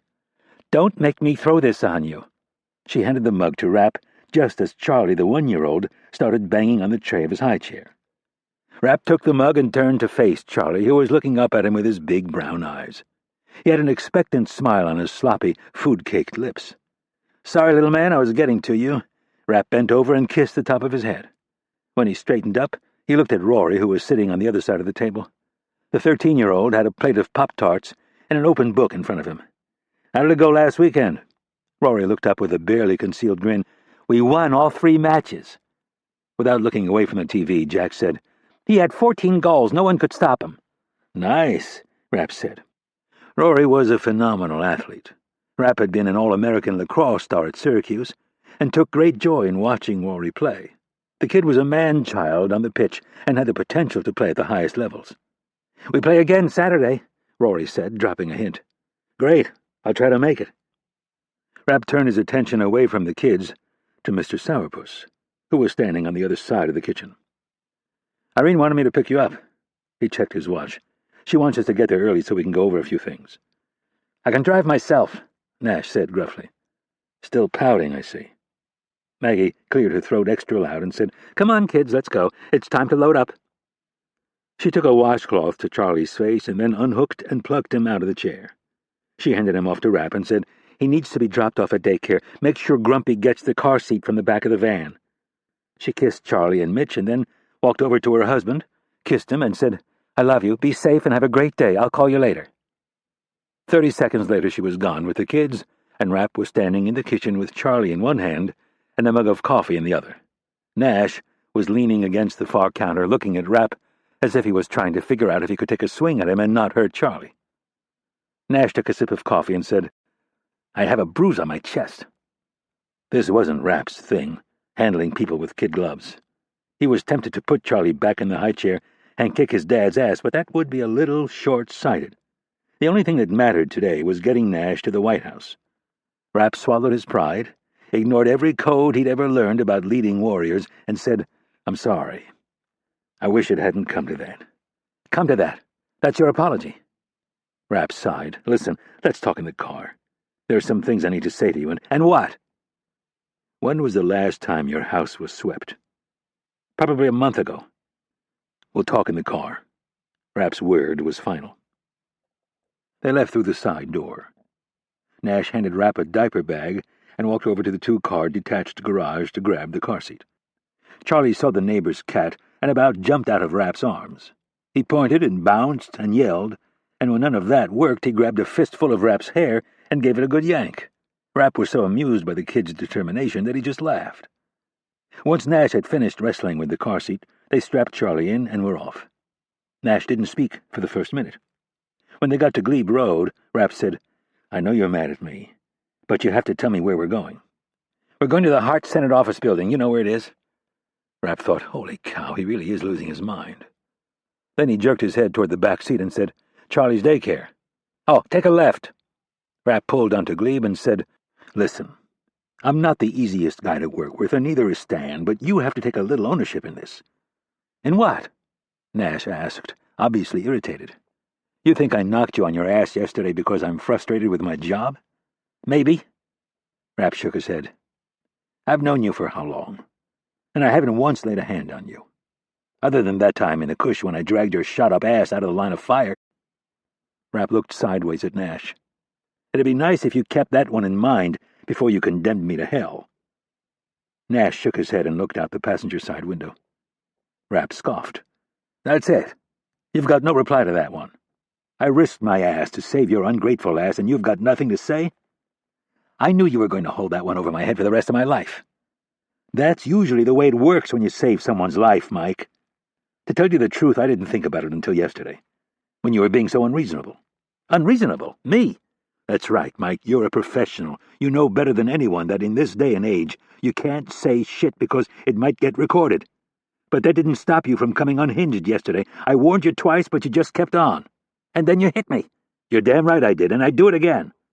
This shit is bigger than you and me, and you knew that when you signed up. You were the one who came to me and said you were sick of fighting a war with one hand tied behind your back." Nash was silent for a few blocks. Charlie hummed away in the back seat, and then, finally, Nash said, "I'm not ungrateful. But I'm not going to throw my conscience out the window. You have no right, Stan has no right to—" "Easy," Rapp said, cutting him off. "Slow down before you make a fool of yourself again. I'm not asking you to sell your soul." "Well, it sure does seem like it. Just hear me out for a minute. I spoke with Stan and filled him in on your situation." "Great," Nash moaned. I suppose you told him you knocked me on my ass. I did. Crap! I'm never going to hear the end of this. Probably not, but that's not what's important. Nash stared straight ahead. What did he say? He said the fact that I was able to knock you on your ass with one palm strike is all the proof he needs that you need to take a sabbatical. Nash was a state high school wrestling champ in Pennsylvania and had boxed in the Marine Corps. His little altercation with Rapp had been the shortest fight of his life. His sternum hurt like hell, and his ego was 10 times worse. Yeah, well, I haven't had a lot of sleep lately. Rapp could have made any one of a dozen retorts, but none of them would have been helpful. This morning wasn't about winning the argument and getting a stubborn friend to do the impossible, which was to admit he'd been wrong. It was about advancing the ball toward the goal line. All of us have been under a lot of stress lately. You probably more than most of us. Chris was your guy. The way he was taken out really sucked. And then there was Jessica and the rest of the folks you knew in the JCTC. Stan's never set foot in the place, and I don't get in there very often. But you knew those people. I'm not a heartless bastard. I understand why you're a little messed up. But in this line of work, there's no coddling. You need to take a few weeks off, take 'em. But you have to honor your promises and keep your mouth shut. And if I take a week off, and I still disagree with you and Stan, where does that leave us? Do I just ignore my conscience and let you guys do something that I think is a mistake? No, Rapp said. In fact, I think Stan has a solution. Let me guess. It involves a Kimber 1911 and a wood chipper.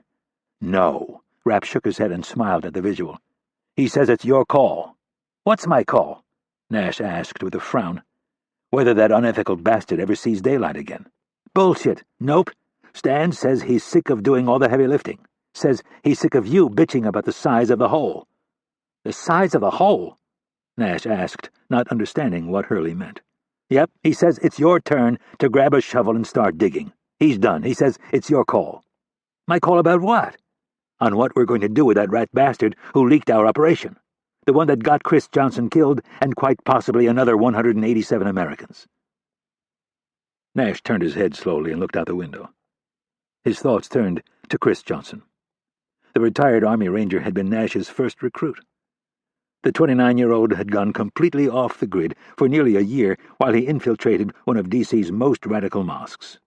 He was on the verge of exposing the cell that had pulled off the attacks only a week ago when a story appeared in the Post that accused the CIA of illegally running surveillance on a half-dozen East Coast mosques.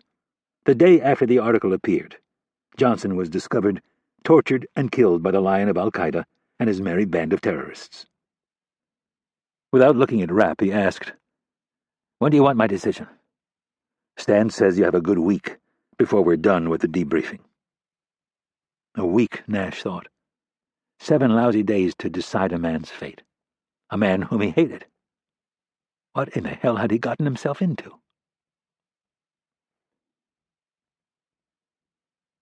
Chapter 49. Capitol Hill.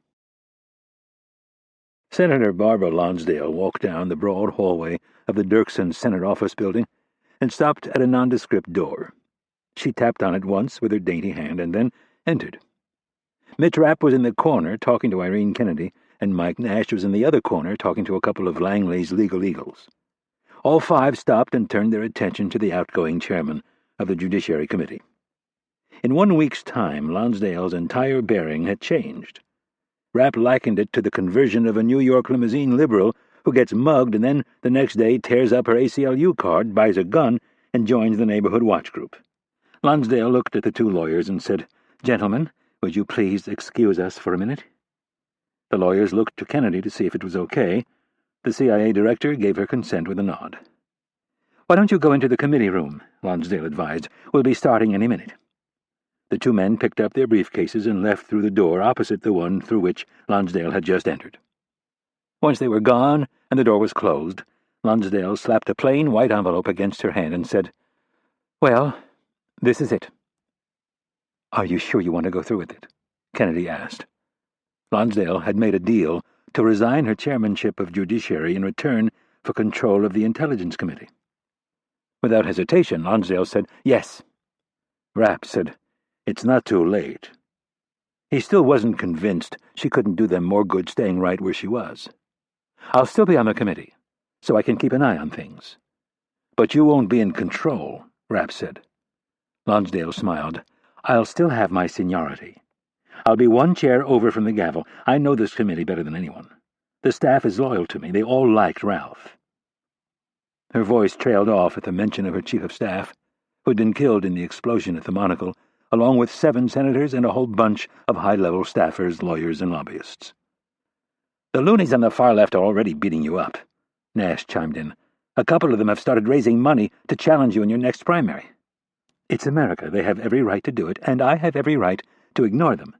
Listening to the idiots is what got me into this mess. I'm just saying this isn't going to be easy for you, Nash said. We could have been a little more subtle about it. Having them think you were still their champion might not have been the worst move. Lonsdale dismissed his concerns with the wave of a hand. Those people will never be happy. And besides, playing the game of double agent isn't my style. I'm better out front, drawing fire. It's where I shine. If people want to criticize you there, they're going to have to come through me first, or at least expect that I will come back at them fast and furious. This stuff was difficult to quantify for Rapp. On some level he knew it mattered, but at the end of the day, it was all a bunch of words. He said so, and Lonsdale replied by saying, Words mean a lot in this town, and don't forget I'm not the only senator who has undergone this conversion under fire. Others have gravitated to a similar position. I'm not alone. Besides, she said in a more upbeat tone, I can handle it. Missouri might be a blue state, but we're big on defense. In light of recent developments, I think my constituents will understand why I changed my position. I think it's a good move, Barb, Kennedy said. The press will not be able to ignore that one of the CIA's most steadfast critics has now become a champion of the agency. Thank you. You're welcome. Now, she said as she checked her watch, we're due to start in 2 minutes. Here's the lay of the land. I've spoken to 12 of the 19 members. She caught herself. 2 of her fellow committee members had been killed in the attack on the Monocle. 12 of the 17 members. Only 3 that I can think of are planning to make a real stink about this, maybe 5 at the most. Rapp said, Let me guess. Ogden? She's leading the charge, Lonsdale said.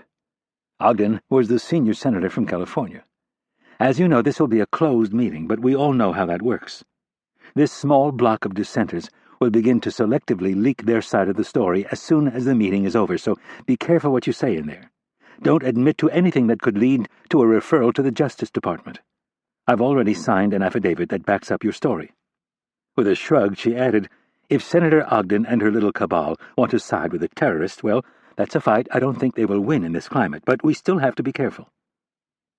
Lonsdale covered a few more things and then said, You should head in. I'll follow shortly. As the group began to move toward the door, Lonsdale said, Mitch, hang back for a second. I want to talk to you about something. Rapp stopped and waited as Lonsdale walked around the far side of the conference table. As she drew near, she took the white envelope she'd been holding and handed it over to Rapp. He took it and asked, What's this? Call it opposition research. On who? Senator Ogden. Rapp opened the envelope and pulled out 3 sheets of paper.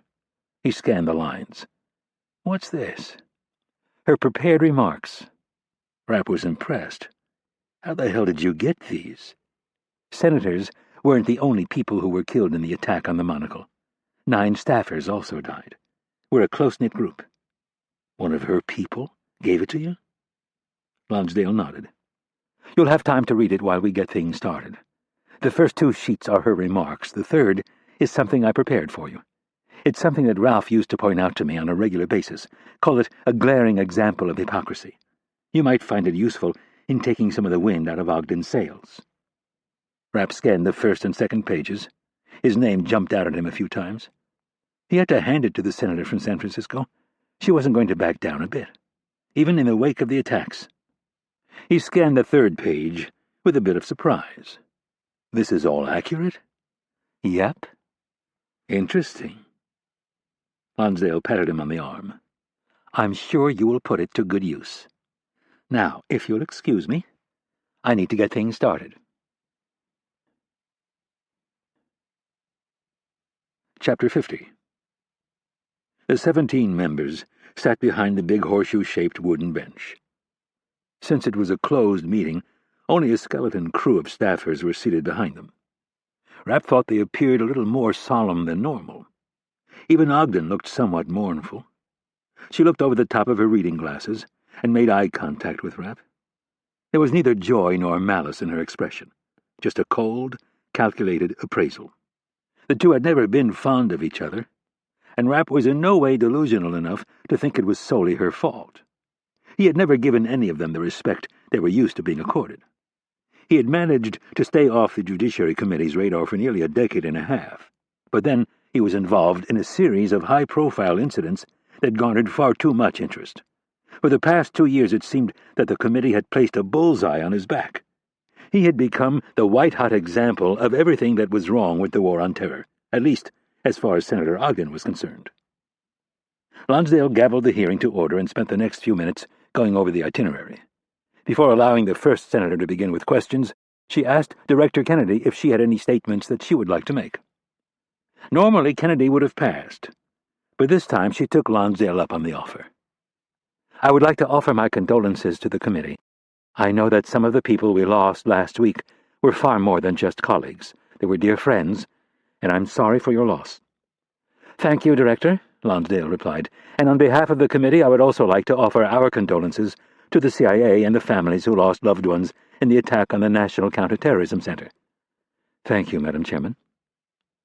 Lonsdale nodded to the ranking member sitting on her right, and the questioning began. It started out with more of the same, although the offers of condolences were greatly abbreviated due to the fact that there were no cameras in the room and the transcripts would be sealed for many years to come. Everything was abbreviated, in fact. The senators staked out their turf but kept things moving. 2 members from the minority party and 1 from the majority voiced their full support of the CIA and didn't even bother bringing up the issue that was at the core of the hearing. Had Mitch Rapp and Mike Nash tortured an American citizen? When it was Senator Ogden's turn, the mood changed drastically. This was where the fireworks were going to start. Director Kennedy, in your opening remarks, you stated that you will not stop until those responsible for the attacks are brought to justice. What exactly do you mean by justice?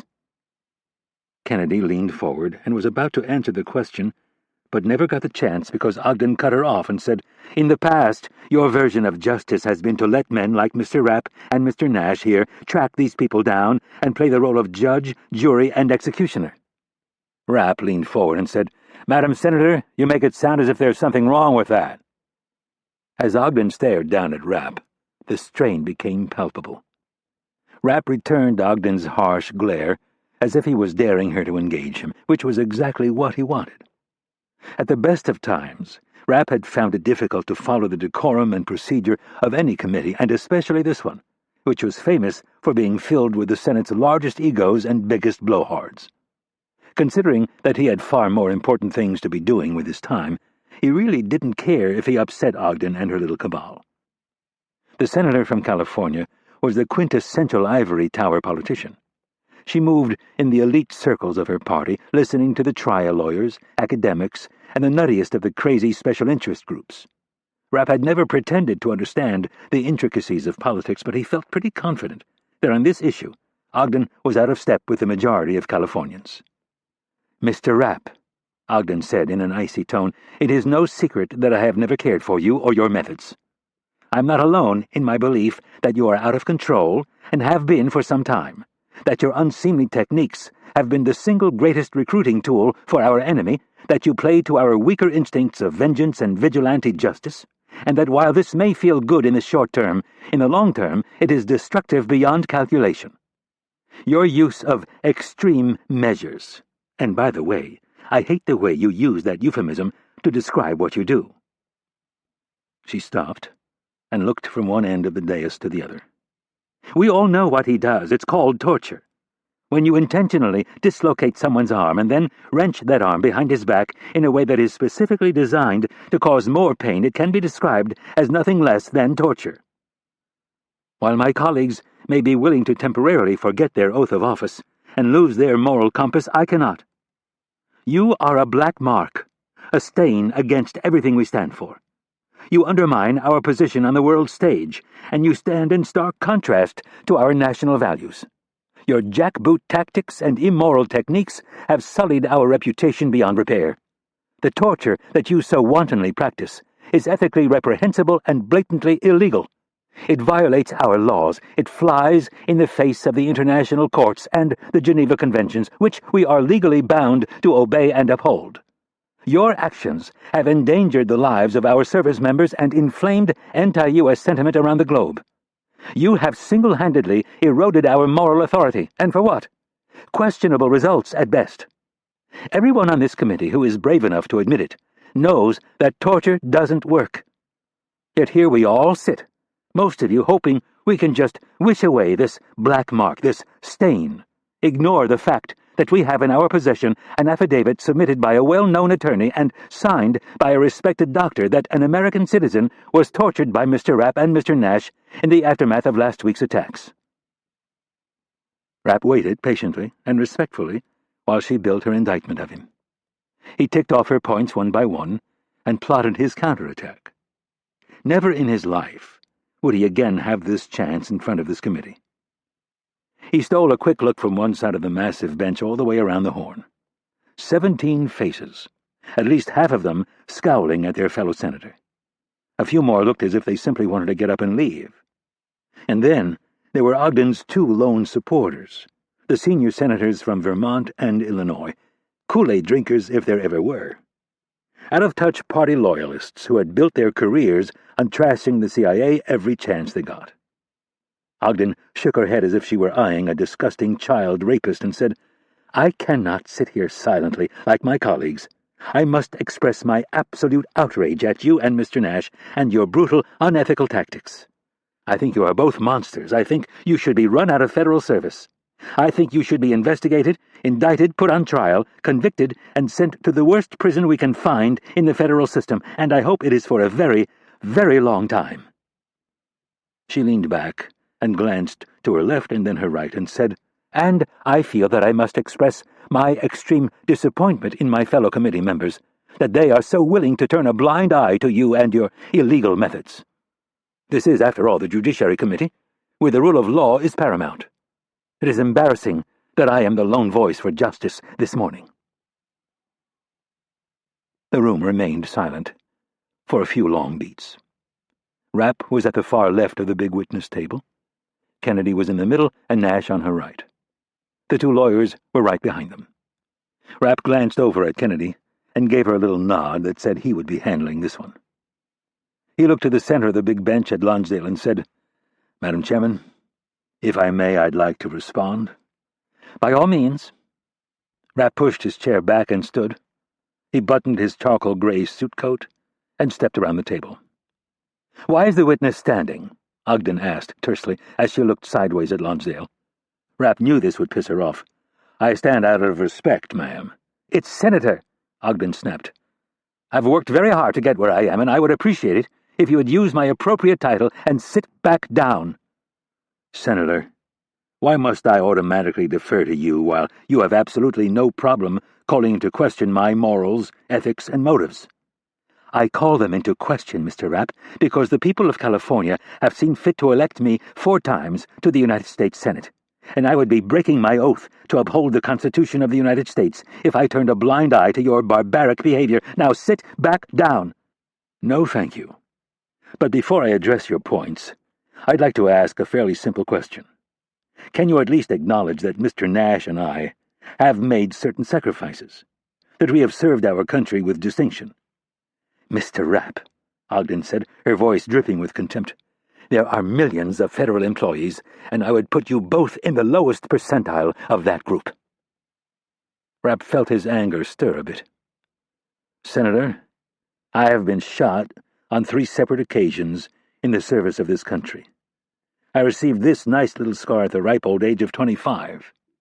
Rapp showed her the left side of his face and craned his neck to show her fellow committee members the white mark that ran nearly 4 inches along his jawbone. "It was delivered by the man who was behind the terrorist attack on Pan Am Flight 103.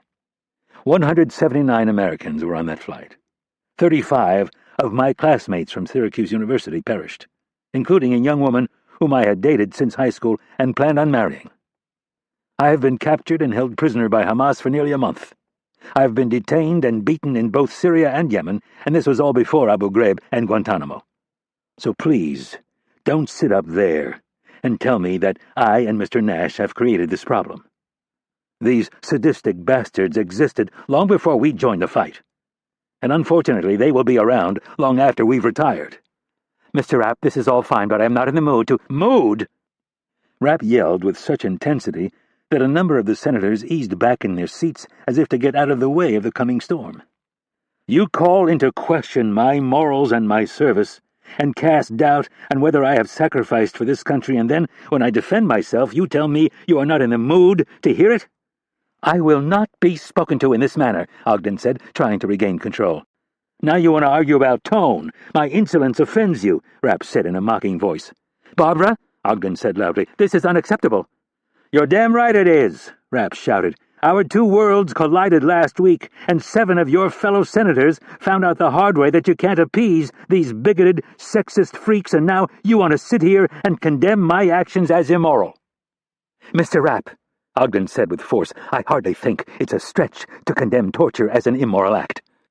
What about partial birth abortion? Rapp asked her. Ogden frowned, as if Rapp had lost his mind. What are you talking about? You were the one who brought up morals this morning, not me. You condemned me for dislocating the arm of a terrorist. A suspect, she shot back, who happens to be a U.S. citizen and is innocent until proven guilty. Innocent? Rapp replied. Let me tell you a little something about this piece of human debris you're so strenuously defending. He was born in Saudi Arabia and applied for U.S. citizenship for the sole purpose of helping carry out the attacks that killed 185 of our countrymen last week. You explained to the committee only moments ago that I dislocated this person's arm after the initial 3 explosions, and then failed to mention that while I was in the midst of allegedly— Rapp held up his hands and made quotation marks with his fingers to emphasize in a contemptuous way the word— while I was allegedly trying to separate the terrorist's arm from his shoulder socket, his fucking friends showed up and gunned down in cold blood 18 federal employees. And if it wasn't for the brave actions of Mr. Nash here, we would have lost another 100 and probably the entire building. So while you have so kindly placed us in the lowest percentile of federal employees, you do so at the risk of exposing yourself as a very dangerous person who cares more about her political power base than the security of this country. I do not have to sit here and take this. Ogden snapped her briefing book shut. Tell me, Senator Ogden, Rapp said as he thought of the note he'd received from Lonsdale, what do you think is more morally reprehensible? Dislocating the arm of a terrorist who has intentionally lied on his immigration application so he can become an American citizen and help kill innocent people? Or sticking a steel spike into the brain of an 8.5-month-old fetus and then sucking his brains out? Nice try, Mr. Rapp. You are talking about settled law, and in front of this committee that is a big mistake. You are way out of your depth on this issue. Undoubtedly, ma'am, but I don't want you to get me wrong here. I am not condemning your position. I've killed far too many people to begin waving the pro-life banner. I'm merely trying to point out the hypocrisy that you have so perfectly displayed during your 21 years in the United States Senate. Rapp recalled the numbers Lonsdale had provided. You have a 100% voting record when it comes to a woman's reproductive rights. On 38 separate occasions, you have voted to protect or expand partial birth abortions as well as provide federal funding for clinics that perform the procedure. The people in this room are well aware of my voting record, and I can assure you that I am not the only senator on this committee who has a 100% voting record when it comes to a woman's right to choose. I wouldn't know. I don't follow it that closely, and again, I'm not in the business of judging why all of you vote the way you do. I'm the one who has been accused by you, Senator, of being a morally bankrupt barbarian, so I'm just trying to figure out where all your outrage comes from. You honestly don't understand why I find torture so utterly offensive? You're an intelligent, civilized woman. I would never expect you to openly condone torture. But I'm confused about your outrage. A little over a year ago, a Saudi named Abad bin Baz emigrates to the United States, takes up residence in Washington, D.C., and begins receiving shipments of explosives and providing intelligence for the very same terrorist cell that last week used those explosives to blow up buildings and kill innocent civilians. I catch him red-handed, and in an effort to try to apprehend the terrorists who are still at large, I allegedly dislocated his shoulder and slapped him around and got him to spill the beans on his little band of thugs, and you find my behavior reprehensible. I think any normal person would, Ogden answered. How about sticking a spike through the top of a baby's head, piercing the skull, and then sucking the baby's brains out, all because the mother gets a note from 2 doctors who claim she has depression or some other mental issue that precludes her from giving birth to a full-term baby? Mr. Rapp, the 2 issues are completely different. As I said, I know what you said, Senator, Rapp shouted, and I'm sick of your manufactured outrage. Mr. Rapp, the jowly senator from Vermont jumped in, you will watch your tongue. This is the United States Senate. I'm well aware of where I am, sir. This is where we not only say it's perfectly okay for a doctor to kill a full-term baby, but we think taxpayers should help pay for it. Rapp shot daggers at Ogden. And you call me a barbarian. Mr. Rapp, Ogden said, for the last time, we are not here to discuss abortion. I'm well aware of that, Senator. We're here to talk about your moral outrage over what I have allegedly done. And I'm merely trying to point out the hypocrisy that this esteemed body is so famous for. Rapp walked back to the table.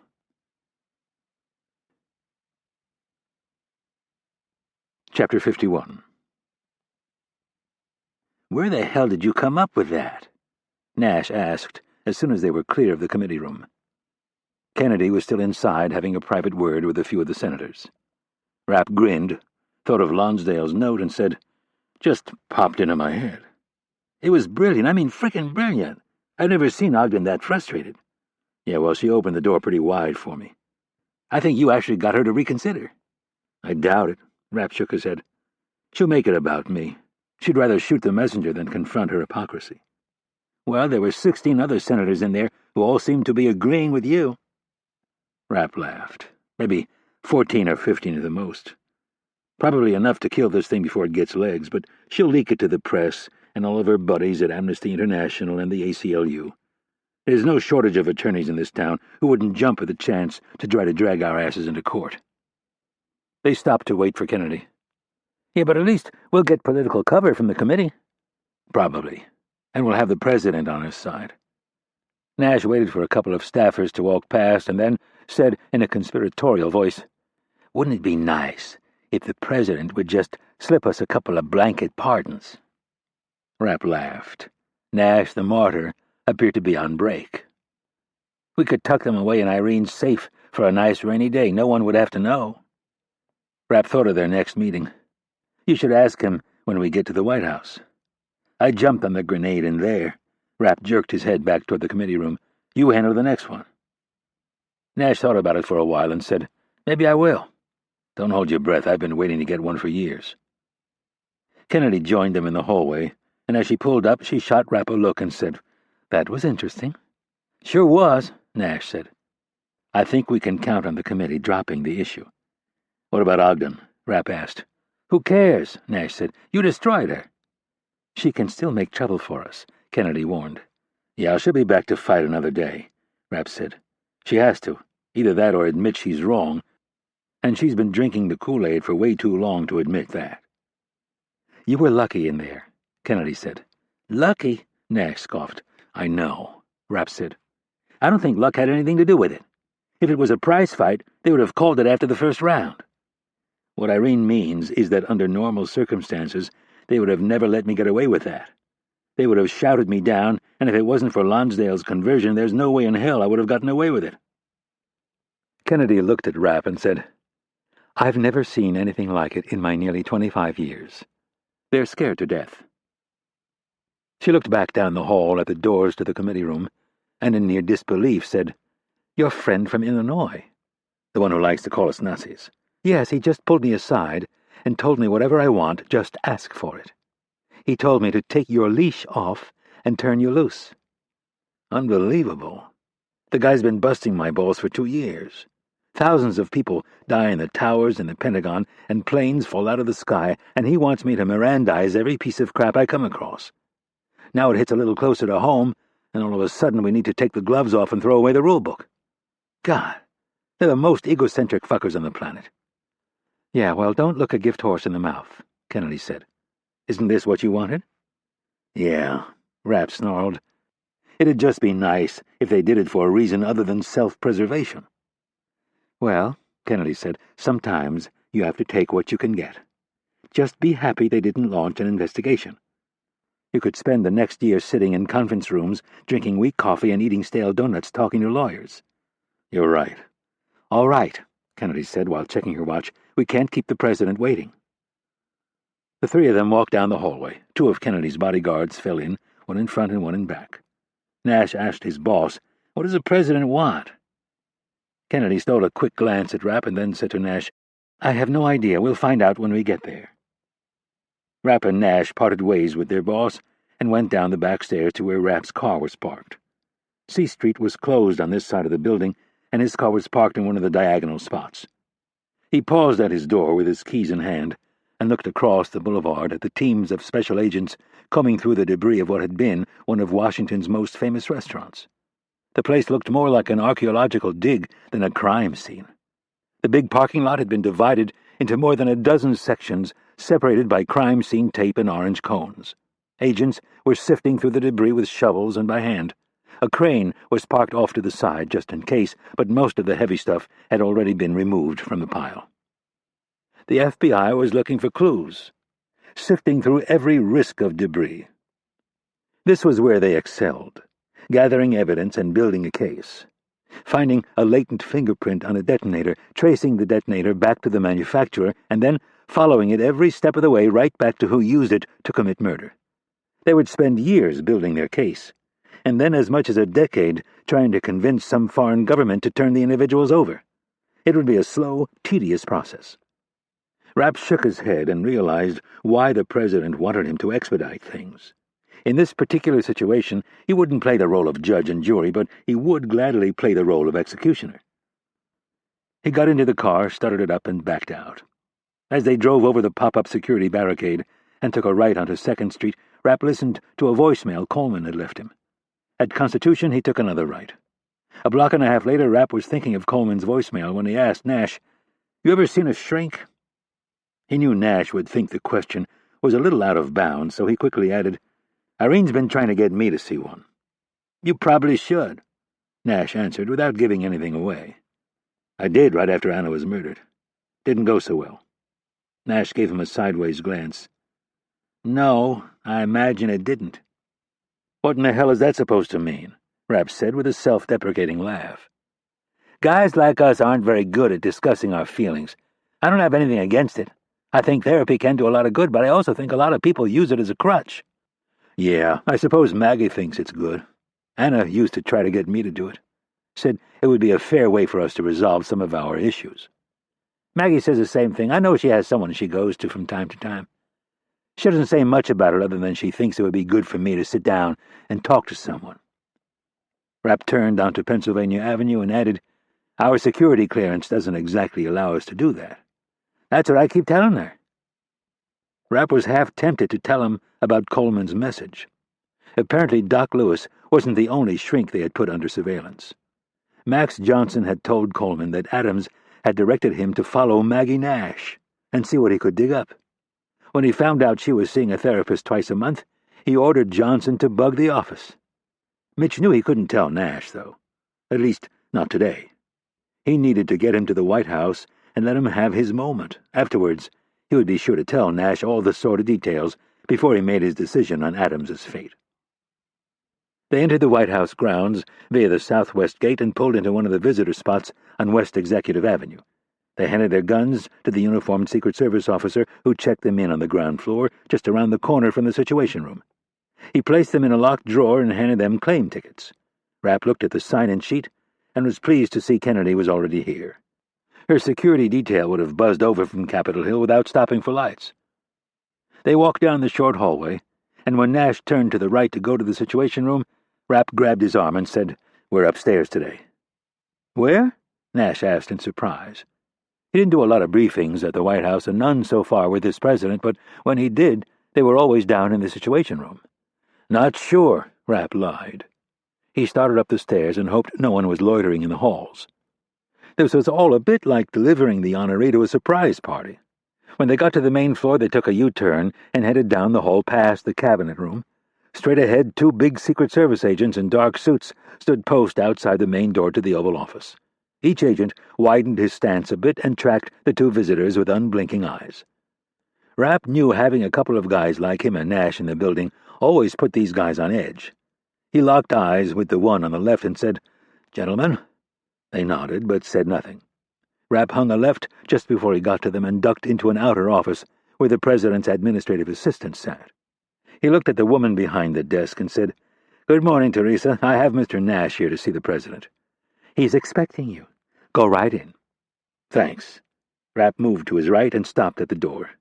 He stuck his left eye up against the peephole and took in the scene. They were all there, Maggie, Shannon, Rory, Jack, and Charlie, as well as most, if not all, of the president's national security team and the requisite pool reporters.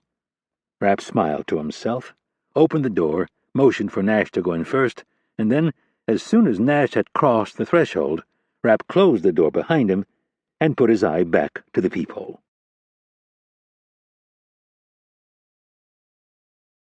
Chapter 52. Mike Nash stopped, as if he'd just stepped into a foot of thick, wet cement, and looked at the smiling faces staring back at him. Some he'd never met but recognized, and a few he knew intimately. He heard the door behind him click shut, and he whipped his head around, expecting to share his surprise with Rapp. Instead, he found himself alone, staring at the door, and in that split second, he realized he'd been set up. He felt his face flush with embarrassment and, for a brief moment, considered leaving, but knew he couldn't. As badly as he wanted to, it would be against everything the Marine Corps had taught him about being an officer. Leaders gritted their teeth and took it, while cowards ran. As he slowly turned around, he felt he would rather have taken on an enemy platoon than this crowd. They were all smiling, and some of them weren't exactly known for having a happy-go-lucky demeanor. There was the Secretary of Defense, Secretary of State, National Security Advisor, Director of National Intelligence, FBI Director, Chairman of the Joint Chiefs, a few people he didn't recognize but was sure were important, his boss, and the biggest surprise of all, his family. They were all assembled in perhaps the world's most famous office, all eyes on him, his wife holding Charlie and blushing almost as much as her husband. It all started to fall into place. Maggie picking out his suit, shirt, and tie, which she rarely did, making sure the kids were all bathed and in clean uniforms, and Rapp, that Judas, distracting and then delivering him like some suburban Joe to his surprise 40th birthday party. Despite his discomfort and the bad thoughts coursing through his brain about what he'd like to do to Rapp, Nash was still smiling from ear to ear. He had no idea why, but he felt like a jackass. Everyone else was grinning back at him, nodding to each other in recognition that the surprise had worked.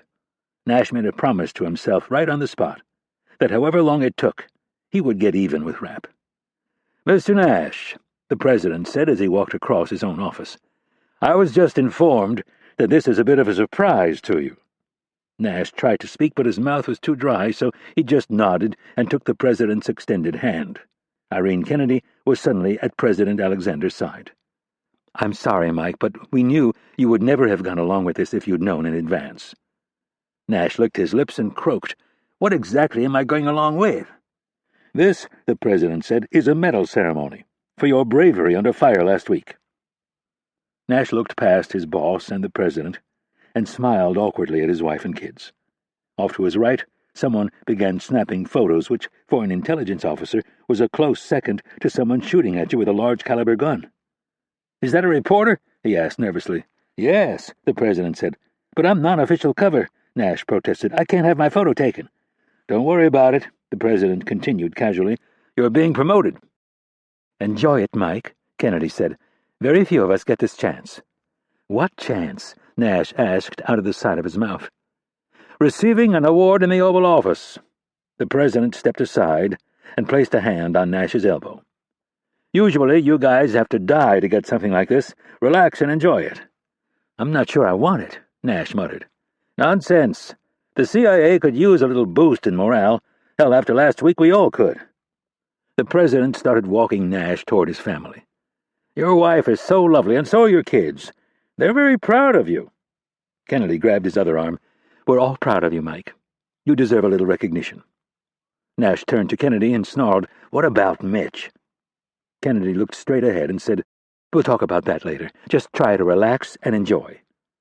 Nash wanted to talk about it now, but his wife was already moving toward him with the kids. Nash was still trying to figure out how Rapp had gotten out of this when he noticed the tears in his wife's eyes. His anger toward Rapp was shoved aside as Maggie reached up and planted one on his lips. Charlie, the cussed little towhead, managed to wiggle out of his mother's arms and latch on to his dad. The other three kids all came up for a hug, and then it was on to the individual members of the President's National Security Team. It took a good 5 minutes to get through all the handshakes and backslapping. By the time the rounds were done, Nash was feeling considerably better. When they got down to the actual medal ceremony, Nash handed Charlie back to Shannon, his 15-year-old, and Maggie took her position on his right side in front of the celebrated fireplace. Things turned serious when Kennedy handed the president the citation and opened the blue velvet box. As the president read the words aloud, Nash felt as if he was having an out-of-body experience. "On behalf of a grateful nation, it is my honor to present to you the highest award achievable by a member of the intelligence community, the Distinguished Intelligence Cross, for a voluntary act of extraordinary heroism involving the acceptance of existing dangers with conspicuous fortitude and exemplary courage." The president paused and looked at Nash and Maggie and smiled. "Thank you for your dedication, service, and sacrifice. Your decisive and brave actions during the terrorist attack on the National Counterterrorism Center saved the lives of countless individuals. You stand before us as a living, breathing example of honor, valor, and heroism. This great nation will forever be in your debt, and we hope that future generations of Americans will look to your actions for inspiration during turbulent times." Kennedy presented the medal to Maggie, who took it from the silk-lined case as if it were an ancient family heirloom. She gently looped it over her husband's head and kissed him on the cheek. Next came photos, lots of them, first as a group and then individual shots and then, finally, the Nash family. When they were all finished, Nash was in for one more surprise. The president approached him and said, "Director Kennedy thinks it would be a good idea if your family stayed in here while we step outside." Nash wasn't quite following, but he got the sense it wasn't good. "What's outside?" The president glanced toward the glass door just behind and to the left of his desk. "The press. They're waiting for us." You would have thought the president had asked him to address the nation. "I don't do press, sir." Kennedy appeared on cue along with Secretary of State Wicca and Secretary of Defense England. Wicca said, "Nonsense. You're exactly what we need right now, a good-looking hero." "And a retired Marine officer," England added. "Don't forget that part." "Don't worry," the president said. "We'll do all the talking. Just stand there and be yourself." Nash looked at Kennedy for help. Once he walked out that door, there would be no turning back. "Irene?" "Just let it go, Mike. This is bigger than just you. Think of all the people at Langley who get kicked around in the press every day. They'll all be able to go home tonight and hold their heads a little higher, knowing there's honor in what we do." Chapter 53. Northern Arkansas. When he awoke in the morning, the sun was filtering in through the sheer white shades. Hakeem blinked several times before he could focus. There was a DVD player on a shelf under the TV. 4 small blue numbers stared back at him. If the device was right, it was 9:41 in the morning. Hakeem looked down and saw the blood on his shirt. He opened his mouth and felt the dry, caked blood on his lips. He remembered the coughing fit and the blood and the dead man on the porch and the woman in the bedroom and knew he hadn't dreamed any of it. Not with Karim around. He was a living, breathing angel of death. Hakeem didn't have the strength to get up, so he grabbed the remote sitting on the end table and pressed the power button. A moment later, 2 anchors from a 24-hour news channel were on the screen. Ahmed must have heard the TV. He entered the living room with a glass of water and a washcloth. "How are you feeling?" he asked softly. Hakeem wasn't sure. He was all beat up inside, but his breathing was better than it had been yesterday. "I'm alive." He glanced over Ahmed's shoulder and asked, "Where is Karim?" A frown came over Ahmed's face, and he said, "He is outside." "Doing what?" "He is very upset." "About?" "You." Ahmed shook his head. "He thinks you are causing us problems." Hakeem told himself not to get angry. He wasn't the one who had gotten them into this predicament. "What kind of problems?" Ahmed shrugged his big shoulders and tried to remember the exact words. He said, "You have become an operational liability." "Me?" Hakeem asked with genuine surprise. In better times he would have laughed, but not now. He thinks I am the problem. What do you think, Ahmed? It is not my place to think. I am trained to follow orders. Are you a monkey? If he orders you to shoot yourself, will you do it? Ahmed took the washcloth and dabbed Hakim's chin. You look horrible. And you did not answer my question. Ahmed worked on a crusted piece of blood. There is enough arguing between the two of you. You don't need me to join in. Let me ask it a different way, then. You were trained to think tactics. Did you think I had things handled back in Iowa, at the house? Did you feel he needed to step outside and shoot them? What if they had been police? If they had been police, we would be dead right now. Shooting them would have solved nothing. The best course was to wait and see. Besides, the police don't use young boys. They were simply a father and son looking to do some hunting. But we did not know that at the time, Ahmed said. We? Hakim asked. You mean you and Karim did not know? And you did not know because you have spent no time in this country. You do not understand America the way I do. So you do not see what is obvious. You blindly follow him, and where does he keep leading you? To another house where he kills a husband and wife.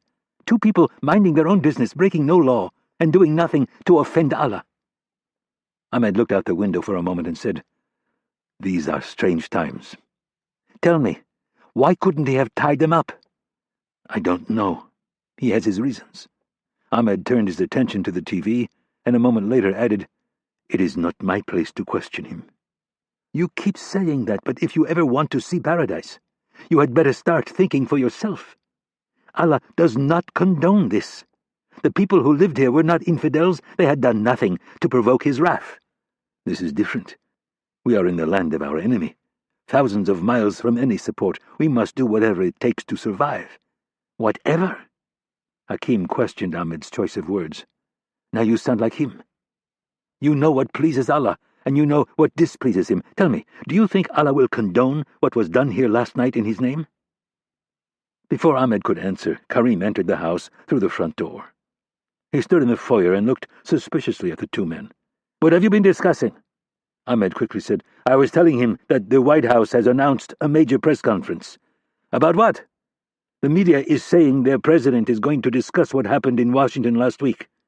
What is to discuss? Hakim holstered his pistol and took off his jean jacket. We won, they lost. Ahmed flashed Hakim a nervous look and then said, They are speculating it is about the investigation. Who? Ahmed was confused. I do not understand. Who is speculating? The reporters, they are citing sources inside the administration. Good, Karim said. We could use some information. With that, he moved down the hallway to the kitchen.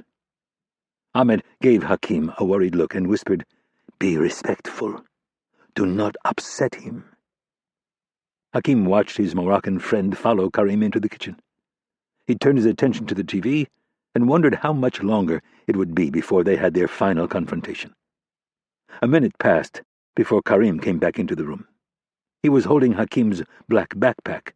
He placed it on the coffee table and opened one of the side pockets. Karim withdrew 3 mobile phones and said, Why did you not tell me about these?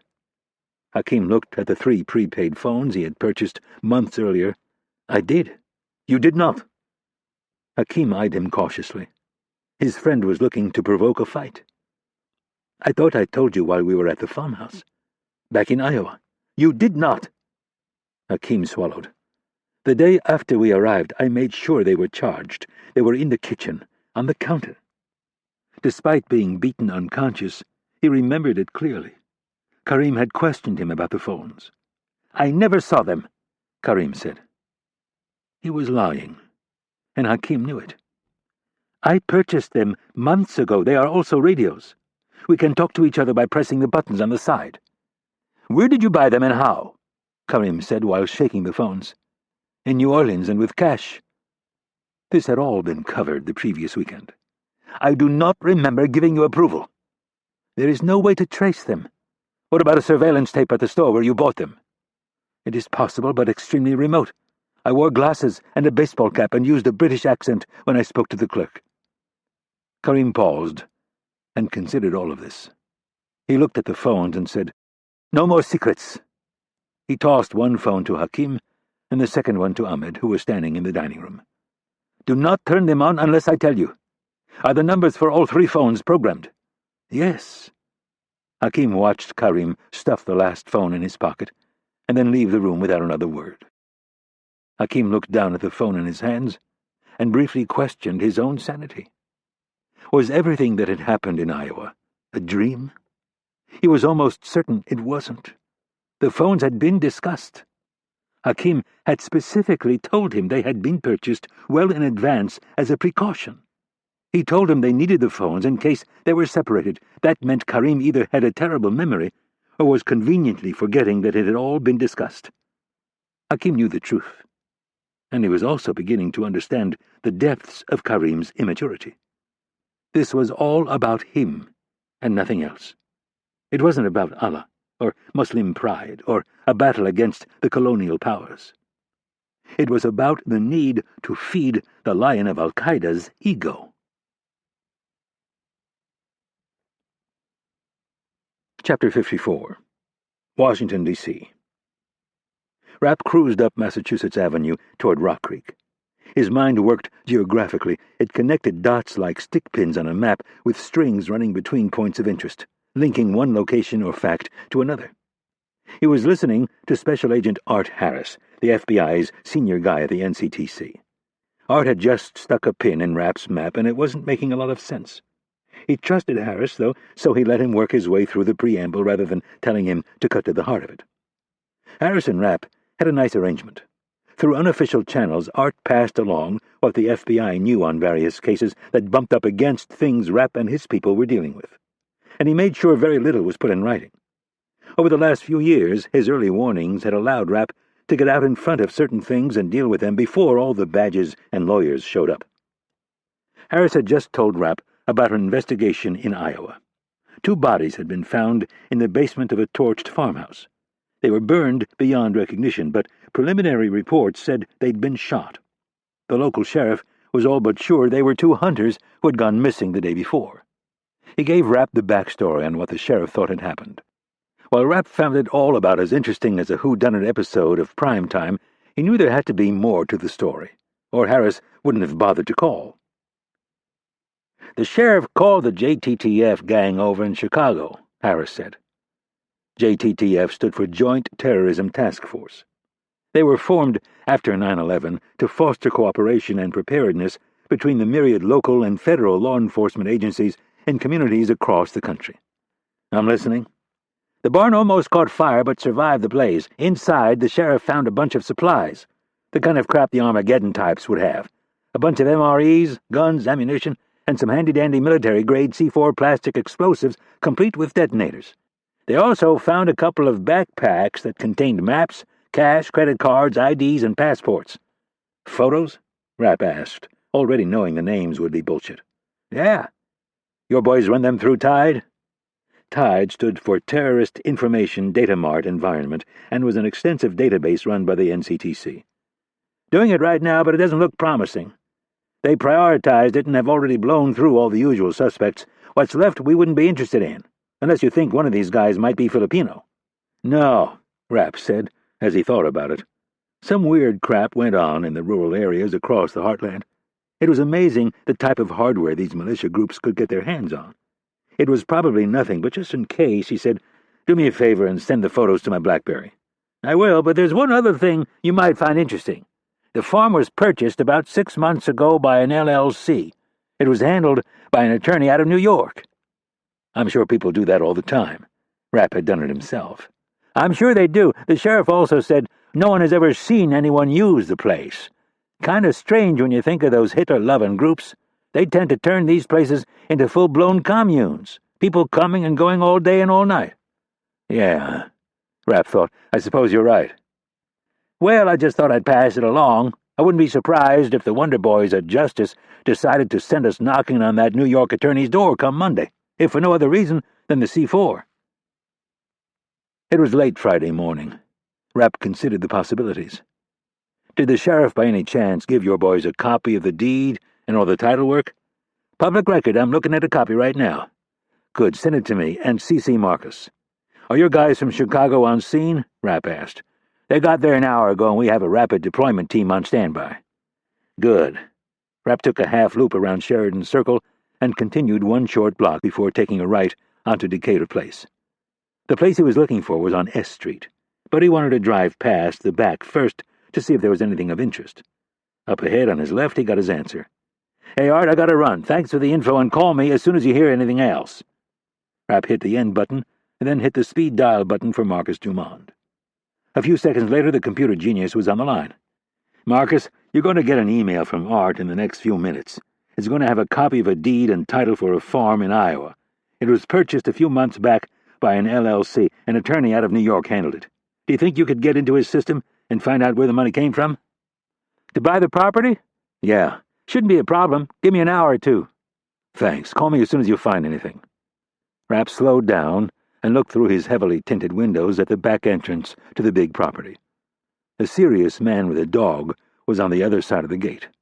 At the end of the block, Rapp hung a left on 22nd and then another left on S Street. A third of the way down, he pulled over and dug out the business card.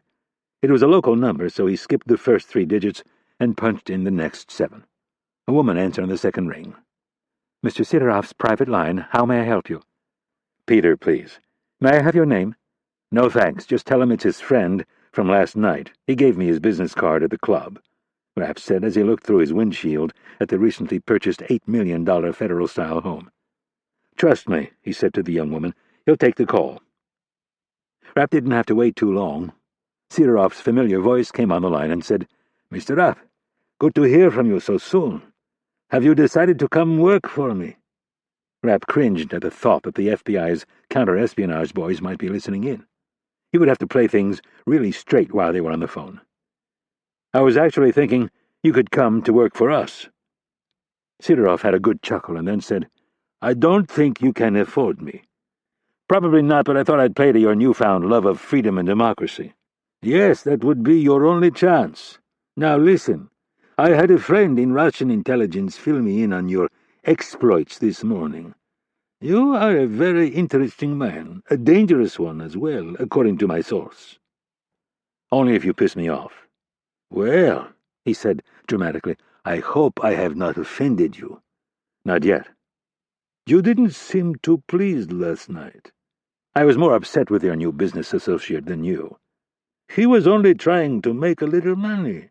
I can't begin to imagine trying to live on one of those pensions they give you." "I don't suppose you could, with your high-flying lifestyle, but that's not really the point. He knew the rules, and he broke them." "And me?" Sideroff said a bit tentatively. "You didn't break any law that I'm aware of." "Well," he laughed, "you don't know me yet." "I know enough. I made some calls as well." "And?" Rapp didn't answer for a beat. "I think we should sit down and discuss a few things." "I would love to. How does your evening look?" "Not good," Rapp said, looking at the house. "How about right now?" Sideroff laughed. "I am barely awake, Mr. Rapp. I still haven't adjusted to the time change, and we stayed out very late last night." "That's all right. I didn't get much sleep either. Besides, you Russians can all handle your booze." Rapp put the car in drive and pulled across the street into the flat U-shaped drive. "Listen, I'm parked in front of your house right now. Invite me in for a cup of coffee. I'm kind of on a tight schedule this morning." Rapp turned off the engine and got out. He counted to 10, and then Sideroff appeared in a second-story window. He was still in a robe. "You are a resourceful man, Mr. Rapp. How do I know you are not here to kill me?" Rapp looked up at him and wondered what assurance he could offer. "For starters, I don't like to shit in my own yard." "Meaning?" Sideroff asked. "This is Washington. I live here. I don't need that kind of exposure. Besides, if I was going to do something like that, I wouldn't call you up and ask you to talk. I'd just do it. You'd never see me coming." Sideroff thought about it for a long moment. "I suppose you are right. I'll tell my people to let you in. Give me a few minutes to get dressed." Chapter 55. Northern Arkansas. Hakim stayed in the overstuffed leather chair and carefully chewed a banana. Between bites, he sipped the warm lemon water Ahmed had prepared for him. The tall Moroccan was outside, doing a sweep of the property, his punishment for nursing Hakim. Hakim could tell it bothered Karim that Ahmed was trying to take care of him. He had always held the frail in contempt, even when they were young. He had no time for excuses or kids who claimed to be infirm. Hakim watched him pace from one end of the house to the other and could tell he was irked to be in the presence of his feeble friend. Never mind that he had caused the injuries. Karim was far too narcissistic to own up to that. In his mind, Hakim had deserved the beating, and he had done nothing more than carry out the punishment. Karim probably thought that if his friend had been in better shape, he would have suffered less from the blows. None of it actually made any sense, but it allowed him to rationalize away his guilt and look down on his injured friend with disgust. The front door opened, and Ahmed entered the room. He leaned his rifle against the wall and took the binoculars from around his neck. With flushed cheeks, he said, "The perimeter is secure. No sign of anyone." Karim stood with his deliberate military posture and looked out the big window. "I heard a dog." "Yes," Ahmed said with a slight bow of his head. "From down the hill, the next house. 800 meters away, there are several of them." "Are they fenced in?" "No." "And what should we do if they wander up here?" Ahmed looked nervously at Hakim for help, and then said, "Shoot them?"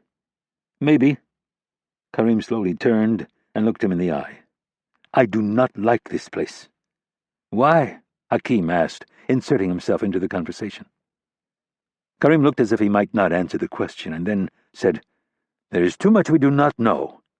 "Such as?" Hakim asked. "We do not know if someone is expected to show up. They could have deliveries. The phone has already rung twice." He looked to the photos on the mantel. "Family may live nearby." He was right, but all of that could have been avoided. He gambled and decided to point out the obvious. Maybe if you weren't so quick to kill everyone we stumble upon, we might be able to answer some of your questions. Karim looked to Ahmed and shook his head. It was one of those looks that said, "See what I have been telling you." Turning back to his old friend, Karim said, "What is wrong with you? Why must you argue with everything I say? Why must you kill every person we come across?" Karim looked with thinly veiled contempt at his friend. He was like a sick dog that needed to be put down, and if he didn't do it quickly, the disease was likely to spread to Ahmed. They were going to have to leave this place. The woman was still in the bed. He'd considered moving her, but the pillow, sheets, and mattress were soaked with blood. The old man and the dog were in the corner of the garage under a tarp. He might as well kill Hakim in the leather chair and leave him there. Maybe even make it look like a suicide to confuse the police. That was a good plan. Trash the place, shoot his friend in the side of the head, and put his gun in his hand. Karim was considering how he would move into position without alerting Hakim when Ahmed stepped between them and pointed at the TV. "It has started," Ahmed said. They all turned their attention to the TV and watched as the American president stepped up to an outdoor podium. He began reading a prepared speech. Karim scowled at the man and briefly imagined what it would be like to kill the President of the United States. That would surely earn him eternal glory in the eyes of Allah and his fellow Muslims the world over. The President droned on about the hard work, duty, sacrifice, and perseverance of the rescue workers, emergency personnel, and law enforcement over the past week. Karim noticed, not for the first time, that leaders the world over loved to hear themselves speak. It was as if they were a walking thesaurus. Descriptions came in threes, when one adjective would do just fine. He supposed it made them feel smart. The President went on to talk about the losses they had suffered. He choked up at the mention of some of the friends he'd lost in the explosions, and went on to talk briefly about the funerals he'd attended for much of the week. In a more commanding voice, he listed half a dozen tragedies that had beset the country over the past 80 years and gave examples of how each time Americans rose to the occasion and persevered. Then he moved on to a topic that grabbed Karim's interest. "In regard to the cowardly attacks of last week, there is an untold chapter that I had decided to keep from you until now. The reasons for not coming forward with this sooner are complicated, but in essence involve issues of national security. In addition to the 3 restaurants that were bombed last week, a federal facility in Virginia was also attacked. There has been no shortage of rumors in regard to the facility itself and the attack on it. I'm here this morning to put those rumors to rest. The facility that was attacked was the National Counterterrorism Center. As the name would suggest, this relatively new building houses elements of both the FBI's and the CIA's counterterrorism units, as well as personnel from over a dozen other agencies and organizations. The building is the nerve center for the battle against terrorism. Just hours after last week's cowardly attacks in Washington, D.C., Karim pointed at the TV and began screaming. "Cowardly! He puts pilotless drones in the air over Pakistan and fires on villages with women and children, and he dares call us cowards." Hakim thought about pointing out the fact that the reason those missiles were fired was that Al-Qaeda liked to hide behind the skirts of the very women he was describing. But he thought that might finally put his friend over the edge, and all things considered, he wanted to live long enough to hear the president's side of the story. The president continued, saying, "A black Suburban disguised as an emergency vehicle showed up at the gate of the National Counterterrorism Center. Inside were 6 heavily armed men masquerading as SWAT personnel. They shot and killed a number of guards and then entered the building, where they proceeded to the top floor of the facility where the Counterterrorism Operations Center is located. The 6 men forced their way into the Operations Center and opened fire on the unarmed employees who were so diligently trying to aid the men and women involved in the rescue operations. Fortunately, there were a few employees who were armed. One such individual is with us here today." The president stopped and looked over his shoulder to a younger man in a dark suit who was wearing a medal around his neck with a tricolor silk ribbon. "I'd like to introduce you to Mike Nash. Mr. Nash is a retired Marine Corps officer and until very recently an undercover operative for the CIA's clandestine service." Karim pointed at the TV and yelled, "That is the snake who was sending his agents into our mosques." The president continued, "Mr. Nash was at the facility last week when it was attacked and watched in horror and confusion as the 6 armed men moved into the operations center in a single line and began killing his co-workers at near point-blank range. A combat veteran and expert on tactics, Mr. Nash assessed the situation and acted decisively. Ignoring extreme danger to his own life, Mr. Nash did the last thing the terrorists expected. He charged the line of men head-on. His bravery and superb training caught the terrorists by surprise. In a matter of just a few seconds, armed with a single pistol, Mr. Nash shot and killed all 6 terrorists. If that wasn't enough, Mr. Nash soon realized all 6 men were wearing suicide vests that were on automatic timers and were set to explode in less than 2 minutes.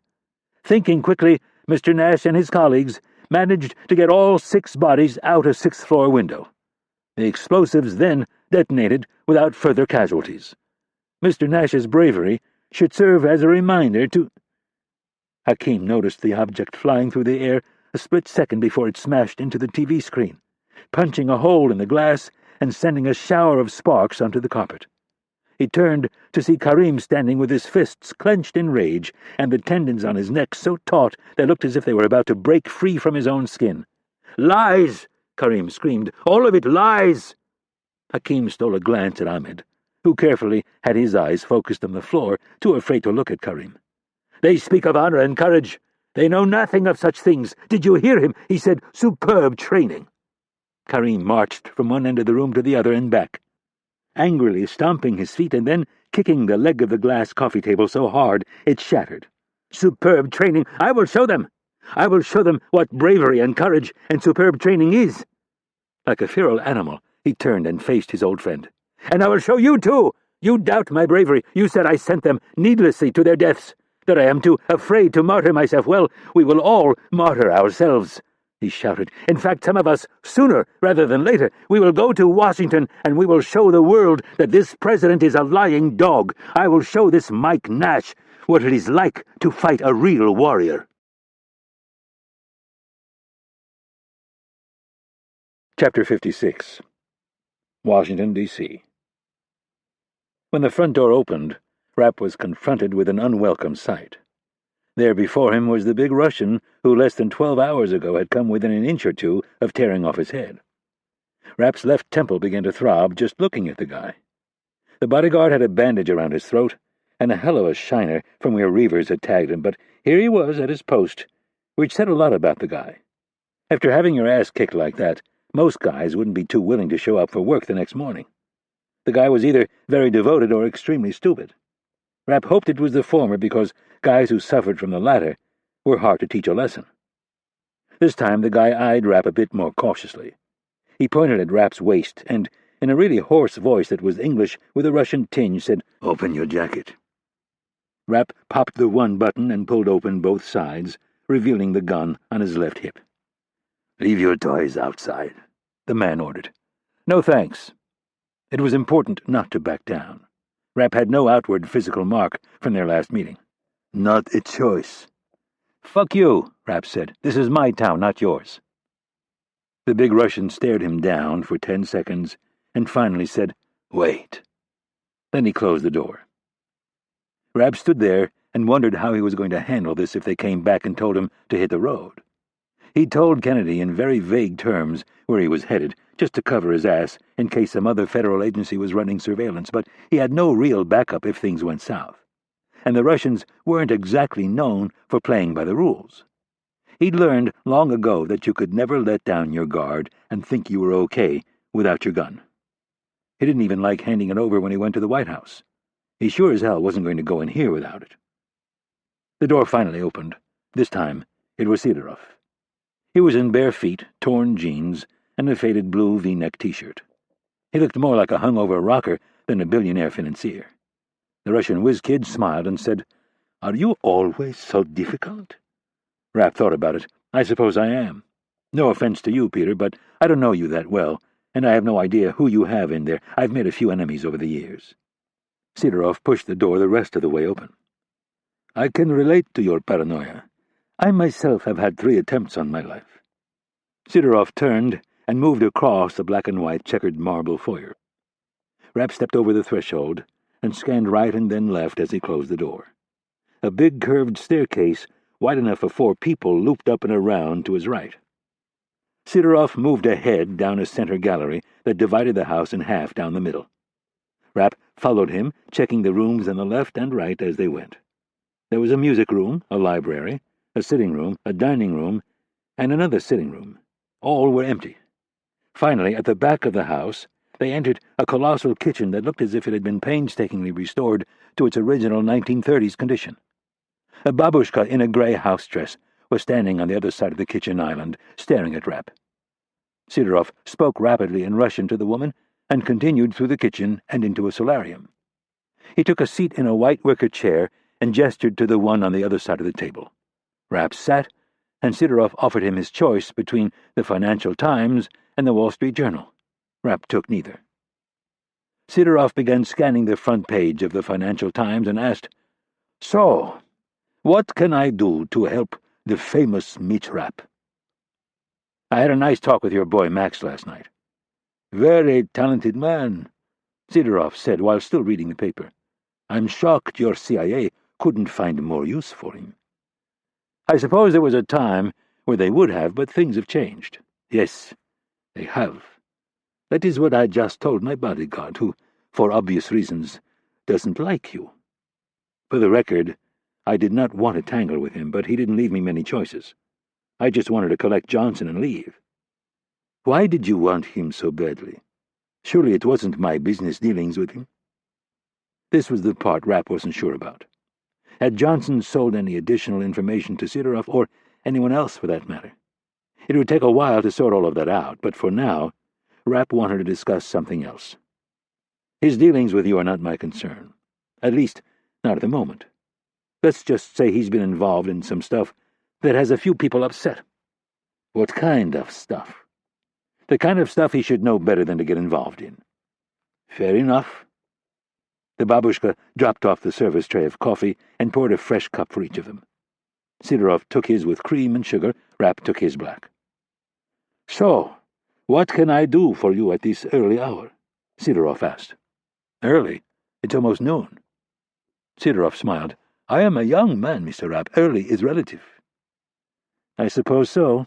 Rapp took a sip and said, "Max told me about the moves you're making in Cuba." "He did. I paid him a considerable amount of money. I would think he would at least know how to keep his mouth shut." "I can be persuasive." "Yes, I suppose." He regarded Rapp for a moment and then asked, "So why are you here?" It involves Cuba. Go on. You've had some business dealings with General Ramirez? Anyone who wishes to get things approved in Cuba eventually must deal with General Ramirez. So I've heard. Rapp nudged his coffee cup and then said, I need to meet with him. I would think that could be arranged. In private. Of course. But why would you need my help? I don't want him to know he's sitting down with me until it's too late for him to back out. And I would prefer to meet him on neutral ground. The General, Sidorov said, is a very dangerous man. And what would you call me, Peter? Sidorov exhaled while he thought about it and said, I have spent 3 years building my relationships down there. I have significant sums of money invested in my various endeavors. Why would I want to risk all of that on a situation that is so obviously combustible? Rapp had anticipated this response. Because I think you can turn it to your advantage. How? Rapp smiled. This is all unofficial. But there's a man who lives not far from here, big white house. You get the picture. For reasons that I'm sure you can understand. He's not happy with the events of last week. Rapp prepared to exaggerate a bit. He has directed me to punish anyone who was involved in aiding the terrorists. And how does General Ramirez fit into that? Rapp told him how the drugs had been stolen and flown to Cuba. How Ramirez had allowed the terrorists to use Cuba as a staging area for their attack and, in exchange, was given a large cut of the stolen drugs.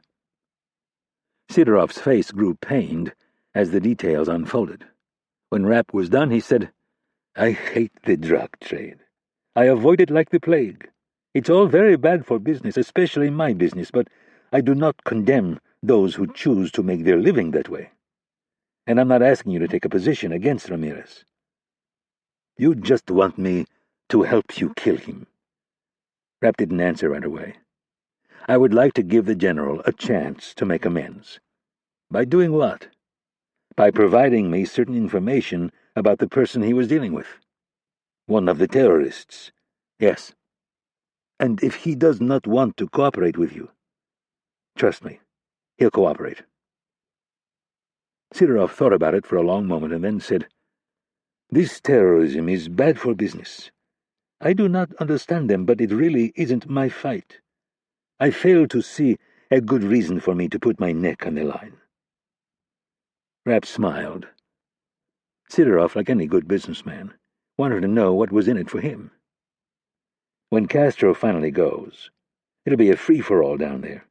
It doesn't matter what you say you've purchased or leased, it'll be challenged by the folks down in Miami, the Cuban expatriates, who had their land seized by Castro. They're going to want it back, or at least to be compensated for it. It'll be a very nasty and costly fight, and you will need every ally you can find. But then again, you already know all of this, and that's why you hired Max Johnson to start digging up dirt on the important senators and congressmen. It was Sidorov's turn to smile. Surely you have more to offer than that. My services. Your services? As is evidenced by your fleet of bodyguards, you have managed to make some enemies during your relatively short career. That is true. As you know, I have a certain reputation, certain skills that at times can make people nervous. I'm listening. I would be willing to offer you a bit of cover, possibly deal with some of your more unsavory enemies in a way that will tell others to leave you alone. Sidorov folded his copy of the Financial Times and tapped himself on the leg several times before saying, I think we might be able to work something out.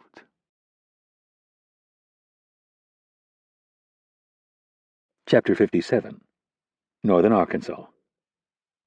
Karim vented more of his rage by smashing several lamps and knocking all the photos off the fireplace mantel. Hakim sat in the big leather chair and didn't dare twitch a muscle. Under Karim's untucked shirt, the bulge of his pistol was obvious. It was best to let the storm pass. It took a few minutes, but Karim eventually composed himself. He announced that they would leave in precisely 1 hour. He wanted everyone showered and clean-shaven for the trip. He told Ahmed to go through the kitchen and pack any food that he could find, and then he took the big road atlas he'd found on the bookshelf and threw it at Hakim. Find the best way to get there. Get where? Hakim asked, in as non-threatening a voice as possible. "To Washington!" Hakim got the impression Karim was looking for an excuse to get rid of him, so he nodded and began flipping through the pages. "And keep an eye out the window," Karim barked. Hakim watched him leave. He stopped in the kitchen and said something to Ahmed, and then he went to the owner's room. A moment later the shower came on. 10 seconds after that, Ahmed came around the corner with a nervous look on his face. As he crossed the room, he looked over his shoulder twice. When he got to Hakim, he whispered, "Can you move?" Hakim didn't understand, and then suddenly Ahmed was pulling something from his pocket and handing it to him. In a hurried whisper he said, "He's going to kill you. He told me. Take these." Hakim pushed the car keys into his hand. "There is a white car in the garage. I put your backpack in the front seat. Go now, before he gets out of the shower." Ahmed pulled him out of the chair and got him to his feet. Hakim's body was screaming at him from virtually every point. He was in such pain he didn't know if he could move, but somehow he did. They were short steps at first, more like the shuffle of an old man. He reached the front door on his own and looked over his shoulder to thank Ahmed, but he was already gone.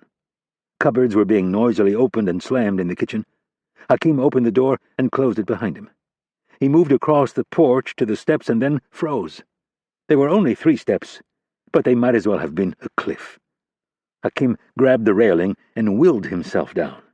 His torso twisted stiffly with the first step, and he instantly felt a white-hot pain. It was as if someone were stabbing him in the ribs with a knife. Having already diagnosed himself, he guessed that was exactly what was happening. One of his broken ribs was tearing into the soft tissue of his left lung with a jagged, serrated edge.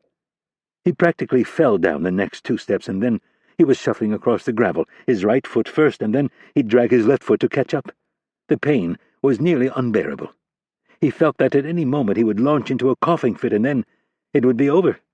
He would collapse right there in the middle of the gravel courtyard and pass out. Karim would then saunter out with that arrogant, disapproving look on his face, and before killing him he would have something stupid to say, some phrase that would elevate his act to something noble while decrying the betrayal of his best friend. That, more than anything, was what drove Hakim toward the garage. The hate that he felt for Karim at the moment was unlike anything he had ever experienced. Hakim wanted to win, he wanted to survive, and he wanted his arrogant friend to feel the sting of betrayal. He wanted the narrow-minded fool to try to make the journey to Washington on his own, and he wanted the Lion of Al-Qaeda to fail and feel the sting of death just like his 6 brave warriors. Fortunately, the garage was closer than the big barn where they had stashed the RV. Hakim lurched for the side door, taking shallow breaths as he went. It was the only way to prevent the stabbing pain. He didn't dare look back until he got to the metal service door, and then he did so for only a second. There was no sign of anyone leaving the house. Hakim twisted the knob and practically floated over the threshold. The overhead lights were automatically triggered by a motion sensor. Hakim slammed the door closed behind him and was about to open the big garage door and then stopped. He decided he would get into the car first. There had to be an automatic opener inside. It was a big 4-door white Cadillac DTS. The owner had been kind enough to back it in for him. Hakim opened the driver's door and was relieved to see his backpack sitting on the front seat, just as Ahmed had said. Placing one hand on the roof and the other on the door, he carefully lowered himself into the seat. At some point, he couldn't bear the pain and just let go, falling the last foot. Holding the steering wheel, he dragged his right leg into the car and then the other, and then he just sat there, completely immobile, wondering if he would pass out. It seemed like an eternity, but it was probably no more than 5 seconds. A voice seemed to be guiding him, walking him through each step. It was now telling him to put the key in the ignition. He did, and it turned over on the first try. The dashboard lit up with various gauges and lights. Hakim looked for the door opener on the visor, but there was none. It took him a moment, his eyes scanning every inch of the dashboard for the button, and then he realized it was on the rearview mirror. He stabbed the button, and the door lurched up. Hakim put his foot on the brake, pulled the gear shift into the drive position, and prepared himself for the worst. If Karim was blocking his path, he would have to run him over. The optimistic side of him was hoping he would be greeted by nothing but daylight, but the vengeful side of him hoped the arrogant asshole would be waiting for him. He slid lower in the seat and prepared to duck farther and hit the gas should his friend attempt to block his escape. With each passing foot of open space, the conflict deepened until the door was open and he saw that the courtyard sat empty. Hakim stayed low and slid his foot from the brake to the gas. Back inside the house, Ahmed continued to rifle through the kitchen cupboards, making as much noise as possible, all the while silently counting to himself.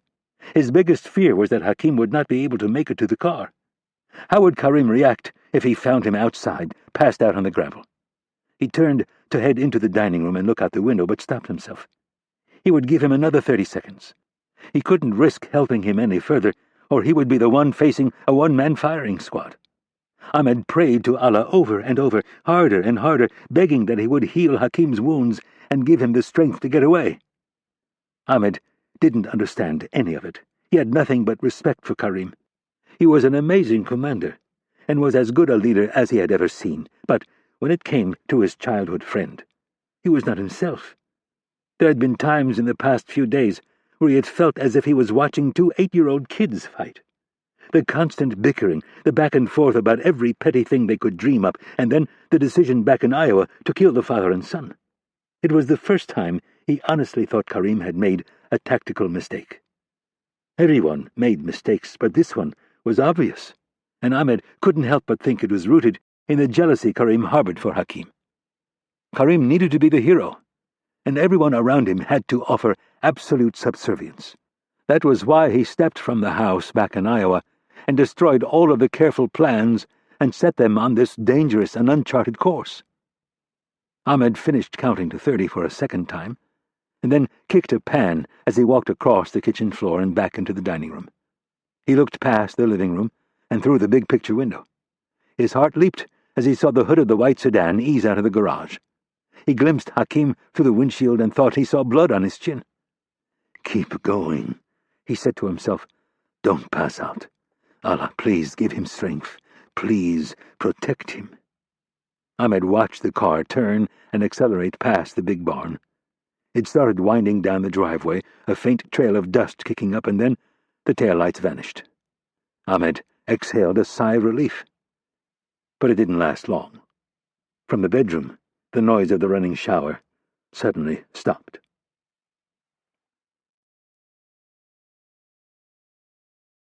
Chapter 58. CIA Headquarters, Langley, Virginia.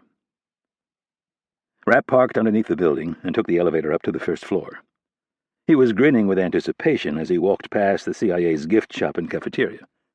The wide double doors to the award suite were open, and he could see a good number of people milling about inside. He crossed the threshold and paused for a brief second, his eyes sweeping the room from right to left, scanning faces just long enough to see if there were any landmines waiting for him, but not so long as to make eye contact with any single individual. Rapp tended to skip these events. Better to come and go from HQ and make as little actual contact as possible. This afternoon, however, was worth the exception. It was a virtual who's who of the national security community, the top dogs from every agency and department that had a hand in the alphabet soup of counterterrorism. As was standard procedure, there wasn't a single reporter or photographer in the room. There would be plenty of time for that later, but for now, this was the one chance for the men and women of the clandestine service to poke their heads out of their rabbit holes and celebrate the bravery of a colleague. Most of these folks had the security clearance, or at least the connections, to know the full story of what had happened the afternoon of the attacks, and a good number of them were turning to get a look at Rapp, the other man who had risked his life. These professionals would whisper among themselves, but they would honor their oath. They all knew there were valid reasons for a man in Rapp's position to keep his head down. Rapp had to be realistic, though. His role in the affair would be passed from one person to the next, and with each retelling, it was likely the facts would be warped like a rain-soaked piece of wood. Impossible to know in advance just how it would turn out.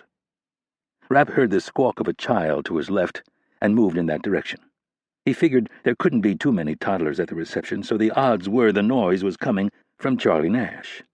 He wanted to get in, give his congratulations to the kids and Maggie, and tell them how proud he was of their father and husband, if possible, track down Art Harris for a brief update, and then get the hell out of Dodge.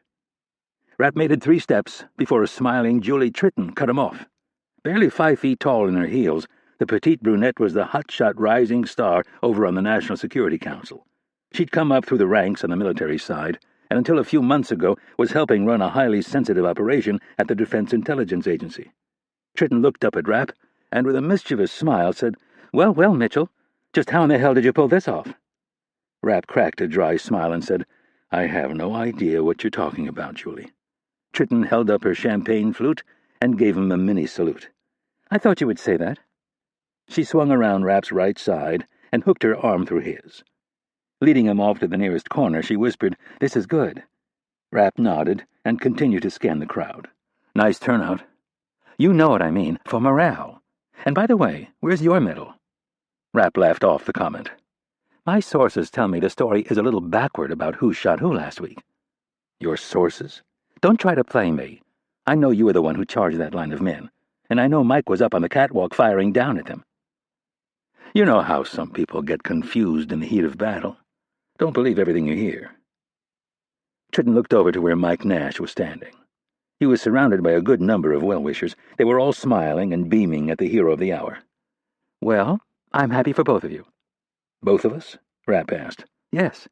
The president was a little disappointed that you managed to sneak out of the White House this morning." Rapp sighed. "You know how it is, Julie. I don't do so well around politicians." "Perfect segue," Tritton said in a more serious tone. "The president wanted me to tell you that he thinks you're an insubordinate little shit and that your medal is waiting for you on his desk. He'd like you to personally stop by and pick it up, though." "I get one, too?" Rapp said in mock surprise. "Yes, you do." Tritton shook her head and smirked. "You really are something." "Thank you, Julie. I think you're pretty special, too." Tritton laughed at him before turning serious. "Two more things for you. The FBI now has the lead on the search for Glenn Adams." "Pretty standard, isn't it?" "Yes, but you can thank Senator Ogden for putting you at the top of the list." Rapp showed no outward sign of concern, but Tritton had just gotten his attention. "What list would that be?" "The list of people who may have had something to do with his disappearance." "The way I heard it, he just up and left the country." Tritton shrugged her small shoulders and gave Rapp a who-knows-what-could-have-happened expression. Rapp spotted the Nash kids, and out of the side of his mouth said, "I also heard he'd been drinking a lot." "I heard the same thing, but as you know, the FBI will follow every lead." "Even if it comes from a vengeful partisan hack like Ogden?"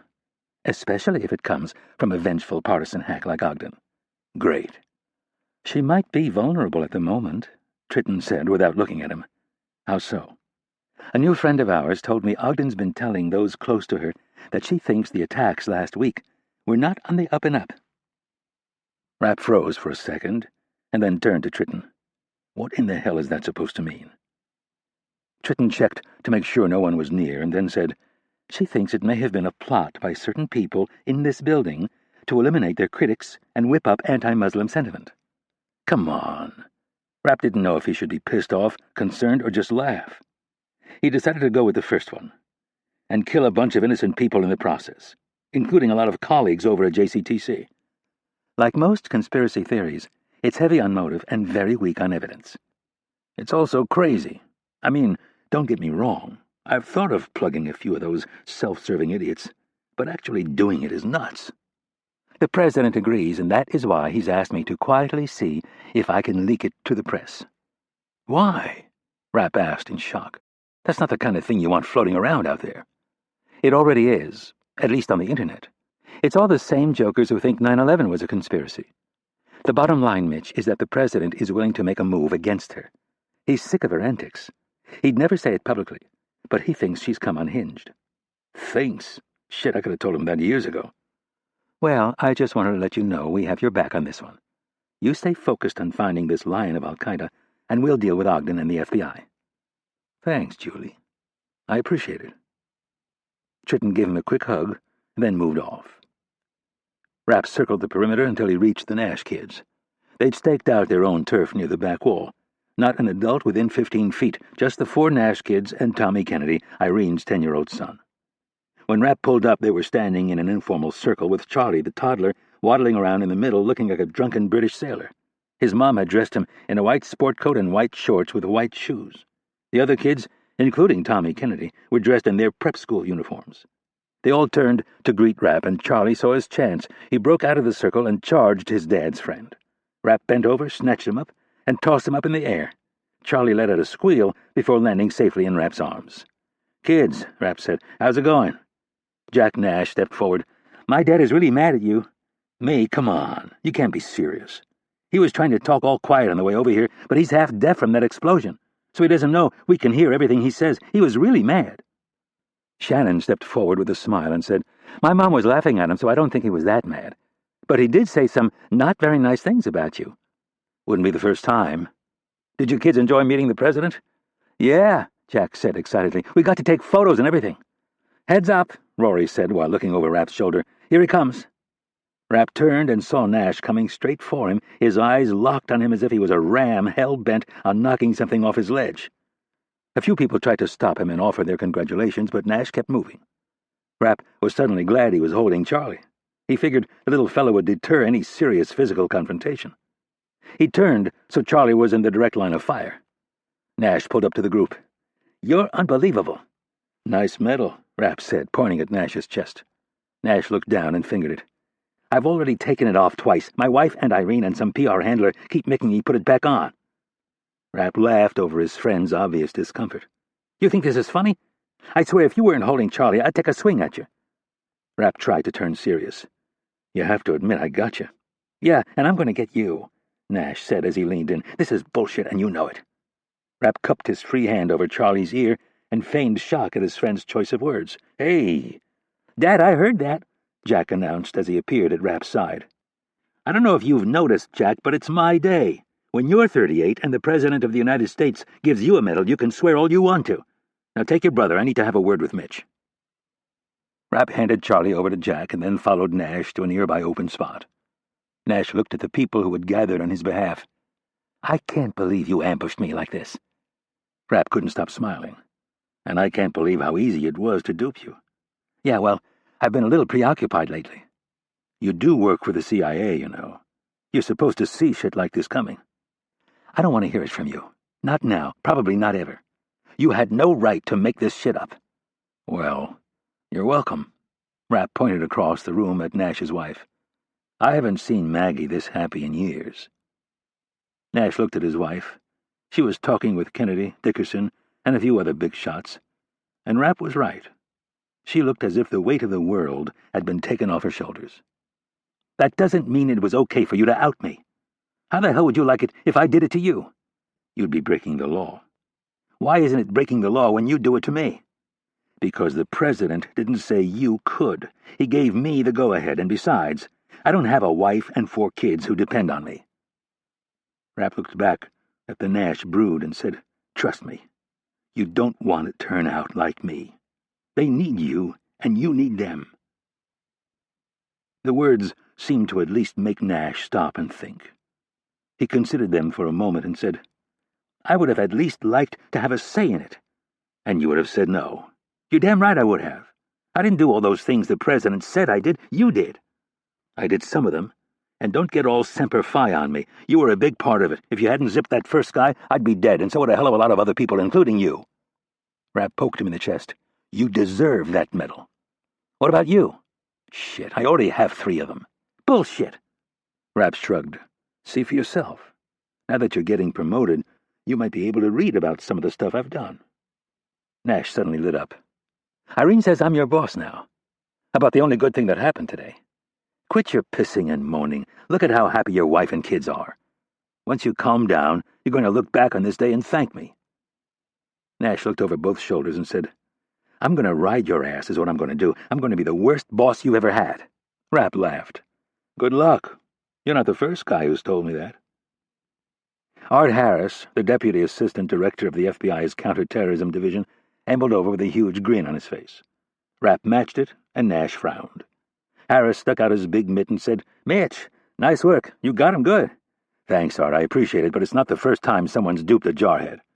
"They're like labs," Harris said. "Extremely loyal, but at the end of the day, not real smart.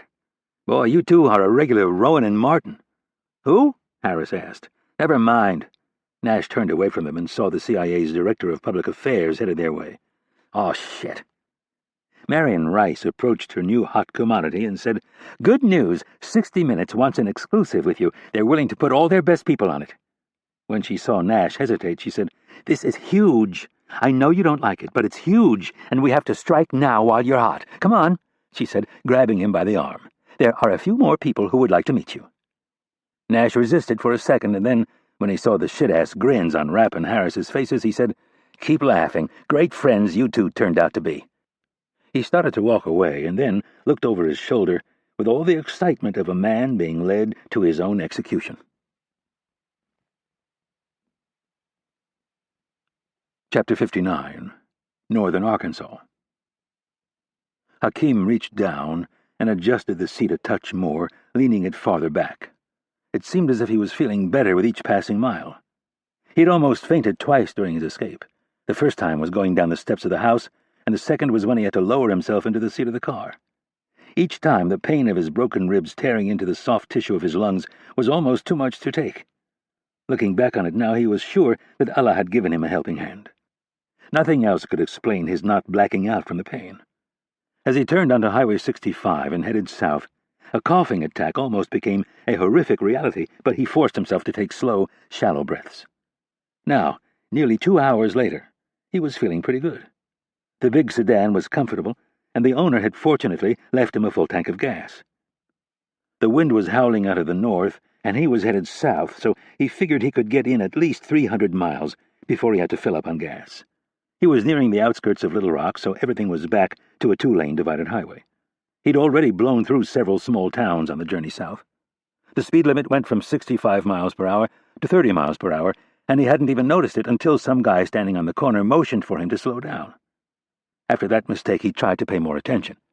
He set the cruise at 68 miles per hour and found an AM news station with a strong signal and settled in for the drive. He'd already listened to 2 local news updates and 1 national, and there still wasn't a single mention about anything to do with what had happened in Iowa. There was one big problem that he needed to deal with, and one small one that could become a big one. He needed to go to the bathroom, and under any normal circumstances he'd have found the nearest gas station and made it happen. But he was in such bad shape that he didn't dare try to get out of the vehicle. Just the thought of the pain that ripped through his body when he'd gotten into the vehicle brought on a wave of nausea. Hakim thought he had a solution, and he began scanning the billboards on the side of the road for the right place.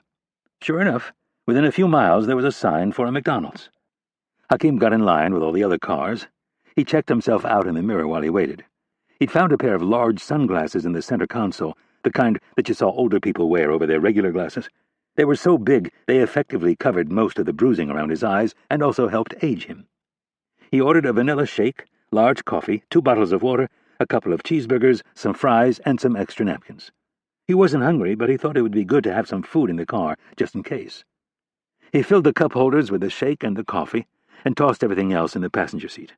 As he was leaving the parking lot, he saw 2 signs that told him Allah truly was looking out for him. The first was a drive-through pharmacy, and the second was a full-service gas station.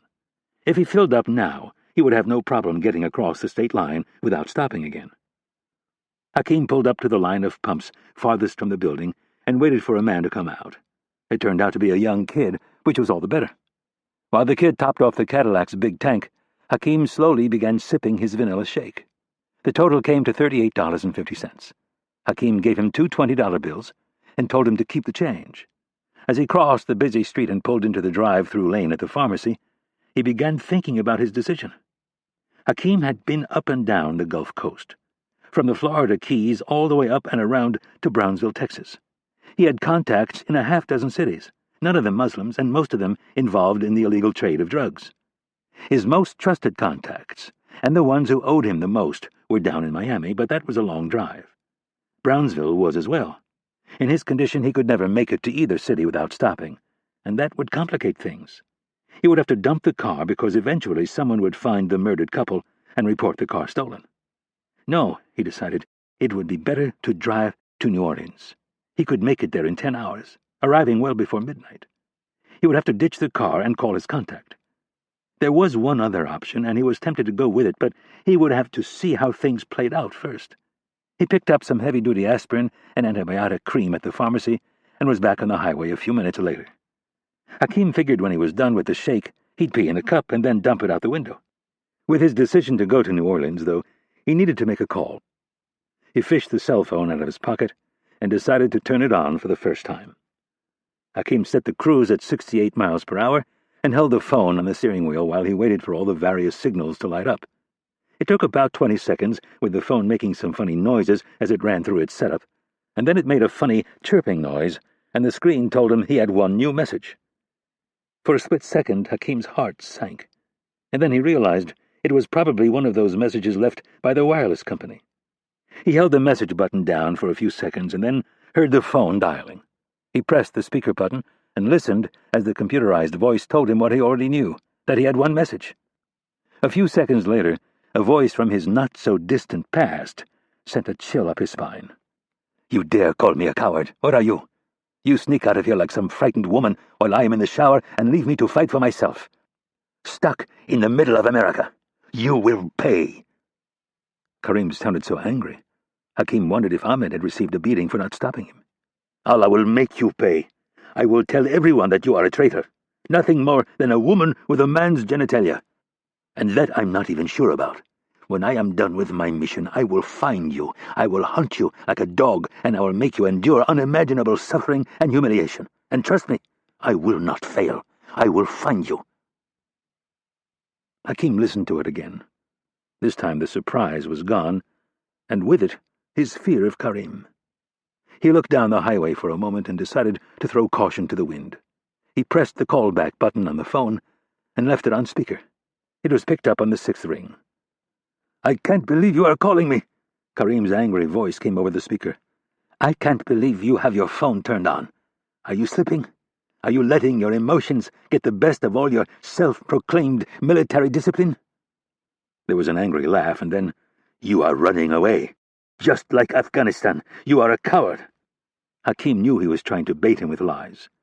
"And you are a psychotic killer of innocent people as well as a delusional liar. I speak the truth, as Allah is my witness. You are so arrogant. Allah does not condone what you do. You are not important enough for him to care about you. And you have lost the way. You spent too many days in the West and have been weakened. You are soft. That is why I beat you so easily. We will see who beats who in the end. I am not running. Like Jonah, I am heading into the belly of the beast while you run off to your drug-dealing friends." "You mean you are going to kill more innocent people? Or will you have Ahmed do it for you like you did the others?" Hakim paused, and then answered his own question. "I think you will have Ahmed do it. You love yourself too much to risk being killed. Why don't you meet me in Washington and find out? I think not. It is my duty to tell the world the true story of the Lion of Al-Qaeda." There was a long pause, and then Karim asked, "And what would that be?" "Why do you not like women?" "What are you talking about?" "I think I will tell everyone that the Lion of Al-Qaeda likes little boys and is afraid to kill real men with guns. He must kill old men and women in the middle of the night like a common criminal." There was a long silence. Hakim could hear his friend breathing heavily on the other end. He knew he had him near his breaking point. Hakim smiled to himself and laughed at the phone. "I will tell them how you send other men to their death while you take all the credit and then shoot unarmed boys. I will tell the world that you are an evil little man." In a voice seething with anger, Karim said, "I will kill you if it is the last thing I ever do. You will have to find me first, and since you are not very smart, that will prove impossible. Maybe I will tell the police about the car you are in. Report it stolen." Hakim laughed out loud this time. "Have you ever heard the phrase, 'It is better to keep your mouth closed and have people wonder if you are stupid than open it and remove all doubt?' If you report the car I am driving stolen, and I am arrested, I will simply tell them everything I know about you. I even have a nice photo I could give them." Hakim laughed again, and then, knowing it would drive Karim insane, he rushed to get in the last word. "I have to catch a plane. Maybe I will call you later. Try not to kill any more innocent people. Goodbye." Hakim hadn't felt this good in weeks. He flipped over the phone and pulled out the battery. Several hundred miles to the north, he imagined Karim breaking more things and throwing another fit. After a moment he thought of Ahmed and hoped his petulant friend didn't take out his anger on the Moroccan. Hakim looked down the long, smooth highway and said, "I am free. Free from the torment and stupidity of a man who should have never been my friend." Chapter 60. CIA, Langley, Virginia. After they had managed to collect themselves and stop laughing at their friend's misery, Harris asked Rapp, "Did you get the photos?" Rapp had forgot all about them. He pulled out his BlackBerry and found the email Harris had sent him several hours earlier. He waited for the photos to come up on the screen and then scrolled down.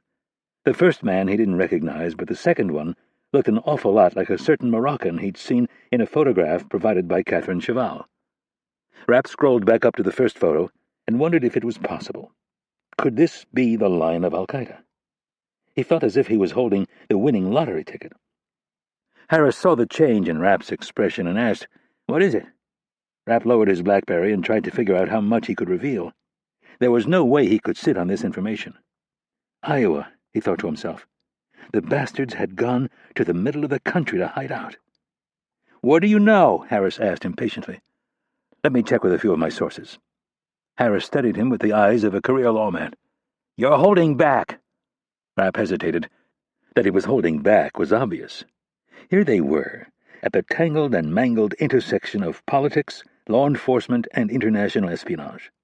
He could trust Harris, but the FBI did everything with one eye on a possible prosecution and court date, and right behind them were all the lawyers over at Justice. They would be obsessed with following the trail of evidence, knowing that any defense attorney would do the same in an attempt to punch holes in the government's case. This was exactly what the President and Dickerson were afraid of. He was screwed both ways. If he brought them in and told them everything, it would eventually blow up in the face of the French and further damage their cooperation. Rapp would lie through his teeth before he let that happen. But he needed the FBI's help. He simply didn't have the manpower to do what needed to be done. At some point they were going to need a lucky break, or they would have to go public with these photos. Rapp suddenly thought of something else, and it turned his mood foul. If it came out after the fact that he had sat on this information, even if it was just for a day or two, he and the CIA would be crucified. Rapp eyed Harris and thought of the FBI's rapid deployment teams. He couldn't remember how many they had, but he thought there were at least 6. "You still have that rapid deployment team in Chicago on standby?" "Yeah." Rapp wavered for a minute. "I think you should deploy them." "I need a reason to deploy them," Harris said, pushing for information. 20-plus years of experience. You're not a janitor. Tell everyone to snap to and make it happen." Harris resisted. "New development since we last talked. The director sent out an edict this morning. We've been getting false leads for a week, Mitch.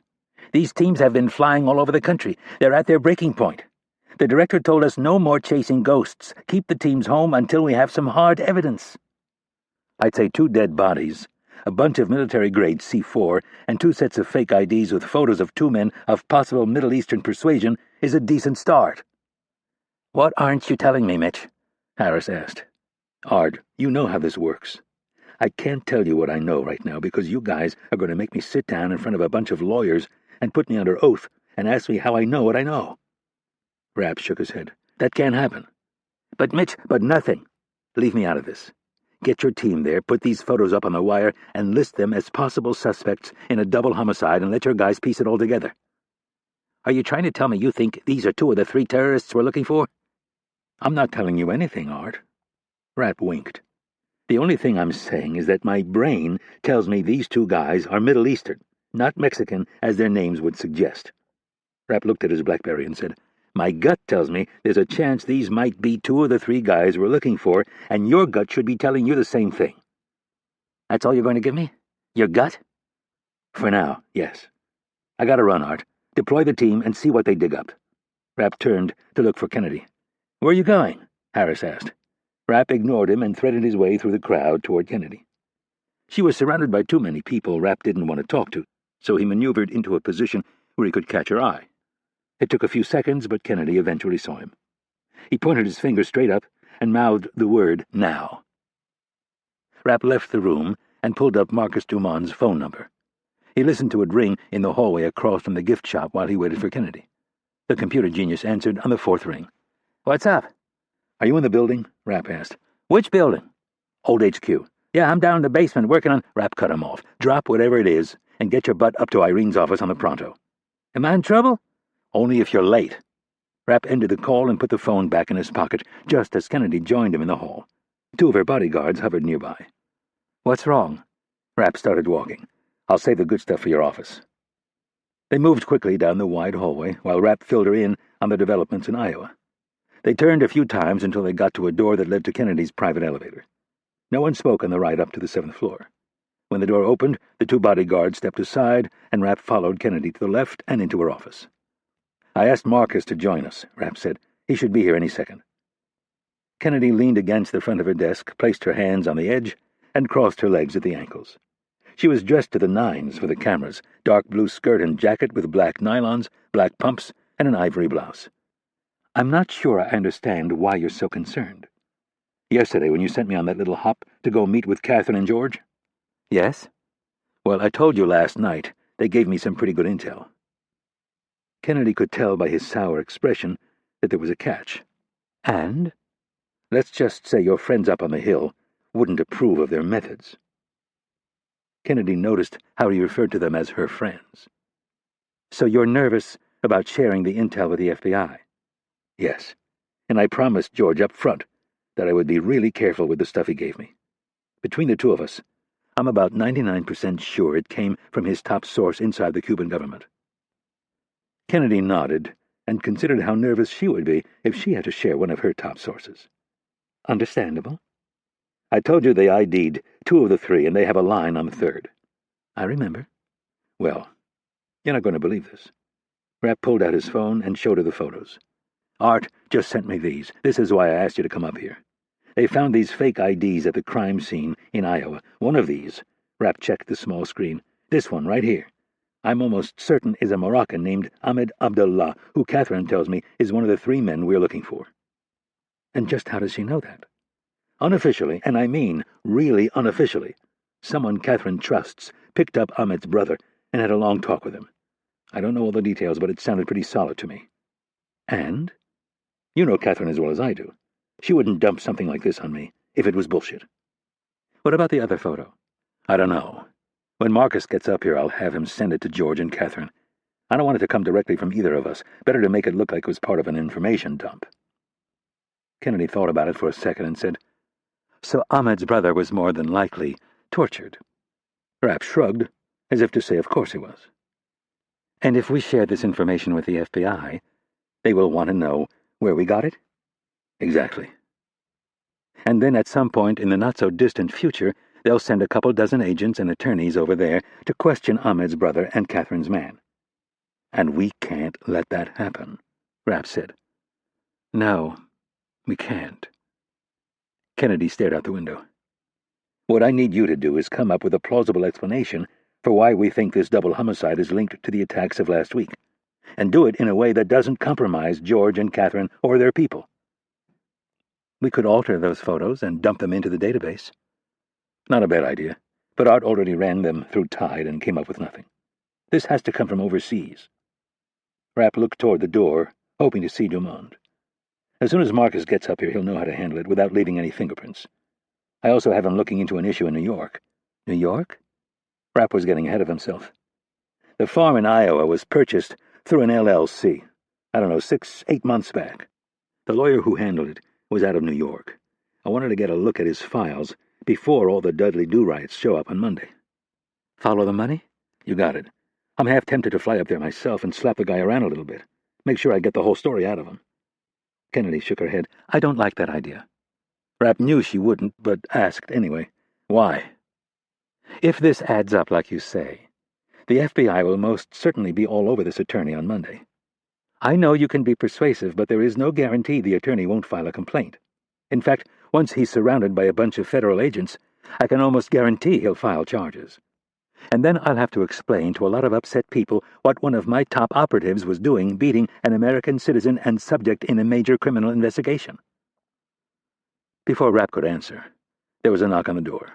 Dumond entered the office and ambled over. He was wearing khaki flat-front pants, a short-sleeved blue button-down shirt, and an old black knit square-bottom tie. With his afro, he looked like a reject from the 70s. "What's up?" "We need your expertise," Rapp said. He showed Dumond the 2 photos. "I need you to pull these off here and send them over to Charles and Catherine. Can you make it look like an information dump? Send it to them first, and then send the photos to all our allies, asking for help in identifying them." "No problem." "How's it going with the lawyer in New York?" "James Gordon," Dumond said. Rapp could tell by his tone that he wasn't impressed. "Did you find the money trail?" The start of it, Chase Manhattan provided the funds for closing here in the States. Where'd the money come from before it got to Chase? Nassau. And that's going to take a little longer to crack. Why? Royal Bank of Nassau, very good security. I'll crack it eventually, but it's going to take the better part of a day, if not the weekend. Shit. All this international banking secrecy drove Rapp nuts. Give me a few hours. I'll see what I can dig up. Good. Get to it. I'll be down to grab the phone in a few. Rapp looked back at Kennedy and said, I think you should call George and Catherine. Try to explain our predicament. Kennedy looked at the clocks on the wall behind her desk and then hit the intercom button and asked her assistant to get Butler and Cheval on the phone.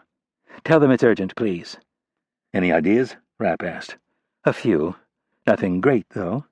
I think I might be able to thread the needle. 30 seconds later, Butler and Cheval were on the line. I've got Mitch here with me, Kennedy said into the speakerphone as Rapp joined her at the edge of the desk. Hello, Mitch, Cheval said. You were going to send me those DNA samples from the 6 terrorists. Sorry, Catherine, but I might have something better. Rapp filled them in on the double homicide in Iowa, the explosives, and the fake IDs. One of these guys looks vaguely familiar to me. I could swear I've seen a photo of him recently. Rapp shared a look with Kennedy and added, He looks Moroccan. There was a prolonged silence, and then Cheval asked, Why don't you send me the photo? On its way shortly. When you get it, maybe you could run it by your people in North Africa and see if they get a hit. Maybe it matches a passport on file. I will do that. Butler cleared his throat and asked, What about the other photo?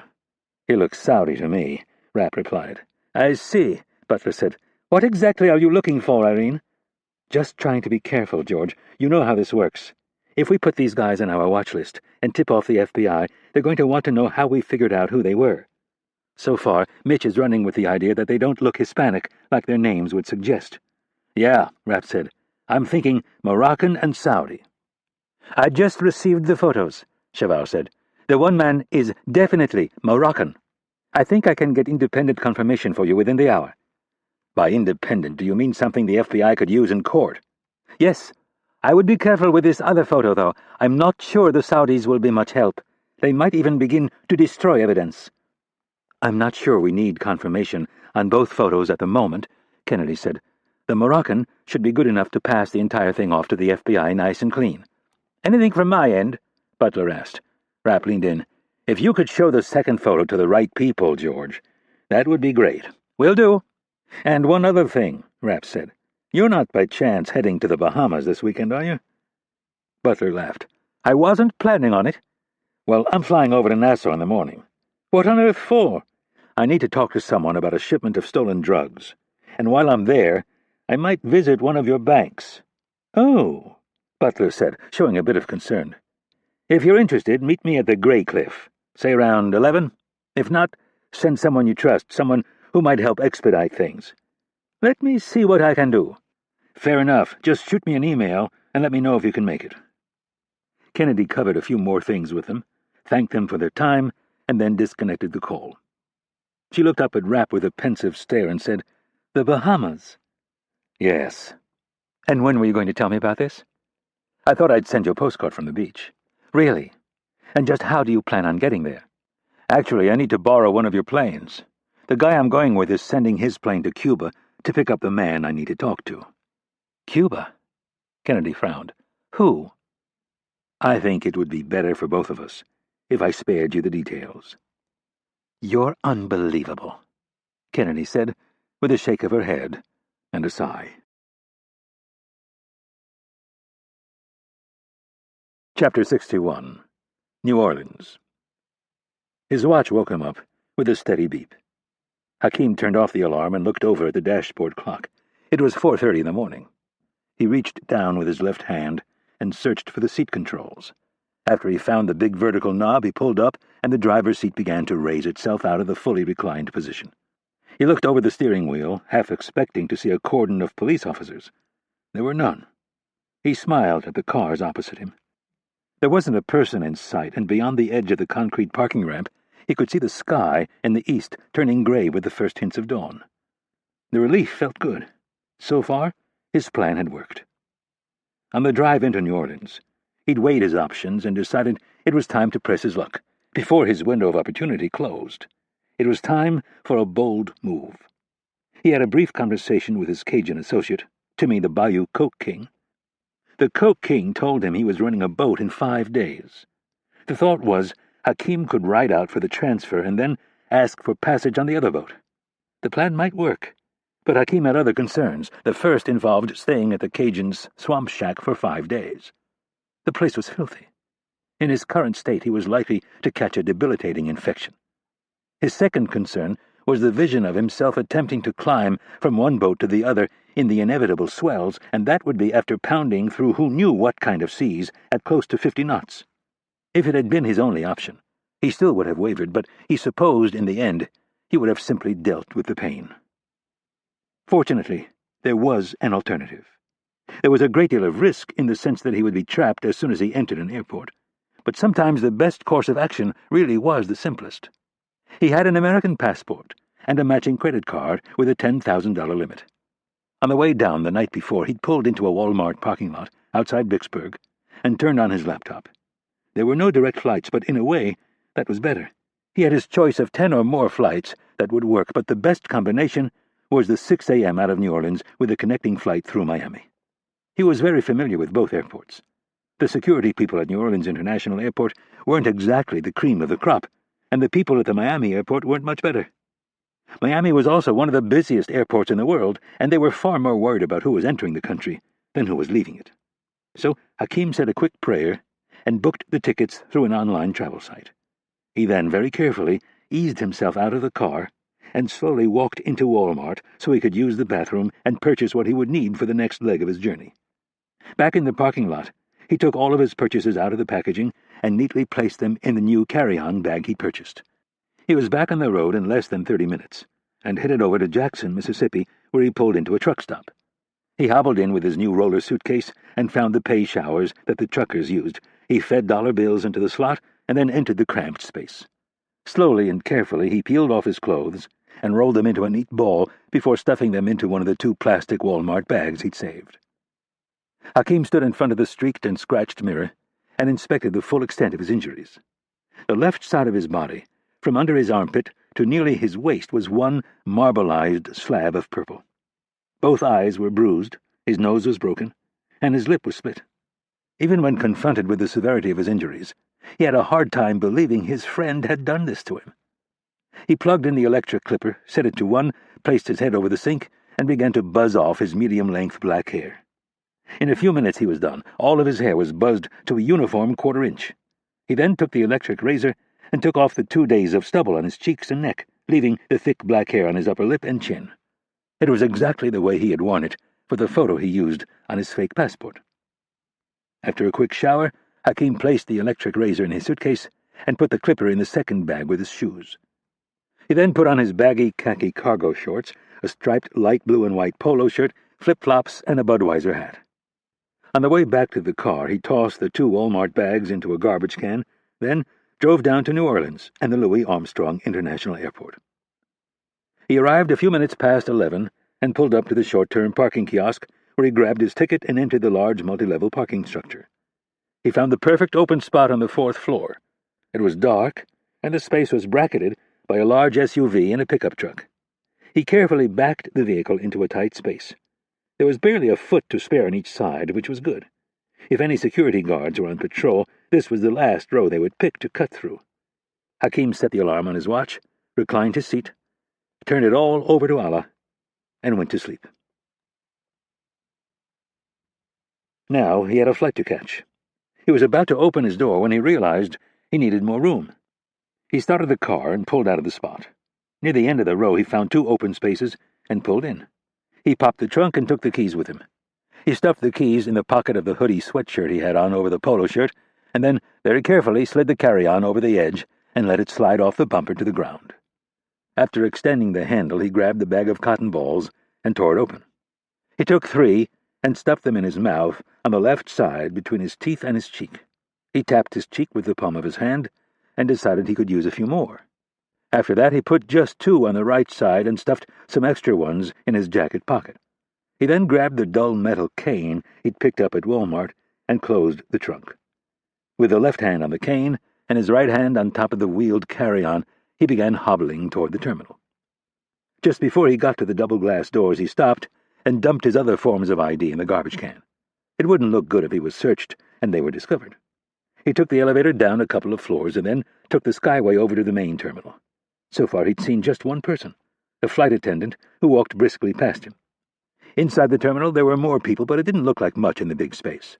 Hakim looked carefully both ways and saw only one police officer. Overweight and barely awake, he didn't look like much of a threat. If they knew he was coming, they were doing a wonderful job concealing themselves. American Airlines had the busiest counter. Hakim rode it off to the 6 o'clock flight to Miami.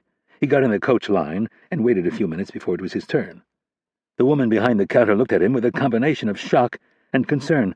"Oh, you poor dear," she proclaimed. "What happened to you?" "Car accident," Hakim mumbled through his cotton-stuffed mouth. He handed over his passport.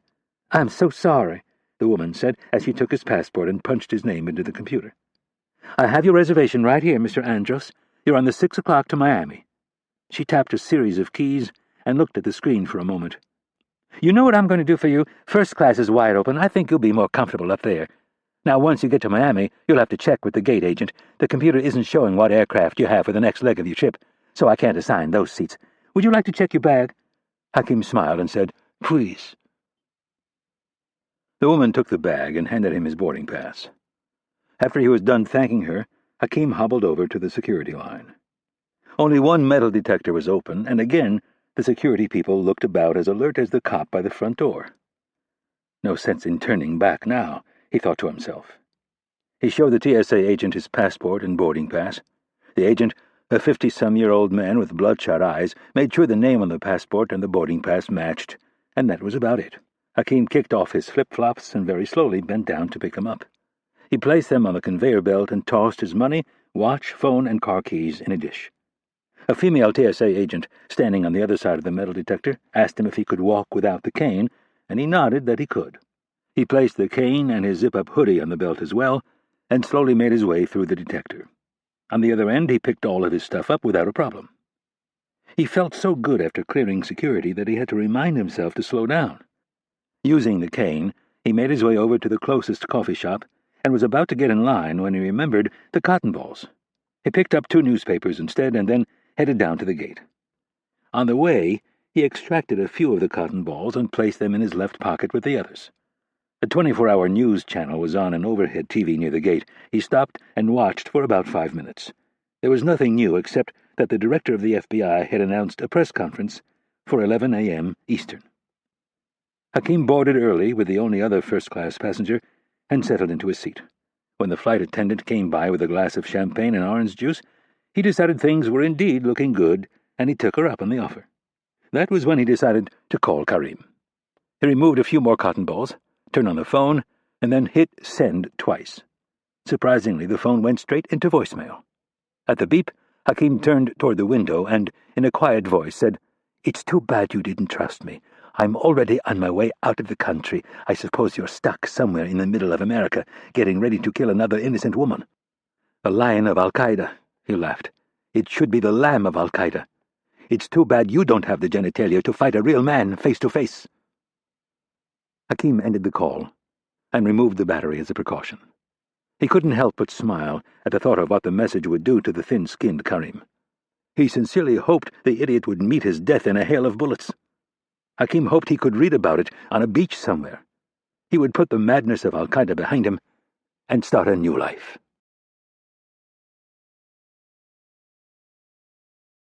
Chapter 62. Nassau, Bahamas. Rapp was wearing a black nat-nast bowling shirt with a couple of vertical cream stripes, linen pants, and black loafers. His face was clean-shaven, and his eyes were concealed behind a pair of dark aviator sunglasses. He saw them sitting at the outdoor cafe as he ambled down the street, glancing in the windows of the high-end shops as he went. Sidorov's detail knew who he was and expected him, but the general had brought along 2 men of his own. Rapp had no idea if they were armed or not. It was highly possible that they had carried their weapons through customs in a diplomatic pouch, just as he had. Gunplay was to be avoided. If the Cubans got rough, Coleman, Reavers, and Wicker were just up the street in a minivan, and Butler and his men were at the other end of the block, sitting at an outdoor cafe. So Rapp moved down the street with relative calm, casually taking in the surroundings. There were banks on all four corners of the block, and between them a spattering of jewelry stores, cafes, art galleries, and French and Italian designer labels. There wasn't a cobblestone out of place or a speck of garbage to be seen. Rapp had walked down streets like this in dozens of cities the world over. The ultra-rich who wanted to avoid taxes flocked to cities like Nassau with their strong banking privacy laws.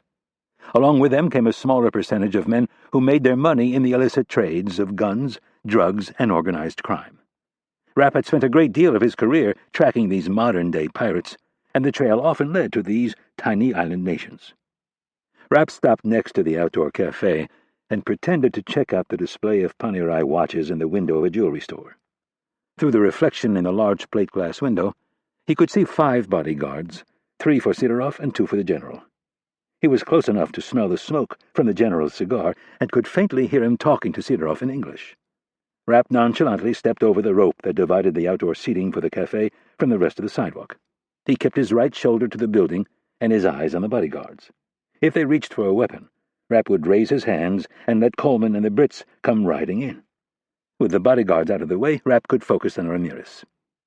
Not a single bodyguard reacted until Rapp was next to the table. Sidorov and Ramirez were sitting across from each other. There were 2 more chairs, and Rapp stepped behind the one that had its back to the building. "Peter," Rapp said in a friendly voice, "good to see you." Sidorov stood and offered his hand. "Mitch, very nice to see you. Please join us. I'd like you to meet General Manuel Ramirez." The general stayed seated. He looked up at Rapp from behind his reflective glasses, his upper lip pushed out while he sized up this new person. After an awkward moment, he offered his hand. Rapp clamped down on the general's thin hand and squeezed hard. "General, I've been looking forward to this for some time." The general just stared. "I am afraid I don't know who you are." Rapp shook his head while he pulled back the chair and sat. "No reason for you to know me. Peter was kind enough to set up this meeting." "What are you talking about?" He removed his sunglasses and gave Sidorov a disapproving glare. "I do not like surprises."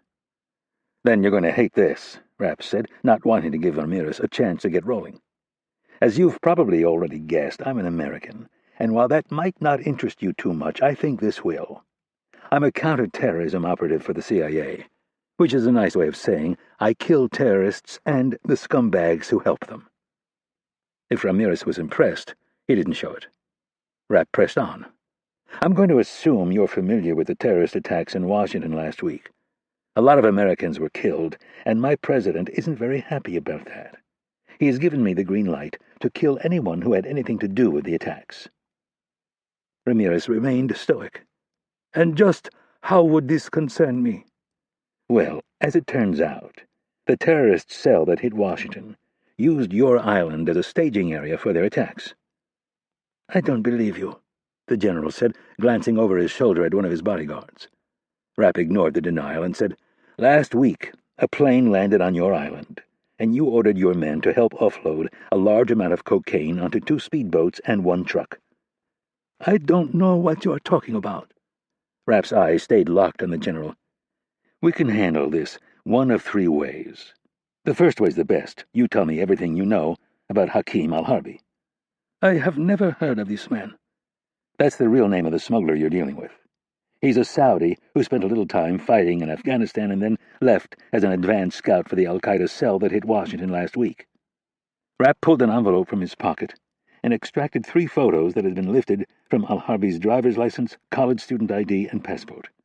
Dumont had hacked into the various databases and snatched the photos without alerting the Saudis. Rapp watched the general closely. "This is the guy you made the deal with. He passed himself off as an intermediary who was helping the Taliban smuggle opium." The general exhaled nervously and again looked over his shoulder to the closest bodyguard. "He can't help you, General. You need to tell me everything you know, and I mean everything. Email accounts, hotels, airlines he traveled on, any contacts you know of, and, most important, the banks he dealt with." Dumont had had his team scouring the international banking community for close to 24 hours, and so far they had come up with nothing. "I don't know this man." "I'll make a deal with you, General. You don't insult me, and I won't insult you." "You bring me here under false pretenses, and then complain that I'm insulting you." The general angrily shook his head. "The arrogance of you Americans." I know more about you than you can possibly imagine, General. I know, for instance, that before you will do business with anyone, you require an upfront deposit. You used to take it in cash, but with Fidel's recent decline in health, you've begun to have that money deposited in offshore accounts. In fact, I've been told you prefer it in gold, $100,000. Lies! Rapp's patience was waning. He figured he'd give it one more shot before he dropped the bomb. General, this doesn't have to be difficult. I really don't give a shit about these drugs. I just want the information. General Ramirez looked at the nearest bank for a long moment, and then turned back to Rapp and said, "For $1 million, I will give you the information you asked for. And I want it in gold," he added with a wry smile. "The American dollar isn't worth shit these days." Rapp's entire impression of the man changed in that instant. He was either incredibly greedy or extremely stupid. "Let's get one thing straight. I'm here because Peter convinced me to at least sit down and talk to you. I've been ordered to kill every last piece of scum-sucking shit who had anything to do with this mess. I don't know you, and going into this meeting I guess I somehow got it in my head that you would be a reasonable man. You'd recognize that you were on the wrong side of a really nasty situation, and you would gladly help make amends. You will have to excuse me, Mr. Whatever your name is, if I do not feel like kneeling at the American altar. Your country is not without sin. You cannot lure me here under false pretenses and threaten me. What are you going to do, kill me, right here?" Ramirez held out his hands and looked around. "You think me a petty thug, and you are sorely mistaken. You are a wealthy country. $1 million is nothing to you. You can threaten all you want, but at the end of the day, I know you will pay. It is much easier to do things that way, so get on your phone." He made a move-along gesture with his right hand, "and get the approval to have the money transferred. When you have it, I will consider providing you with the information you seek." Rapp's brow furrowed in disapproval as he sized up the general. He knew Butler and his men were nearby, listening to the conversation. And right about now his British friend was hoping he would give the crass general $1 million and move on. That wasn't going to happen, though. Rapp cleared his throat and placed both elbows on the table. "You don't know me, so I suppose I'll have to give this one more try. I came to this meeting with a few contingency plans. When you've dealt with as many scumbags as I have, you'll learn that you have to be prepared for the worst. My initial thought was that I'd just shoot you right here and send a clear message to all the other greedy third-world dickheads who want to make deals with terrorists. My second thought was that I'd have one of my guys pop you in the back of the head at the airport. Pretty easy shot, really. We've done it before. Everything is set up in advance. You start climbing the stairs to get in the plane, and when you hit the top step, bam, a nice, heavy-grain, soft-tip bullet right in the back of the head from about 300 yards. You fall into the plane, door closes, plane takes off, and your dead body gets tossed out the back door in the middle of the big blue ocean, never to be found. You don't scare me, Mr. Rapp. Give me the money, and we will talk. Until then, I am done with you." Ramirez started to stand. Sidorov put his head in his hand and began mumbling to himself. After a moment, the Russian looked up and said, "General, this is not the wise approach." "Don't lecture me," Ramirez snapped. Rapp reached out and clamped onto the general's wrist. "Sit." He pulled him back into his seat. "Don't touch me. You Russians and Americans are the same. Your condescending ways have grown old. Neither of you scare me. One word from me to my bodyguards and you will both be dead, like that." Ramirez snapped the fingers on his free hand. Rapp regarded him for a moment, and then decided it was time to hit him with option number 3. "General, you think that because I'm American, I won't actually follow through with my threats?" Ramirez snorted. "That is correct. Every time you have tried subterfuge with Cuba, you have failed, just as you will fail to intimidate me." "We'll see about that. That planeload of drugs you and your men helped offload last week. Any idea where it came from?" "I do not know what you are talking about," the general said in a haughty voice. Rapp ignored his denial. "Your new friend, Al-Harbi, the guy you set up the drug deal with, he stole it from the Red Command cartel." Rapp let the words hang in the air for a beat and saw a flicker of recognition in the general's eyes. "I don't believe you."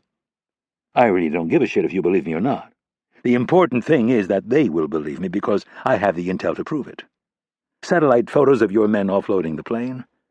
My source told me you've already sold half your take. Phone intercepts of you talking about a new lucrative business partner. Rapp made some of it up, but he knew the general was too focused on the Red Command cartel to doubt him. Of all the South American drug cartels, the Red Command was by far the most violent. I figure you have two problems. I tell the Red Command that you helped orchestrate the theft, and then I tell the Brits what you did. They'll come swooping in and seize every offshore account with your name on it. All of those dollars you've squirreled away will be locked up in a legal fight for years to come. The families who lost people last week will line up by the hundreds to sue you, and they'll take every last penny. Ramirez turned to Sidorov and said, "You will pay for this." "For what?" Sidorov asked. "Trying to save your life?" "Consider everything you have invested in my country gone. All of it." Rapp laughed and said, "What an asshole. Here Peter is trying to help you, and this is how you repay him." "He is not trying to help me. Trust me, if it wasn't for him, you'd already be dead." Rapp shook his head at the stubborn prick and said, "You know, before meeting you, I thought I would make this clean and easy. You either tell me everything you know about this Hakim guy, especially any financial transactions, or I kill you. Please, enough of your false threats and theatrics. Pay me $1 million or I will walk away." "How about I tell you to go fuck yourself and call the Red Command cartel and tell them that you helped plot the raid that killed 7 of their men and looted one of their distribution facilities of approximately $20 million in cocaine?" "You are bluffing." "I doubt they will be so kind as to fly you to the Bahamas on their private plane. In fact, you'll never see them coming. They'll show up at your house one night and slit everyone's throat. They'll kill your grandchildren, your servants, anyone and everyone they find, and they will probably keep you alive just to watch." Rapp watched him squirm for the first time. He stood, pushing his chair back and eyeing the Cuban bodyguards. "So, what's it going to be, General? Do you want to live and keep your money, or do you want to die?" Rapp waited 5 seconds. He watched the greedy general try to figure out what he would do. 5 seconds after that, Rapp decided he was done dealing with the idiot. "Fuck you, General." Rapp started to walk away. "Wait!" Looking over his shoulder, Rapp saw the general reaching into his pocket. He pulled out a pen and a small notebook. "He told me he was Lebanese." The general began writing down a name. "Adam Farhat." He wrote a few more lines on the paper, and then tore it off and gave it to Rapp. "That is the bank he used. He specifically directed me to contact a bank, a Christian something. I can't remember the last name. The deposit was to be held in escrow until our deal was completed." "Account numbers?" "I do not have the account numbers, but I would imagine a man of your resources can figure that out." "You're damn right," Rapp thought to himself. He looked at Sidorov and said, "We'll talk later." Then, turning to the general, he said, "For your sake, I hope we never cross paths again."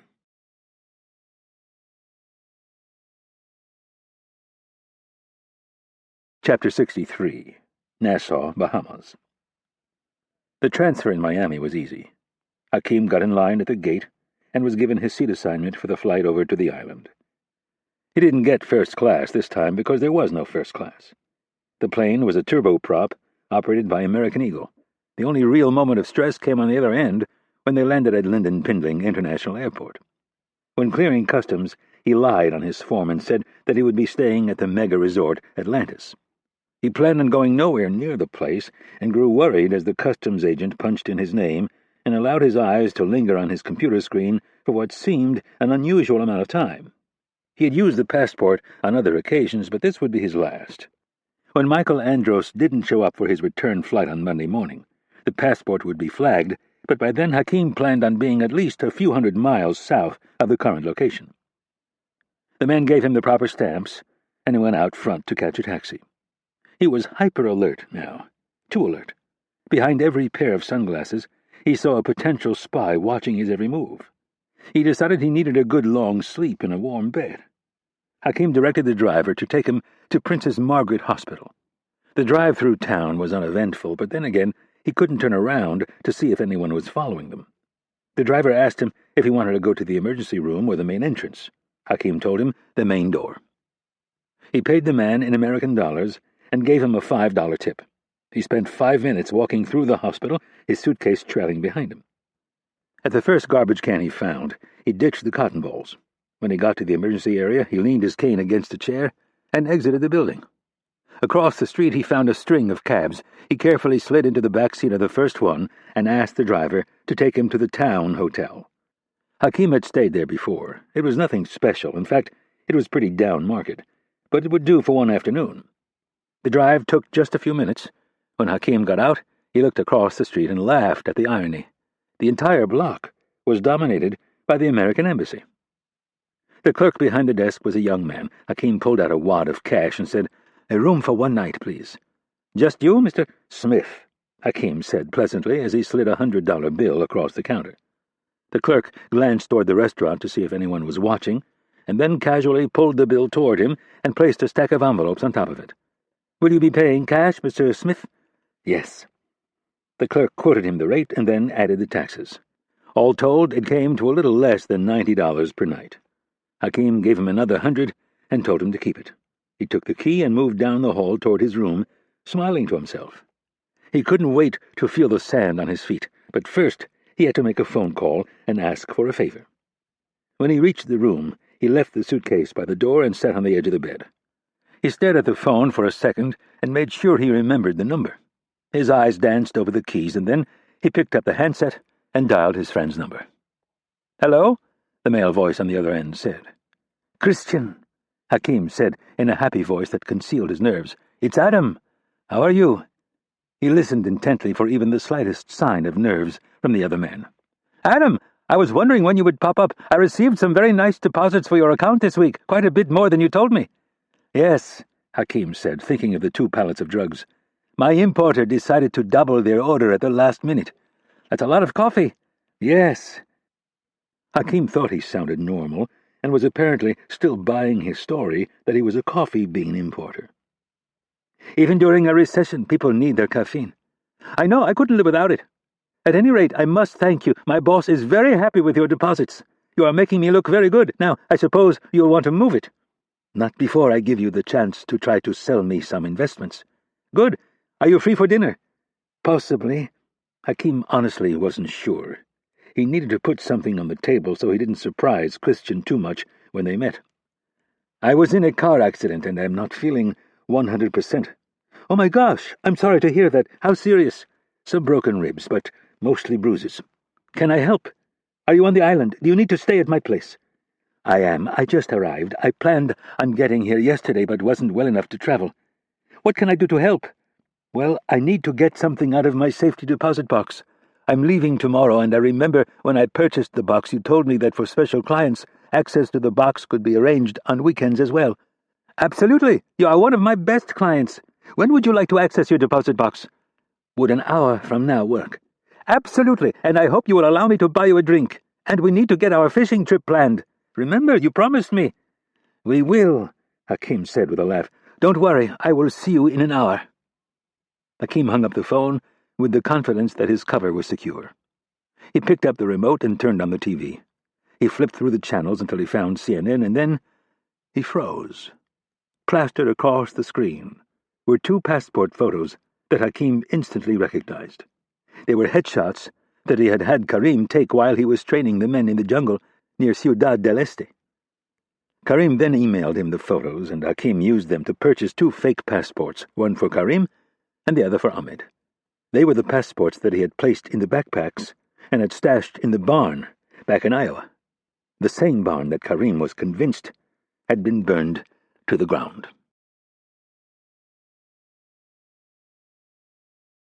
Chapter 64.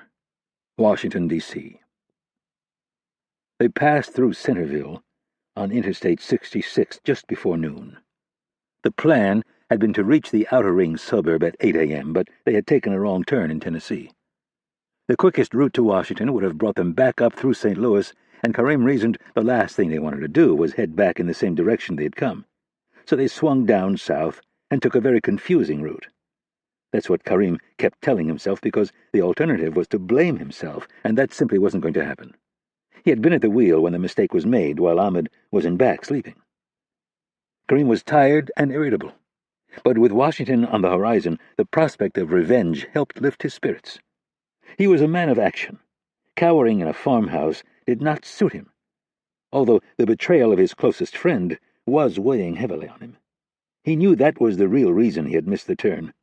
He had been absorbed in his own self-pity. For the benefit of Ahmed, he was trying to act as if none of it bothered him, but it did, and in ways he could have never imagined. The betrayal, the words, the deeds of someone so selfish. He had given Hakim so much, and this was how he repaid him. How could he not have seen it earlier? All of his careful planning, his bold moves, his bravery, all of it was on the verge of being destroyed by one man, a man who was supposed to be his friend. Looking back on it now, though, the signs were obvious. Hakim had never been a true Muslim. He had always questioned their teachers and their clerics. He had been poisoned by all of his time in the West. His obsession with American literature and sport fishing. All of it should have been a warning to him, but he wanted to believe his friend did it only for show, so he could blend in and pave the way for his elite group to strike Washington. It had been Hakim's idea to flee to Iowa and wait for the storm to blow over. He had named him the Lion of Al-Qaeda. He had planted the seeds of doubt in regard to the Al-Qaeda leadership. Hakim had whispered in his ear not to trust them, that they could finance the operation on their own. Karim could not believe he had been so naive as to not see the true selfish motives of his friend. And now the coward had run away, and was threatening to spread lies, complete fabrications that would make him the laughingstock of the Muslim world. Karim had spent much of the night behind the wheel of the RV, telling himself that Hakim either would not go through with it or was not capable of pulling it off. As the miles ticked by, though, he knew that he was wrong on both counts. Hakim had helped create the Lion of Al-Qaeda, and he was surely capable of destroying the carefully constructed legend. At one point, when Karim was sure Ahmed was asleep, he actually wept. It had been the first time in years. The tears flowed over the injustice. How could a fellow Muslim do such a thing? When the tears finally stopped, Karim turned the anger on himself. He had allowed his friendship and affection for Hakim to blind him. For too many years he had allowed Hakim to get away with things he would have never tolerated from another warrior. Early in the morning, as they passed over an unknown mountain range, Karim was greeted with perhaps the most beautiful sunrise he had ever seen. More beautiful than all the sunrises combined that he had witnessed before going into battle against the Americans in Afghanistan. Fog clung to the valley below, and it looked as if they were in paradise, looking back down on earth. It was in that dazzling, beautiful moment that Karim felt Allah calling for him. Hakim had deceived him and distracted him from his destiny. He had robbed him of his deserved glory, of the honorable death of a commander leading his warriors in battle, standing by their side and dying with them. The tears came again, but this time they were tears of anger, not self-pity. He thought of his brave, beautiful warriors charging into the teeth of Satan himself. Not a single one of them hesitated or even looked back. It was the bravest thing he had ever seen. And the American president called them cowards. Karim gripped the steering wheel so tightly he thought he might break it. He had lied to the world and flaunted the inflated tactics of his own people. This Mike Nash and his meaningless medal. Every time he recalled the orchestrated press conference, he wanted to scream. The American president couldn't open his mouth without spewing lies, yet there was the press, complicit in every way, repeating and amplifying the lies. Karim would wake them up. He would give them something to remember him by. He would make his men proud, and he would show the world that America's president was a liar. Karim had the address as well as the phone number memorized.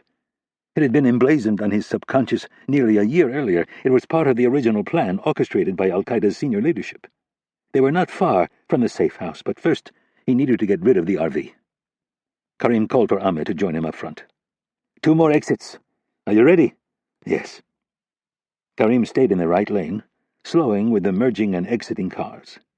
At the Fairfax County Parkway exit, he looped around and headed north.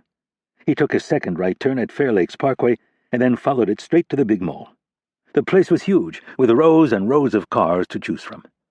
Karim pointed out several cameras, as well as a mall security vehicle parked close to one of the main entrances. "Remember," Karim said, holding up the phone, "turn yours on and we will use the talk button on the side." "I remember." Next to a grassy boulevard with a row of trees, Karim brought the big RV to a stop. Ahmed exited the vehicle and crossed the boulevard. 10 seconds later, he was wading through a sea of cars, working his way toward the Macy's entrance, just like the thousands of shoppers who would attend the mall on this sunny Saturday afternoon. Karim drove 100 meters and parked in the area farthest from the mall. The parking lot was about 70% full. He glanced down at his digital watch. Every man on his team had been taught how to steal a car. They focused on the most common makes and models and knew exactly what wires to clip and how to disengage the steering lock. Even so, Karim's heart was racing. His phone beeped, and for an instant Karim thought Ahmed was trying to talk to him. He looked at the screen and saw that the message light was blinking. He stared at the phone, wondering if he could listen to the message and still receive a call from Ahmed. He knew the message was from Hakim, and the pull to find out what he had said was too much. Karim pressed the message button and waited for voice prompts. Karim's eyes scanned the parking lot while the quiet voice of Hakim played over the tiny speaker.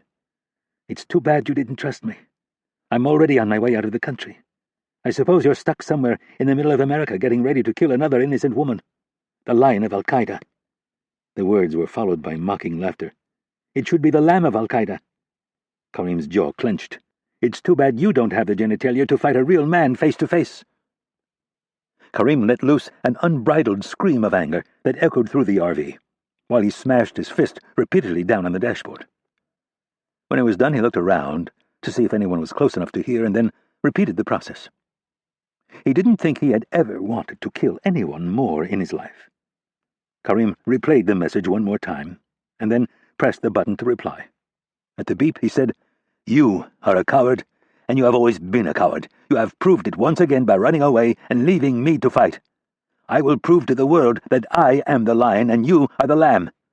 My only regret is that I will not be able to kill you with my own hands. But do not worry. I will make sure that you are marked as a traitor to Islam and hunted to the ends of the earth." Moments after he left the message, the phone crackled with the voice of Ahmed. "I am pulling up behind you." Karim checked his side mirror and saw a dark blue pickup. He pressed the button on the side of the phone and said, "Follow me." They left the mall lot and went back down Fair Lakes Parkway. Karim remembered seeing an office park not far away. It would be mostly empty on a Saturday afternoon. He took a right at Fair Lakes Court and pulled into the tree-lined lot a few hundred meters ahead on his left. He was pleased by the absence of security cameras. Karim parked the RV, climbed out of the driver's seat, and went back to the kitchen area where 2 bags were packed and waiting by the door. He went out the side door and locked and closed it behind him. Ahmed had already opened the rear side storage compartment. He took 2 bags from the compartment and placed them in the back of the pickup before going back for a third. Ahmed then climbed back behind the wheel of the Ford F-150 while Karim jumped in the passenger seat. Karim pulled the map from his pocket and checked their location one more time before telling Ahmed where to go. He led him back toward the mall and had him take a left on Ox Road. They wound through some plush residential neighborhoods until they found themselves on Stewart Mill Road. The rolling tree-lined street held some of the country's most expensive homes. Karim, however, was not impressed. The house was ahead on the right. Karim instantly recognized the gate, even though it had been nearly a year since he'd looked at the photos. Before leaving Pakistan, they had spent weeks going over every detail of the plan. Originally, this place was to serve as the staging area for the attacks. The hilltop estate was shrouded in trees and was big enough to house a battalion of men. Over 30,000 square feet of opulence, owned by Saudi Aramco. It was used to entertain and house the man who ran the Saudi-owned National Oil Company's Washington office. Karim had been assured the executive would be out of the country for the week before the attack and the week after. The staff would also be given time off. They pulled up to the gate and stopped. Both men looked up the long, paved driveway. From their vantage, they could glimpse just a portion of the house. Karim glanced over at the keypad and remembered the code. It was simple enough. "The 4 corners," he said to Ahmed, 1397. Ahmed pressed the numbers, and the gate slid open. They drove slowly up the driveway, continued past the circle that led to the front door, and went around the right side of the house where the garage doors were located. Karim drew his gun and spun the silencer into place before jumping out of the vehicle. He found the keypad on the first of 4 doors, punched in the same code they used for the gate, and then hit enter. The door began sliding smoothly up. Karim moved off to his right and looked around the corner of the house to the backyard. It was landscaped in such a way that his view was blocked. He moved back to the edge of the garage and bent to look under the rising door, The space straight ahead was open, but the other 3 were occupied. Karim was pleased. He ducked under the door and moved across the gray floor. Ahmed put the truck in drive and followed him. When the vehicle was clear of the door, Karim pressed the button and lowered it. Ahmed turned the truck off and jumped out. Before Karim had to tell him, the Moroccan drew his pistol and quickly spun a silencer onto the end of it. Karim placed his hand on the doorknob. He'd been told it would likely be unlocked, but if it wasn't, there was a key hidden behind the garbage can. He tried the handle and it moved. Both men stepped into a back hallway and turned their attention to the buzzing keypad on the wall. Karim punched in the code, but in reverse this time. The buzzing stopped a split second later, and they both breathed a sigh of relief that didn't last long. Footsteps could be heard down the hallway, and then the voice of a man called out. Karim leveled his gun and glided down the hall in near silence. Ahmed trailed 2 steps behind. The wide hallway had doorways on the left and the right. Karim bypassed both of them, leaving them to Ahmed.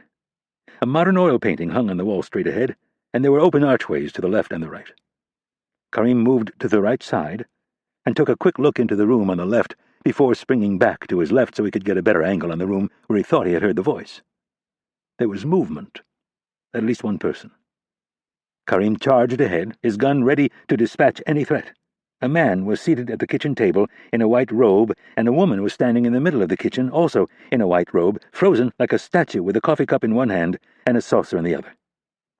Karim would never know if it was the dropping of the cup and saucer and the way they shattered on the stone floor, or the woman's ear-splitting scream that caused him to squeeze the trigger. But he did know that it happened without any forethought.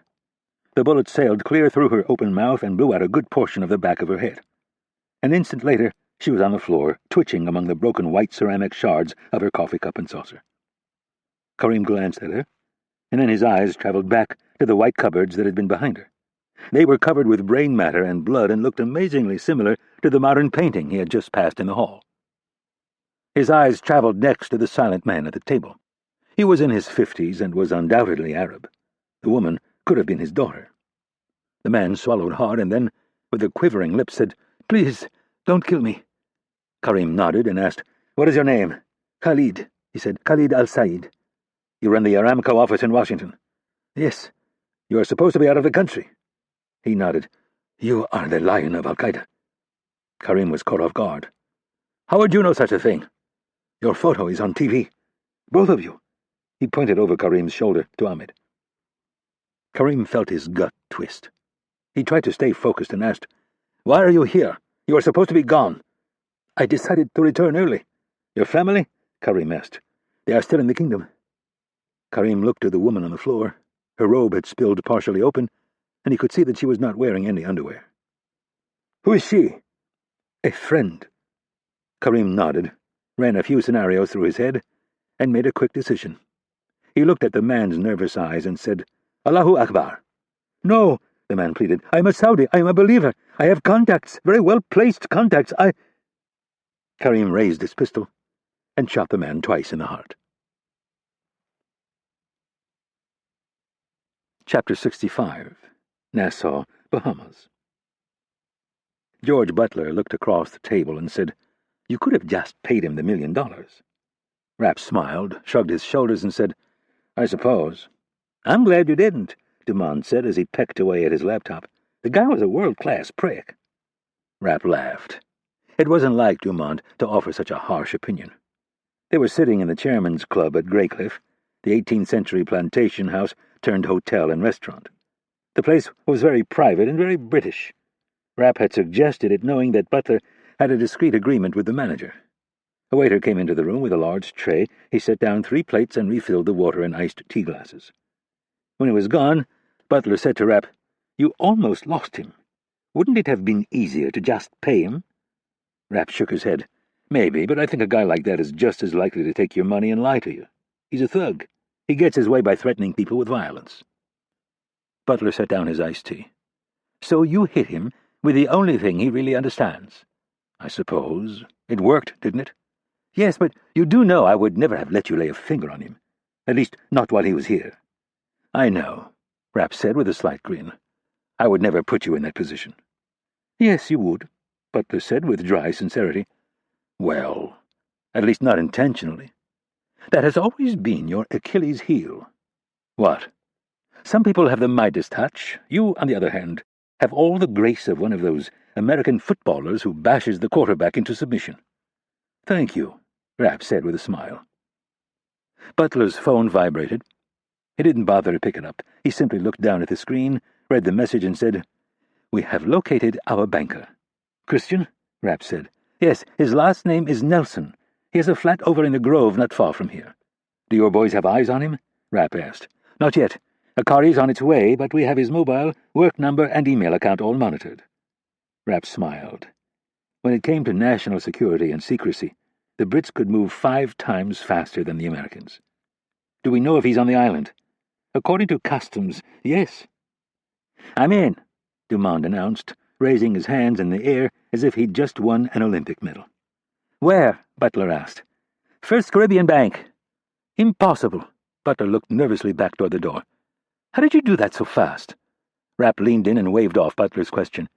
"If you really want to know, maybe you guys could take a walk on the beach later."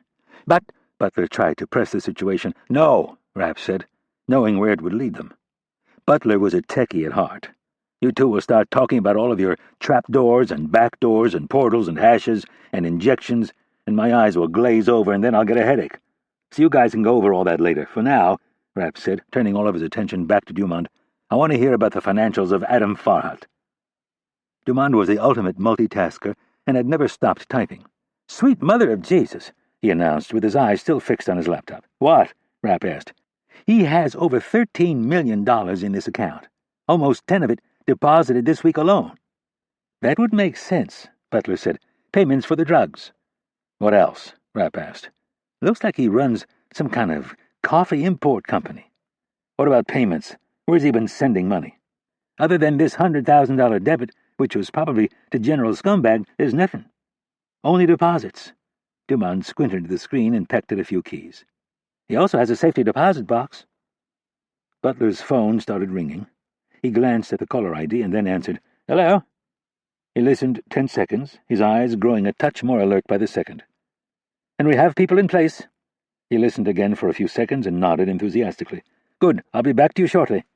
Butler set the phone down and said, "Apparently Mr. Nelson just got off the phone with his superior at the bank." "And?" Rapp asked. "One of his more important clients would like to access his safety deposit box this afternoon." "Is that normal for a Saturday?" Rapp asked. Butler shrugged, as if to say who knows. These banks all make exceptions for their better clients. "Where's Nelson right now?" "Leaving his flat. We assume on his way to the bank." Rapp looked at Butler for a long moment, and then, without saying a word, both men stood. Dumond looked up. "Where you guys going? Our sandwiches just got here." "Bring it with," Rapp said. "You can eat in the car." Chapter 66. Langley, Virginia. The match was a blowout. McLean was up 14-1 over their hated rivals, the Langley Saxons. The difference this year was Rory Nash, and everyone knew it. The 13-year-old had 8 of his team's points. Nash watched intently as Rory sliced through the Saxons' defense. Any other game, he'd be on the bench at this point. But McLean's coach wanted retribution for last year's blowout. Langley had one big defender whom Nash had been watching all game. He had reminded his son before the game to keep an eye out for him. The kid was a head taller than every other player on the field and was known to lay out at least one opponent per game. As Nash looked out on the field, Rory was moving from right to left, cradling the ball. He sliced between 2 defenders, and it looked as if the big kid from Langley was finally going to get his shot at Rory. At the last second, though, Rory slammed on the brakes and pulled off a perfect roll dodge. The big kid sailed past Rory with an angry grunt as he tried to command his large frame to do the impossible.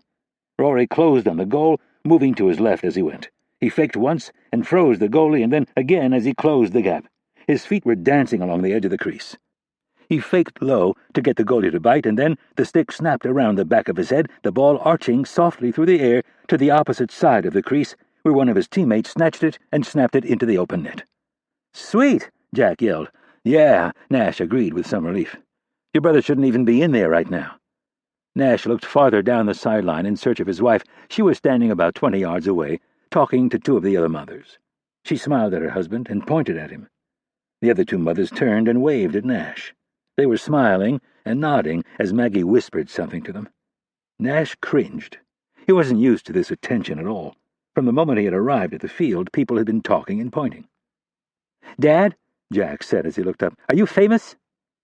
The comment hit Nash like a slap in the face. He felt himself getting angry, but told himself to take a deep breath. It wasn't Jack's fault. He was only 10. "No, Jack, I'm not famous." "Well, you kind of are.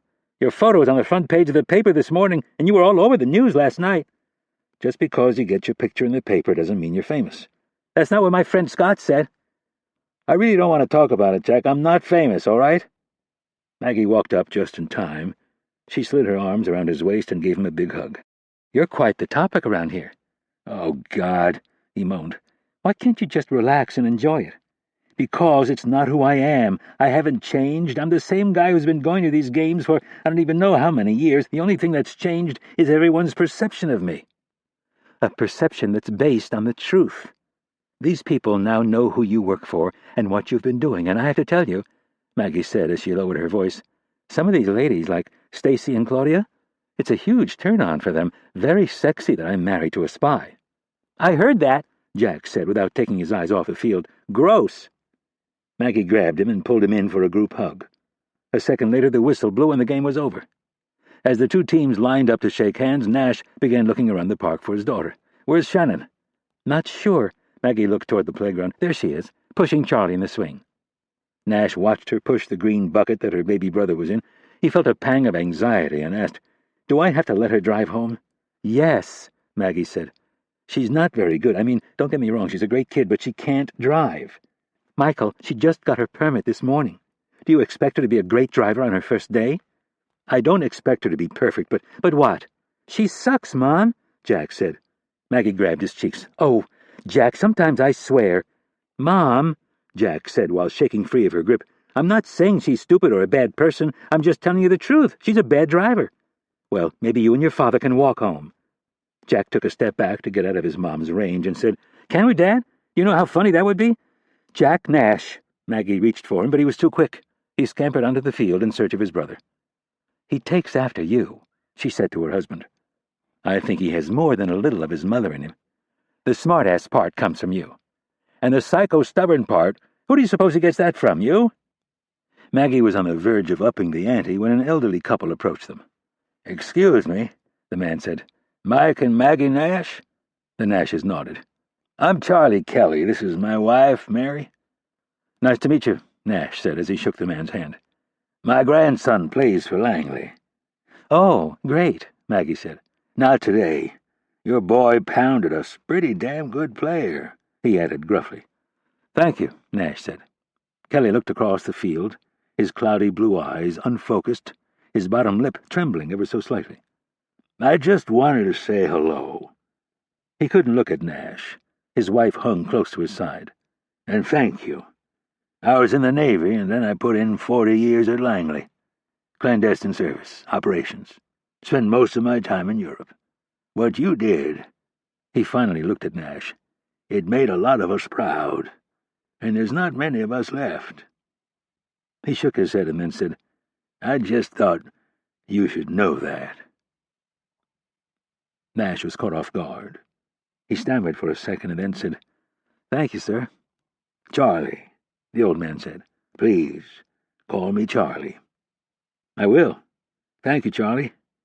"Well," he said as he looked toward the cars, "we'll see you around." "Sure," Nash said. "Very nice to meet you," Maggie said. As the older couple moved toward the parking lot, Maggie said, "That was nice." "Yeah. We don't do enough to celebrate those guys." Jack returned from the middle of the field with Rory and a couple of his teammates. "Mom," Jack said as he came speeding up, "are you really going to let Shannon drive?" "I don't think it's any of your business, young man." "Well, if she is," Jack suddenly produced Rory's lacrosse helmet, "I'm wearing this." "Okay, that's it." Maggie took a step and reached out to grab the sleeve of his sweatshirt, but again he was too quick. He darted off across the field. Maggie composed herself as she came face to face with Rory and his two friends. "Nice game, honey." "Thanks," Rory said. "Can Will and Ben sleep over?" "Well," Maggie said, caught a little off guard, "your father and I are going to dinner, so Shannon is going to be in charge." Her voice trailed off, and she turned to her husband to see if it was okay. "Nice game, boys," Nash said. "Thanks, Mr. Nash," the two boys said in unison. "I'm fine with you guys staying over. Have you asked your parents?" Both boys said they would, and ran off to find their parents. "We're going to dinner tonight?" Nash asked his wife. "Yes," she said with a big smile. "I haven't spent 5 minutes alone with you in the past week. Do you have a problem with that?" "Not at all." He put his arm around her shoulder. "We'll eat someplace close by." "Wherever you want, honey." "Italian?" They started walking toward the cars. Rory ran ahead to see what Charlie and Shannon were doing. "Sure." "And then, when we get home?" Nash asked with a hopeful tone. "We can play spy, and you can show me your gun." Nash laughed. He looked at Shannon pushing Charlie in the swing, watched him scream as his brother ran up with his arms out as if he was Frankenstein. Charlie cut loose an ear-splitting shriek of terror and then began laughing. Nash smiled and thought to himself, "This is the way it's supposed to be."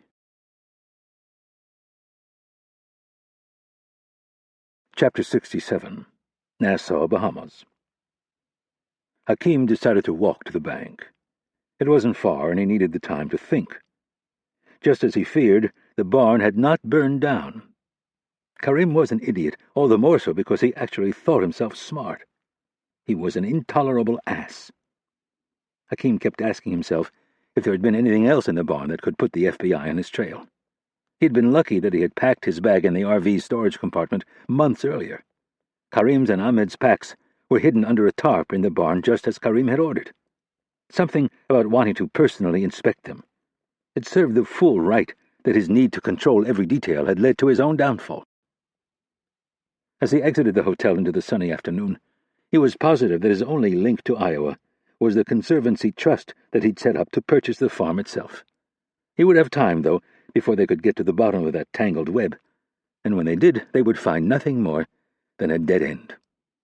The Royal Bank of Nassau was nearly a mile away, and he had never set foot in the place. Everything had been handled over the phone. There was approximately $20,000 in the account to handle expenses and taxes, pocket change compared to his deposits at First Caribbean. They could have it all. Hakim moved up the sidewalk, confident that he was out in front of the coming storm. Besides, Christian was not a good actor. That was one of the reasons he had chosen him to be his personal banker. A block before the bank, he stopped and checked his watch. He had 10 minutes before he was to meet Christian. The wise thing to do would be to spend that time checking for any surveillance, so he crossed the street and casually strolled down the block. Every so often he would stop and pretend to look in a window. He was actually looking in the reflection to see if anyone was watching him. There wasn't, and he was getting a little giddy at the new life that awaited him. He would go to Brazil. Over 200 million people and a landscape as diverse as that of any country on the planet. The population spoke Portuguese, English, and a little Spanish, and most important, accents were very hard to detect. Bloodlines from all over the Mediterranean, Spain, and Portugal had been mixing together with the natives for several hundred years. His naturally dark skin would be no more out of place than it would be in his native Saudi Arabia. Hakim had traveled the coast and found dozens of places where he could simply disappear and start a new life. His only requirement was that he be on the water. He would buy a boat and live on it for the first year, moving from port to port, establishing an identity and making friends. Maybe someday, in the not-so-distant future, he would settle down and start a family. He wondered about his faith, though. Brazil was not exactly a place where a Muslim could still practice his beliefs and not stand out. For now, he would have to keep that part of his life very private. Hakim was so immersed in thought that he didn't hear his name being called until Christian was crossing the street. He glanced up to see the look of deep concern on his banker's face. "Oh my gosh, look at you! What happened?" "A bad car accident." "Did the airbag do that to your face? I've heard they can really screw your face up." "Yes, but it saved my life." Christian stood there for a moment, looking him over. "Other than that, how do you feel?" "Okay, some broken ribs, but I'll survive." "Well, I'm sorry you had to go through that. Let's get you inside and get you taken care of." Christian led Hakim across the street to the front door of the bank, where a security guard was waiting on the other side of the glass doors. The guard waved to Christian, inserted a key in the door, and opened it. Once inside, the banker thanked the guard and led Hakim through the lobby to his office, where he stopped to grab his own set of keys and pull up his client's safety deposit box information on the computer. "Before we head down, can I get you anything to drink? Tea? Water?" "No, thank you, I'm fine." "Do you have your key?" "Yes." Hakim couldn't believe how calm he was. He supposed it had to do with his familiarity with Christian. Still, it would be a huge relief once he got what he needed from the box, and disappeared. They took the elevator to the basement. Christian put him into one of the private rooms with 2 chairs and a desk, and left to get the box itself. Less than a minute later he returned, placed the box on top of the desk, and left. Hakim pulled out his key, inserted it into the lock, and turned it 180 degrees to the left. The lock disengaged, and he lifted up the long hinged cover. Inside were a fresh set of documents, including a credit card with a $25,000 limit, a money belt containing $100,000, and a sheaf of corporate bearer bonds totaling $1 million in value. Hakim lifted his shirt and strapped the money belt around his waist. He placed the new credit card and passport in his front right pocket and then glanced in the large manila envelope to verify that the bearer bonds were in fact inside. He closed the box, put the key back in his pocket, and told Christian he was done. After the banker put the box away, they took the elevator back up to the first floor and then exited the building. Back out on the street, Christian insisted that they get a drink, but Hakim told him he wasn't feeling up to it. The banker then suggested that he give him a ride back to his hotel, but Hakim got out of it by telling him he needed the air, promising that he would meet him for dinner later, even though that was highly unlikely. They parted ways with a set time and location for dinner. Hakim walked back to his hotel with a bounce in his step that he hadn't had in some time. He was already thinking about the sailboat he would buy. He knew the exact length and make and knew where he could buy a nice used one. That was if it hadn't sold in the last couple months. As he walked down the sidewalk, Hakim began to refine the next part of his plan, mainly how he would island hop his way to his destination. The boat was in Farmer's Hill, a little over 100 miles to the south. There was no direct ferry, and he desperately wanted to avoid airports for a while and maybe forever. He was so fixated on solving this problem and leaving tonight if possible that he didn't notice the car slowing next to him. Suddenly, the side door of the minivan opened, and then he felt a jabbing pain in the back of his neck and a strong pair of hands grabbing him from behind. He was both lifted and shoved at the same time. He felt completely out of control and overpowered as he was folded and stuffed into the bench seat and the waiting arms of a man he did not recognize. He noted the pain from his ribs, but it was somehow muted. He thought of screaming, but couldn't. Nothing was responding. Not his mouth, not his arms, not his legs. Even his eyes were closing against his will, and then everything went black. Chapter 68. Nassau, Bahamas. Rapp and Butler saw the 2 men enter the bank, and even then they weren't sure it was them. A few minutes later, though, Dumont sounded the alarm. He was inside the bank's network and saw whose safety deposit box it was that Nelson was accessing. Butler let Rapp make the call. Did he want to grab both of them right now and see what was in that safety deposit box, or did he want to wait and follow them when they were done? Rapp knew what Butler would prefer. As far as they knew, Nelson hadn't done anything illegal at this point. Storming into the bank would eventually involve the police and Nelson's superiors. As long as he wasn't a flight risk, it was better to leave him out of it for the moment. Butler's people could keep close tabs on him, and if they found something out in a day or two, they could deal with him then. Rapp decided on a snatch and grab. Coleman had the kit with tranquilizer, flex cuffs, and hood. The minivan with Coleman, Wicker, and Reavers did a dry run while they were in the bank and looked for likely spots on 2 streets. Rapp wandered into a gift shop across and just down the street from the bank. He greeted the woman behind the counter and asked her if she had any laminated tourist maps. He purchased one and then stood near the front of the store, pretending to look at it. They were in the bank for just under 15 minutes. Rapp was looking in the opposite direction when the target exited the bank. 5 of Butler's men were doing the same thing. They had no idea if the target was alone, and they didn't want to get caught with tunnel vision. "They're out!" Rapp heard Butler call it over his tiny flesh-colored earpiece. Rapp slowly turned his head back in the direction of the bank. Al-Harbi and Nelson were standing on the sidewalk talking. After half a minute or so, they shook hands and parted ways. Rapp raised the map an inch and lowered his eyes as the target crossed the street and came almost directly at him. When they'd seen him approach the bank, he'd come from the same direction. Rapp wasn't sure if he was being lazy or bold. It might have had something to do with the condition he was in. The guy looked as if he'd been in one hell of a fight. He crossed in front of Rapp's position and continued down the street. Rapp counted to 10 and then left the store. He spotted him almost immediately, half a block ahead of him. He was wearing a red Budweiser hat that made him easy to find. Rapp held the map in both hands and tilted his head so it looked as if he was trying to read it. Behind his sunglasses, though, his eyes were following the red hat. One of Butler's guys was supposed to be checking his 6 right now, but Rapp wasn't going to leave that kind of thing to someone he didn't know. Getting too focused on the target was a great way to get a bullet in the back of the head.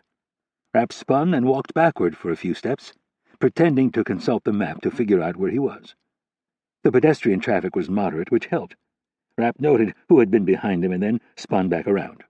He noticed a few security cameras that would have to be dealt with later and noted their position just in case the others missed them. The bus stop was up ahead.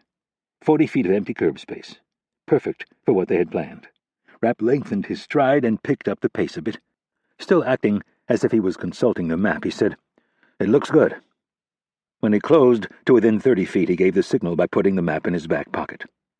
There was no gunning of an engine, no squealing tires, nothing that would alert the target. The minivan slowly pulled into the open space 15 feet ahead of the target. Rapp smiled and moved over for a young couple who looked as if they were on their honeymoon. Rapp closed fast and quietly. His left hand slid into his front pocket and pulled out the short EpiPen. It was filled with enough tranquilizers to take down a 190-pound man in less than 5 seconds. Rapp guessed the target was no more than 175 pounds. He pulled the cap off and stuffed it in his right pocket. The big side door of the van slid open. Rapp focused on the target's head and watched it begin to turn in the direction of the van. He moved as if he was going to pass the target on the left, brought up the EpiPen and punched it down on the back left side of the man's neck. His right hand clamped down firmly on the target's shoulder, and he half-pushed, half-spun him toward the open door. The guy moved like a rag doll. Rapp tossed him into Reaver's waiting arms and followed right behind him. Coleman was already pulling back into traffic as Rapp was yanking the door closed. Rapp patted down the target's pockets.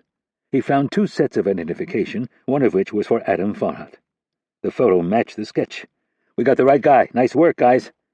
Rapp continued rifling through the man's pockets. He found a phone, a battery for the phone, a room key for a hotel, a money belt stuffed with cash, and a manila envelope stuffed in the back waistband of the guy's shorts. He put it all in a small duffel bag and then began to go through the contents more closely. He was in the middle of opening the big envelope when Butler came over his earpiece. "We might have a problem. One of the shop owners is on the street. We think he wrote down your tag, and he's now on his phone. We think he might be talking to the police." "Shit!" Rapp looked at Coleman's reflection in the rearview mirror and said, "Start making your way out to Paradise Island, just in case." Coleman did so without having to ask why. Rapp pulled out his mobile phone and called the pilots. He told them they might have to make a hasty departure. It was standard procedure to have the plane fueled and ready for this very reason. Rapp tore open the envelope and pulled out a stack of papers. He fanned his way through the heavy stock and fancy seals. Bearer bonds. Holy shit. A lot of them. He stuffed them back in the bag, grabbed the phone, and placed the battery back in its place. It took a while for the phone to power up. Rapp wanted to see if he'd made any calls recently. The message light was on, so he decided to start there. He hit the button and held the phone to his ear. "You dare call me a coward?" The voice had an Arab accent, and Rapp thought the man sounded very angry. "What are you? You sneak out of here like some frightened woman while I am in the shower and leave me to fight for myself, stuck in the middle of America. You will pay. Allah will make you pay. I will tell everyone that you are a traitor, nothing more than a woman with a man's genitalia, and that I'm not even sure about. When I am done with my mission, I will find you, I will hunt you like a dog, and I will make you endure unimaginable suffering and humiliation. And trust me, I will not fail. I will find you." Stuck in the middle of America. Rapp mumbled to himself. He looked over at the body of Al-Harbi. His sunglasses had fallen off, and his face looked as if someone had beaten the piss out of him. Rapp was trying to make sense of it all when Butler came back over the radio, his voice more urgent than before. "The police are now on the scene." Rapp thought about the message he'd just listened to and made a decision. "Got it. We're out of here." "What about your computer friend here?" Butler asked. Rapp had almost forgot about Dumont. "I'll send another plane. And another thing, I have a room key here for the town hotel, number 12. I'll have it gone over." Coleman hit the gas, and Rapp ordered Reavers and Wicker to stuff Al-Harbi into the canvas bag they'd brought along. While they wrestled with the limp body, Rapp called the pilots back and told them they were inbound and he wanted to be wheels up as soon as they arrived. The customs stamps and paperwork had already been taken care of. Rapp cringed at the thought of the police catching a CIA Black Ops team with a heavily medicated terrorist, one they'd abducted in broad daylight in the middle of one of the world's most well-known tourist destinations. Whether Harvey was guilty or not, this was the type of thing that could set off an international incident. Coleman went straight to the private aviation section of the airport. By the time they pulled onto the tarmac, the duffel bag was zipped up and the engines on the G550 were spooling up. Coleman wheeled the van around to the rear cargo door. Rapp jumped out with the small duffel bag and headed straight for the ground crew guy who worked for the local aviation company. Rapp slid him a $100 bill and made small talk, while Wicker and Reavers wrestled the big duffel bag into the rear cargo compartment. Coleman dumped the van in the lot and trotted back to the jet while the cargo door was secured. Rapp followed him up the steps and hit the button to raise the stairs. There was a moment of hesitation while he wondered if they should retrieve Dumont, and then he decided he could do without him for a few hours. What they didn't want right now was for the tower to lay down a ground stop. All four men took their seats and buckled in as the plane taxied. Rapp tapped his earpiece and said, "George?" "Yes." "Don't forget the tags on the van." "I won't." There was a pause, and then Butler asked, "Do we have confirmation?" Rapp looked down at the small leather duffel bag and grabbed both passports. The photos matched the sketch Butler's man had provided. "It's him," Rapp said. "Nice work, George. We owe you big. Maybe you could get me one of those medals like Mike got yesterday." Rapp laughed at Butler's dry attempt at humor. "I'll do one better. I'll make sure you get knighted." "That would be much better," Butler laughed. "I'll talk to you in a few hours. Nice work." "Thanks." Rapp pulled out the earpiece, took the small radio from his belt, and set it on the table in front of him. Coleman looked at him and smiled. "Is there any feeling better than this?" Rapp returned the smile. "Not an hour line of work." The plane reached the end of the runway. It didn't even pause. It spun around, put its nose into the wind, and kept going, the two Rolls-Royce turbofan engines propelling the plane forward like a rocket. Seconds later they were airborne and banking to port over the water. Rapp looked across at Coleman and said, "One down, and two to go." "Yeah, we'd better wake him up and see what he knows." Rapp looked over his shoulder at the rear pressurized cargo door. "In a minute. I want to go through this stuff first. And then I should call Irene."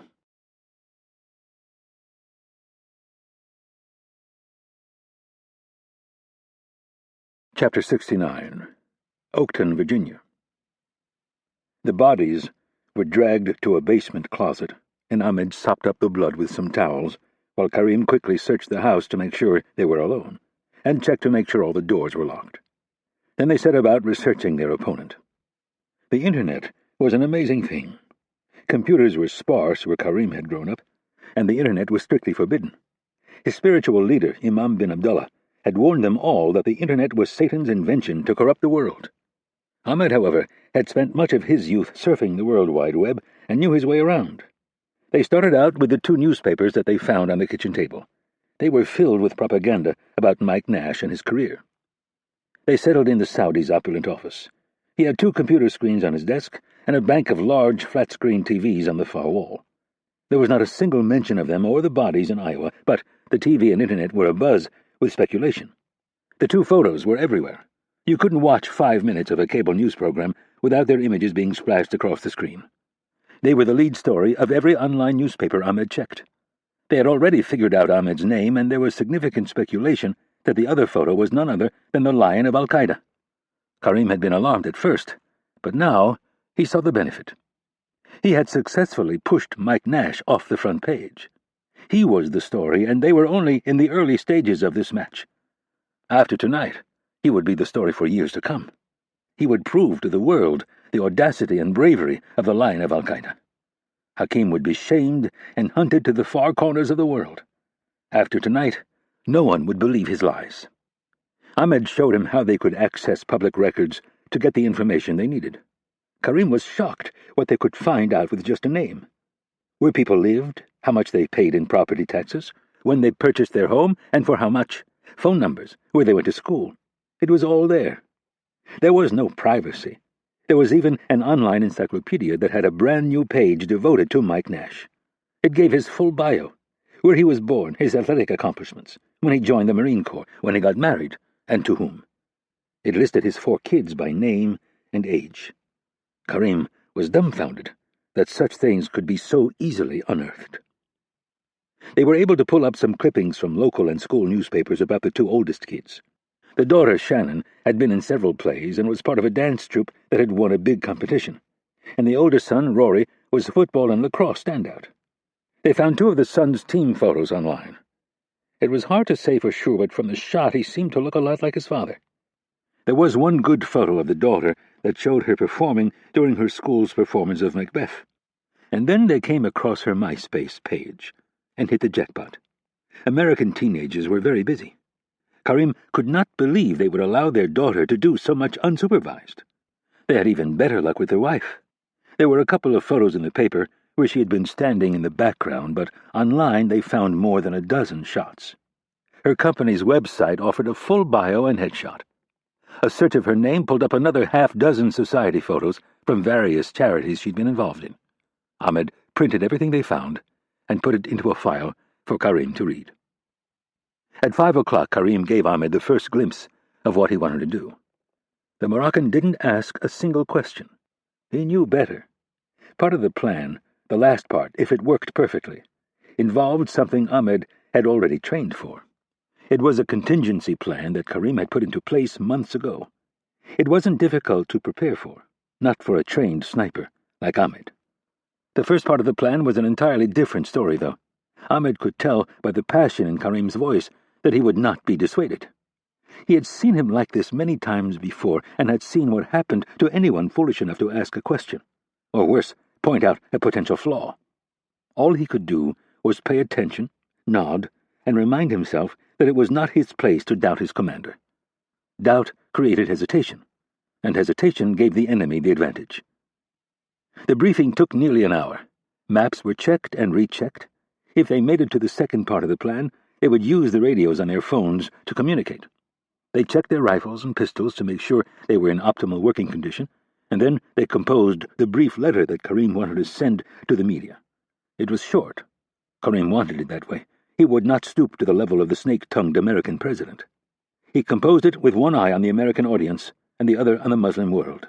It read, "I am the lion of Al-Qaeda, a son of Muhammad. I do not run. I stand and fight. I have killed your hero and sacrificed my life for Islam, knowing that an army of brave Muslim warriors will pick up my banner and fight in my place. Allahu Akbar." Karim eyed the words and knew what they would produce. No amount of deceit from Hakim could undo this. He would be venerated in every Muslim home the world over, a modern-day Saladin. In death he would finally achieve the greatness he so richly deserved. There would never be enough time to fully prepare for this plan. Karim did not want to wait, not even a day. Someone could return to this house at any moment. Every law enforcement expert on TV claimed they were on their way to either Mexico or Canada. A few thought that they might have fled farther west, but no one thought they had doubled back to Washington. The element of surprise was on their side, and this Nash would be so full of himself that he would never see it coming. Now was the time to strike. With everything prepared, they took a moment to pray together. Karim had never felt closer to his Creator. Even in the fading light he could feel the warmth of Allah looking down on him. He was enveloped in pride and a righteousness of purpose. Karim knew he would not fail. There were 3 vehicles in the garage, in addition to the stolen pickup: a bright red Ferrari, a silver Mercedes Maybach, and a black Suburban. It wasn't a difficult choice, although Karim at one point considered the benefits of the big silver sedan. In the end, though, one vehicle was clearly best suited for the job. They loaded their gear into the Suburban and then went upstairs to see what clothes they could find. Karim found a dark gray suit in Al-Said's gigantic closet. It fit reasonably well, although he had to cinch the belt a few notches. The black loafers fit near perfectly. Ahmed had a much harder time trying to find something that worked. He moved on to the other rooms and eventually found a blue sport coat that was a little short in the sleeves but otherwise fit. In the kitchen pantry they found a box of power bars and grabbed some water. Ahmed climbed behind the wheel and punched the address into the navigation system. The computer plotted the course and told them their destination was 15.3 miles away. Travel time, 23 minutes. Karim gave the okay, and they pulled out of the garage. They waited for a minute to make sure the door closed and then started down the driveway and into the darkening night. Chapter 70. McLean, Virginia. Nash opened the front door and stepped outside. He was wearing a white dress shirt and black slacks. Charlie was on his left hip, already bathed and in his pajamas. Rory was out in the middle of the street with his two friends, and Jack was playing wiffle ball. Nash checked his watch. The reservations were for 8, and they hadn't been easy to get. The manager told Nash that they were full, but he could wait in the bar and see what opened up. Nash gave him his name to put on the waiting list, and the man practically lost it. "Is this the Mike Nash? The one who was given the medal by the president?" Nash reluctantly confirmed that he in fact was that Mike Nash, and then the man went berserk. He offered the best table in the house any time he wanted and insisted on paying. It was about the only good thing that had come out of his public outing so far. Maggie came down the stairs in a little black cocktail dress and a wrap. She joined her husband and Charlie on the front stoop. She was all done up for the evening, and she looked great. "You look fabulous, honey," Nash said. "Thanks. So do you." Charlie smiled at his mom. Nash yelled, "Come on, boys. Everybody inside." "But, Dad," Jack protested, "we only have one more inning. It's not even dark yet." Nash looked to the west. "I don't see the sun, do you?" "It's still light out." Nash handed Charlie to his wife. "Why don't you give him to Shannon and tell her to put him down? I'll get these clowns rounded up." Nash made the exchange with his wife and then marched down the sidewalk. Jack whacked the yellow plastic bat on the ground. "Not fair, Dad." "Life isn't fair. Get your butt inside." Jack tried to protest again, but Nash cut him off. "Jack, I'm not going to tell you again. I didn't say you couldn't have fun. You guys have a ping-pong table in the basement, hundreds of movies, and an Xbox. Get your little butt inside, and I'm not going to tell you again." Rory stepped forward. "Come on, guys. We'll play you in Madden 360. Nash and all 4 kids walked in the house. When they got to the kitchen, Jack plopped down in a chair and ran a hand over his freckled face. "Can we at least have a can of pop?" Nash nodded. "You can each have 1 can. And if you decide to microwave some popcorn, hit the popcorn button on the microwave. That's all you have to do. One of you two keeps burning it, and it stinks up the whole house." "How do you know it's not Shannon?" Jack asked. "Because she's the only person who picks up after herself around here, and I've seen her make popcorn." Maggie entered the kitchen. "I'm ready. One last thing, boys. No one leaves this house. No one answers the door. When your mom and I leave, I'm going to turn the alarm on. If you guys turn it off, my phone will beep and I will paddle some major ass. Do you understand?" All 4 boys nodded. "Good." Nash looked toward the staircase and, in a louder voice, said, "Shannon, we're taking off." She bounded down the steps a few seconds later and came cruising into the kitchen. "Have a great time." She kissed her dad on the cheek. "No one leaves the house. Understand?" "Yes," she said in a dramatic voice. "I heard you the first 4 times. You two go and have a good time. We'll be fine." "Come on," Maggie said, grabbing his arm. "The restaurant is only a mile from here." Nash followed his wife into the mudroom. He stopped at his locker and opened his gun safe. There were several options. For tonight he grabbed the subcompact .40 caliber G27 and its small leather holster. At the back door he armed the security system and then left and locked the door. Back in the kitchen, Shannon and her brothers shared a conspiratorial look and then darted to the front of the house. They dropped to the floor and crawled into the dining room. From the big window they watched their mom and dad back down the driveway and leave. None of them moved for close to a minute, and then they sprang to life. Jack announced, "All right, let's go." "We were up 2 runs going into the top of the 7th. "But the security system?" Rory's blonde friend asked. "He's been saying that for years," Jack scoffed. "I've already tested it. He has no idea if we turn it off or leave it on." Jack punched in the code at the front door and disarmed the system. Shannon came back from the kitchen and handed Rory the baby monitor. "Here." Rory took it without protest. "Be careful." "Be careful with what?" Jack asked. "I'm just going to drive around the block a few times." Jack shook his head. "You're crazy. If Dad catches you, he'll kill you." "Jack, I'm only driving around the block. It's not a big deal." "Then why did you wait for them to leave?" "Why did you wait for them to leave?" Jack thought about it for a second. As much as he hated to admit it, she was right, although playing wiffle ball after dark wasn't a crime. "You're not a good driver. What if you hit something?" "Come on, Jack. She's just going around the block. Stop arguing, and let's get out there, or we really will be out of light." "What if he calls?" Shannon held up her cell phone. "He always calls my cell." "Fine, let's go." The 4 boys headed out the front door with the baby monitor and the bat and balls, and Shannon went out the back door with the keys for the minivan. It took her 3 attempts to get it out of the garage, and she only backed over one small shrub on her way down the driveway. The boys stopped play to watch her as she inched her way into the street and then put it in drive and moved off at a snail's pace. At the end of the block, she hit her blinker and took a right turn. The boys resumed play. 6 pitches and 2 hits later, she appeared at the other end of the block. The boys all moved to the side and shook their heads at her as she did another slow pass-by. Then they started to play again and forgot all about her. Chapter 71, Fairfax County, Virginia. Rapp sat across the table from Hakim al-Harbi and tried to make sense of it all. He'd seen a lot of strange stuff in the nearly 2 decades that he'd been doing this, but this was a first. They'd flipped guys before, but always after exercising either pressure or incentive. They all broke eventually, but most of these militant types had to be threatened to within an inch of their lives before they would give any good information.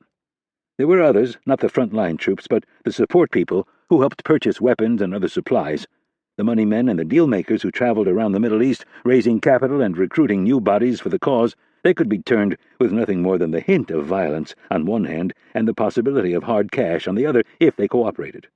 That in itself told him that maybe this Hakim fellow was nothing more than a logistics guy, but then again he had freely admitted to killing American and coalition soldiers in Afghanistan. On the flight up, they'd pulled him out of the bag and given him a drug to counteract the tranquilizer. He woke up groggy but in obvious pain and discomfort. After a brief inspection, they found out that in addition to a bruised and battered face, he had at least 2 broken ribs and 1 lung on the verge of collapsing. Wicker was a trained medic. He pulled Rapp aside and told him to be careful. If the other lung collapsed, the man could die. Rapp didn't care so much if the man died. He just wanted to get the information out of him first.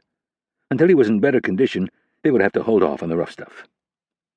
To Rapp's surprise, though, al-Harbi spoke openly and without any preconditions. Rapp handled the questions while Coleman observed and recorded everything that was said. By the time they landed back at Dulles, Rapp was convinced that al-Harbi was either telling the truth or the greatest liar he had ever met in his life. On the advice of Wicker, they pulled the jet into the hangar and closed the doors. Stuffing him back into the bag wasn't a good idea.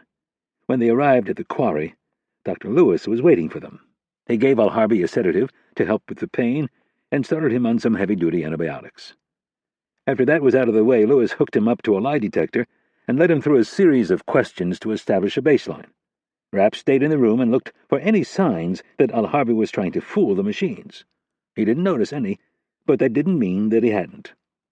Unbeknownst to Rapp, Coleman had gone into Max Johnson's cell and asked him about his contacts in the telecommunications industry. Johnson began babbling through a list of companies and his contacts at each place. Coleman asked him whether, if he gave him a phone number, he would be able to tell him where the phone was located when it made a call. Johnson explained that he could tell him what tower it used to connect to the network, but that was it. Then he babbled on about some surveillance equipment he'd developed that could pinpoint the whereabouts of a phone down to the nearest foot. Coleman explained that for now he only wanted to verify the location of the one phone call. He went on to tell Johnson that his cooperation would go a long way toward convincing Rapp that he could be trusted. Johnson eagerly leaped at the chance. He told Coleman all he needed was a computer with internet access, and he'd have the info for him in less than 5 minutes. True to his word, he had everything verified in only 3 minutes. Coleman asked him if he had a back door into customs, and Johnson said yes. He had him check if al-Harbi had, in fact, traveled under the alias of Michael Andros through New Orleans and Miami on his way to Nassau earlier in the day. He verified that information as well. Coleman told Reavers to keep an eye on Johnson while he went and talked to Mitch.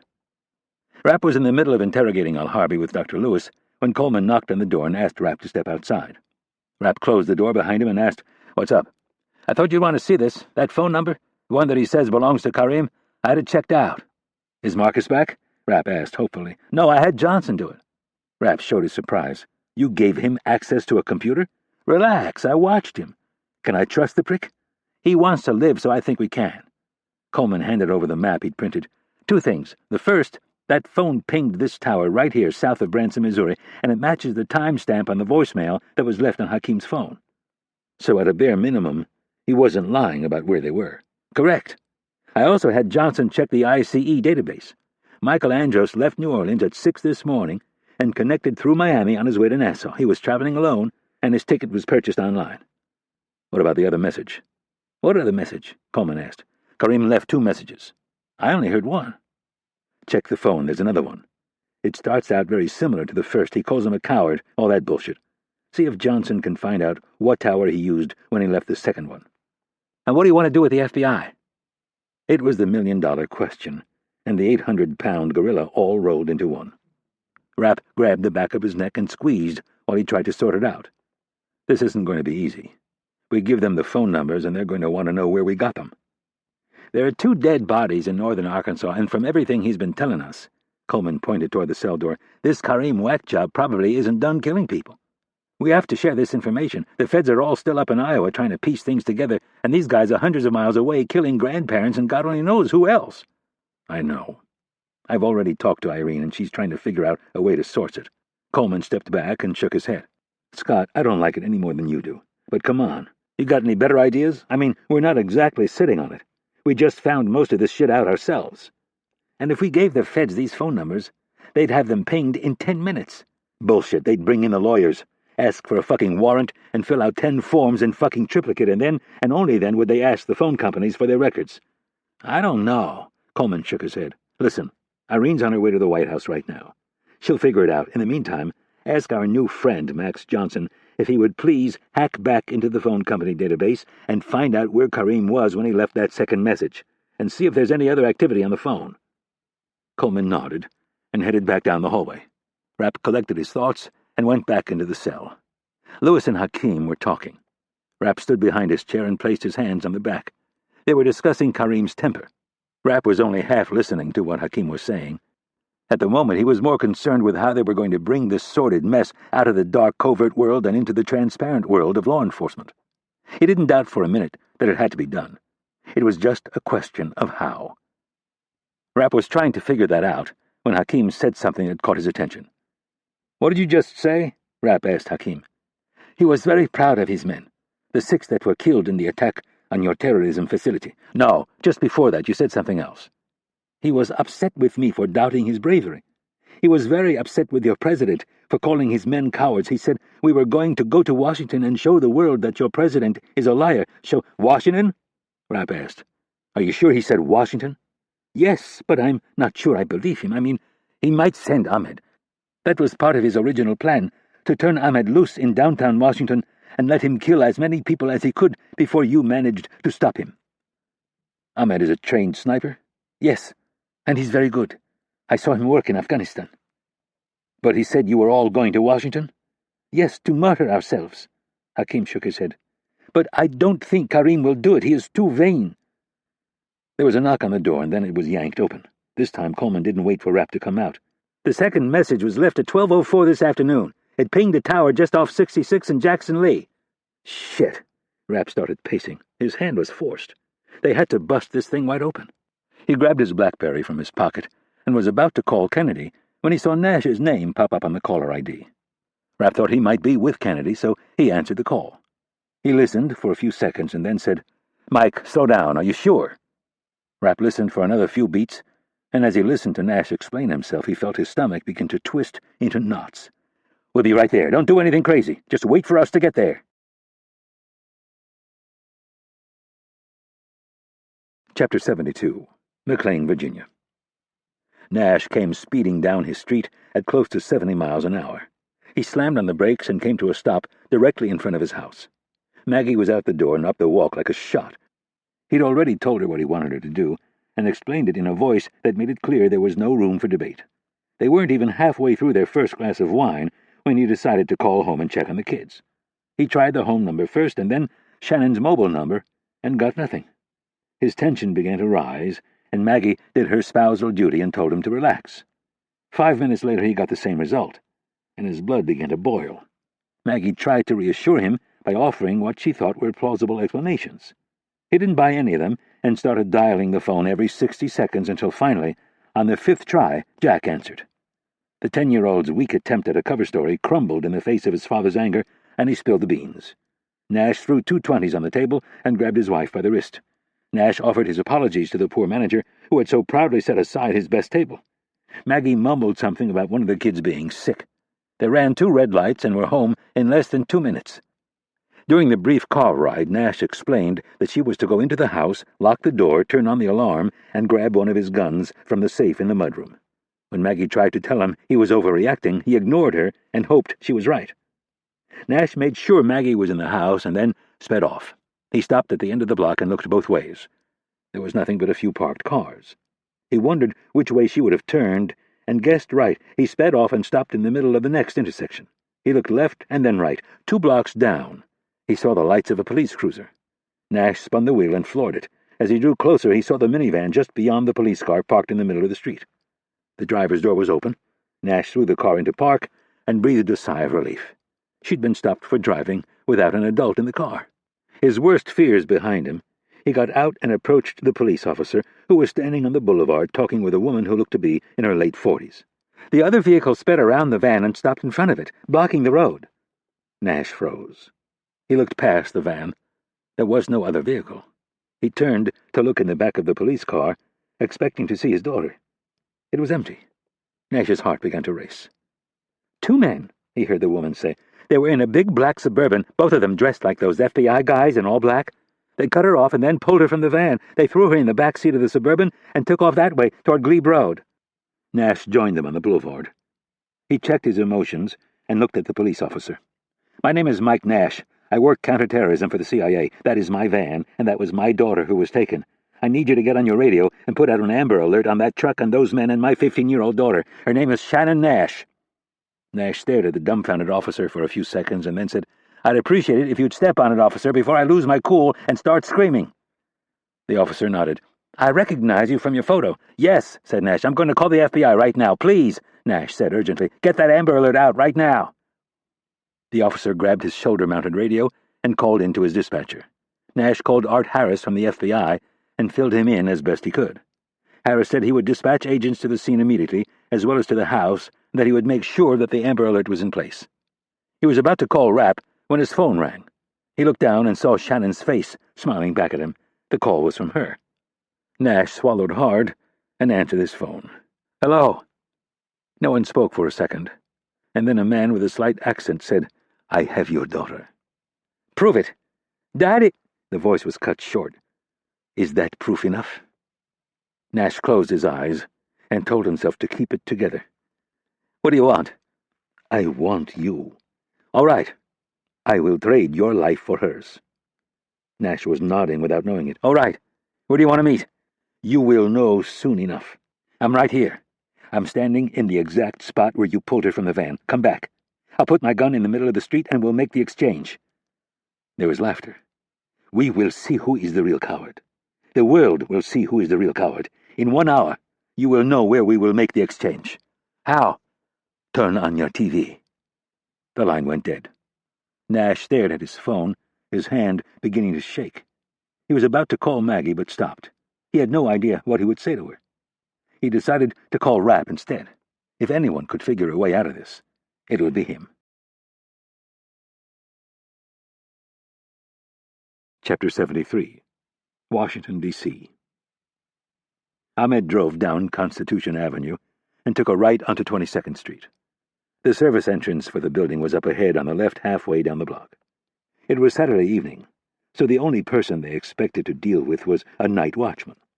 Karim had the young girl gagged and tied in the back seat. Ahmed pulled over and got out. He walked around the back of the truck and opened the big double doors. He grabbed his long black rifle bag and closed the doors. Karim met him on the sidewalk and held up the phone. Remember, we'll use the radio feature to communicate. Ahmed nodded. Yes. And when you see me parked in front and you are ready, you will begin calling the TV stations. And then you will radio me. I have all the numbers programmed. Good. Karim held out his arms and embraced Ahmed. It was the first time he had ever hugged the man. I am very proud of you. This is what we should have done a week ago. I should have never allowed that snake Hakim to talk me out of it. Ahmed nodded, even though he wasn't sure he believed him. Allahu Akbar. Allahu Akbar. Ahmed moved up the walk and found the back door. There was a buzzer to the left. He pressed it twice, and a few seconds later, a voice asked him what he wanted. FBI, he said in near-perfect English. I'll be right there. Ahmed looked at his pistol and thought about the plan. An old man in a security uniform appeared on the other side of the glass door and opened it for him.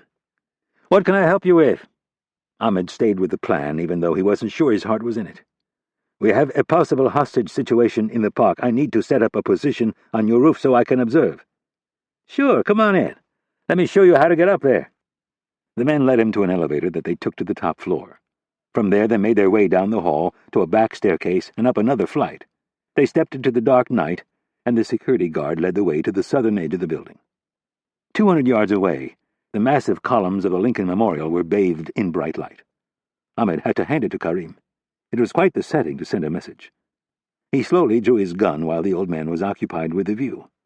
"I like to come up here on breaks sometimes. You look around and realize there's a God out there. How else could all of this happen? Through chaos? I don't think so." Ahmed slowly slid the gun back into the holster. Karim had ordered him to kill the man, but he couldn't do it. There was no honor in killing unarmed people. He wrapped his big arms around the man's neck and head and pinched off the main artery in the neck. He kept the pressure on until he felt the man go limp. Then he dragged him out of the way and tied him up. It took less than a minute. Back at the building's edge, he rolled out his mat and set up his M40 sniper rifle. He took a quick peek through the scope and acquired the Suburban. It was parked on the street in front of the Lincoln Memorial. Ahmed pulled out the phone and began calling the various TV stations and asking for the news director at each one. There were 5 in all. After the last one, he pressed the button on the side of the radio and said, "It is done." Ahmed turned his attention to the Suburban and watched it drive up on the grass and then begin its climb up the steps. Rifle fire began cracking through the still night. Ahmed brought his field binoculars up to his eyes and watched the Suburban lurch forward. Beyond the vehicle, he saw people crumple to the ground as they were shot by Karim. He shook his head at the senseless carnage and began to pray.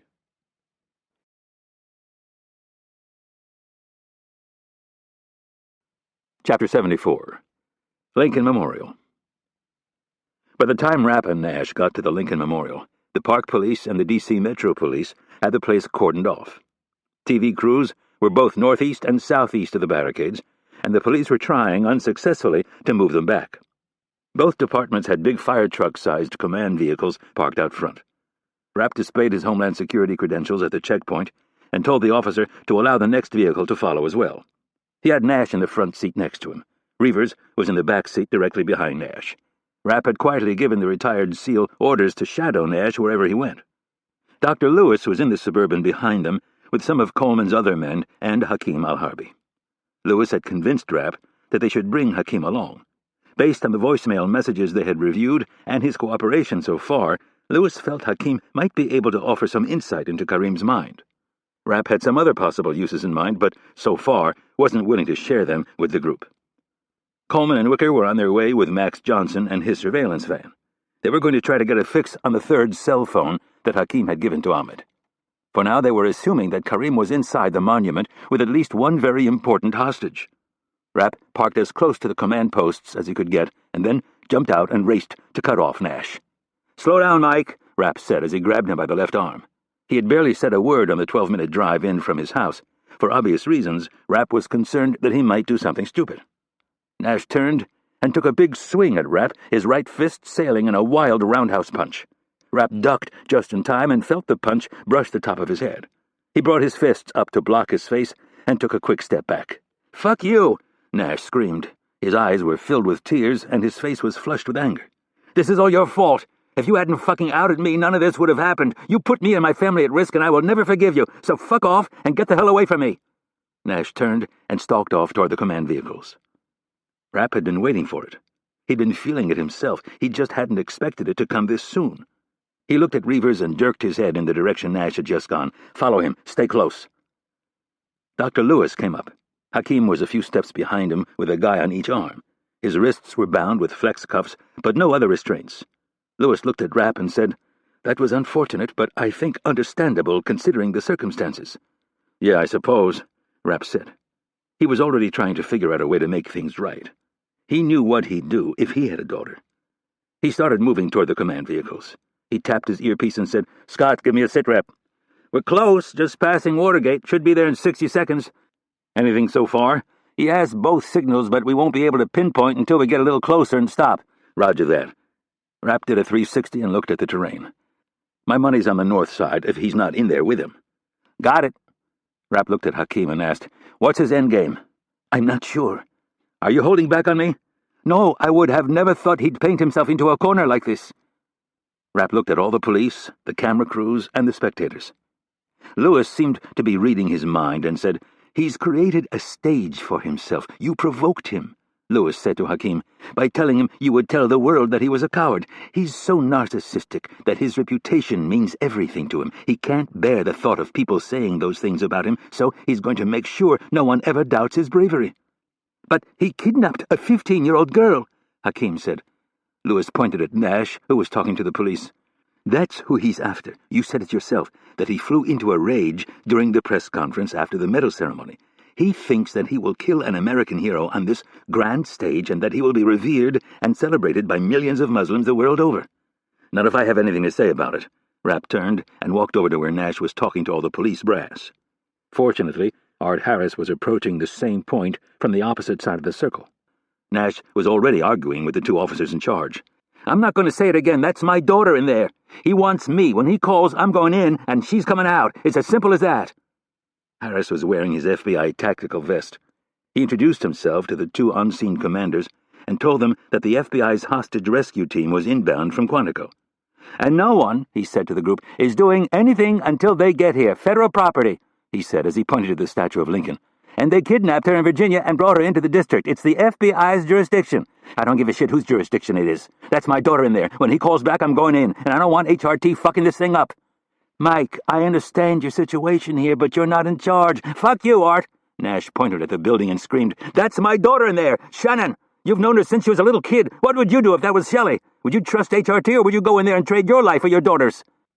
Rapp heard Coleman's voice and stepped away from the group. "Say again?" "Max thinks he has a fix on this thing. Says it's due north of your position, Constitution and 23rd.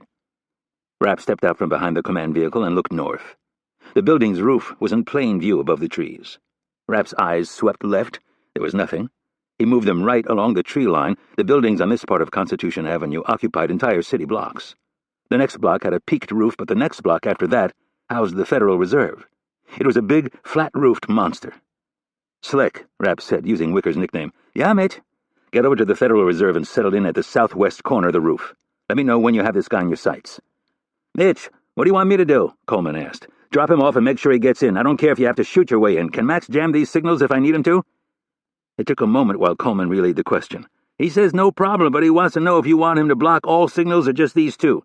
"For now, just these two, but let me think about that. Hurry up and get Slick on that roof." "We're already in front of the building and there's a guard out front. Show him your DHS creds and call me if you have a problem. I've got Art here."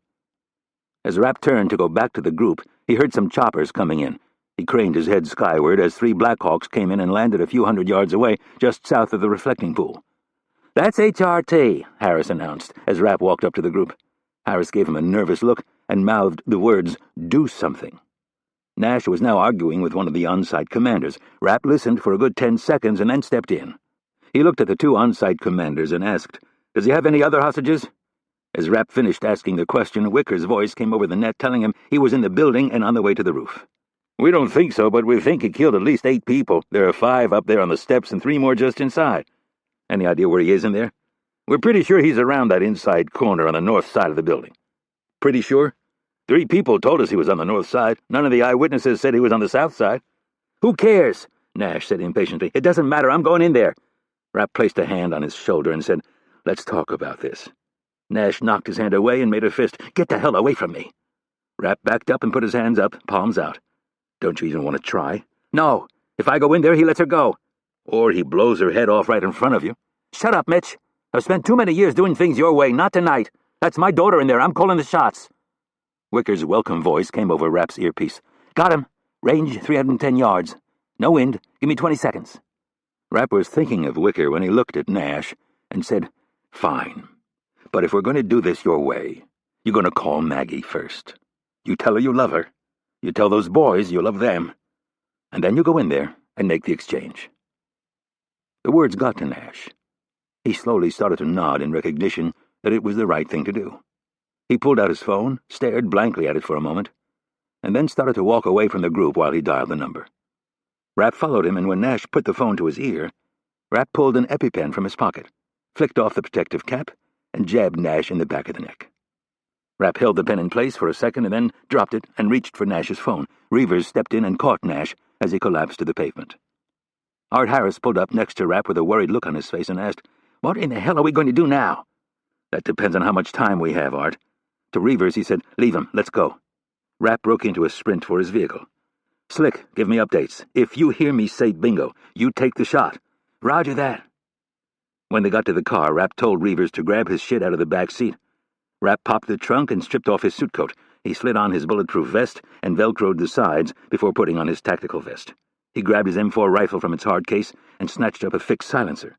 Reavers trotted behind him with an identical rifle and vest. When they got back to the command post, Harris was waiting for them with his arms across his chest. "Just what in the Lord's name do you cowboys think you're doing?" "Don't start, Art. Get out of my way." "I can't do that. This is an FBI op. You guys can't operate around here. Look at all the media." Rapp stopped and took note of all the cameras. "Good point." Turning to Reavers, Rapp asked, "You got a balaclava?" referring to the black ski masks they sometimes wore in operations. Reavers produced one from his tactical vest at about the same time Rapp did. They put them on, but left them up on their foreheads like watch caps. "Aw, shit," Harris said with genuine concern. "You guys can't do this. Just wait for HRT." The phone Rapp took from Nash started ringing. Rapp looked down to the smiling photo of Shannon. He glanced at Harris and said, "No time." Rapp pressed the answer button and held the phone to his ear. "Hello." There was a long pause, and then, "Who is this?" "I'm one of Mike's friends." "Where is he?" Karim asked angrily. Rapp looked around and said, He just started vomiting." "Coward," Karim scoffed. "I will make sure the media knows that your hero vomited before facing me." "Yeah, well, not everyone can be a tough guy, right?" "Who is this?" Rapp looked up and saw Lewis and Hakim. "Dr. Lewis, I'm monitoring the situation here. Mr. Nash is obviously very traumatized by this." Rapp tried to think of the words Lewis would choose. He just got off the phone with his wife and boys. He wanted to say goodbye to them. He wanted them to have some closure. "Well, put him on the phone. It is time to make the exchange." "Hold on." Rapp looked down and hit the mute key. He marched straight over to Hakim and said, "Are you honestly sick of seeing innocent people killed?" Hakim looked up at the building bathed in lights and said, "Yes." Rapp thought it through one more time. "All right, then you're going to get your chance to prove it. I'm going to hand you this phone, and I want you to bait him like you've never baited him before. I want you to work him into an absolute fury." Hakim nodded. "I know just what to say." "Mitch," Lewis said, "I'm not sure that's such a good idea." "No time to argue," Rapp snapped. "Slick, are you good to go?" "Affirmative." Rapp grabbed Hakim and dragged him through the police and up the edge of the steps. Harris followed. "Art," Rapp said, "take the phone from him if he tries to warn him." Harris pulled out his gun. Rapp looked at the keypad, took a deep breath, and took it off mute. "Are you still there?" "Yes, and I must warn you I am not alone. If anyone other than Mr. Nash approaches the building, I will kill the girl." "Understood." Rapp handed the phone to Hakim and pulled the black mask down over his face. "Karim, this is your old friend. I see you are still hiding behind the skirts of little girls." Rapp turned away from Hakim and said, "Bingo, I repeat, bingo." Rapp took the steps 3 at a time. Reavers was right at his side. "You've got my 6. We go in on the right side." "Tango is down," Wicker's voice came over the net. "I repeat, Tango is down." Wicker's words were welcome, but Rapp didn't have time to celebrate. They pushed up the last flight of stairs, their footfalls nearly silent. As they neared the big columns, Rapp could hear someone shouting from inside the immense space.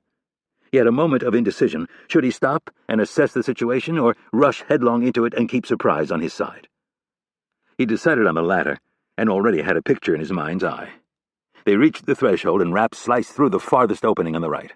His left eye was perched behind his EOTech holographic sight. The red bullseye glowed in the middle of the square aperture. The picture Rapp had in his mind's eye was nothing like the one he was confronted with. Standing no more than 20 feet in front of him, Karim had his phone to his ear and was screaming. His gun was in his right hand, and there was no sign of Shannon. They made eye contact, and Rapp saw the gun start to come up. He continued to close and did 3 quick double taps, all high center mass, all suppressed. Karim tumbled backward, the pistol falling from his hand. Rapp stopped 2 feet short and kept the gun trained on Karim, who was now sprawled out on his back. "Shannon!" Rapp yelled. Off to his left he saw something in the shadows shift. He glanced over and saw Shannon tied up with her back to him, but moving. Rapp looked back down at Karim, who was clutching at his tactical vest. There was no sign of blood. Rapp figured he was wearing a bulletproof vest. Rapp thought about the president, and Dickerson, and the bullshit show trial that the country would be dragged through. He elevated the thick silencer a few degrees and put Karim's face in the center of the sight. He was trying to say something, but Rapp didn't really care. He squeezed the trigger one more time and ended it.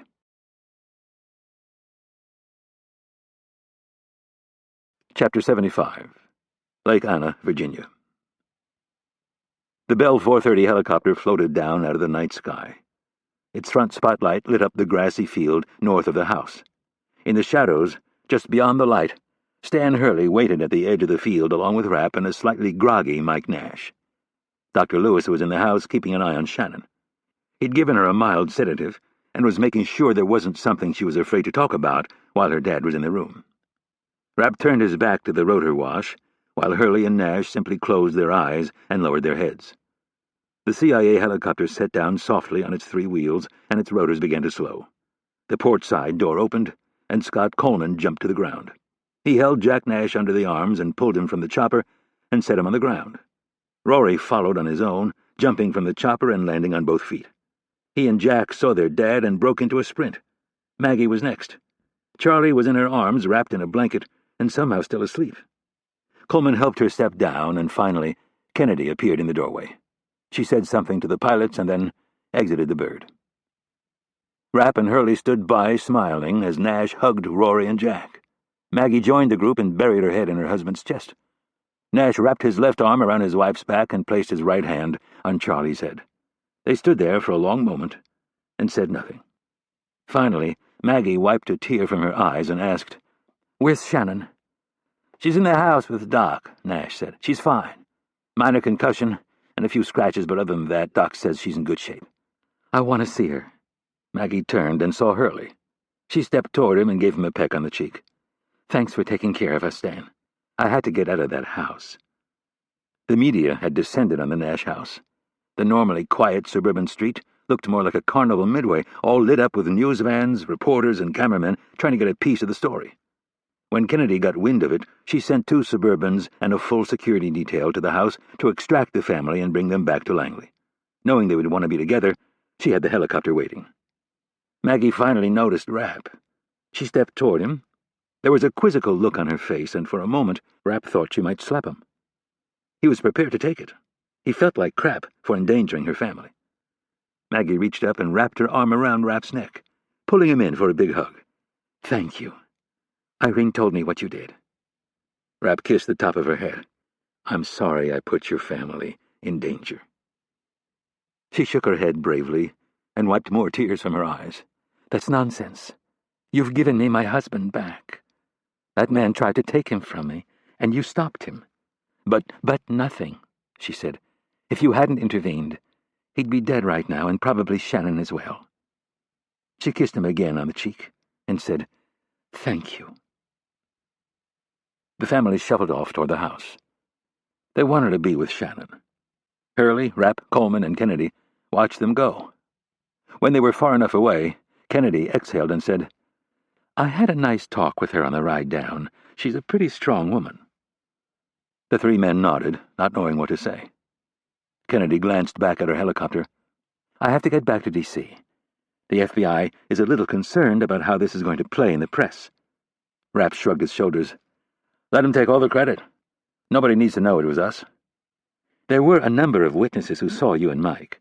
The rumors are flying fast and furious. Art Harris called and said the FBI press office is swamped with calls from reporters wanting to confirm or deny that the 2 men involved in the takedown were CIA counterterrorism operatives." "I don't understand the problem," Rapp said. "The military does this all the time. Delta runs an op and they give the credit to the Rangers or some other outfit." "That's a little different," Kennedy responded. "They don't have dozens of cameras and live footage of it. All they have is footage of 2 men in black hoods and tactical vests. FBI, D.C., Park Police, I don't care who gets the credit." "I think we'll be able to work something out." "You can't do anything about the rumors," Hurley announced as he lit a cigarette. "People are going to believe what they want to believe. Besides, it's not the worst thing to have floating around out there. It's a nice message. You fuck with us, and guys in black masks show up and put a bullet in your head. It'll make the next guy think twice before he volunteers for one of these one-way trips." Kennedy thought about it for a moment and said, "Stan, you always have an interesting take on things." She kissed him on the cheek and said, "I need to get back. Thanks for taking care of them." She pointed at Rapp and Coleman. "Be available tomorrow. I think some people are going to want to talk to you." Kennedy headed for the chopper, and the pilot started the engines. Rapp turned back toward the house and said, "Stan, I think I need a drink." "I like the sound of that." They started walking back toward the house. "Scott, what's your poison?" "Just a beer, Stan." "Mitch?" "Whiskey and beer, please." "Cigars?" "Why not?" Rapp said. Coleman went with Hurley to help, and Rapp headed down to the fire by the lake. There wasn't a cloud in the sky, and stars were out. Rapp looked up, found the Big Dipper and the North Star, and then Orion the Hunter. Coleman and Hurley returned, and they all grabbed a chair. Hurley wanted the full debriefing, and Rapp gave it to him in an emotionless voice. Hurley only had a few questions, most of them to do with Max Johnson and Hakim al-Harbi. Coleman argued vehemently that Johnson be not only spared, but brought on board as a member of the unit. Rapp and Hurley weren't so sure about the second part, but they were in agreement that he'd done enough to earn a stay of execution, and more than likely an outright pardon. Hakim al-Harbi was more complicated. Rapp told Hurley outright that he had no stomach for killing the guy. Coleman had no opinion on the matter. Hurley looked into the fire and took a sip of his drink. "I need to talk to Doc about him. We need to find out what makes him tick. And we need to catalog his sins. Figure out just what role he played in all this." They heard the screen door slam, and a short while later Nash came out of the shadows with more beer. He passed them around and took a chair. "How's Shannon?" Hurley asked. Nash stared blankly into the fire. "I'm not sure. She just fell asleep, but I think Doc slipped her some pills." "She'll be fine," Hurley announced. Nash shook his head. "Who knows? I gotta think something like this can really fuck a kid up." Rapp, Coleman, and Hurley all looked at each other. Hurley spoke for the group. "Kids are resilient. We're the ones who don't do too well with this shit." Nash nodded, but kept staring into the fire. "I can't believe I almost lost her." And with that, he suddenly started bawling. He tried to stop it, but he couldn't. The three men didn't move. After a minute of it, Hurley announced, "Get it all out. Now's the time." He watched him for 10 seconds and then said, "And don't forget it could have been a hell of a lot worse. All things considered, you were pretty damn lucky." Nash got control of himself and nodded. "You're right." He finally looked over at Rapp, who was puffing silently on a cigar. "I'm sorry," Nash said. "Maggie's right. If it wasn't for you, I'd be dead. And Shannon might be dead as well." "Well," Rapp said, "I'm just glad we could save her. As for your dumb ass, I'm not sure it was worth the effort." Nash started laughing, and then they all started laughing. Nash lit Rapp up with a string of curse words and then said, "Next time you decide to turn me into a poster boy, maybe you could check with me. You're my boss now. I can't take a piss without consulting you first." Rapp gave Nash a sarcastic wink. "Oh, God," Hurley moaned. "I was his boss once, a long time ago. Worst fucking 2 years of my life." "Yeah," Rapp said. "I saved your ungrateful ass one time, too." Hurley started spewing insults across the fire at Rapp. The group fell right back into their normal stride. It was as if the pressure of the last week was suddenly behind them, and everything was back to normal. They told stories and insulted each other, and they all took it for what it was, a sign of acceptance and camaraderie. Hurley announced that it was getting late. There was one more issue that he wanted to cover, though. Glenn Adams and what they were going to do with him. He looked at Nash and said, "Mitch tells me you're still not certain about a certain traitorous bastard." Hurley looked over at his barn, just in case there was any question about which traitorous bastard he was referring to. Nash wavered and then said, "I'm not sure. I don't think I'm exactly a paragon of mental stability at the moment." "Well, all things considered, I'd like to make the call." "You want me to pass the buck?" Nash shook his head. "Not very noble." "Mike," Rapp said, "you have a great family. For their sake and yours, I tried to put you on a different path this week. The honorable one. You can't do both. You can't be a great father and husband and do the shit we do. Something has to give. Nash stared into the fire and thought about the conflict. Rapp leaned forward and said, "Let us slosh around in the gutter with these guys. You go take care of your family." Nash didn't say anything for a long while, and then he nodded as if he'd made up his mind. He stood and tossed his empty beer can in the fire. He watched it turn red hot and begin to crumble. He turned to Rapp and said, "Thanks."